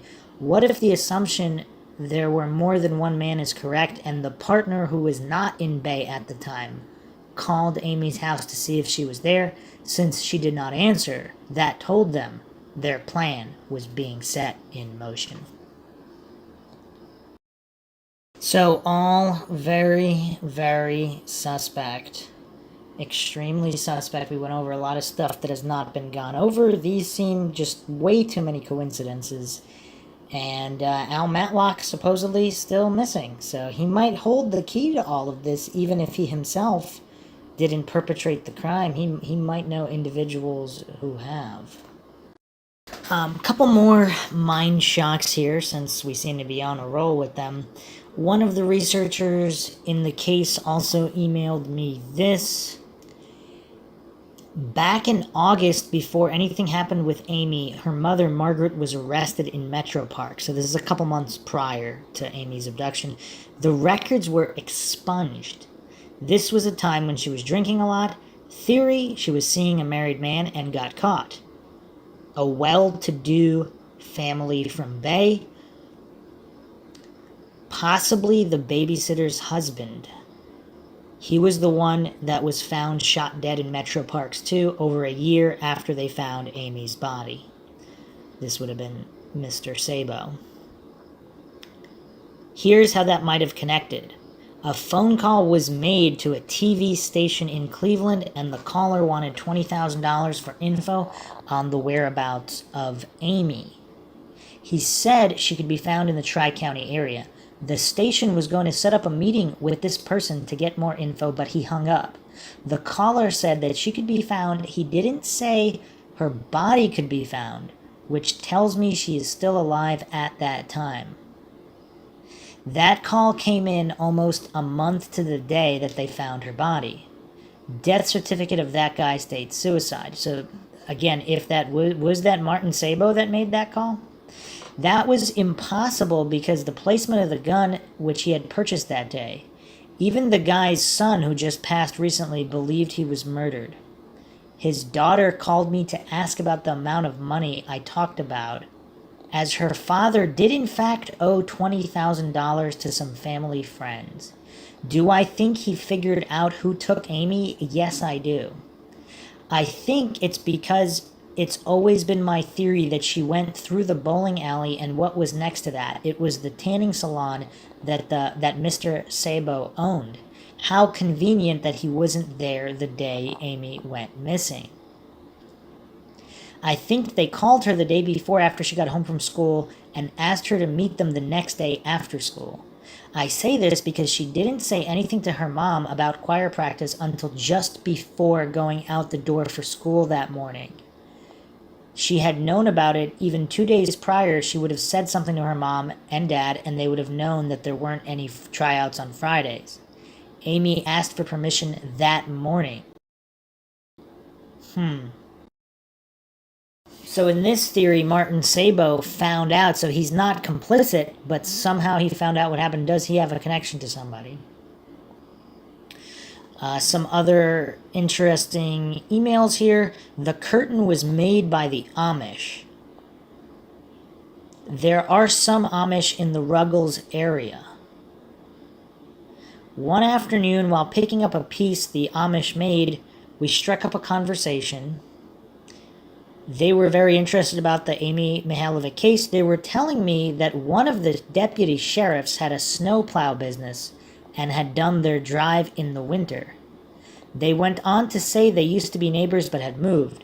Of all the people in the world, I was amazed to hear that it was one of the deputies that were alleged to have been involved in the Amy Mihaljevic crime. So this researcher actually showed them a photo of this curtain and asked them if this was something they made, and they said yes. They would have made something like that to use as a cover for a door going into the barn. The Amish always stop at auctions and sales of all kinds. So, regarding Spatzel, other emails from researchers cite this. My personal opinion of Spatzel is that he's an alright guy. I don't believe him or any of the FBI agents, retired or not, that live in the Bay Village area were made aware of the fact that it was an undercover, tangled up mess. Supposedly there were undercover agents in the Westlake house regarding trying to bust the drug dealers, Matlock and all of his associates, before Amy Mihaljevic was taken. So they were already caught up in the mess. After all, if anyone knew, then it wouldn't be an undercover operation. There absolutely was drugs going into that house behind the Mihaljevic home. That's the house where Al Matlock was going to get drugs. Was it a big drug cartel or operated by the mob? I have no clue, but it seems like it. And supposedly these possible deputies associated with Amy Mihaljevic were going into the house, and they all knew Matlock. And Amy Mihaljevic might have ridden her bike in the parking lot of the bank next to the house so they could have seen her. Supposedly one of these deputies that was currently employed was filtering the info coming in to the Bay Village Police Department, and that's why the case didn't get solved. And the final mind shock here will be from the Amy Army investigation team. This was posted just a few months ago under the Mindshock podcast, Amy Mihaljevic Back to Square One. Thanks for talking about Amy's case again, Bruce. Listen, we are 95% sure we have this done. Why this long unsolved? It's simple. How do you bring down the hierarchy of a state government? They would have to have overwhelming evidence and maybe even physical evidence to take them down. We don't see them doing this. Our suspect was a child killer tied to Holly Hill through a previous law enforcement suspect through a state politician. Margaret would later work for the same political office and live just a few houses down to the big-time state politician of the same political office in Shaker Heights.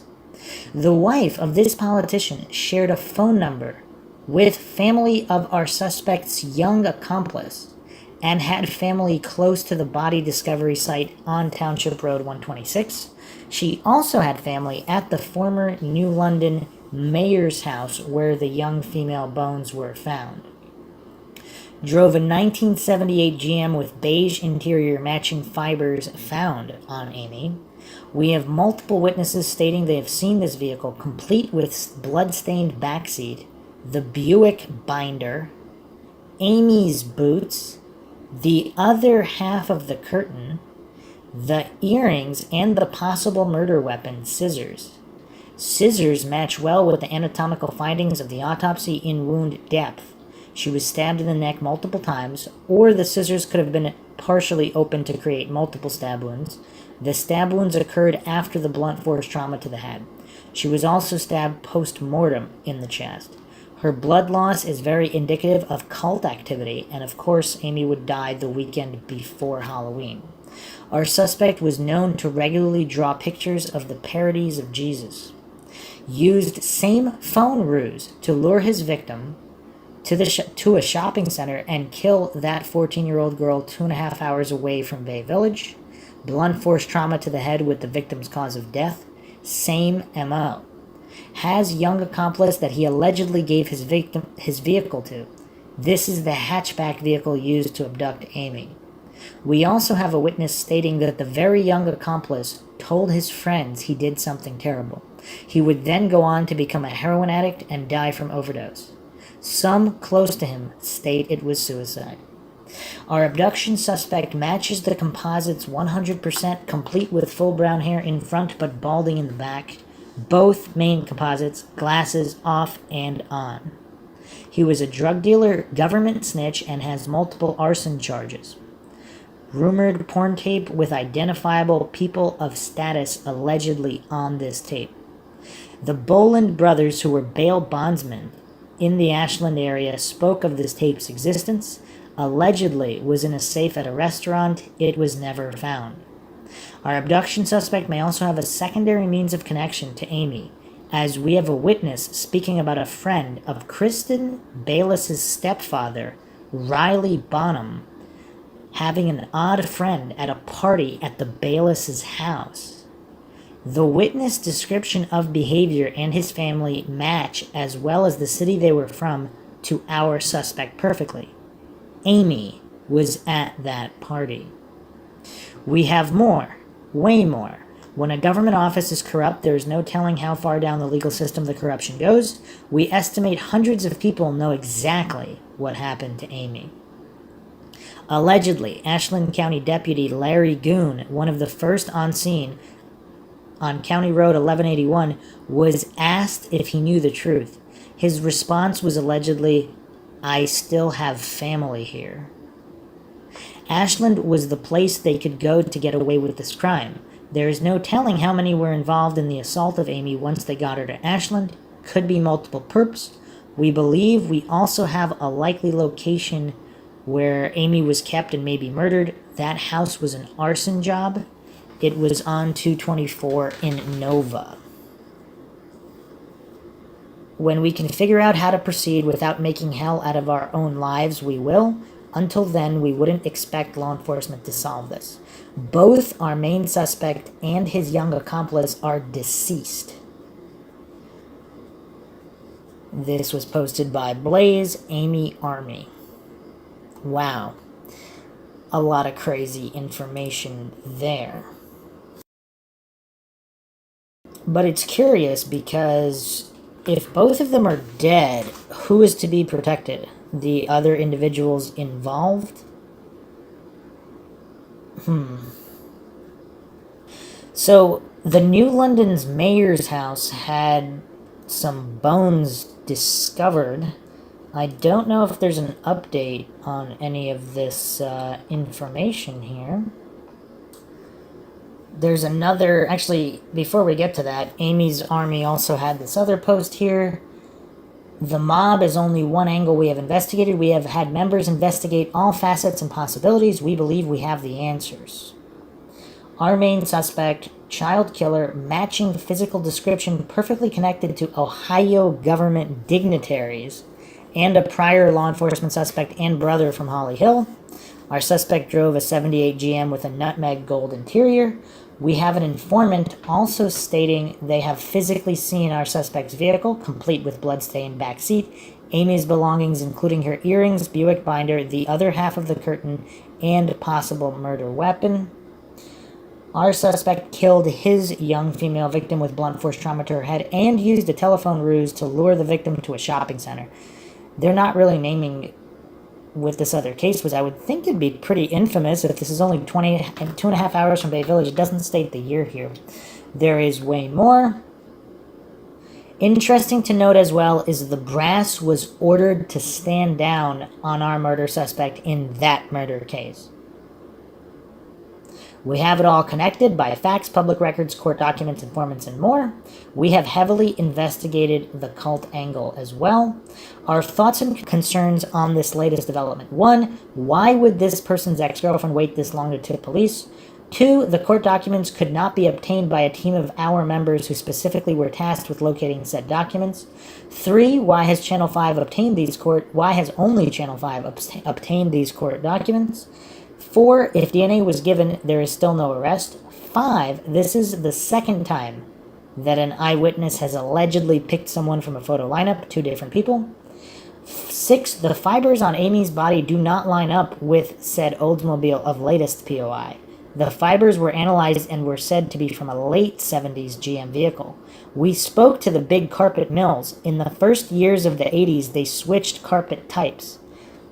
The 2 carpet types from those 2 eras are known as cut pile and Essex. The 80s Oldsmobile and late 70s GM vehicle contain 2 different types of carpet. Keep in mind also here that it was said early on that the carpet fibers came from a late 70s Ford van or camper. The log cabin you speak of was not an actual log cabin, but a ranch house on the corner of Road 126 and 1181. The siding was cladding to appear as log cabin. Al Matlock's cousin, Dwayne, lived there at the time of Amy's death. If you are interested in chasing down the person allegedly related to Matlock and the POI listed in the court documents, the last names, and he listed a few last names here, might be of interest. There is no telling how many are actually involved. There is no telling how many people actually know the truth, or who knows who. We have to rely on factual data, and of all avenues we have pursued, the one containing our suspect and subsequent connection is the most likely answer.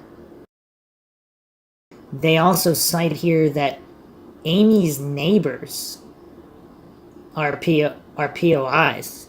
Neighbors that haven't been named yet.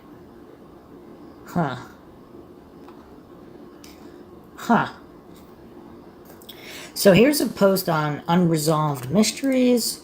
Mysterious bones found in garage in New London, Ohio. Nonprofit steps in to help identify young woman. A homeowner discovered 72, this was posted 2 years ago. Homeowner discovered 72 human bones while renovating a recently purchased garage in New London, Ohio in 2016. Mercyhurst University forensic anthropologists determined they were likely from a young woman between the ages of 13 and 20 who stood between 4'10 and 5'6". Nonprofit The Porchlight Project is working with New London Police and will fund DNA testing. Is she murder victim or missing person? And supposedly, I guess Amy Army is saying that this was the mayor's house? And I wonder if there were any updates here. James Rener's the president of the Porchlight Project. Huh. So I found an update here from 2020. Nonprofit paying for new DNA testing. In 2016, a New London resident discovered 72 bones. Still has not been identified. And I guess, yeah, they didn't say whose property this is. Amy's Army is saying that this was the mayor's former property? I guess, or not. What are they alleging here? Not clear. Not clear. There's just so many rabbit holes here. But hopefully with at least the new update this past year, if you haven't checked out the 2021 update, I posted it as well, with the former wife, girlfriend of another person of interest who lived nearby Bay Village, claimed he didn't come home that night, etc. At least there is interest in the case, and hopefully closure will be found at some point in the future. I hope you guys found another edition of Mindshock True Crime interesting. You can help support the podcast, donate to our PayPal, just check the link in the description. Make sure you subscribe to the channel, hit that bell for notifications, like and share this podcast to keep awareness up in this case as well as other cold cases. Twitter, Facebook, Reddit, Patreon. Patrons do get a priority for case topic, logical analysis, co-podcast, or requests. You could also be a guest on the podcast depending on your tier.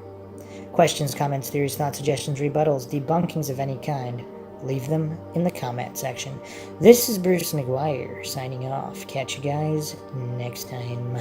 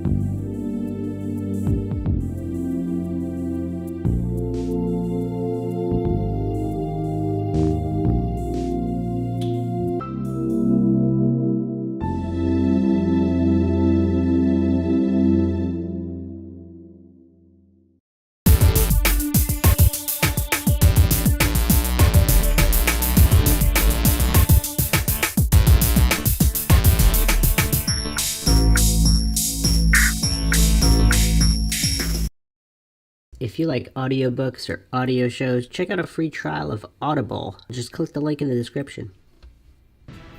Welcome to Mindshock True Crime. This is your host, Bruce McGuire.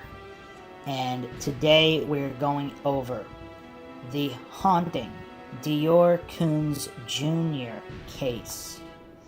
A missing child case that has baffled many law enforcement and the nation itself. I have actually not heard of this case until it was requested recently, but we will be doing a deep dive in typical Mindshock fashion with logic and reason at the forefront in an attempt to discover what exactly went down in Idaho regarding the Dior Coons Jr. case and what the future for the case holds. As always, if you enjoy the Mindshock podcast, find it interesting and informative, and want to help Mindshock get more mind-shocking content out there to keep up awareness not just in this missing persons case, but in other cases, wrongful convictions, and unsolved cold cases, you can donate to our PayPal. Just check the link in the description. You can also become a YouTube member right here on YouTube for access to exclusive streams and chats. Make sure to subscribe to the channel, hit that bell for notifications, like and share, Twitter, Facebook, Reddit, Patreon. Patrons do get priority for case topic, logical analysis, co-podcast requests. You could also be a guest in the podcast depending on your tier. Questions, comments, theories, thoughts, suggestions, rebuttals, debunkings of any kind, leave them in the comment section. So, just for a quick primer on the case here, we're going to start with the Idaho Statesman article, updated October 28th, 2021 by Nate Eaton, EastIdahoNews.com. Dior Coons went missing 4 years ago. Family says the day will haunt the rest of our lives.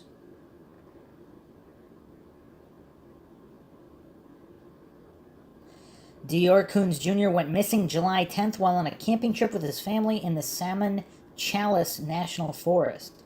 Despite extensive searches and national media attention, there's been no sign of the 3-year-old. 4 years ago today, so this article published October 28th, 2021, so we'll be coming up on 5 years in a few months. Dior Coons Jr. disappeared while on a camping trip in Lemhi County. The Idaho Falls 2-year-old vanished July 10th, 2015 at the Timber Creek Campground with his parents, Jessica Mitchell and Vernal Dior Coons. Dior's great-grandfather, Robert Walton, and Isaac Reinwand, a friend of Walton's, were also on the trip. There has been no sign of Dior since that day, and nobody has been charged in connection to his disappearance. Mitchell and Coons were named as suspects in January 2016 by former Lemhi County Sheriff Lynn Bowerman, but they have never been arrested. So already we have a very curious statement here. So they're named not as POIs, not as persons of interest, according to the Idaho Statesman here, but they were actually named as suspects by the former Lemhi County Sheriff Lynn Bowerman? That's kind of weird. So they were named as actual suspects. Mitchell and Coons. Huh. So we'll find out what's going on here. While no major developments have occurred in the case over the past year, the Lemhi County Sheriff's Office closed part of the Timber Creek Campground June 28th to July 1st for a search. Sheriff Steve Penner declined to comment about what crews did at the site, but said investigators will follow up in the area as environmental conditions change. Trina Bates Clegg, Dior's grandmother and Mitchell's mother, agreed to speak with EastIdahoNews.com about the anniversary of her grandson's disappearance and where the case stands today. Here's a lightly edited transcript of the interview. Nate Eaton, can you believe it's been 4 years ago this week that baby Dior disappeared? Trina Bates Clegg, Dior's grandmother. No. We go back so many things. It's like a timeline. You start thinking, okay, today's the day we were cleaning out the camper, and I just remember him being so excited helping clean out the camper and jumping on top of the cushions and little things like that before they did go. How excited he was to be part of that and go camping and live. Somewhat I remember from my childhood of going up to Leodore and camping with my grandma and grandpa. We found pictures from 1983 of that campground, and we were all up there, and that was my last time up there. It's such a beautiful place, and now it's such a haunted place to me. I still find such comfort going up there because it's so beautiful. Eaton says, it seems like a lot has happened over the last year, but yet not a lot has happened. Your father, Robert Walton, passed away, and we're sorry to hear about his death. How are you doing since he died? Clegg responds, rough, really rough. There's just been so much over the past 3 weeks. We had private investigator David Marshburn come in and do some new searches, and then my father passed away. I feel like I haven't had a chance to grieve for my father because there was so much going on, so it's still very difficult. I wanted the answers so much before Dennis Coons died in January, and then I said, no, we'll get the answers before my dad dies. When Marshburn came in and gave us some new information, I thought we had it. It doesn't mean we don't, but I thought for sure we would know something, and then my dad passed away. I had someone close to me say, does it scare you that you may never find the answers? That was a really big reality, that as a grandparent we've lost the 2 great-grandparents, and that was a little rough, thinking I may never find the answers. That's kind of a messed up question to ask somebody like that. Eaton says, I'm sure people have asked if your father has anything to say about Dior before he passed.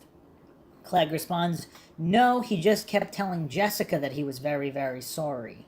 Sorry that he took his eyes off that baby, and he just kept telling Jessica that he was so sorry. Eaton states, you mentioned David Marshburn. He's a PI from North Carolina who came to Leodore a month or 2 ago with his cadaver dogs. He went public and said that his dogs hit on a spot at the campground. The sheriff's office hasn't said what that hit was. It kind of gave a lot of people hope that there might finally be closure. Is that where you went when he told you this news? Okay, and let me interject here just briefly. I mean, what do most people think about this case? That it was some kind of accidental death that got covered up? I mean, what are people thinking here? Because, I don't see too many options here, but let's continue here. Clegg says, absolutely. And I'm still not giving up that hope because I know that there's more to come. I still expect to see baby Dior as that same 2.5-year-old little boy. It brought a lot of hope, and it still does bring a lot of hope because it's another person out there fighting for baby Dior. Not necessarily fighting for anybody in the family or anything like that, but someone that's out there. He promises me every day, Trina, I'm not done, we're not done.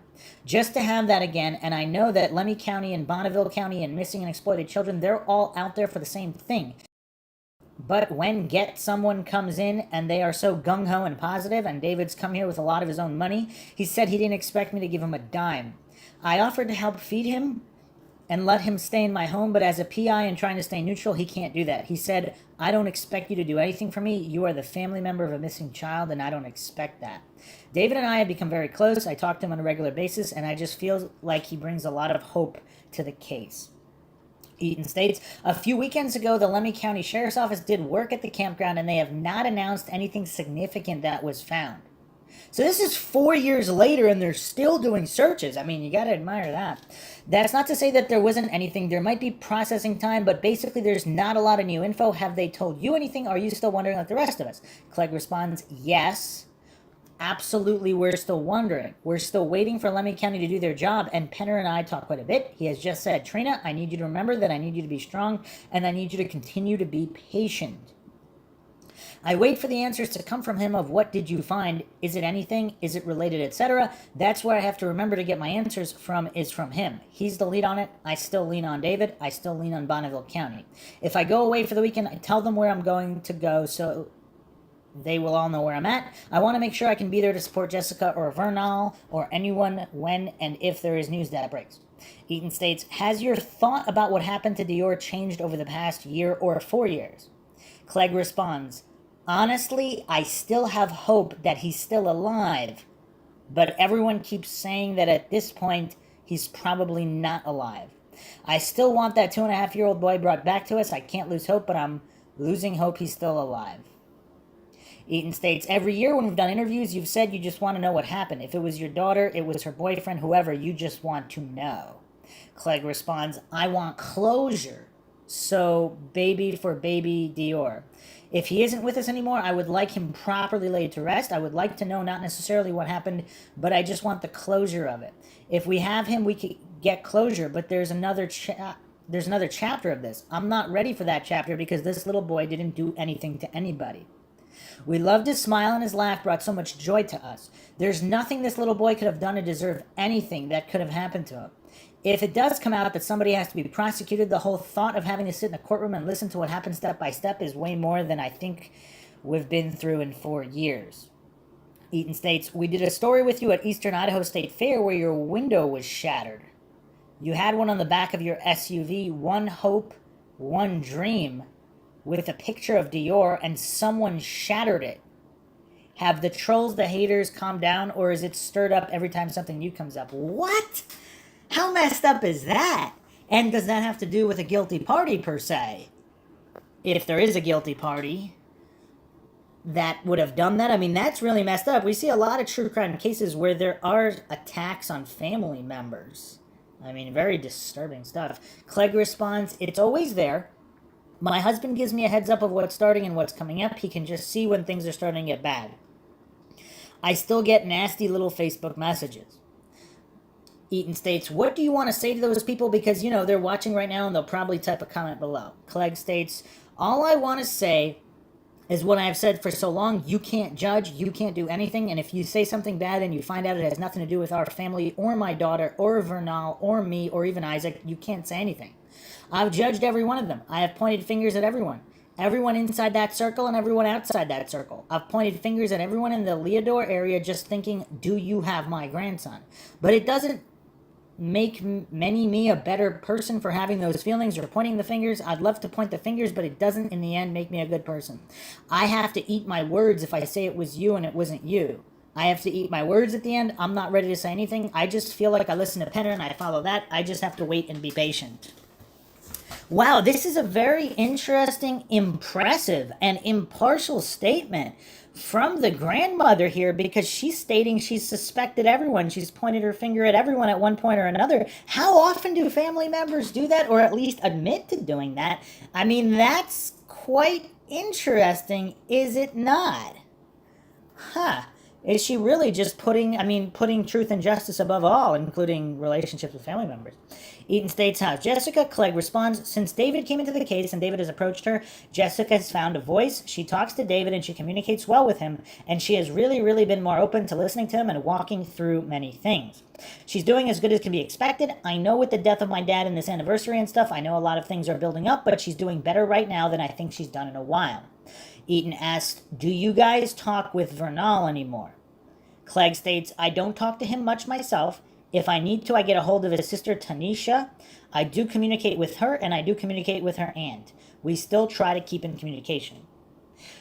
Eaton asks, how about Isaac? Have you talked with him? Clegg responds, I actually took David to Isaac's house. Isaac talked to me. He always has, and I just wanted him to know that my dad was sick and then wanted to introduce him to David. Eaton states, are there any misconceptions or rumors or anything you've seen that you want to clear up? Clegg responds, there's just always drama. I know when Penner was trying to go up and do the intensive search that there was so much drama going on. When I called to talk to him, you could just feel the tension because he was trying to get things set up to go up to Leodore, get the permitting done, but there was so much drama being caused that he was having to take care of the drama rather than focus on getting up there. That's hard for me because I want to call him every day, every hour, and ask what's going on, but that doesn't do anything for him because he knows that I want answers so bad. I hate to say it, but it's really not a priority for the public to know first. It's for the sheriff to know, and then the family to know, and then from there, the rest of everyone else to find out. There's no first priority on anyone else except the sheriff and the family, and then from there, we'll find out. Eaton responds, why do you think there's such a fascination with this? There's national media, online chats. I get asked about it at least every other day. There really is an intense fascination on this story. Clegg responds, I know it started on Facebook. We have so many connections with Facebook. I have a family that lives way out of state. I created some really, really great friends, one of them in Montana, and she did some really great things for me. It's just those people who truly believe there will be an answer, and they love baby Dior. He had that face, and he touched so many people in the beginning just because they could relate. They had a kid that age, his beautiful eyes, his laugh on some of the videos, and he just captured so many people.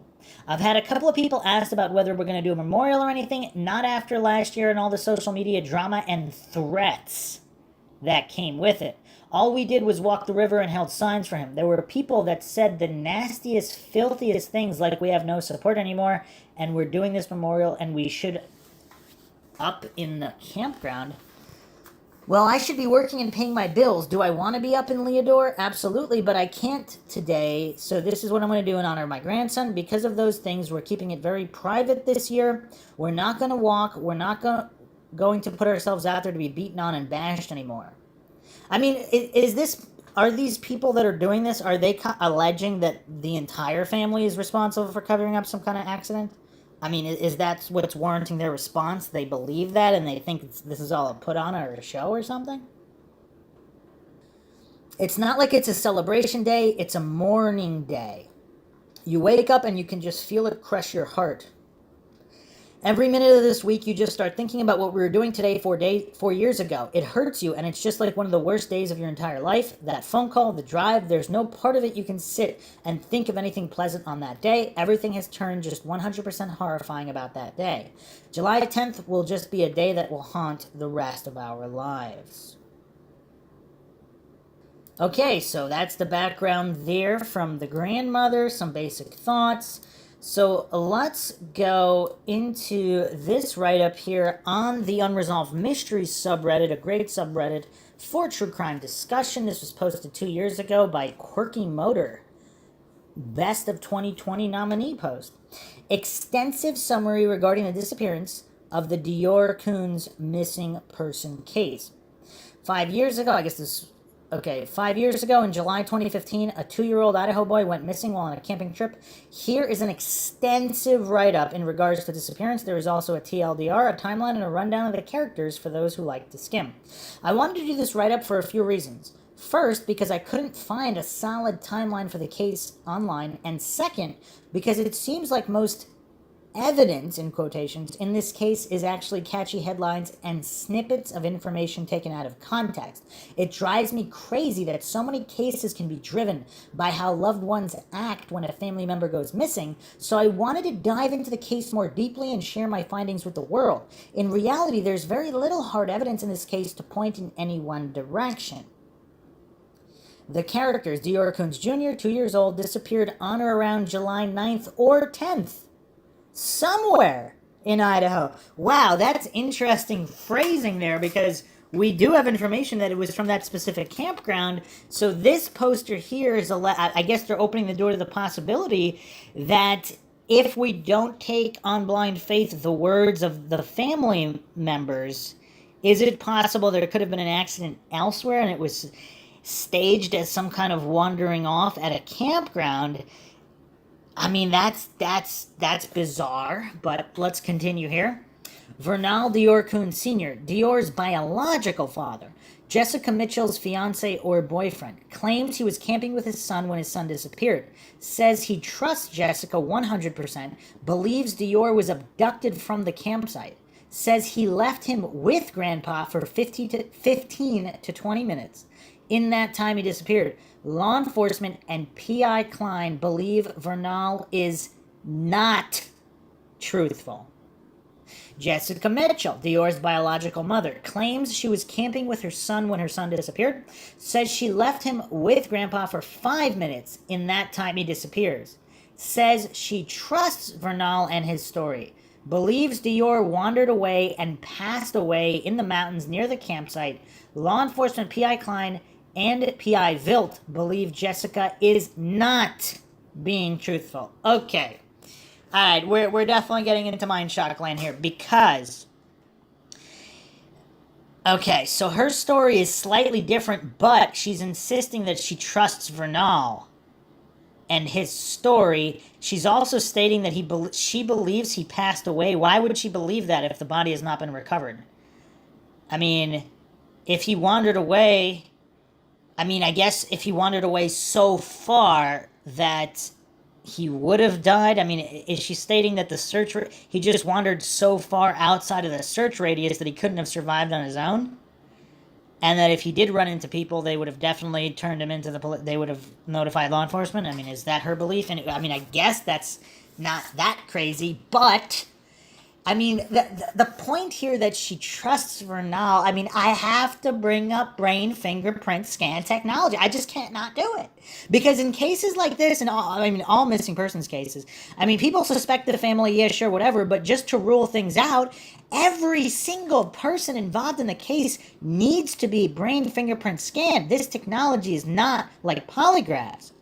Polygraphs are inadmissible in court. Brain fingerprint scan has been admitted in court at least once, but it's not about that.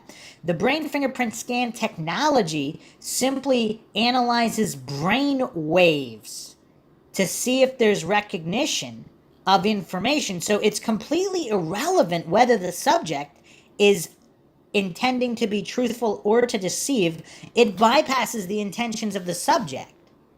So that's why it's so awesome technology. It's so accurate. I think the creator still has $100,000 or $150,000 reward for anybody who can beat it. I believe that reward has never been collected. This is used by the military and government agencies. That's how accurate this is.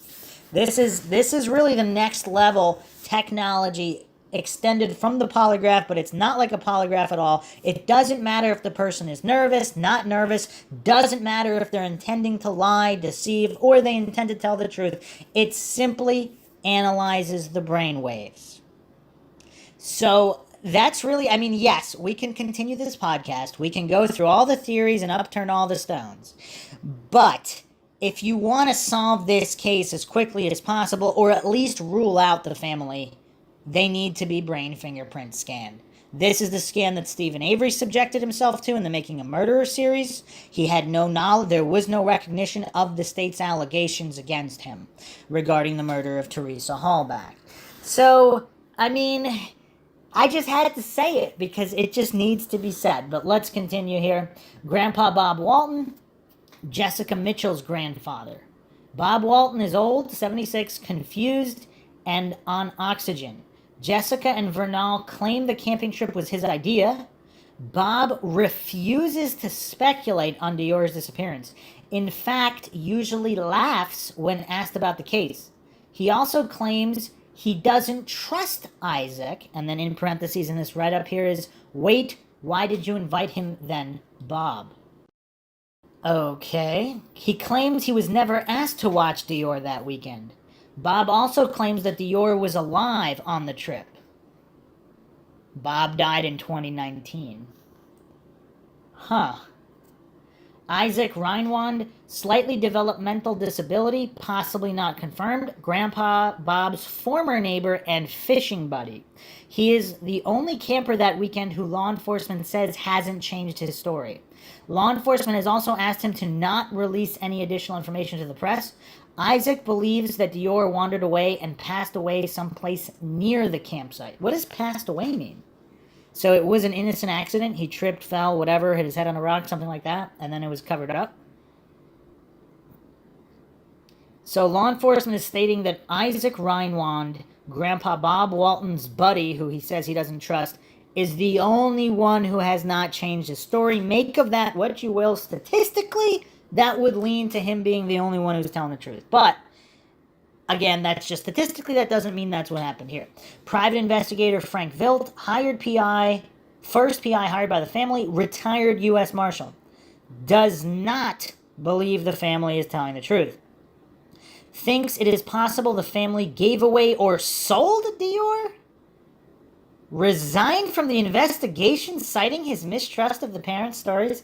Wow, I wasn't expecting that one. So he's saying, so I guess he's believing here that Dior is alive and he was either given away or sold. Wow. And just through his frustration, he just flat out resigned. Okay. Private investigator Philip Klein, second PI hired by the family. Although we have to say that there were all those additional searches and possibly some kind of dog hit, in which case that would point to an accident, but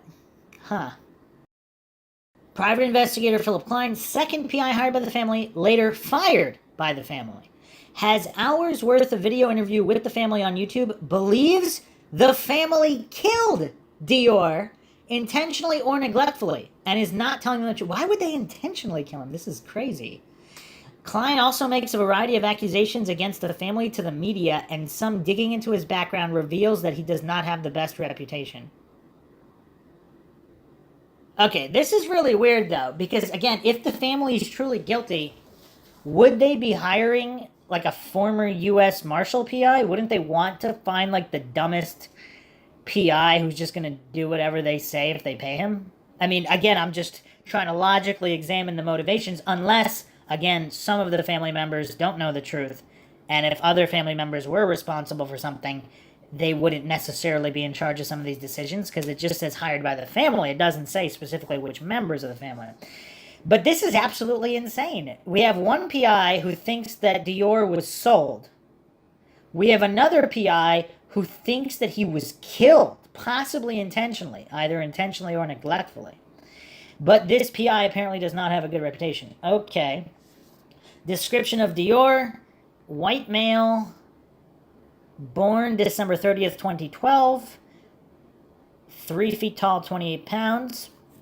Clothing, jewelry description: camouflage print jacket, blue pajama pants, green and black checkered socks, brown cowboy boots with a lighter brown camouflage print. These cowboy boots were reportedly 2 to 3 sizes too big for Dior. I don't know what to make of that.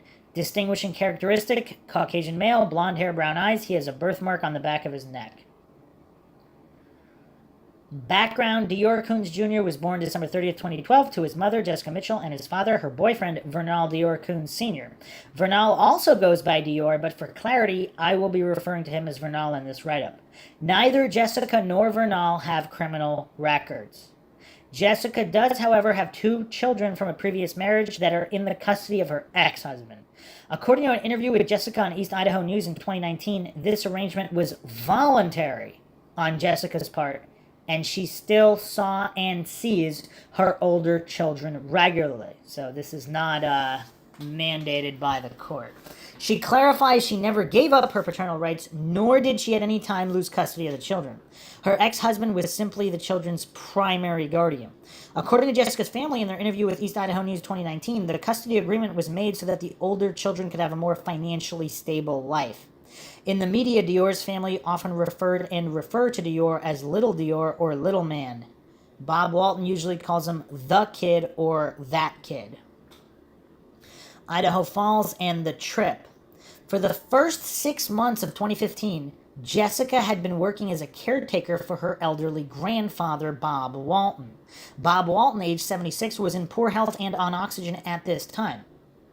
According to Vernal, the family decided to go on a camping trip on Thursday, July 9th, 2015, after Vernal got off work at around 5 p.m. The other thing that's a little bit bothersome is the lack of clarity on whose idea this camping trip even was. And if you're going to stage something and cover something up if he was already dead or if an accident had already happened, would this guy the grandfather invite along his fishing buddy who he supposedly doesn't trust? I mean, that doesn't really make a lot of sense either. Unless this is on the fishing buddy, but okay, let's continue here. So wait, they randomly decide to go on a camping trip when Vernal gets off work at 5 p.m. July 9th, 2015. And how random is it?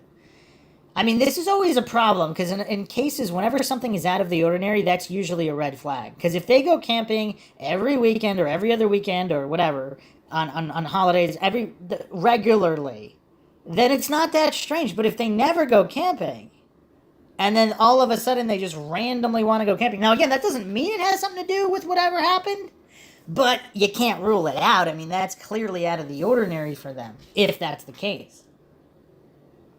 Sometime in the evening around 6 p.m., the family piled into their truck, picked up Grandpa Bob Walton in his SUV, which was hauling a trailer, and then picked up Grandpa's friend and former neighbor, Isaac Reinwand, who Jessica and Vernal had never met.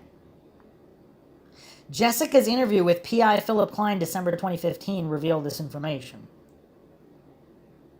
Why did it take that long? Well, that's kind of weird. Isaac appears to be aged in his 30s. What? So this guy in his 70s, his fishing buddy's in his 30s. How common is that? According to an interview with East Idaho News, Isaac met Bob 5 years earlier when Bob hired Isaac to do some yard work. Okay, that makes slightly more sense. Isaac appears to have some developmental disabilities, most apparent slow processing speed. Many people have raised questions about this friendship. We will get more into detail regarding that later. The group drove in 2 vehicles for 116 miles. Wow, so this is an impromptu last-second trip? What? An over 100-mile trip randomly as soon as he gets home from work? Does anybody else find that a little strange? I know this is kind of weird. Okay, so the group drove in 2 vehicles for 116 miles north to Leodore, Idaho. Then they drove an additional 10 miles west to Timber Creek Campground. This campground is accessible only by a rocky dirt road, and an additional 8 to 9 miles usually takes about 45 to 60 minutes to navigate to the campground at night. The family said they pulled into the campground around dark.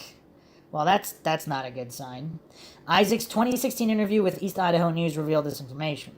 Sunset in Leodore on that day is 9:20 p.m., so many sources have guessed that the time the family pulled in was about 9:30. Note, as the sunset is the only definitive time we have, the time the family left Idaho Falls is based on the time that they arrived at the campsite. So again, we have some unverified information, but okay. The drive. Along the way, the family claims to have stopped for diesel, stopped at the Silver Dollar restaurant in Leodore. In parentheses, it states that it was closed. So are they claiming to have stopped and eaten there, or simply stopped to try to eat there and it was closed? I mean, there's no clarification here on that. And finally stopped at the convenience store to pick up some groceries. This is from the Newsline 2016 interview with Jessica. It is important to note that no one outside the family saw Dior at any of these places. So no CCTV, no nothing. I mean, if this is the middle of nowhere, I guess it might not be that crazy that they don't have security cameras in Idaho, but none of the workers at these stores remember seeing Dior. Newsline 2016 interview with Jessica. And no video cameras were available at any of the places the family went to that day. Stated by Lemhi Sheriff Lynn Bowerman, August 2015. After stocking up, the family made the 8-mile trek to the campground, arriving around dark, and went to bed with Jessica Vernal and Dior sleeping in Grandpa Walton's truck, Isaac sleeping in a tent, and Grandpa Walton sleeping in the camper. Isaac's 2016 interview, East Idaho News. Wait a second. So why are they... How big is the camper? Why are they sleeping in the truck instead of the camper? Okay, that aside... Yes, I'm going to do it. I'm also going to bring up satellite technology. Now, it might be unclear to make out exact people. Again, I am not going to hallucinate or pretend I know the exact details of top secret government satellite surveillance programs. I do not. But they at least could possibly verify these vehicles went where they said they went at which particular time. They might be able to verify that. Again, I don't know if that has been done or has not been done, because officially, if this is national security, whatever, they're not going to release that for a missing persons case, but they could. I'm just saying, it seems like that there are further avenues to pursue here. If one wanted to pull out all the stops for truth and justice at any cost, I mean, there's brain fingerprint scan technology, and there is satellite surveillance technology that theoretically, if went through the proper top secret channels, could be retrieved. Continuing on here, July 10th, the morning. According to the family, around 10:30 a.m. to 11 a.m. after the family had had breakfast, Jessica started her period and asked Vernal to return to town to pick up some supplies, including feminine products and groceries at the convenience store. Stage Stop Junction. Jessica's interview with the PI, Philip Klein, November 2015. Now, call me crazy. I am not a female. I am not a woman. I know that definition is a lot more lax these days. But wouldn't someone know that ahead of time before going on a camping trip? away from civilization to bring some kind of basic supplies? Call me crazy, I don't know. Vernal, unless something happened prior and it was very, very tragic and traumatic, and this was like some kind of last second thing, in which case one might not bring proper supplies. Or this whole story is made up. Vernal, Jessica, and presumably little Dior left and went to town. According to Vernal, this trip downhill took about 20 minutes. We will get back to that statement in the other things section below. Once in town, they stopped at the stage shop where Vernal asked the worker if they sold diesel. When the clerk said no, then they went to the diesel pump 2 doors down, but there was no diesel there, and then finally to Peterson Welding to finally get fuel for the truck, according to Jessica's interview with PI Philip Klein, November 2015. At this point, they returned to the convenience store to get snacks and feminine products before heading back to the campground. In one of Private Eye's Klein's interviews with Jessica, she explains that they went to the stage shop to get Dior Jr. some fries.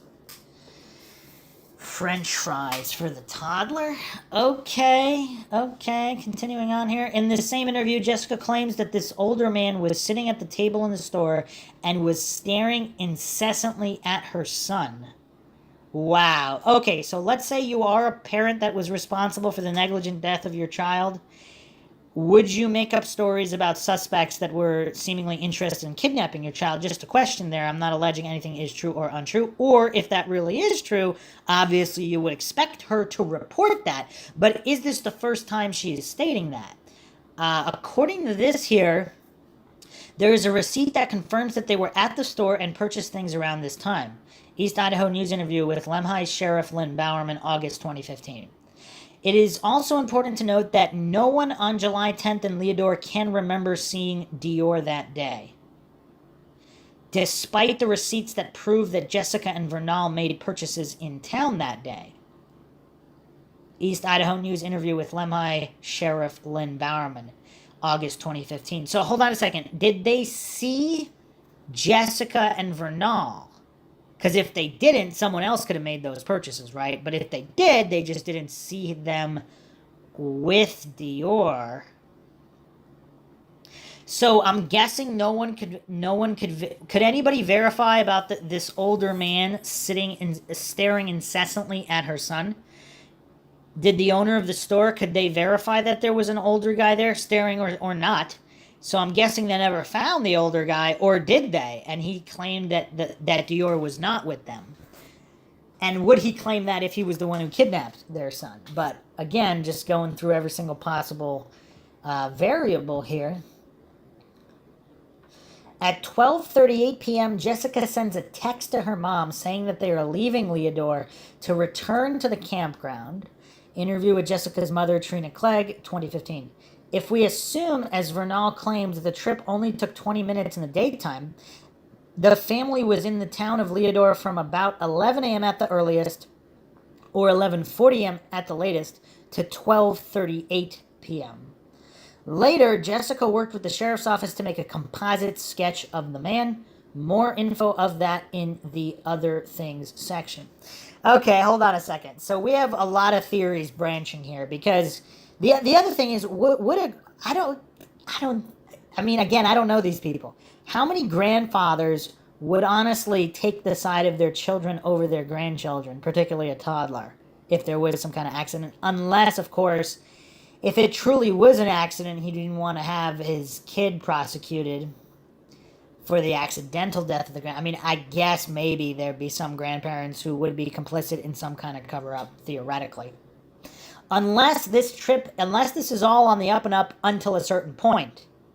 Because if this impromptu trip was legitimate and Dior really was perfectly fine for the beginning of the trip, and an accident happened later, then perhaps none of this up to that point is strange, and it only gets strange after a potential accident or wandering off of some kind. Okay, July 10th, after returning to the campsite. Once the family returned to the campsite at around 1 p.m. or 1:10 p.m., the timeline gets a little shakier. The adults decide to go fishing with Isaac in the creek that is only 50 feet away from the campsite, down a little hill. While you can hear the creak from the campsite, you cannot see it from the area that they were camped in. Isaac claims to see Dior around this time in between 1:10 and 1:30 p.m. at the campsite. Isaac's 2016 interview with East Idaho News. Wait a second. You cannot see it from the area they were camped, but Isaac claims to see Dior at the campsite. That's a little vague. So is Isaac lying here? Or is the campsite area being referred to vaguely where Dior might have been slightly... I mean, what are the exact vantage points? So are they saying here that Isaac is lying? Or possibly lying just to cover for himself? To make him not look negligent? Although, again, he's not the parent. There are several stories being told... Okay, hold on a second. Isaac claims to see Dior around this time between 1:10 and 1:30 p.m. at the campsite. According to Vernal, it was nearing Dior's nap time. At about 1:30 p.m., the adults, minus Grandpa Bob, leave to go fishing and leave Dior with his great-grandpa. Vernal and Jessica's early interview, July 13th, 2015, with East Idaho News. Now, another point here. Have they ever left him with Grandpa Bob here? Because if he's not in good health and on oxygen, is it safe to leave Dior with him? Because if Dior's running off, I mean, what are Grandpa Bob's capabilities here? His great-grandpa. I mean, I don't know. That's a valid question, is it not? There are several stories being told at this point, so I will try to summarize what happens next. In some interviews, the family says Dior should have been napping. It is unclear why no one put Dior to bed before the fishing trek. Vernal and Jessica's early interview, July 13, 2015, with East Idaho News. So he should have been napping, but nobody put him to bed. Interesting. According to Jessica, her grandpa said that Dior was playing in the dirt or playing with his shoe under a tree. Jessica herself says Dior was under the tree eating candy. She also claims that little Dior said that he wanted to stay with Grandpa and eat candy, not come with her and Vernal to the creek. This is Jessica's interview with PI Philip Klein, December 2015. I mean, also, like, we don't know their parenting style. Like, how often is the toddler allowed to call the shots on what he is doing? Particularly when safety is a factor. This is an important point, as Bob Walton says he doesn't remember being asked to watch Dior. He clarifies by saying it could have happened and he either forgot or he didn't hear.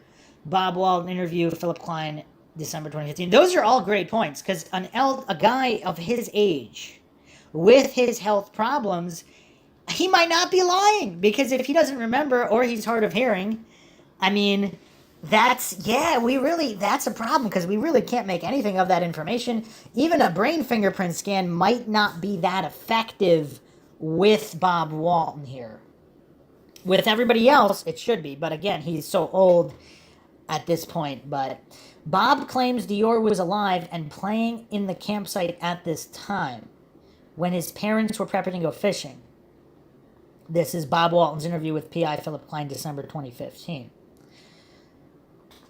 With that, Isaac, Vernal, and Jessica leave the area to go fishing in the creek. Jessica says she looked back at the camp to make sure Dior wasn't following them.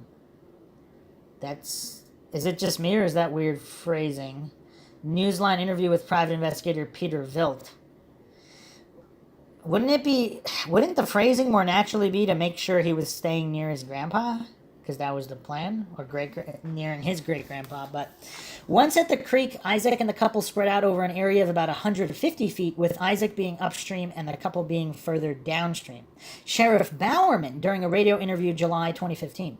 Somewhere in between 2 p.m. and 2:20 p.m., the family realizes Dior is missing when the parents return to camp and realize Dior is not with Grandpa Bob Walton. Bob claims he looked away, and when he looked back, little Dior was gone.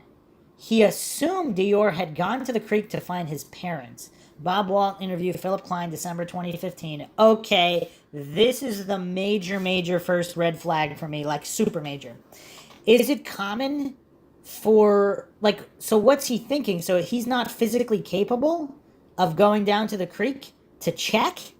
Or does he think it's perfectly acceptable for this toddler to go wandering around looking for his parents at the creek, and he's not able to, and he doesn't want to do anything about it? Or does he want to alert others? He's just not physically capable at his age and physical condition. I mean, this is major here. This is a huge major point here.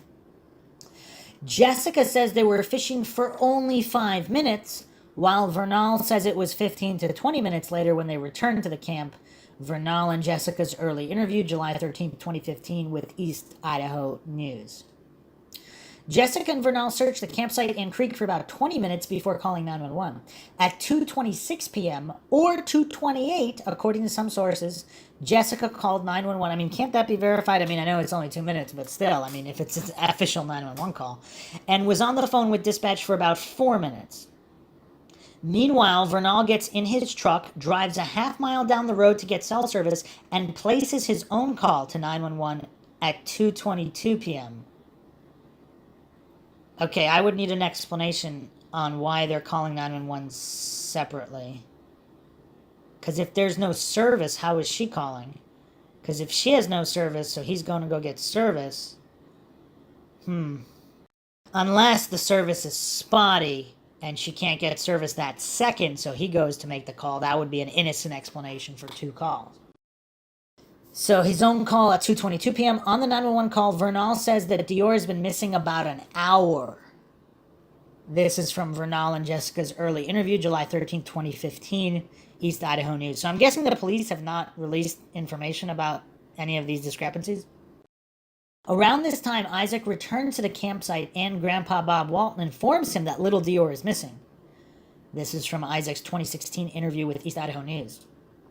Search and rescue teams arrive at the campsite around 3:45 or 4 p.m. This is from Vernal and Jessica's early interview, July 13th, 2015, with East Idaho News. So search and rescue teams are arriving, theoretically, according to this story here, within 2.5 hours. That's not too bad. If he simply wandered off, you would think they'd be able to find a little toddler who only had a 2-hour head start on him. Around this time, if that story is legitimate, of course. Around this time, after searchers had arrived, Jessica claims to see Isaac carrying a muddy shovel. She also claims that the shovel had blonde hair on top of it, but when Jessica tries to collect the hair, the wind blows it away. This story about the shovel is only mentioned by Jessica once in a more recent interview. It is not a factor verified in any way, shape, or form. This is Jessica's interview with P.I. Philip Klein, November 2015. So in November, she states this one time. So I guess it's possible law enforcement told her not to mention that detail, right? I mean, that's perfectly plausible for an innocent explanation there in the direction of Jessica. But regarding Isaac, I mean, what do they think happened here? Why would Isaac be carrying a muddy shovel with a blonde hair on it? Unless they're all being truthful and it wasn't a blonde hair, Jessica just thought it was because she's panicked because her toddler's missing, if we're looking at everything on face value, assuming nobody's lying.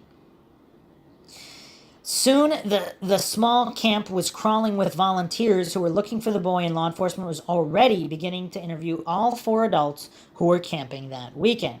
By July 12th, over 200 people were at the campsite searching for Dior on foot, horseback, ATV, and helicopter. Later, drones and dogs were brought in to look for the little boy. No trace of him has ever been found, not a shoe, a scrap of clothing, or any of Dior's things. Okay, hold on a second. So, the only human search that first day, search and rescue teams, it does not state here whether they had dogs or ATV, horseback, helicopters that very first day. I would like clarification on that. Aftermath. The FBI and local authorities have worked together on this case for the last 5 years. Many interviews have been conducted with both parents, Bob Walton and Isaac Reinwald. I detail some of the information from those interviews below. In January 2016, the law enforcement named both of Dior's parents as suspects in their investigation. Law enforcement claims that both Jessica and Vernal failed lie detector tests repeatedly, and that both of the stories have changed and morphed over time. Interview with former Sheriff Lynn Bowerman, East Idaho News, 2016. Jessica's story has differed on 4 or 5 occasions. Bob Walton's story has also changed, and law enforcement believes he knows more about the disappearance than he is saying, although they concede Bob often seems confused or forgetful. Interview with Sheriff Lynn Bowerman, former Sheriff Lynn Bowerman, East Idaho News, 2016. The only person who law enforcement, both the county sheriff and FBI, believes is telling the truth, in part due to his consistent stories over the last 5 years, is Isaac Reinwand. Interview with former Sheriff Lynn Bowerman, East Idaho News, 2016. So the other wrinkle here that I do want, just to upturn every stone, is it possible Isaac Reinwand is this guy pretending to have some kind of mental disability, and he really, I don't know, he's maybe not a serial killer, but if he did kill the boy or accidentally hit him, whatever the case may be, or if the boy I mean, there would be traces of that, though, if he stumbled into the creek and then got buried. I mean, how could he have maybe he covered that up, the traces of it? But if he is a mastermind genius, then he could stay consistent. Now, I'm not saying that happened. I'm not saying it's likely in any way. I just want to address every theoretical possible theory here. Cadaver and tracking dogs have been brought to the site of the disappearance at different times, but the dogs' findings have either been dead ends or have been found to be related in some cremains which had been spread in the area by a local woman. What? This was a Reuters 2015 article. So these are not related to this case, so other cremains. The family has also hired 2 PIs over the years, both of whom have quit, citing inconsistent stories from the family of Dior. Both men continue to work the case on their own. More info on that below. That's curious. I mean, I wonder if it's ever been compiled, the list of all missing persons cases where all the private investigators have quit. Or a fair amount of private investigators have quit. Wow. I mean, this is a baffling case. I mean, another thing I want to touch upon, is it possible Jessica... Is it possible... So there's 2 other theories that can stem here where I can see if the parents are not responsible, but their stories are changing and they're lying. If Jessica and Vernal are involved in something else that's illegal or whatever, and there were other people there maybe, like really bad people, and they could never reveal that information, perhaps they're just panicked and their story changed because of that. Or is it possible there was some kind of kidnapping going on and they couldn't reveal information because of that, but then they called 911 anyway? So it's kind of, I mean, I'm not saying these are likely in any way. I'm just trying to go through the gauntlet of like every single possible explanation to where they are or are not responsible, but could still be lying about things. Okay, so the timeline recap here. July 9th, 5 p.m., Vernal gets off work. 6 p.m., family packs truck, leaves for the camping trip. 6 p.m.-ish, family picks up Bob Walton, Jessica's grandpa, and his friend Isaac. Somewhere between 6 p.m. and 8:30 p.m., Vernal stops for diesel. No one sees Dior. Around 8:30 p.m., Caravan arrives at Leodore, tries to dine at the restaurant, but it's closed. No one sees Dior. Okay, so they weren't lying about actually dining there, because it was phrased weirdly earlier. Around 8:30 p.m., family gets snacks at the convenience store instead. No one sees Dior. Around dark, 9:30 p.m. approximately, family arrives at the campground, goes to bed. July 10th, 10:30 a.m. to 11 a.m., Jessica asks Vernal to go to the store to pick up feminine products. 11 a.m. to 11:40 a.m., Vernal, Jessica, and presumably Dior arrive in Leodore. No one sees Dior. Arrival time until 12:30, Vernal, Jessica, and presumably Dior shop around in Leodore. No one sees Dior. 12:30 p.m. receipt shows Vernal and Jessica purchase things at the convenience store. No one sees Dior. 12:38 p.m., Jessica texts her mother to say they're leaving the store in Leodore. 1 to 1:10 p.m., arrival at the campsite. 1:30 p.m. is Dior's usual nap time. 1:30 p.m. to 2 p.m., Jessica, Isaac, and Vernal leave to go fishing at the creek. That actually makes a little bit more sense, because if he's supposed to be taking a nap and he's supposed to be down, I mean, theoretically, that would be the time for them to go fishing if they're leaving him with a responsible adult and a physically capable adult. 2 to 2:10 p.m., Vernal and Jessica realize Dior is missing. 2:22 p.m., Vernal's 911 call. 2:26 p.m., Jessica's 911 call. 2:28 p.m., Jessica's 911 call, according to Lemhi County Sheriff's Office. According to PI Philip Klein, it was 2:26, but okay. I don't know if the 2 minutes makes a difference, but 3:45 to 4 p.m., search and rescue arrive at the scene. So that's all that's stated there on July 10th. Well, actually, hold on, we have vague information here. Between the 10th and the 12th, it says search crews search for Dior on foot, helicopter, dogs, horses, ATVs, and drones. It does not state they were all used on the 10th. It states they were used between the 10th and the 12th. So it's unclear exactly what was used when on which day, unless they were all used on every day. But presumably, if they were used on the 10th, they should have, I'm assuming the drones and helicopters theoretically could have spotted him. I mean, how far can a toddler get, unless we're veering into missing 411 territory, which I am not alleging we are. September 15th, 2015, Frank Vilt tells the press he is trying to locate the creep in the Jeep. More information below. September 25th, 2015, Frank Vilt, private eye, resigns from the investigation, citing the family being less than truthful. January 25th, 2016, parents named as suspects by Lemhi County Sheriff's Office. March 1st, 2016, Klein claims Jessica told him, quote, "I know where the body is," end quote. Lemhi County Sheriff's Office does not think this is a credible lead. So are they saying that the Klein PI made that up, or what? July 15th, 2016, Dior's missing jacket found at the Dior's home. A jacket like the one Dior was apparently wearing the day of his disappearance is found in Jessica and Vernal's apartment. What does that mean, though? Because if nobody even saw him that day, I mean, it can't be verified what he was wearing. So, I mean, I don't know what, like, you can't really do anything with that information one way or the other. It's found at Dior's home? I mean, what does that mean?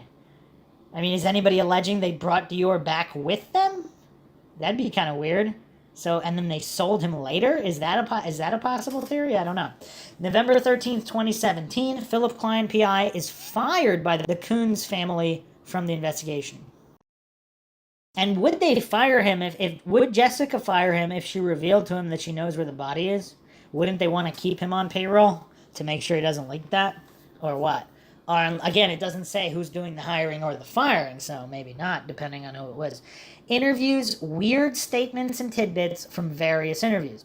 In the Klein interview, Bob Walton says 2 interesting things about Isaac. He claims that Isaac is only his friend because, quote, "if you get too old, you want someone to be there in case you keel over," end quote. He goes on to say he doesn't trust Isaac to stay in his house, not steal his money, or to watch kids.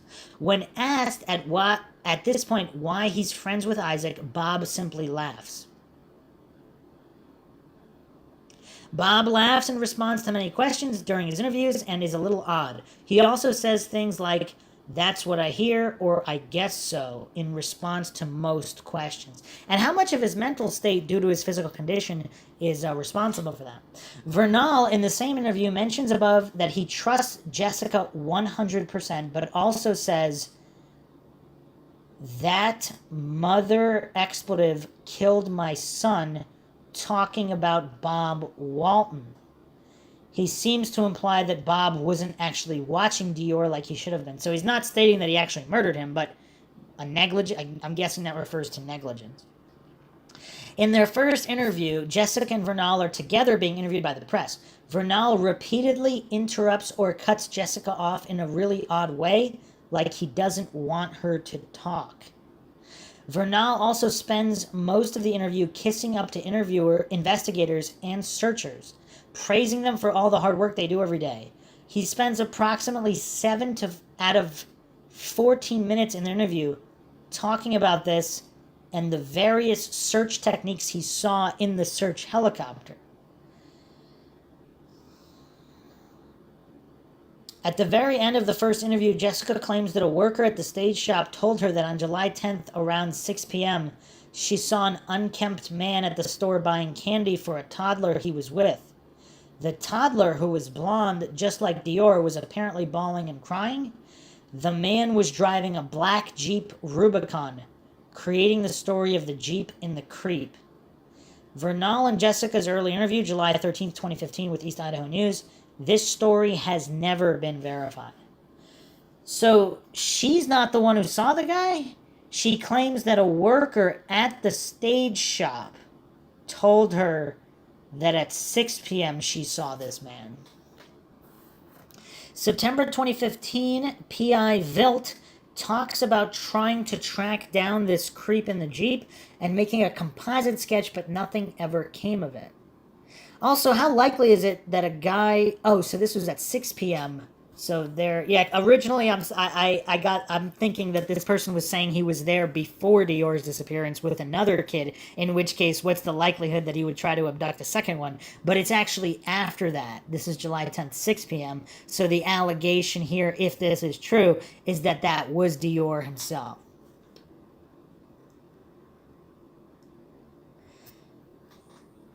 This lead was looked into as another family reported a man in a Jeep and matching the above description staring at their toddler son while they were hiking in Swan Valley, Idaho, near Idaho Falls. They reported the incident to the police, who connected it to Dior's case. Vilt resigned from the investigation only a few weeks later. Okay, hold on a second. Wait a second. So there was another family. So this is Swan Valley, Idaho. So this is not that close. So Swan Valley is over 150 miles southeast of the Timber Creek campground and the Leodore area. So, I mean, not on the other side of the country or anything, but not super close, although, I mean, close enough to theoretically be related. So it's roughly 2-hour, 45-minute drive. Weird. So there is a police report to verify this other incident. Not, supposedly not the incident here in Leodore, but the incident near, in Swan Valley, Idaho, near Idaho Falls, of a guy who had the same Jeep staring at their toddler son while they were hiking. That is kind of weird. There's no date here on when that happened. But Vilt is resigning from the investigation only a few weeks after this. Huh. P.I. Vilt explains to Newsline in 2016 that he believes it is possible Jessica gave up Dior for adoption sometime during the trip, either with or without Vernal's knowledge. Okay, wow. While this seems like a far-fetched idea, Vilt is a retired U.S. Marshal and LA County deputy, so he does have professional experience in missing persons cases. Whoa. Okay, hold on a second here. So if she gave up Dior, she gave Dior up for adoption, so what, like illegal adoption? Like she just handed the toddler away without Vernal's knowledge? Did she do this at the campground?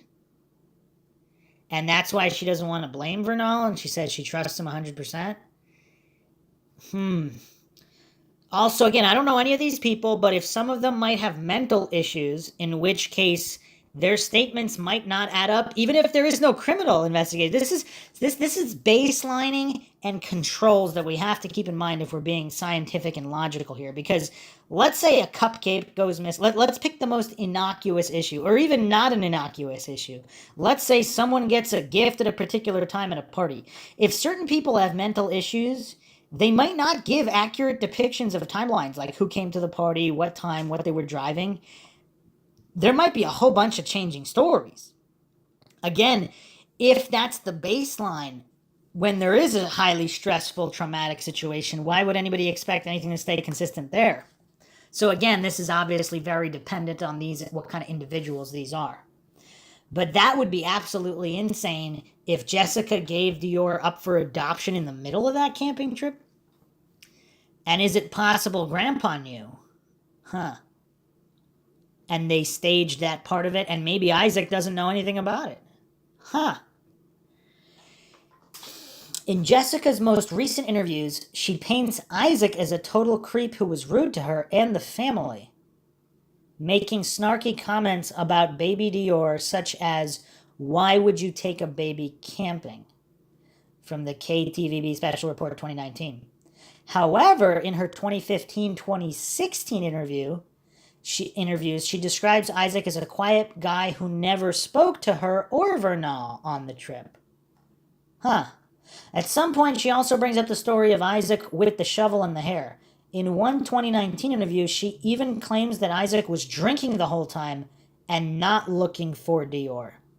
If this is true, it isn't information I can find anywhere else. Okay. In Isaac's interview with the press, he seems confused and takes a while to answer, but the core parts of his story have stayed the same. Since 2016, Isaac says the authorities, FBI and Bonneville Sheriff's Department, have asked him to not release any additional information, although he gives short interviews occasionally. The two things Isaac is adamant about is, one, he doesn't know where Dior is at, and he doesn't know what happened. And two, he is positive that Dior was at the campsite on both July 19th and July 10th. Okay. Well, see, that's weird then, because it's like we have all these pieces that, like, none of these theories add up perfectly regarding who's lying, who's not lying, and who would be in the know regarding any kind of adoption situation or possible accident.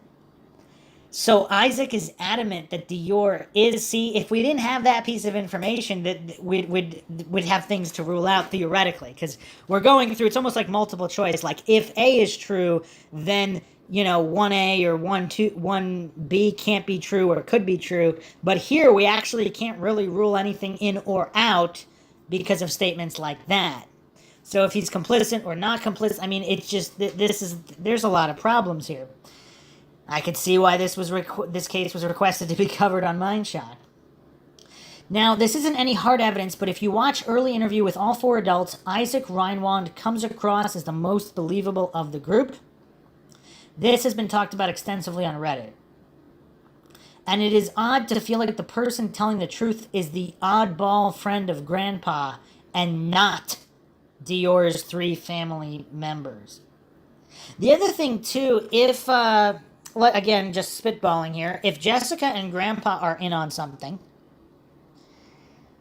and Vernal is not, but he has the utmost faith in Jessica, where he just, beyond reproach, then even if she's lying, if he refuses to believe it, and he might, I mean, who knows how that can manifest in inconsistent statements.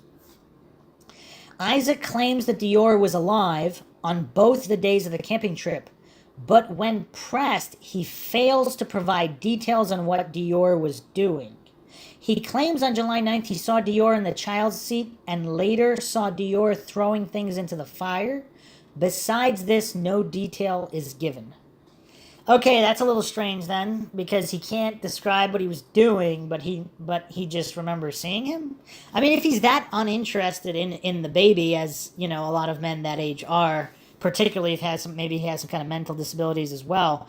If he's just completely disinterested in the child or anything the child is doing, or, I mean, he's just not paying attention to him, but he clearly knows he's there from noise and just movement. Other clarifying things. This campsite is remote.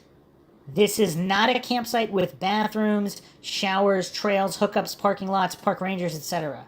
This is a campsite that does not even have a garbage service. It is only open a few months per year, weather permitting. The road to the campsite from Leodore, a town of fewer than 100 residents, is 8 miles of dirt and rocks, which is only passable in the summer months. There is one portable toilet and 2 spigots for portable water, which have water in the summer months. There is no parking lot, no ranger or ranger station, no paths or trails, and no amenities. It is practically a few fire pits and picnic tables in the wilderness. No other campers were in the area when Dior and his companions were camping. Huh. So this would be the perfect place to arrange some kind of illegal adoption or whatever, or to cover up some kind of crime.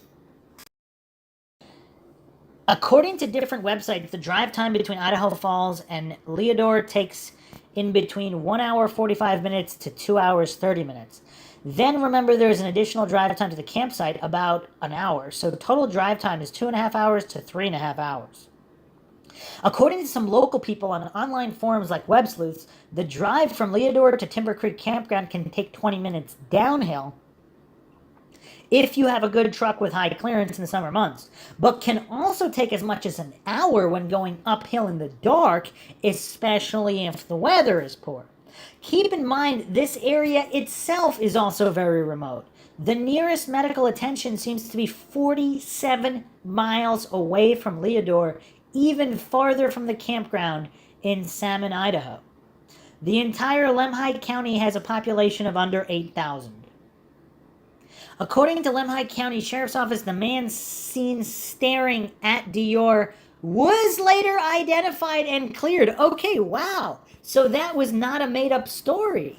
So the Sheriff's Office has stated here, I'm guessing this, so this is from East Idaho News interview with Steve Penner, Lemhi County Sheriff. Interesting.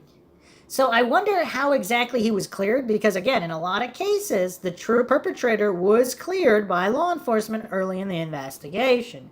So I know a lot of so-called true crime aficionado, they take it as gospel, as if law enforcement can never make mistakes ever, as if criminals can never be smart enough to outsmart law enforcement. As soon as they hear cleared, that's gospel in their minds that can never be questioned, and then they veer off into wrong directions. Now again, I'm not saying whether that was a legitimate or illegitimate clearing. I'm just saying when something is unsolved, it's unsolved. But this is important because this shows us that this was not made up. I mean, that's a pretty good point in favor of the parents, though, that it was not made up. What are the chances statistically that there was some guy randomly staring at a toddler, some unkempt man? So this was not the man in the Jeep. This is just a random guy that was staring. I mean, again, there's not a lot of clarification here. Are there two alleged men? One, the guy in the Jeep who allegedly had a toddler who looked like Dior. And was this another random unkempt guy who was staring at Dior at a different time when they were in town? So if he was identified and cleared, I mean, how exactly was that done? But so much time had passed between Dior going missing, this man being located, he was unsure if he saw the family that day, let alone little Dior. But wait a second, so how could they have cleared him then? Did they basically just find the guy and talk to him and he simply said he doesn't remember? And that's how they cleared him? Because that's not clearing somebody. That's kind of weird. After they were named suspects in their son's disappearance, Jessica and Vernal broke up. He took a job as a truck driver out of state, and Jessica married someone new within the year. Okay, next question would be, whoever she married, how long did she know that guy? And did she sell off or give up Dior in order to start this new life? I mean, that doesn't make sense, though, because why not just, I mean, I don't know. They have never been charged with their son's disappearance. Jessica's mom was so shocked by the wedding that she didn't even attend the ceremony. Wow. What does everybody make of that? So, what does it usually take for a mother to not attend her own daughter's wedding ceremony? Wow, okay. However, she believes that her daughter is innocent in Dior's disappearance in this interview with Newsline Special 2019. Huh. So, okay, I guess, is it possible she was just upset with her daughter for getting married that quickly? She doesn't think she has anything to do with Dior's disappearance, but she's just that upset with her for this rushed wedding, or maybe she doesn't like the husband. I guess there could be explanations there that have nothing to do with Dior's disappearance. Grandpa Bob Walton died of cancer aged 80 in 2019. If you watch the Missing 411 documentary on the case, it is mentioned that Isaac Reinwald has a criminal past. According to KSL.com, Isaac has one 2006 charge for domestic battery, a misdemeanor. This information is only available at KSL.com, an NBC affiliate out of Salt Lake City, Utah. Isaac is not a child molester it should have added convicted there. Isaac is not a convicted child molester, convicted sex offender, or felon like some online forums or discussions suggest. Obviously, domestic battery is not okay, but I just wanted everyone to know that it's not like some criminal mastermind was out in the wilderness with Dior Jr. that weekend. Although, if he was a criminal mastermind, he's gotten away with it if he was responsible. Law enforcement believes that Dior was alive for at least part of the camping trip. I want to know why they believe that as well. Because it says here they believe Isaac's testimony is credible. Is that the only reason? Do they have any other solid evidence to believe that he was alive for at least part of the camping trip? They do not believe Dior went missing before the trip ever took place, but claim they are looking at all possibilities. According to both Bob and Isaac, the camping trip was planned about a week in advance. It was not spontaneous. So, yeah, it is weird here because if Isaac is not involved here, why would he be going along with these lies? I mean, you know, like what's going on here? P.I. Vilt, P.I. Klein, and Lemhi County Sheriff's Office all agree the most consistent story of the camping trip comes from Isaac Reinwand, Grandpa Bob Walton's friend. This is from the East Idaho News interview with Sheriff Lynn Bowerman, January 2016. They also say that despite this, Isaac lawyered up early in the investigation. Is this really just the criminal mastermind playing dumb?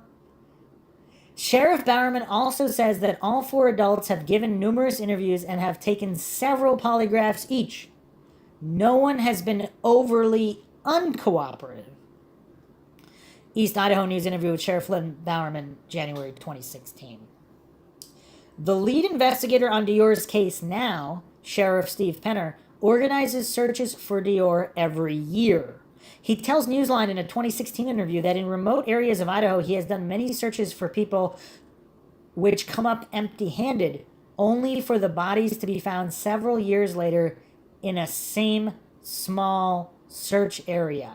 It is easy to get lost in the Idaho wilderness. Oh, I don't like that quote at all. I don't like that at all. That's clearly missing 411 territory. Because some of these people, they turn up in exact spots that were searched. We're not talking about deep in the wilderness. In some of these missing 411 cases, it's right next to the main road. So clearly a spot that had been searched many times, and the body ends up there later. So I do not like that quote at all. That is an eerie quote. So there's searches year after year after year, but then the body just magically shows up one year. I mean, that doesn't make any sense. Because he's stating here in the same small search area. He's not stating, you know, as they expand the search and they turn up. I mean, he's saying in the same area that was searched. In 2016, P.I. Klein claimed to have found the clothes Dior was wearing at the time he went missing. This was a camo print jacket similar to the one Dior was described as wearing when he disappeared. He also claimed Jessica told him that she knows where Dior is. Jessica disputes this, and the Lemhi County Sheriff's Office doesn't take the lead seriously, as there is no proof Jessica ever said that. It is not in Klein's 10-hour-long interrogation of Jessica, so it's unclear when she said this to him. Both parents have revealed that, so it's not on tape anywhere. Both parents have revealed that the Sheriff's Department has offered them plea deals to reveal the body and testify against the other. Obviously, neither has taken the plea deal. Okay, wow. So is that common in these types of cases? Because I haven't seen the statistics on how often both parents are offered plea deals to reveal the body and testify against each other. So, wow. So let's say Jessica gave him up for adoption. Obviously, she couldn't take the plea deal because there is no dead body. And why would he take the plea deal? So there's clearly scenarios where they wouldn't take the plea deal, but if they were both complicit, I mean, the only reason not to take the plea deal is if they're both thinking, okay, they got nothing on either one of them. So why take the deal even if they're both guilty? So, yeah, I mean, that really doesn't tell us a lot either. P.I. Klein currently has several lawsuits filed against him and his firm for planting false evidence and in general being a fraud. But hold on a second here, because if he finds out the truth through illegal means, was he planting evidence against actual guilty parties that he knew for 100% were guilty? Because that's an important distinction there, because obviously cops do that also. You know, cops don't always plant evidence to frame a guy. Sometimes they plant evidence on a guy they know for sure is guilty. He likes the spotlight, but a tiny bit of digging into his background paints a picture of a scummy guy. I don't know how this write-up person determined that. The only reason he's used in this write-up is the fact that there are 10 hours worth of videotape interviews on YouTube. These interviews have been helpful as they really get into detail with all 4 people who were at the campground. P.I. Vilt, on the other hand, is a retired LA County Sheriff's deputy and a retired U.S. Marshal Service fugitive hunter. Yes, that was his job. He has helped find 13 missing people in his time as a PI and seems generally credible and professional. So this guy's experienced. And he thinks Jessica gave up Dior for adoption, possibly without the knowledge of Vernal. Here are some of the questions I have thought about in this case. Why would anyone leave for a camping trip late in the evening only to travel 3 hours and hundreds of miles in the middle of nowhere with a guy you never met, a grandpa on oxygen, and a toddler? I mean, when you phrase it that way. Why did the family even go on the camping trip? Some sources say the trip was Bob's idea. He wanted to go camping in Leodore as he had camped there as a child. In Vernal's interview with Klein, Vernal says the trip was a celebration as Jessica had been able to hold down a job for 6 months. But her job was taking care of her own grandfather. Wow. Did Grandpa even want to go on the trip, or did they bring him because they had to? Oh, wow, that's a great question, because if her job is to take care of him, and there's no one else who can take care of him, they take him because they can't leave? I mean, wow. That's crazy. Why not camp someplace closer if Grandpa really did want to go camping fishing, especially since Jessica was on her period and they had a toddler with him? And someplace where medical attention could be nearby. I mean, this guy's on oxygen. This is kind of weird. Yeah, I mean, there's a lot of camping spots there. So, yeah, that's a great question there. Why was Isaac invited last minute? Jessica and Vernal claimed they didn't know he was coming until Grandpa said they needed to stop and pick him up on the evening of July 9th. And what's the relationship there? Like, Grandpa's calling the shots? Is he saying he's not going to go with them unless they pick up this guy? Or did he want a witness? Did he suspect something? I mean, what's going on here? Did they suspect that they were going to kill him because he was kind of a burden? I mean, who knows what goes through the mind? I mean, again, we're talking about a really old guy here. I'm not saying there's any truth to any of his thoughts, but was he really thinking this? And he wanted maybe a witness or a young guy that could help him? Jessica and Vernal claimed they didn't know he was coming until Grandpa said they needed to stop and pick him up on the evening of July 9th. So on the way there, Grandpa's basically yelling at them, stop and pick this guy up right now. Did the guy even know he was going? I mean, what is going on here? Why was Grandpa friends with a cognitively disabled guy 40 years his junior? Well, again, even if he wasn't necessarily his friend, if he had done yard work for him, whatever, and he's like the only younger guy he knows, if he's looking for a witness or he's fearing for his own safety, it kind of makes sense that he might want this guy if he doesn't know anybody else. Why would you leave for a camping trip and forget feminine hygiene products and groceries? And if you did, why did you not stop to get these items before going to the campground to pick these things up? We know they stopped at the stage shop on the evening of July 9th. Why did they suddenly leave the campground in the morning to get diesel? Maybe this was just a code word for pads and tampons, but either way, it's weird. Why does no one in the entirety of the trip remember seeing Dior Jr.?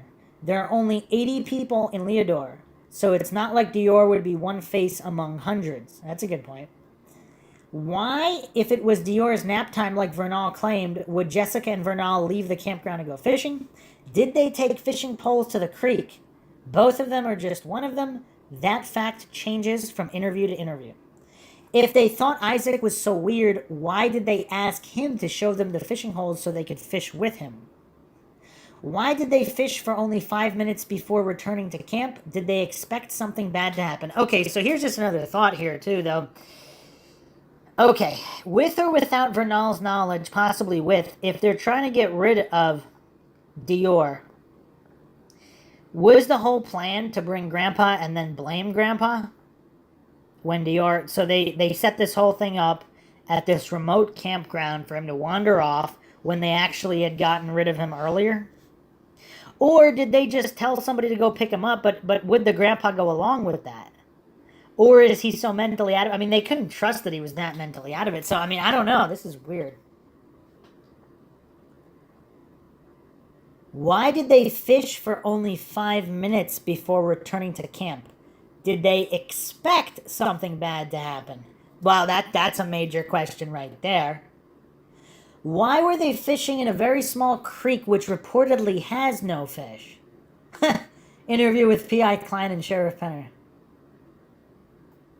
Why did they leave a 2-year-old with an old man on oxygen in the middle of the wilderness? I mean, I've asked that before. Why did they return from the creek? Was it to put Dior to bed, to check on Dior, or to show Dior the fish in the creek? This changes from interview to interview. How long was Dior missing when the 911 calls were made? Was it an hour like Jessica claimed at first, or was it 20 minutes like she claimed later? Was Isaac brought on the trip as a scapegoat? That's dark. Was Isaac brought to watch Grandpa so Jessica and Vernal didn't have to? Okay, I can see that. Was the camping trip really Grandpa's idea? He wasn't even well enough to get around, let alone fish, so it's always seemed odd to me. Was Dior ever alive on July 10th, 2015? Was Dior ever even at the campground at all? If not, what reason does Isaac have to lie? Is Isaac lying? Is Isaac simply confused? Did he see Dior once or twice and fill in the blanks? Is Isaac lying because he is scared? Is Grandpa lying? Did Grandpa forget to watch Dior? Did he fall asleep on the job, so to speak? Did Klein find the missing jacket, or did Dior simply have several camouflage jackets? I mean, there's no other friend or family member who can verify how many jackets this toddler had who had been at their house. I mean, it is kind of a weird question, but still. If Jessica and Vernal are responsible, why have neither of them taken a plea deal? I mean, I already addressed that. If Dior was alive, why did no one see him in Leodore? Theories. Here are all of the theories I have heard of for this case. Accidental or neglectful death at the campsite, lost and died in the wilderness, animal attack, intentional homicide, abduction, given away for adoption, or sold in Leodore. Wow, so if there was a specific connection in Leodore, possibly that old guy who was staring at the toddler, I mean, why would they admit that, though? Unless that was an intermediary third party and someone planned for him to be blamed because he would have given it off to 2 or 3 or 4 other parties by that point, so it would never lead to him, but, I mean, that's still kind of risky. Unless he was, I mean, if he was paid good money. I mean, some people pay a lot of money for illegal adoption, so to speak. Huh. That's a curious one, but it would explain why they had to go that far out of the way specifically to Leodore, if there was a connection there. Foul play or accidental neglectful death before the camping trip, and there are probably plenty more. Red herring, in my opinion. The jacket, this proves nothing. Kids have multiple jackets. I agree with that specifically because we have no verification of what he was actually wearing, because we have to take... Like, there's no CCTV, there's no nothing. It's just the family's word, so it means nothing. Jessica knows where the body is. Unverified, law enforcement doesn't seem to care. I don't necessarily think that's a red herring. That's just a question mark. Obviously, there's nothing to pursue there until anything else materializes from there. Jessica and Vernal acting weird during interviews. Sure, they act weird, but how are you supposed to act when your child is missing? Again, if we can get their baselines, do they act weird in innocuous situations? If they do, okay, nothing to see here. But this is why baselines are important. So theoretically, it could mean something. Shovel story, unverified. Isaac's criminal past seems unrelated. Well, I'm not sure about that either, because if he's one of these criminal masterminds that's playing stupid, but yeah, it doesn't really make a lot of sense, because why would he do something to the toddler they're fishing with him. Then they go up and he's already missing. So he would have had to circle around back some way. I don't know. That's kind of weird. My conclusions: when I started researching this case, I truly believed the parents killed Dior on or before the trip. Now I am not so sure. Isaac's consistent story makes me think that Dior was probably at the campsite at some point for Isaac to have those memories. I think he at the least saw Dior on the 9th. I am not so certain that Dior was alive or around the campsite after the family returned from the store on the 10th. But of course I can't be sure. This is mostly due to the bizarre timeline for the whole trip. I think a neglectful or accidental death hit him too hard, smothered him on accident, hit him with the truck, didn't watch him and he drowned, of Dior on the morning of July 10th, seems to make the most sense for the timeline and the bizarre trip into town. I think the other most likely scenario is that Dior wandered off and succumbed to the elements or a predator because no one was watching him closely. What do you think happened to little Dior?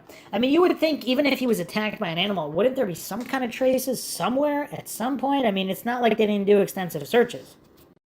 An interesting comment here. Maybe Isaac's whole reason for being there was to be a scapegoat, which would mean Dior was meant to go missing on that trip. The whole case is just so bizarre. There are so many weird elements to it, and here we are 5 years later, and Dior is still missing, and this whole case is still the tangled web it was to begin with. This was posted 2 years ago. Another interesting post here. What if they used Isaac's developmental issues to trick him into believing Dior was on the trip when he wasn't? Did he actually see Dior, or did he see them doing things that convinced him Dior was there? Holding Dior, talking to Dior as if he were there. Maybe between his disabilities and other manipulation, he only thought he saw Dior and was convinced by the parents that Dior was there. Wow, this would be dark indeed if this is what happened. I mean, has this ever happened in any other case ever? The response here: this might actually be possible and would make sense of some of the inconsistencies. Isaac is telling the truth when he says he saw Dior, but what he actually saw was the parents lugging around a dead body, not a live child. I admit it sounds a little Weekend at Bernie's, but given Isaac's apparent developmental difficulties, fooling him might not have taken much effort. Maybe the parents dropped Dior's body out there somewhere, hoping a delay in finding him would conceal his time and manner of death. Maybe they're as surprised as anyone else that his body still hasn't been found. Wow. I mean, these are some dark theories being proposed by people discussing this case on the Unresolved Mysteries subreddit. Another response here: false memories are incredibly easy to implant even in very intelligent people. It's possible that Isaac is absolutely convinced he saw the child at the campsite, and as far as he knows, isn't lying. Polygraphs are bunk, but if he truly believes his memories, he technically isn't lying. Now, here's the thing. What is the intelligence level of Jessica and Vernal in order to even come up with a plot like this? To implant false memories. Because, I mean, that's clearly not the go-to of people looking to cover up some kind of giving up their child or cover up some kind of accidental death. I mean, that's not the go-to. And also, couldn't they do tests on Isaac to see how easy he would be tricked in, like, other situations? Here's another interesting post. Has anyone suggested they had alcohol on this trip? All drunk, something happens, they don't actually know where the kid is, all make up a story. Isaac keeps to the story out of fear because they may have bullied him into believing he was to blame and will go to prison. How close were they to the water? The response is that it was 50 feet away from a small creek, so very close to the creek. So if they're all completely wasted, would they not want to admit that?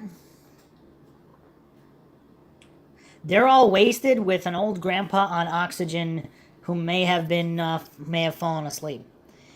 They convince Isaac to go along with their story, otherwise they both turn on him and blame him. Interesting.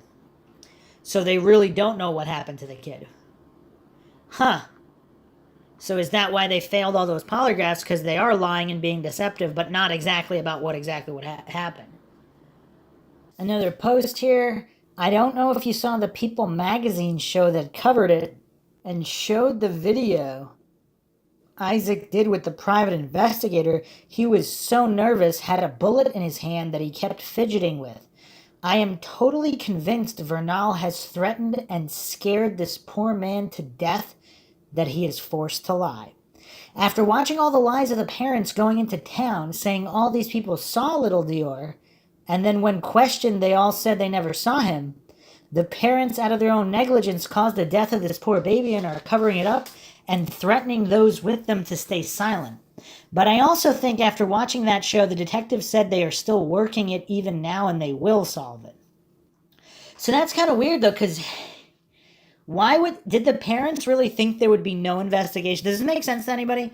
Like, why are you going to say all these town people saw Dior if they didn't see, do they think those people are never going to be questioned in the case of a missing child? I mean, that doesn't make any sense. Now, a far darker theory, I don't even know if I want to go down this rabbit hole, but this is Mindshock, so we might as well go down it. Is it possible this community of Leodore, is it possible they had someone snatch him and he really was out and about and they really did see him, but they all lied about it because this community is involved in some kind of, this is a really dark theory. If we're going down human trafficking theories and if we're going down with law enforcement involvement, obviously they would point the finger at the parents and say they're suspects and they're guilty. Because how often do they flat out state suspects and not persons of interest? I mean, this is all really weird. This is Mindshock. I mean, I'm not going to discredit that for anybody who's unfamiliar with the work of former FBI head Ted Gunderson. He exposed a lot of law enforcement and political circle child trafficking, going up quite high into the ranks. A lot of coincidence theorists and authority-worshipping cultists, they never want to examine those theories, but unfortunately this is a world where criminals exist and they do prey on children. And, I mean, is there any other profession, so-called profession, other than politics, where where almost 100% of them are already criminals? So it's kind of weird how, like, all these authority-worshipping cultists and coincidence theorists hallucinate that politicians would never be involved in this. I mean, almost 100% of all politicians are criminals, so statistically, they'd be more likely to be involved than any other person of any other profession. So, again, whether they also have some law enforcement in their pocket, that's going down some really dark rabbit holes. But that's the only way I could think of it, because why would the parents say all these people saw him? How did they not know the police was going to verify? I mean, that doesn't make any sense at all. That doesn't make any sense. And because if they're that dumb, how did they pull this off? I mean, that doesn't make any sense. Another poster has some interesting thoughts here. Uncharted 4 posted this 2 years ago. This case has always seemed odd, but I think that it's two irresponsible people being negligent with their kid and an accident happened. I don't think the trip was for any special cover-up. I don't think it's weird to go camping. I've made sudden decisions to go places just because I want to do it. The grandfather was sick. He knew he was sick and possibly dying at that point. I know he died years later, but if he has terminal cancer, the impending doom could be weighing on him. He wanted to revisit a childhood memory and go see this place. Because he's sick, he needs her to go as the caregiver. I'm sure they took this as an opportunity to have Grandpa pay for everything and they get a trip out of it. I mean, do we have corroboration that he did in fact pay for this? Not really suspicious on him bringing Isaac along, as it's his friend. He probably didn't have many. Also, he knew Jessica and her boyfriend wouldn't be paying much attention to him, as they'd probably treat it as a getaway for them. So Isaac was company for the grandpa. I think it's pretty expletive they will leave a 2-year-old with a man who himself needs a caretaker to go fishing, though. Has anyone mentioned that? Why would anybody leave their kid in the care of an elderly person with medical issues in the middle of nowhere? Because they're completely irresponsible and negligent. Wasn't something mentioned that Isaac thought it was bad they brought the kid because of his crying? Maybe that had something to do with his disappearance. 2-year-olds can be tough times for the best of parents. I think something happened that first night or early morning to him. They may have hit him with the truck and he died. Then they had to cover it up. Something may have happened in the truck while they were sleeping.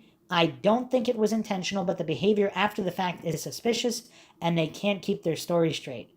That drive into town was to probably hide the body away from the campsite.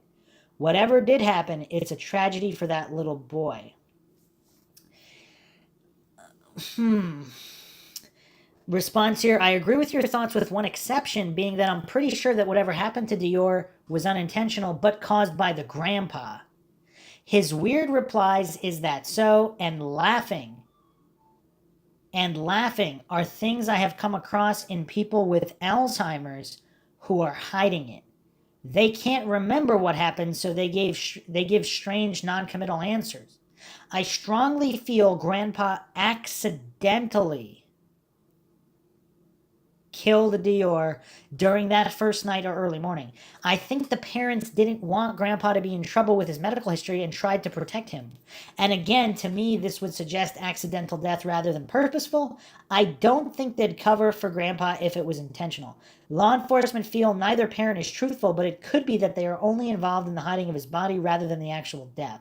The trip into town was body disposal, and the fishing a setup so that Isaac could witness Dior going missing. Okay, wow, that's the best explanation I've seen so far regarding Isaac. Wow. That's actually, that might be one of the best theories so far. I mean, if there was an accident with the vehicle, though, with the truck, you would think law enforcement would find something on it. Someone mentioned that there was blood on the back bumper of the truck, and someone else posted that it was determined to be animal blood. Just some more conversation here in the comments. People are saying if he got carried off by a wild animal, the wild animal could have theoretically carried him quite a distance before eating him or whatever outside the distance of the search area. Also, another theory here is that if he died during the night, I mean, what was the temperature overnight? Or if he had some kind of medical episode and died, I mean, how would they react? Would they be afraid that they let him sleep in the truck instead of the camper?